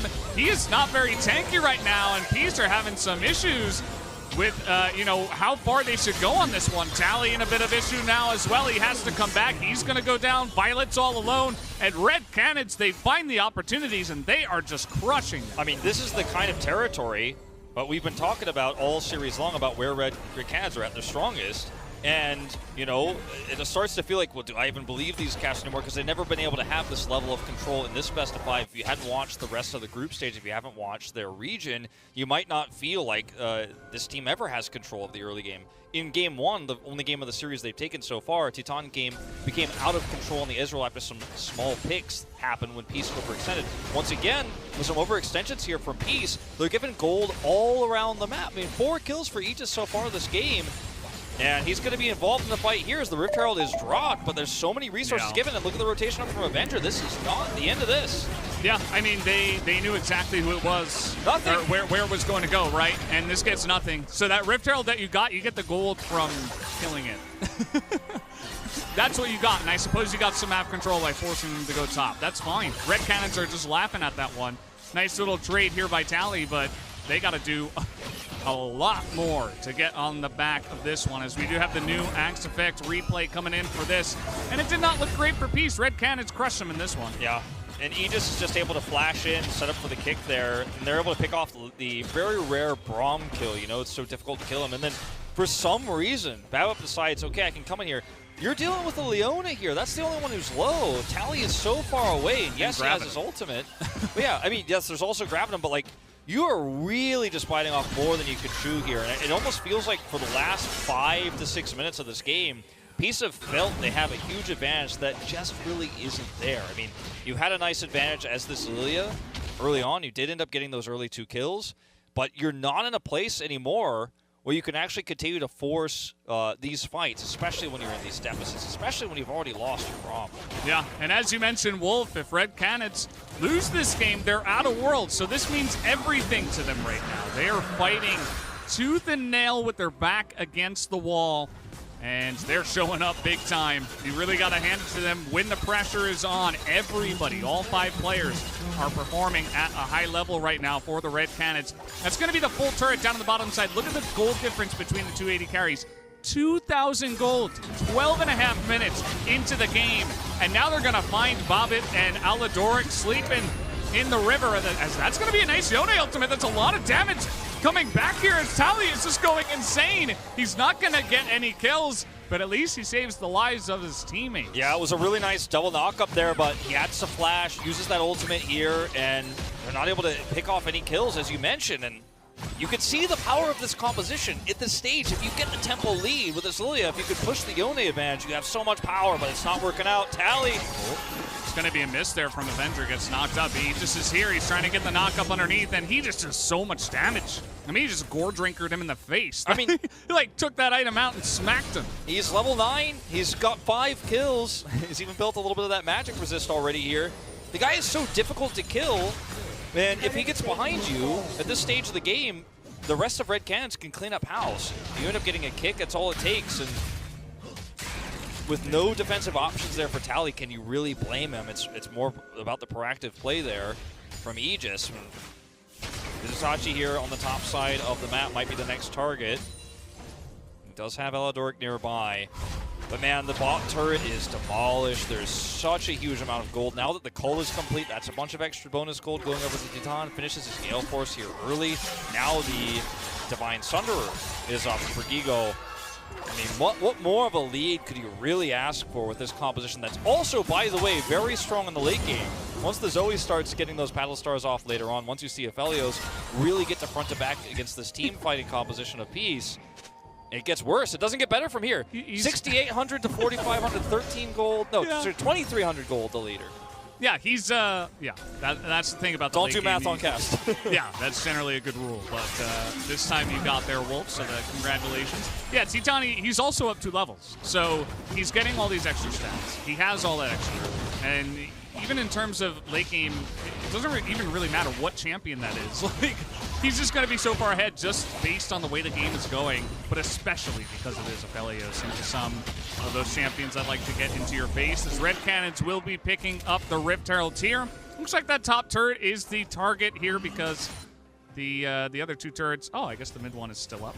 It's getting late over here in Korea. But certainly late for us, yeah. They have their options, right? They could go mid or they could go top, I suppose. Yeah, I mean, you have so much power here as Red Canids, and unfortunately for Peace, with a composition that's running this Lucian Yone, you kind of just have to sit back and watch the show. At least they got the first Drake in this game, so there's a little bit more of a buffer for them. It's not like they're getting completely choked out of the game. It's not like towers are falling all around them, but you can't make proactive plays with the composition that so desperately wants to be proactive early, especially with the lead that Bob had early. Some of those proactive plays he made were what's, springboarded Red Canids back into this game and gave them such a huge advantage. I mean, we're now talking to 5,000 gold lead nearly. So you're between a rock and a hard place here for Peace, and it's not an unwinnable game by any means, but the challenge is going to be to find those holes, find those gaps in Red's composition. And with the Gale Force already up for Titan, picking him off is just out of the question. You've got a tanky, powerful Aegis here on the Lee Sin who can basically buffer almost anything. We've seen some miracle engages from Bob. I think that's where you're going to have to start. Oh, they're going to get the... Oh, he tried to get the knock-up onto Avenger. Nice try from Eladoric, kind of an awkward angle there. As we do have the Rift Herald still, they're not even going to use it. They can hold on to that and see what's happening now. The Zoe from ahead, even a trouble bubble rather, onto Bobbit. He is going to take a huge chunk himself. And now what are you going to do? You don't have the range, you don't have the wave clear. You've got a bowling ball, and that's it. This is going to be another turret into the pockets of Red Canids. They are taking over this entire map. Yeah, I remember last game where I said, well, I don't like to call games over. We're kind of nearing that territory here. It's a very different scenario, and there is some comeback potential with Peace's composition, but I gotta say, Avenger, he's delivering on this Zoe. We've seen some up and downs, talked about it earlier. We did see a very successful Zoe in the first series of the evening. We saw Cody's Zoe, a few days ago, not quite live up to the hype that we were expecting to see him play well on it with, but in this particular game, he's hitting the skill shots when they matter most, and everything is suddenly all coming together here for Red Canids, and that's what you love to see in a best-of-5 like this, where it looked like all hope was lost after you got totally draft gapped in the previous game. They're going to take their first Drake of the game for free while they have control of 3 lanes across the map. I mean, as Peace here, you're kind of hoping for a miracle. You're hoping for an overextension. Yeah, I mean, I think on their side, it is going to be difficult to lock down some of the squishy backline, namely the Zoe and the Aphelios, but they do have some tools. It's not going to be easy, mind you. I think they need some Shock Blast to start off a fight. Maybe if things kind of are shuffling around an objective and everybody's kind of posturing, maybe visit Chachi, who, yes, he did fall behind in the lane, but he's kept up in CS. He still is a Jace. Maybe he can do some work into that backline. Just looking for, potential here on the side of Peace. What you can do before an objective fight, and we're so far away from that because that Drake was taken for free, what you can do is even toss in a culling, before the fight. And if you can chip down... Oh, boy. Oh, no, this is not where you want to be. Yeah, Bob's out here all alone, and he is going to have a Jace as even the Solar Flare comes in just for a bit of help. Did not even need that, as that will be Chachi. another kill onto him. He's not safe. Yeah, they just didn't have the vision to go onto that one, and he's even gonna flash, and they don't seem to care. The damage comes in, the kick flash, and that will be a free Jace on top of everything else. Vigo takes a lot of damage, but it won't be enough. They are so far behind our piece, and Red Canids are just taking everything right now. Oh, I mean, it's a dead Lily, it's a dead Jace, it's going to be a dead turret, and this might, I mean, I don't think this is going to be the last charge this Rift Herald gets either, because unfortunately, you've got a pushing mid Zoe on your mid inner turret you've got to deal with. Now your inhibitor turret's under fire. I mean, there is no way out. There's no escape button. There's no escape hatch. You are just getting pushed out of this game. And all three lanes, like Tally's got a little bit of pushing going on the bottom side of the map, but the damage is way more significant elsewhere. Yeah, I mean, Tally's just there because if he was in a lane, it's like, what are you going to do? You're Yone. Maybe you can look for some engages, but at this point, I think Peace have kind of given up on that idea as they are so far behind. Much like Game 3 was a huge draft gap that was well executed by Peace, this one just feels like an execution gap in favor of Red Canids. I feel like Bobbit, you know, he got an early lead, and unfortunately, he's been out of position now multiple times, and Red Canids every single time are there to capitalize. Yeah, it feels like, I think that's now the third or fourth time, unfortunately, this game. He has just been somewhere where you're not allowed to be as a very squishy Lilia. If you're an Olaf in that position, yeah, maybe you can get away with it. You're a Jarvan in that situation, you can flag drag your way out, but not as the Lilia. I mean, she doesn't have mobility, she doesn't have escapes, and you did it for a scuttle because you want that vision so desperately, so you can actually protect a little bit of split pushing on the top side of that, because that turret's still up. You want to put Tally in a lane where you get value. You got it in the bottom side. Now you want to protect him on the top side there, but the Punisher's real, and it's not just him. It's the whole map you lose with just one overextension like that. Yeah, and you know, Red Canids, they're in a position where they have total map control. And I suppose, fortunately, for Peace, there aren't any huge objectives that they can actually take right now, but it's still Red Canids all the way. As they're here in the brush, it looks like they saw them go into this one. The stun will come down, and the two of them are just going to be massacred as the Yone Tally tries to get something down, but it will not amount to too much. They kill him in flight. Double kill underneath Teton's belt once again, and now they can go for the Baron easy peasy. Yeah, 21-minute Baron, but I mean, with the Aphelios this fed, you've got the damage to do it. This is realistic. Even if you haven't killed half the enemy team, more than half the enemy team before this, this is something you could start. You can actually control choke points. The Rift belongs to Red Canids. I mean, it looks very likely, Valdez, that we are going to a fifth and final game in this series. We're going the distance. We're going all 10, baby. And it was the prophecy. It was the prophecy. It was foretold. We knew it was going to happen. You and I both, right before the day started, we were like, I think it's a 10-game day. And yep.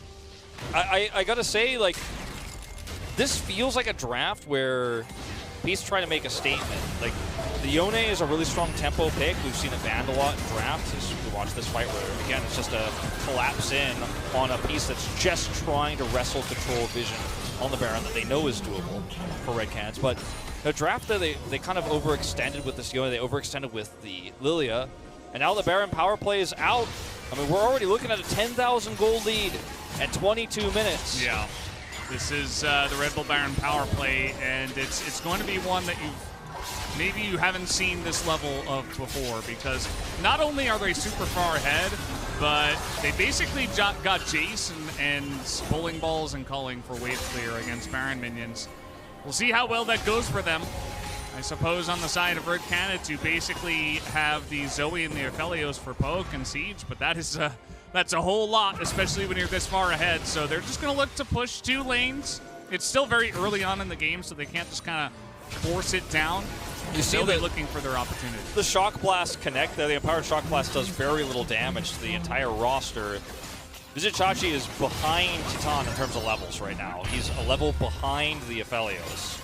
Now, who are you really threatening, unfortunately, at this point, with Baron empowered minions pushing down? There's nothing you can do.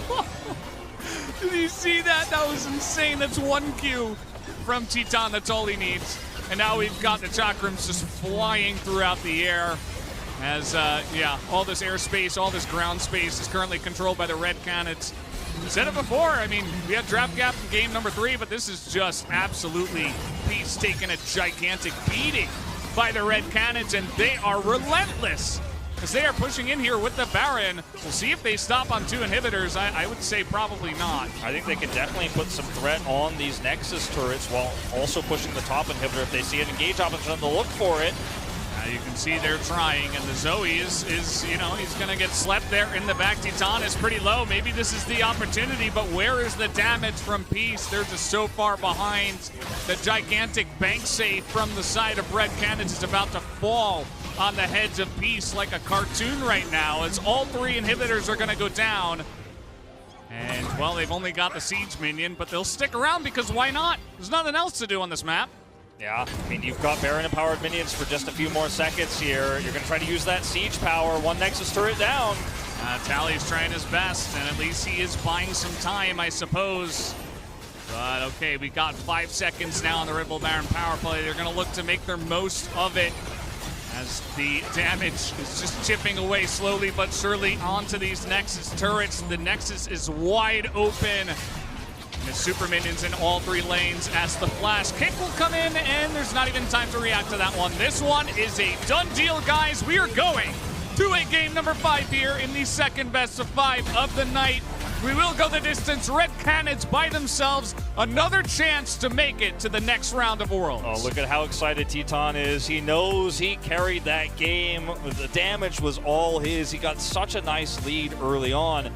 And it feels like the real star for Red Canids is oftentimes overextensions by the enemy team. I mean, unfortunately, Baba put himself in harm's way and was punished 3 times early on. You get that fed early, and it's very difficult to come back with a composition that is so tempo-based, with the Lucian who's behind, cowering under a turret, with this Yone who's unable to find picks, unable to find kills, really just running around the map, escaping picks, trying to survive, trying to farm, trying to find turrets on the edge, on the side lane. And this is much better drafting here in this 4th game. And the Zoe being a bit of an X factor here. We didn't know how Avenger was going to perform on it. Hit the skill shots when they mattered most, was able to set up several sleeps, good paddle star accuracy. And this is anyone's series to take. Cloud9 trying to prep for this game. They don't know what opponent it's going to be until the end of this last game. Yeah, might be a little bit confusing for them. They're like, I don't know what's going to happen. Who knows? Like, is it going to be the drafting or the better play of Red Canids? Who's going to show up? Which Red Canids will it be? Will it be Peace that makes it through? Who knows at this point? I mean, we're going to game 10 out of 10. It has been a wonderful evening so far, and we'll top it off with one last game, guys. We are going to throw it to the State Farm Analyst Desk after this break, so don't go anywhere. We'll be back with game number 5.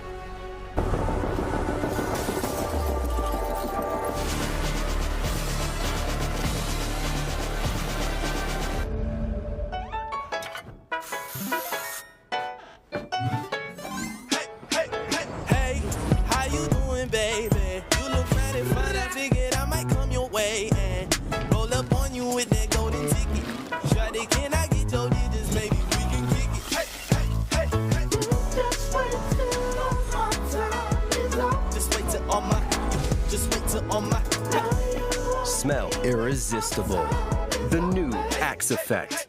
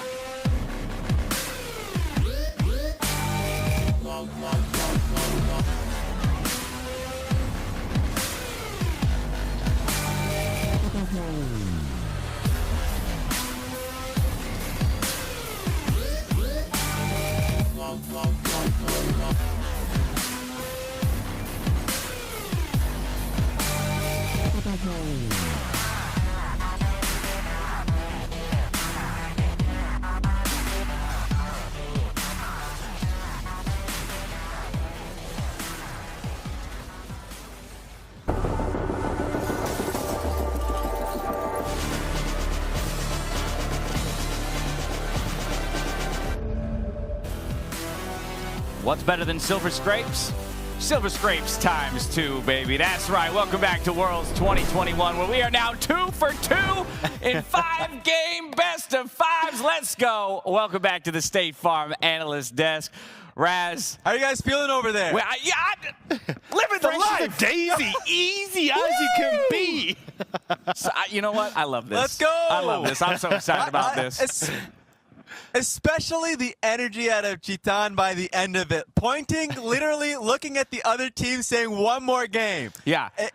This is what it's all about. I love it. I love it when the players are feeling the energy. We are. You know the fans at home are as well. I am very sorry for the Australians who are waking 6 a.m. right now. We're like, just please get our team. I really hope you don't have work. No work, please. Yeah, I know, right? You got to love it. You got to love it. And you know what? Shame on us for not having the faith in Avenger. The swap comes in for Red Canids, and it does work out for them. I do want to talk, though, about what changes, right? Yeah. Exactly. We'll take our lickings. I want to talk about what changed, though, with him coming in. And so let's start with the draft, because we did call it out, you know, maybe a little bit less of a roamer, maybe a little bit more laning focus, and we did get the Zoe pick. Yeah, and I think that was the big one, right? Because when you look at the draft, you've got 2 solid solo lanes now that you can actually look to play around. You got the Wukong, which is a good counter matchup into the Jace, and because they took that Yone into the mid lane, now you've got that pushing lane for the Zoe, and we pretty much saw that off the get-go paying dividends, where you get that TP to the top side, and then they're able to get control of the game from there. So I think definitely Avenger making the difference, but I think a draft was playing a large portion in setting him up for success. 100%. I agree on the sentiment of draft being much better. He was really in tune of the plays that were happening here. The TP that happened topside to get himself the kill also happened towards the bottom lane. Well, I'm sure we'll see a replay of that. I think he was just ready to play. I know I was snooping a little bit in his solo queue, and also just his like social media seeing. I mean, he's still streaming, he's still playing consistently. You could see it. There is no rust at all, and you can see it from the team. Their energy is at an all-time high level. Yeah, it was fabulous to see. Again, you can see the energy of the squad as well, and I think that is so huge. It's so important. We talk about the first series of the day, a reverse sweep. You know, part of that was built on momentum, and so Red Canids right now, the team with maybe the edge in the momentum as we roll through some more of those clips from this one right here. But again, focus on Teton still as the primary carry for the squad. Yeah, definitely Teton coming in looking phenomenal in this bottom lane, and I love how many of these dual lane kills we're getting in this series. They've been popping off, but a lot of that success as well was because we had Aegis being unlocked, because you had those solo lanes that were doing well. Cool, now Lee Sin can play down towards the bottom lane, have support from that mid lane, and set up this Aphelios to carry, because the whole gun game with Lucian is, hey, I want to play forward in the lane, I want to be able to push in onto the tower, but you're not going to be able to do that when you don't have control of the rest of the map. And I look at this, and I say Aegis and also JoJo took control of this game. That bot lane play that they made, that's discipline that they didn't have in their first few games. That being able to take that one kill, play back, hey, Peace wants to give another kill to us, we'll take it then. But we were willing to just take small incremental advantages. And then, of course, that top lane play that came through, and it's the Leona being taken away for JoJo. And on top of it, it's Aegis with just an exceptional Lee Sin performance. So even though now we get to see Chitan unlocked, it's because these two players were massive. Yeah, you said it, Raz, with Aegis, but I think we have to drive the point home, Dagda, because we prefaced this series talking about what a pivotal member of Peace Babip is. And so much of our focus when it came to jungle was on him, and this, I feel like, was the first star game out of Aegis, and is going to start to make us maybe hone in on the jungle matchup as opposed to elsewhere. And especially the Lee Sin as well, right? Because when we look over at the CB Law, this was a big pick for him. He went 3-0 in the playoff games against Flamengo and never got to touch the Lee Sin again.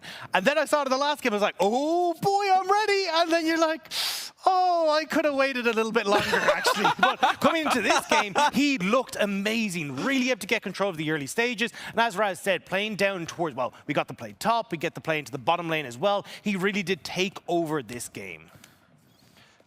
Very few times you get to see real in-game adjustments during a best of 5 where teams are just naturally getting better and making better decisions in the mid-game. And it felt like this is just the case here for Red Canids. And so, yeah, I mean, look, is Lee Sin going to get banned?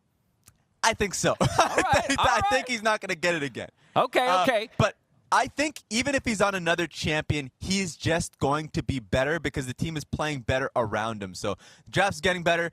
Players are getting a little, on the ball now. It's 6 p.m. around there in Brazil right now, so it's prime time spotlights on them, and I think I'm starting to jump ship. It's starting to happen, guys. Oh, okay, all right. Okay, already tipping your cap to where I was about to go. We find ourselves in the same position we were in earlier today. It is all reduced to a best of 1 between these two teams. It's Peace on one side. It's Red Canids on the other. Final side selection. It goes the way of Peace. They're hopping over to the red side. But Avenger stays in, Dagda. So now that they've had a game to kind of understand and internalize what it is that Red Canids looks like with him in the lineup, as that's the team that we actually all threw our weight behind at the beginning of the day. Yeah. I'm curious what you think is the recipe, the response, how they find success and ultimately pull it through. And then Raz, since you're thinking about flip-flopping, I'm coming to you on the Canids next, so get ready, my friend. I think the big one for me is kind of looking at how this bot lane again is shaping up, because too many times we've seen Cheetah set up as the big carry. I think Felio's been a big proportion of that. If we're going to ban away the Misfortune, set up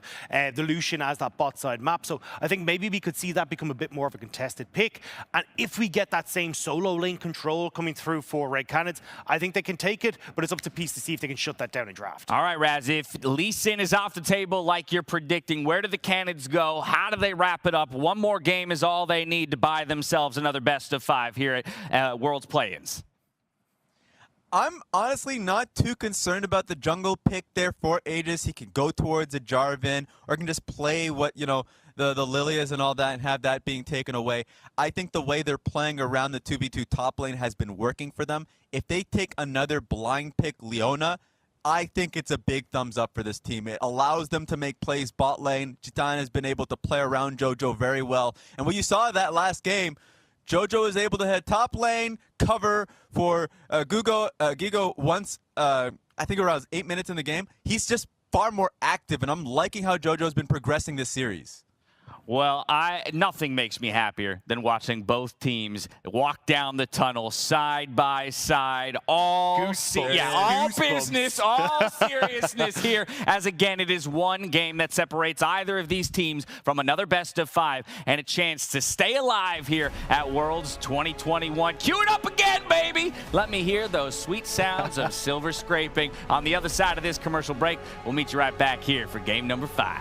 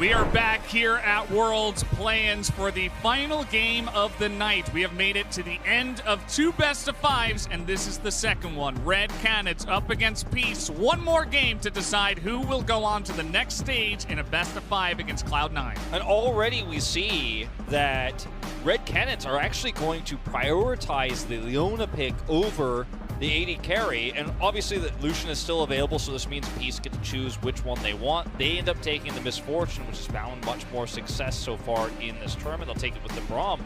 And actually, instead of the Lucian, they're putting Titan, potentially, it looks like, it's a hover, on this Ezreal instead.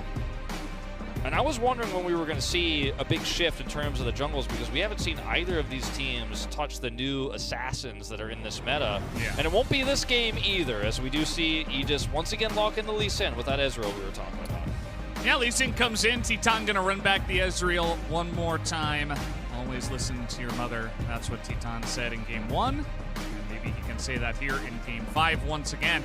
Tally will get his hands on Sylas as well. So we have Misfortune and Sylas, a couple of picks that we know, the Misfortune just for her tier right now is insane, and Tally has been awesome on the Sylas so far. Already a lot of great ultimates to take. Let's see what is going to be taken off the table here in terms of bans. The Rise, the GP once again.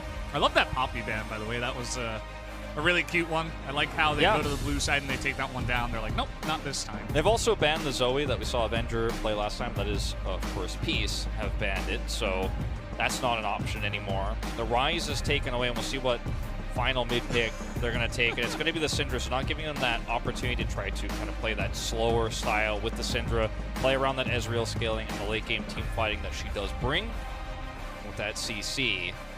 Question now becomes what the second ban will be here for Red Canids, because it could once again put that focus on the top side of the map. We don't know what their top solo lane pick or either of their solo lane picks are going to be just yet, so there's no hints as to what they're trying to avoid. The Gangplank strong, obviously. Finally, they banned the Lilia. I'm just going to cut that point off. And finally, Bobip's not going to be able to play this champion. Now, they still have the Nidalee. Doesn't work as well with this composition, though. Yeah, well, it'll be pretty interesting to see where they do put their cards here for the jungle. You would imagine they take it now and then save counterpick for, a solo lane. Yeah. At this point in time, we don't know 100% where that Sylas is going to go, although I would say 95 into the hands of Tally. And yes, it will be the Nidalee that does come in here, as we have seen Titan hovering this Nico multiple times tonight. Don't think we will be seeing that one here. Sorry to Nico fans out there. But he's still giving you the highlights. Still giving me the hover. And hey, Akali. Okay. This was another alternate option that we had in terms of AP solo laners that they didn't take. Remember, we saw the game where they had the Yone mid. They ended up putting the Sylas in the top side of the map. There was that Aatrox game. This time they'll put the Akali into the mid lane here with the Camille lock-in, and it's going to be Renekton versus Camille, a classic. Feels like we're going a little bit back in time here, but the Renekton gives you such strong follow-up engage. You can either start the fight off with the Renekton, then have the Sylas follow up, either or. But if you end up hitting a spear to start this off, it becomes very difficult to front-to-back team fight here with what Red Canids have, as well as the Camille is often going to be the initiator herself and tries to go in and Hextech ultimatum. She ends up getting blown up by so many ways. If she does decide to go in first, it's going to have to be a lot slower of a team fighting composition here for Red Canids than they would like. Yeah. There's a lot of things here in terms of the lanes. Like, we see the classic Renekton Nidalee. It's back again, and it's in Game 5, right? They pull it out. It means that is such a comfortable lane for Bobip to put his focus on and just go there. You can also look for potential plays onto the Akali. Might be a little bit harder to lock down. But in terms of that top lane, the Camille's not going to be enjoying her time too much. The Akali early on, especially, is not going to be having a fun time. Then you think about the bottom lane as well. We got MF once again. here for the side of Peace. So in terms of the early game in the lanes and how it should go, you would imagine that Peace will be pretty comfortable. Maybe they can roll that into something more. Yeah, I mean, there's a lot of ways to shut down any sort of collapse in terms of front-to-back team fights or engages, because bullet time can be such a great kill securing ultimate when you're, the targets that you're trying to pick off are running away. You can kill them on the chase, but it's often more importantly used as a way to dissuade attackers from coming in. Something like a Lee Sin, a Camille, even an Akali. If they go in but are then stunned up by this Renekton or the Sylas, it's really easy for the bullet time, especially with that extra Braum peel, to just wipe everybody out as they try to go in. So when you look at Red Canids' composition, I think it's going to have to be a very slow poke from Ezreal in some of these late game team fights, and then the follow-up, the execution with the Akali and the Camille to finish off those targets might be how you have to play this. And there's a little bit of de-synergy, or the lack of synergy here between this composition's front line and its back line, I think is really going to be felt, especially when that misfortune comes online. Yeah, absolutely. Want to take another moment, guys. If you're watching this super late at night, maybe you're a OC fan, you've been watching all night long. Could be even 7 a.m. for you over there. Thank you for sticking with us through the entire time. To the Brazilian fans and to everybody else out there as well who is joining us, thank you for being with us this entire best of 5. If you survived the entire day, well, congratulations. That's like even the next level. But yeah, it's going to be an awesome 5th game, and it's going to matter a ton for both of these teams, obviously. So let's see how it does go down as Peace. They're going to say, okay, we've got Braum. Let's get in there level 1 and try to put on some pressure. Nice dodge on the spear there from Titan, and this is not a fight that you want to take with this setup here as Red Canids. You can't find that angle. A little bit of lack of commitment here, though. Yeah, Peace are really just, okay, it's going to release, and Red Canids, they're not backing down from the fight, and Peace are like, uh-oh, they're calling our bluffs. I don't know if we want to go in on this one, as in goes Jojo. The exhaust goes on to Jojo, and he will go down as he just kept running forward, decided, well, I can't run away, I'll just die, so might as well just try to pull them forward. But that is big for Peace. They don't get the buff, but they still pick up first blood for the Nidalee. Yeah, it's going to be massive for Bob to actually have, once again, a tempo advantage here. The turn was really nice, and as you mentioned, Jojo is kind of a sitting duck once he goes in like that. There's no way out. And unfortunately, this looked like Red Canids kind of got back control. A lot of time is wasted here for Peace. But the flash forward, the greed here to look for the ultimate punish was something that, unfortunately, at level 1, this composition isn't great at pulling off. I mean, Ezreal isn't going to be able to do anything. He's not going to be able to do AoE damage. He's just got his Mystic Shot at this point in time. So there's not a lot of ways for you to actually follow up on that. I think if they had just said, oh, well, we wasted a ton of their time, let's do our red, would have been a much nicer advantage. The greed was real. If Peace got punished there, would have been a totally different story, but this is not a comp that could punish like that. Yeah, absolutely. To be fair, Aladoric, he got a little bit greedy himself, looked for the flash follow-up play after they got the kill on a Jojo, amounted to pretty much nothing, but obviously the mistake there from the side of Jojo a little bit more egregious, as now Aegis says, well, I'll just go top lane. I have red buff, and I'm Lee Sin. Let's see what we can do. The stun will be flashed. Vizitachi knows and is taking this seriously, but the damage might not be enough. He gets the double slice and dice, but the stun under the turret gets Aegis so low, and Gigo takes another shot, but Avenger is here, and he's going to be the one that keeps everybody safe, because if he wasn't here, that Nidalee might have just had a feast. And now Renekton's lost his flash. This was such a close skirmish here, but at the end of the day, nobody falls. Teleport coming back through here from Vizitachi. You imagine the same will be true of Gigo once he does reset that health. There it is. And this is actually really high-level play between these two teams in terms of how they're playing out this early, and we're getting the maximum amount of potential threats here across the map. The rotation was matched there, though, by Peace, and they're able to almost turn that around into an additional kill. And you mentioned this before, it's not an easy lane for the Camille to play into early, but the fact that Baba, who already has that extra kill, the first blood, is going to be able to hover this lane means that it's going to become a little bit more difficult. And this is, of course, a flashless Camille. Not uncommon to see, but that means you're under more threat. It just means that he just has to be here. And Vizitachi's just backing in the minions. He's like, yeah, I dare you to fight me in the minions. That is not the play. Vizicachi just laughs at them and shuts that one down immediately. Ego will go down. Here's the stun, the lockdown with the abscond, and Tally will secure it there for the side of Bobip, who does get the kill. And all of a sudden, Peace here, 2,000 gold, 5 minutes into the game, as it is going to be Violet who does have to flash away. Titan looking for a bit more, but they will not be able to secure the kill. Peace are getting some huge advantages. Now we have a teleport. This is just really getting out of control. They're trying to get onto Titan, and they will, as Peace will get the one, but here's the follow-up from Avenger, as Aladoric is getting in here. We got Bobip over here as well. No heal is going to come through, so Violet will go down, but Avenger is going to give his life over as well.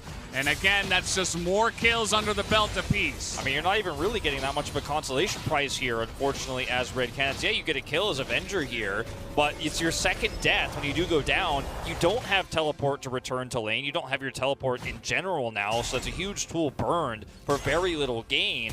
And now we're looking at a massive gold lead before we're really even starting to have a conversation about objectives. You watch this fight start off, and Violet is very happy to walk away. Yes, he didn't have cleanse, so I could see the idea here. You are, you know, a lockdown champion as a support here as the Leona. As Tally just comes in here and says, no, you don't exist. And even with Avenger coming through, you're just outnumbered right now. You've got to realize... He's level 4 at Kali. Yeah. Like he can get the one, but then he's just sitting down. You've got to realize that there's a lot of power in just saying, well, the enemy mid laner has teleported bottom, so what can I gain in my lane instead? Without utilizing my teleport, keeping that teleport advantage, just seeing blood in the water. I mean, it's game 5. Nerves coming through, I think, a little bit here for Red Canids, and there have been a team that have found in this best of 5 and in this group the most success with these early game exchanges. So far, it's not working out this time, though. Yeah, would have to agree, as now Giga's in a lot of trouble. He doesn't have flash, and there's the stun once again, and just an auto attack to get it done. As maybe he was trying to bait for Aegis to come up here, as he misses the Q, and the heal comes through, and Vizicachi is still alive in the minions, picks up another kill, and Peace, this time around, they are getting the revenge for game 4. I mean, he's got a Phage and a refillable potion, too. He's already back up at half health after that heal coming through from the minions, and there's just no win. And it feels like, Valdez, this has been, you know, this is such a different series from our last series that we had. It feels like a million years ago now. But in the last series we had that went to game 5, it was back and forth. We had a lot of leads for Beyond Gaming, some comebacks, right? But in this series, every single game of the 5 has felt so extremely one-sided, and it's all been about that early game. And this of the 5 has been the most one-sided. This of the 5 has felt like the one that I mean, you've already got a 3,000 gold lead before we're crossing the 8-minute mark. It's a little bit egregious at this point. It's very true. And if the pattern holds true here, it's not a good look, unfortunately, for Red Canids, who just so heavily committed, so heavily doubled down on that level 1 fight, so heavily doubled down on that teleport fight in the bottom side of the map. Camille's going to struggle, already finding herself basically at half of the CS of Vizicachi here. Vizicachi, excuse me. And I'm starting to wonder if the walls are closing in here, because I was so confident going into this final game. You could see it on their faces, but it's all slipping through their fingers now. You know, you mentioned nerves, and it's a different type of nerves. It's not the one where you cower and you're afraid to make plays and you're not doing it. It's almost like, I got to be the guy that makes the big play that wins us the game. And it feels like everybody's got this, like, everybody's on edge. Even the side of Peace. I mean, we saw it even in the level 1 out of Aladoric. He's like, okay, I really want to get this follow-up. When actually you could have just held on to your flash and stuff like that. It felt like Red Canids, they were really just like, I'm going to make the play. I'm going to save my teammate. Let's do this. When actually, as you mentioned, some passivity may have, in fact, helped them. Interesting in some of those instances. So we'll have to wait and see how this one develops. Obviously, Peace have a gigantic lead at this point in time. Vizicachi's getting free plates. Peace are getting the free Rift Herald. There's nothing that Red can do about that one. The bottom lane's not pushing any turrets. That's not happening anytime soon here with the Ezreal especially.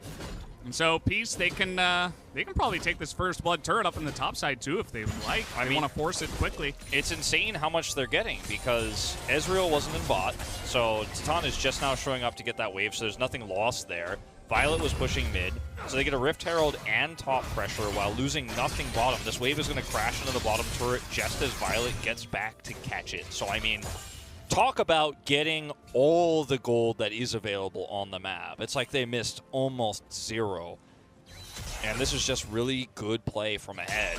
And it's about as standard as it gets. And you've got to be so careful, too, now as Gigo, because you can't just sit back and try to farm. You'll get dove under turret. You need that a little bit of pressure in the wave. You need to try to be up there farming. But if you don't know where Bobbip is, you could die anytime, instantly. You don't want to give this guy further lead. Yeah, he might just die to the Renekton. I mean, we already saw that once as well. He's down 2 levels. He's trying to get vision. As you can see, he's coming down here. He's like, well, I gotta clear out this control ward, otherwise Bobbip can just come on in here. And that's going to be a good ward over the top there that does see Bobbip, but at the same time, Gigo can't do much because he can't approach the wave. It means he loses all of this gold. He picks up a tiny bit of XP, and Bobbip might just even hold on to this Rift Herald. You don't have to throw it down here. You're so far ahead. You can just hold on to it, get a lot of value. There's still 3.5 minutes for plates. And just throw it down in another lane, or wait until a little bit later to put it in. Yeah, you could drop it mid. I mean, how quickly can we get inner turret gold? I mean, I don't think you want to waste that on that second turret at this stage, but they force a rotation up here from Aegis. Yeah. And again, the bottom side of the map so heavily controlled as well. I mean, we've been putting all the focus here because Gigo just can't play the game, but plates are going down here as well as Titan's left by the wayside. As a Leona tries to help stave the pressure mid, Avenger fell behind too, and this story, I hate to say it, doesn't seem like it has a happy ending if you're a Brazilian fan watching this one, and it's been so back and forth this series. As at 11 minutes into the game, we do get that MasterCard Mythic purchase. Going to be the Rocket Bell once again here for Bobbip. He gets that so early on. The Everfrost coming through here too for Tally. Like, yeah. He got the first blood through the Nidalee, so this Nidalee just as bad as anybody else at this point in time. And there's this Rift Herald that he held on to. He's going to save that for the bottom tier 1. That is almost definitely going to go down. We do have a bit of a rotation, but Aegis is trying to stave off like 5 people's lanes right now. And there's not even that many lanes. Like, he's trying to be literally everywhere. It's like, okay, I have to help Camille, who can get dived at any point. The Rift Herald's going down in the bottom lane. Gigo might just die here. Doesn't look like he has the hook shot, but actually Visitachi did take a lot of damage. Just the flash comes over the wall. It's a lot of respect shown by Visitachi. Just saying, I don't have to take the risk. We kind of messed up the dive. That's okay. We pushed her off of the wave, and we're probably still going to get the turret anyway. I really like the choice to drop the Rift Herald bottom, too, because you're already guaranteed this top turret, no matter what. Yep. It's going to be first turret going over to Visitachi here. You get the bottom turret with it in moments' time, and then you could just squat Violet mid. He's going to always be safe because you have so much map control. And then Tally can go to the bottom side and side lane, and who can stop him? Who can even consider stopping him? Even if you put 3 people down there to try to kill Tally, he could just Everfrost and get away. He's going to be fine in almost every scenario. So now you could just put him on the bottom side. You could put Violet mid. He could just continue to farm. And you just kind of do objectives on cooldown. Every time there's a Drake up, every time there's a Herald up, you're just going to take it and slowly choke Red Canids out of the game. Yeah. I'm taking a look at some of the players on the side of Red Canids. It doesn't feel like they've given up, right? I mean, it's still a game 5. Anything can happen. You know, I struggle to say that. Obviously, everybody kind of knows in this position. It is very obvious just how far ahead Peace are. But at the same time, they don't look defeated, which I feel like is at least good. They say, okay, well, we still have a game to play. Peace could make some mistakes. Let's see what we got here. And yeah, I mean, you and I are definitely very much the cup is half full tonight in terms of some of the games we've cast, because we have had so many one-sided games in this series, and you know, this is one of those games that you never want to be in a game 5 like this, where this is where you want to show how much grit you have. This is where you want to prove that you could come back from anything, you could do anything. And I mean, you've got 2 hands tied behind your back, and you've got a chain attached to one of your feet. Like, that's the situation that Red Canids are going to have to come through. This may be the most famous play-ins game of all time if Red Canids can come back from this. I was going to say, I'm like, we've seen stomps before, Wolf. I don't know about that, but yeah, if they can come back. Twist there at the end. Yeah. Yeah, I mean, you know, we'll have to wait and see how it happens if it does. But at this point in time, we will just have to wait on that one. We're still consulting with the script writers, you know, about how they come back from this one. Somebody get last script on the phone. He might know what to do. He's got the final one. And yeah, I mean, at this point, for the side of Red Canids, like the what's the name of this item? It's been a long night. The one the Lee Sin just the got. Leeching Leer? Oh, the Lee Sin Gore Drinker, yes. Yeah. I'm like, oh, only the most OP and famous item right now. Yeah, it's been that kind of night. Yeah, he got it first before Camille was even close to Mythic. He has more CS than his top laner. Yeah, he has 7,000 or 700 more gold than she has in general in lane. And everybody else is starting to collect their items. I mean, Peace has the full set, outside, of course, of Aladoric. Okay, let's see how this one goes. It is going to be a 3-on-1 while Peace are pushing mid. A teleport comes in to make it 4-on-1. Well, that's just not fair. A stopwatch is used to buy even more time. Vizichachi will finally die. Big rotation comes down here for the side of Red Canids. As now we're just diving Titan. A ton of damages coming in. He lands that Abscon, and down will go the Ezreal. Diving in between the two turrets at this point in time, knowing that everybody else was on the bottom side of the map. Bob can just self-heal to get out of there, and that's a turret and a kill for a 4-man collapse on the Renekton. So small prizes here. Consolation prize, I think, doesn't even do justice. The amount of, I mean, the lack of, I don't know, words are hard. It's 5 a.m. it's not an equivalent exchange, okay? Yes. We'll make the anime reference. Because for Red Canids here, the amount of resources you need to even kill one side laner is never going to be worth it. But if you don't go for it, if you don't look for that pick, if you don't hope that Peace make a mistake on the rotation, or you catch him sleeping on that, or maybe somebody rotates in and it's a 4v2 to get both of those kills. If you can't even do that, I mean, you might as well type /FF in the chat. We don't do that. So, yeah.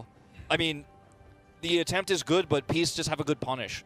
And you have all the cards in your hand as Peace right now. And they're just handling every situation that comes at them so well. That's why it's so hard to imagine a world in which mistakes get made. But hey, look, stuff like this, again, proactive play. Just try to collapse on the Renekton. I mean, they gave the shutdown gold to the Camille, I believe. Yeah, I think it was the Camille, because the first kill on this side to go to the Akali down here in the bottom lane. So Gigo picks up the shutdown gold. So hey, I mean, you're super far behind. You get your revenge, and you quite literally you get the shutdown onto the Renekton. Maybe that can get this Camille going. That's you know, something you have to try to play around if you are red. As now we are going to have the engage. Camille pretty good at that. No matter how far behind you are, they're trying to get on top here. But even the true shot barrage is going to be denied by the door, held up here by Aladoric. As he does get that one in, the flashes are coming in as well. Aladoric is really feisty. He's looking for more, as that is a super awesome spear just right through that one. As it does land, and Peace are going to continue, and here comes Big Boss Vizichachi, the final boss, and the side of red, they know they can't even really fight him here, as even without Dominus, he is just diving the turrets, and Peace are taking him down one by one, just like the dominoes go down, as everybody gets a kill, picks them up, double kill here for the MF, and we're even pushing with the Rift Herald in the bottom lane. Yeah, a bit of a sad B there, as they do end up losing Tally, but this is basically a push to win at 18 minutes. The Rift Herald can get another charge here, maybe even onto a Nexus turret if they time it right, and I think she will actually get that charge off. Gigo's going to have to get in there to stop it. They don't overcommit. The death timers are still very low at this stage in time, but either way, you've got an inhibitor. It's a sub 20-minute inhibitor, but it means you just have ultimate control. Okay, well, they're really trying to force this one here as the concussive blows come in, and this teleport not going to be able to do much for Avenger. He does have to get out of there. Bit of a, you know, Hail Mary. Don't blame him for it. I mean, look at the position right now in the game. It's 11,000 gold at 18 minutes.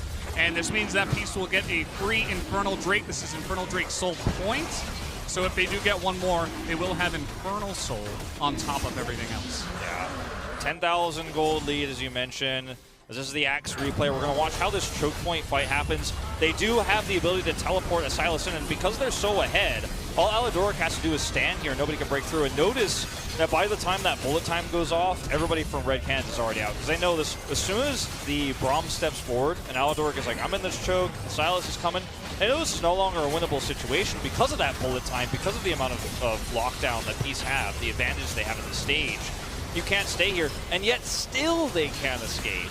And then they'll find themselves in the meat grinder. They're able to trade Tally back here. It's the turret that's doing the most of the work here, but as more structures fall, I mean, some of the tools that Red Canids could have had in a normal standard game that was very even at the 19-minute mark would have been the Ezreal that's starting to come online. The side lane pressure a Camille can have, right? The Akali, this could maybe start to come online and get fed. Yeah. And actually start executing the back line. This is supposed to be the time. Yeah. Like right now. But it's not, because they're so far behind that we don't even get to have the conversation about these tools. We don't even get to talk about the composition. Could be almost any 5 champions with this deficit, and the situation will be the same.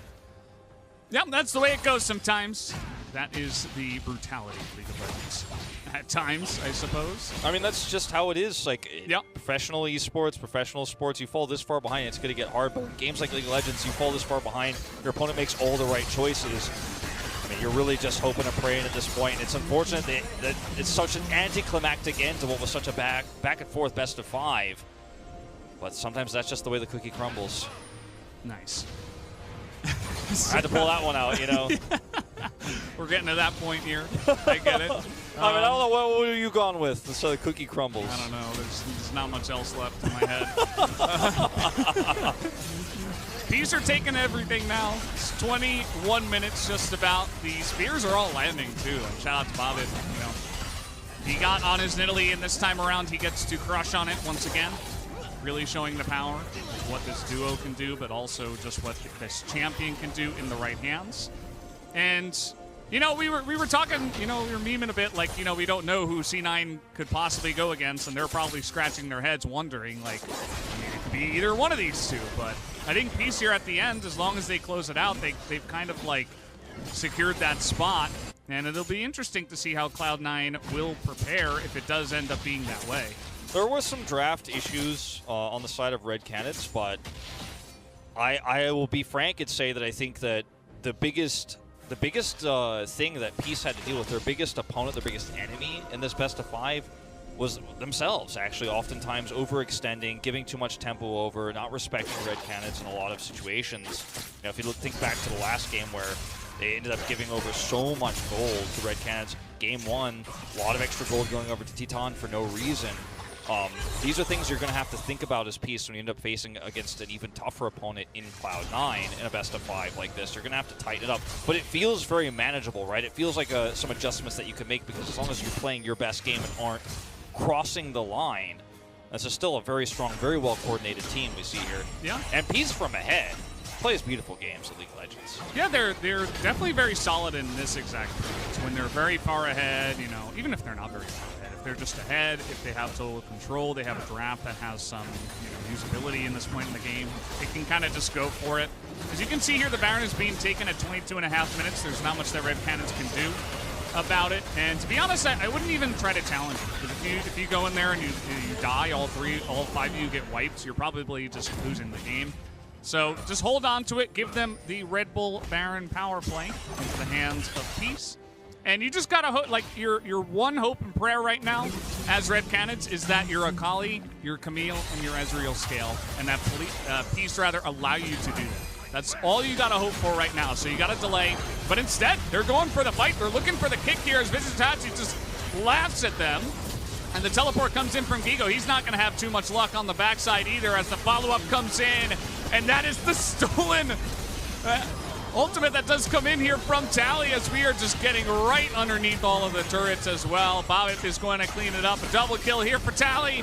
And it looks like we have our next team into the next round here. Peace will be taking down the inhibitors. They have the 2 turrets left to go. Gigo's going to give it one last try, as he will desperately fall. And down he goes, the ace in the hands of Bobbitt, and congratulations to Peace. They will move on to the next round to face Cloud9 here at the Play-ins of Worlds. Peace, a team that, at their best, played some very clean League of Legends tonight. In this best of 5, the games they took leads in, they knew how to push their advantages further. They didn't overextend in that final game with the massive lead they had.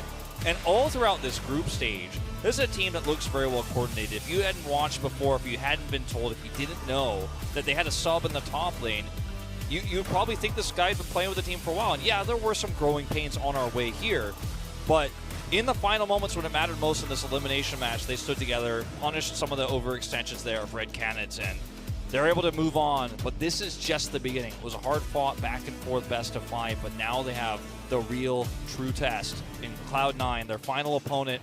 One more best-of-5 to go through, and then they'll have their opportunity to play against the legends that wait in the group stage. And for Red Canids, I mean, it was a heroic attempt. We got to see a little bit of everything from them. They showed us really unique style of drafting. They played around late-game scaling. They played around early tempo leads.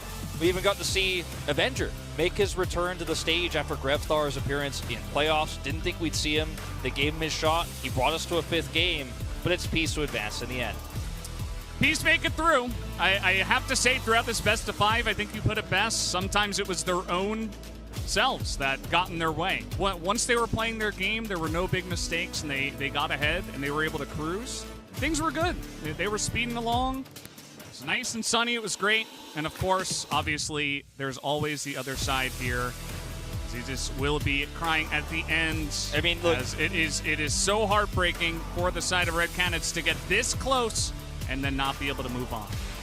In defeat, there's always going to be heartbreak. I mean, you were so close, and I think the biggest tragedy of it all was that in 2 big sweeping mistakes in that level 1 fight and that Akali teleport, they didn't even get to play Game 5, and I think in a lot of ways, they didn't get to show their skills, they didn't get to show what they're capable of, and that's what hurts, you know, but that's top League of Legends. It wouldn't be a fantastic tournament that people watch worldwide from every region if there wasn't a little bit of emotion and heartbreak involved. Absolutely. So they tried their best. They couldn't make it. Peace will advance to play up against Cloud9, but it's been a long day. Thank you, Wolf, for joining me, and thank you guys for sticking with us to the end, but we do have a bit more. 10 games later, and we do have Worlds Cooldown up next, so don't go anywhere. We'll be right back with Cooldown.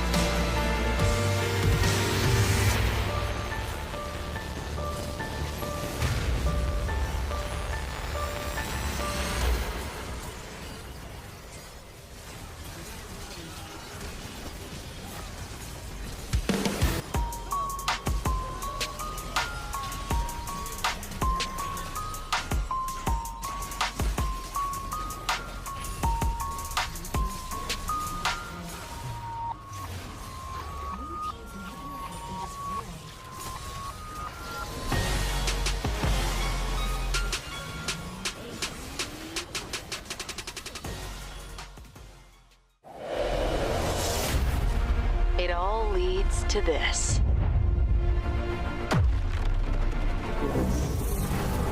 Make or break. Vitality will take them! A new era is waiting.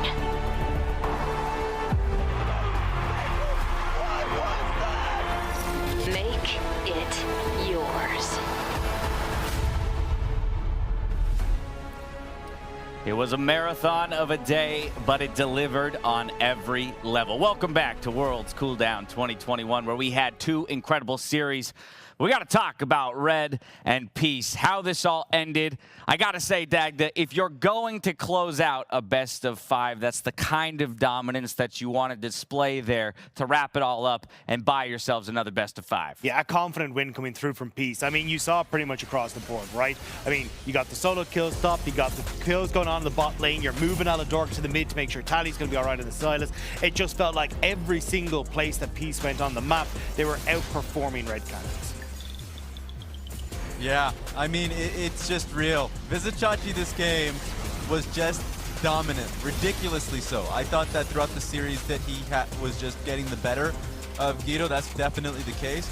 But man, the way he was able to do it, and a 2v1 2 times in a row, it's ridiculous. I mean, and that's the thing you want to see, too, right, from a veteran player like that in those high-intensity, high-pressure moments, while again, I have to say it, he's the newest member to the squad. He's a veteran of the game. He's a veteran of the international stage, and he lived up to the pressure of the moment. He delivered for the squad, and in such a big way. That's that smile. That's that smile right there. You love to see it. You love to see the energy on their faces. Massive kudos to Peace, who pushed themselves forward to now challenge Cloud9 in a best of 5 tomorrow, and perhaps a berth into the main stage, the group stage. Yeah, I just want to come out and, give a shout out to the players that traveled, that journeyed with this team up until this point, couldn't get the opportunity, of course, to play at this level. It's Api and Lisa, of course, having visa issues. But when this team came on this stage, they adapted and they performed. We already sang the praises of Vizichachi, but this man right there in Babip and of course Tally actually had consistent strong performances throughout there. Violet as well. I actually felt like this team, just when spotlight shone, they came in and threw gauntlets down. And I have to say, I'm looking forward to seeing if they can have that same performance coming in against Cloud9, because, of course, you had, like, Bapip and Tally, who attempted to go towards over the Academy leagues in the LCS, not quite working out, coming back to the LCO. And now, I mean, it's time for a little bit of a range, coming in. They could play upset against Cloud9. There's a bit of poetry to that. There is some poetry, and I'm going to steal a little something from Azale. I saw his tweet just a moment ago saying, tomorrow is just great news for North America. Either our 3rd seed or our 4th seed goes through to the group stage.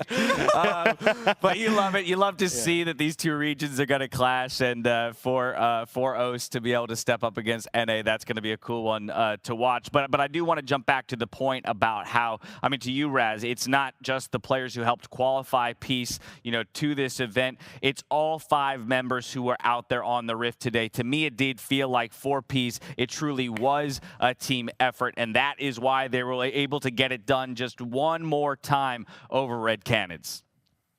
Yes, and I mean, we sang the praises of a lot of these players. I think Aladoric, when he had the Leona throughout the series, I think a lot of his team fighting carried him.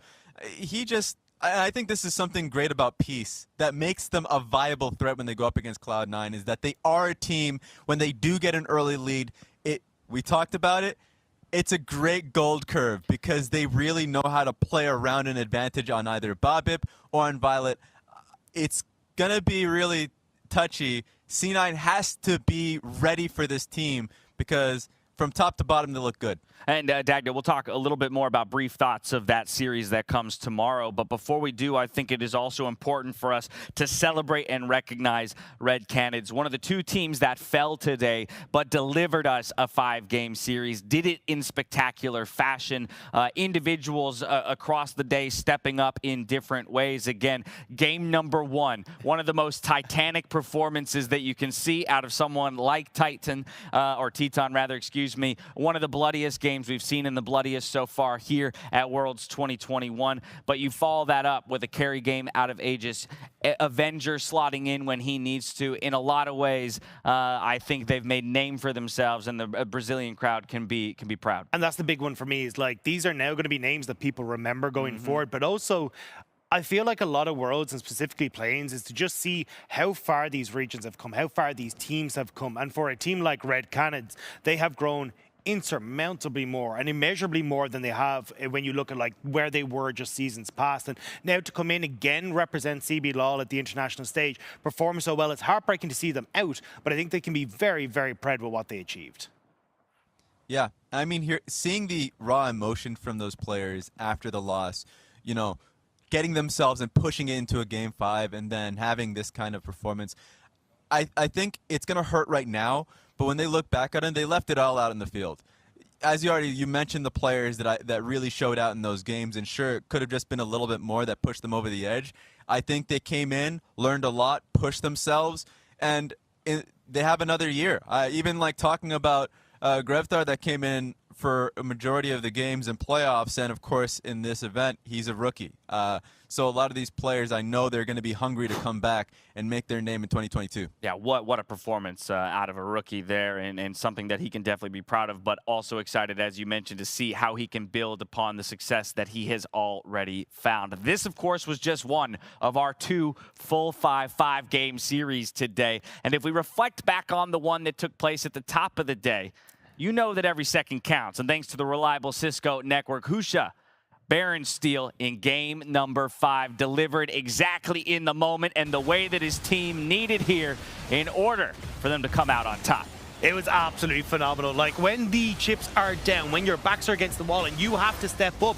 We talked about Husha, how he'd been outperforming what we'd seen in the Plains thus far. He comes in at this clutch moment to get the brilliant steal on that Baron.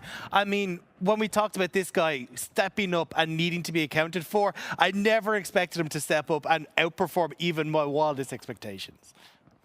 That's as clutch gets. Like Mojito I felt like was getting the steals throughout the series, and then it finally comes down to this moment, and he gets it, and it was the reason why they ended up smashing that win.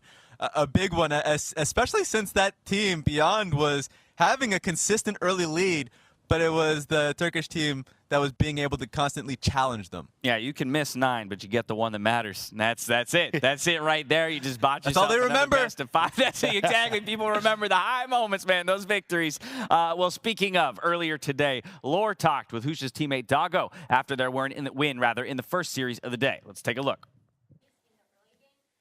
Welcome back to Iceland for Worlds 2021 play-in stage. We will see Beyond Gaming face off against Hanwha Live Esports, and I have Dogo with me to talk about this intense series. Thank you so much for joining me. It was not an easy one to get, I want to say, and I want you to talk me through the adaptation throughout the series when it comes to team fight, objective control especially, and what happened after Game 2 that made you win the series in the end. 这个世界赛其实打的对你们也是非常的艰难那可以跟我们讲一下，可能在第2场赛后你们做了哪一些调整，然后可能在整个系列赛你们对打团啊，可能在控物件上面有没有做什么样的改进？我觉得第2场下来，就我个人没有到特别紧张，只会想说，怎么会打到第2把？然后第2把刚刚是我送出的，也想说还要再赢3盘，有点累。 然后再来就是我们在赛后讨论非常多的龙团跟巴龙的站位或者是视野布置，来让我们比较不要失误那么多吧。 Actually, after the second game, I wasn't feeling too much. I just felt like I was very upset that it went to a Game 2, and I just gave the enemy a very big lead. And thinking about that we would have to climb back with 3 other wins, it felt very tiring. After the game, we did talk a lot about our Drake and Baron positioning, and especially about how our vision was going to be placed so we could minimize mistakes. All right, well, yeah, we could see that it went better over the series, but also something that we all noticed since the beginning of the playing stage is how you've been a key piece for this Beyond Gaming lineup, Dogo, and how you always come up with the clutch plays when your team needs it. So can you tell me a bit more about communication in these specific moments and how you can find these clutch plays for your team and to get the wins? 你算是整个 Beyond Gaming 队伍的一个核心嘛？那很多时候你都有办法打出关键的制胜 play。你可以跟我们讲一下，在这些可能是高光时刻的时候，你们的队伍是怎么沟通，然后你怎么样找到这些机会的吗？我自己的话，就有时候他们打团打一打，然后可能要跑的时候，我说看一下，我就出去了。Sometimes after we fight a team fight and everyone is trying to escape and run away, I just tell them, look at me, I'm going in. And you're right to do so because that's what brought you the win in the end today. But you're going to have a big task going up against Hanwha Life Esports on the next match, especially coming up against Deft on the bot lane. You can imagine that Hanwha is going to focus you, Dogo, and especially the bot lane for Beyond Gaming. So tell me about the matchup and facing Deft in particular. 接下来你们要对上韩华吗？那韩华肯定也会针对你这边来做出一些对策，这样子。你可以跟我们讲一下，你觉得跟韩华打会是什么样子？然后特别是跟 Deft 遇到，你觉得会长什么样子？我觉得下路可能就5-5开吧，或者是他更胜一筹，因为他经验比较老道。然后希望我可以不要被打野针对太多次吧。I think in the matchup bot lane, we will be even or he will be slightly ahead because he has so much more experience. And I just hope that we won't be focused too hard by the jungler. Well, and I wish you the best of luck in that matchup. But for now, congratulations on winning today. Thank you so much for the interview. And Clement, thank you so much for the translation, always. Well, thank you so much, Lore. Some trepidation, some tempered expectations maybe for tomorrow's best of 5. No junglers allowed. If today's series were any indication, I mean, there will be plenty of 2v2s, I'm sure, but everyone else on the map is going to get involved in the bot lane as well. Either way, I think resilience was the name of the game for that squad. When it came to their victory today, he talked about, feeling bad that the team was put in the position to have to come back in a reverse sweep fashion, but nonetheless, they were able to get it done. Let's go ahead and look ahead at the couple of series that we have ahead of us tomorrow. It's just 2, but if it's anything like today, we could get a full marathon of 10 games, and honestly, I hope for it. It's Beyond Gaming versus Hanwha Life Esports, and it's Peace up against Cloud9. Raz, I'm coming to you first. Quick thoughts on what we have ahead of us tomorrow. For Fudge, it's his team versus his country. That's what it comes down to. Who do you value more, Fudge? But no, really, this is going to be a great moment for Peace to put what they have been able to accomplish on the lineup against Cloud9. And Cloud9, for them, I mean, they started off so strong in this event and then started to teeter off literally on the last day. So consistency for us NA natives, we that's what we're concerned about when it comes to Cloud9, and the best of 5 is the best way to deal with that. I mean, I'll be honest, Raz. If NA starts performing consistently, I might even be more concerned because it's just such unknown territory, right? If I'm being honest. So we'll see what happens tomorrow. Dagda, I turn to you. Thoughts on tomorrow? Yeah, I'm excited to see what the PCS region can do against Hanwha, right? I mean, you've got a region that's trying to prove, hey, we've got 2 really solid teams here. Well, best way to do it is to take down Hanwha now. That's not the easiest of orders, but we'll have to see if they're going to be able to do it. Alrighty, there you have it. Just a few thoughts from us before we hit tomorrow's next set of best of 5s. They're do or die qualifications towards that World's group stage. And if you've endured the entire day with us, all 10 games, we thank you very much. And no matter what time it is where you live, I hope you go and get some sleep. We've come to the end of a very exciting day 4 of Worlds 2021. So from all of us in Iceland and Berlin, stay healthy, stay safe, be good to each other, and we'll see you tomorrow. Good night.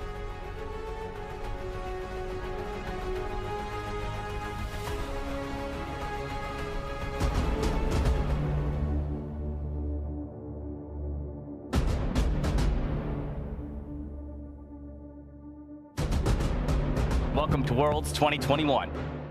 The battle for glory has only just begun. It's time for the next line in league history.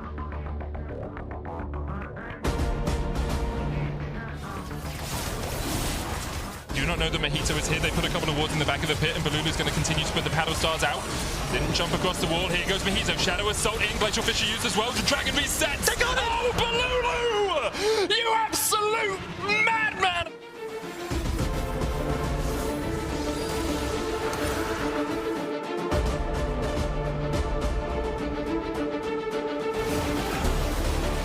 There's the solar flare goes out. They look for Doggo. Zerxing falls back, but he's got the kick onto Doggo, but he's going to flash across the wall, and there really wasn't any follow-up for him. He's trying to trade him to Doggo. He is down with bullet time!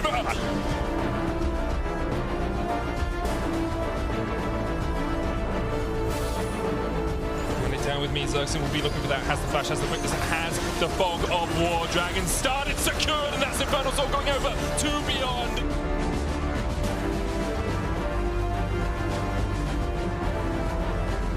We have one more game of this series to see Husha goes in, Husha steals the Baron, and once again, Beyond Gaming are able to find the clutch factor in these fights.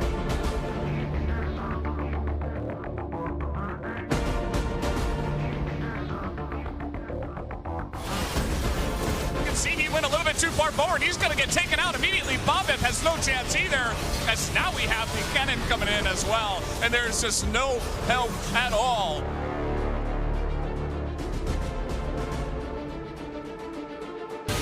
Here comes Vizitachi, knocks two of them down with the Cataclysm, and now the cavalry has arrived. The stolen charge comes in, and a gigantic Everfrost catches two of them. It's peace on one side. It's Red Canids on the other. One more game is all they need. Here comes Big Boss Vizitachi, the final boss, and the side of Red, they know they can't even really fight him here, as even without Dominus, he is just diving the turrets, and Beasts are taking him down one by one.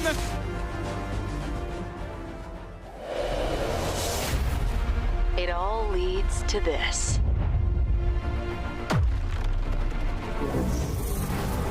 Make or break. Vitality will take them!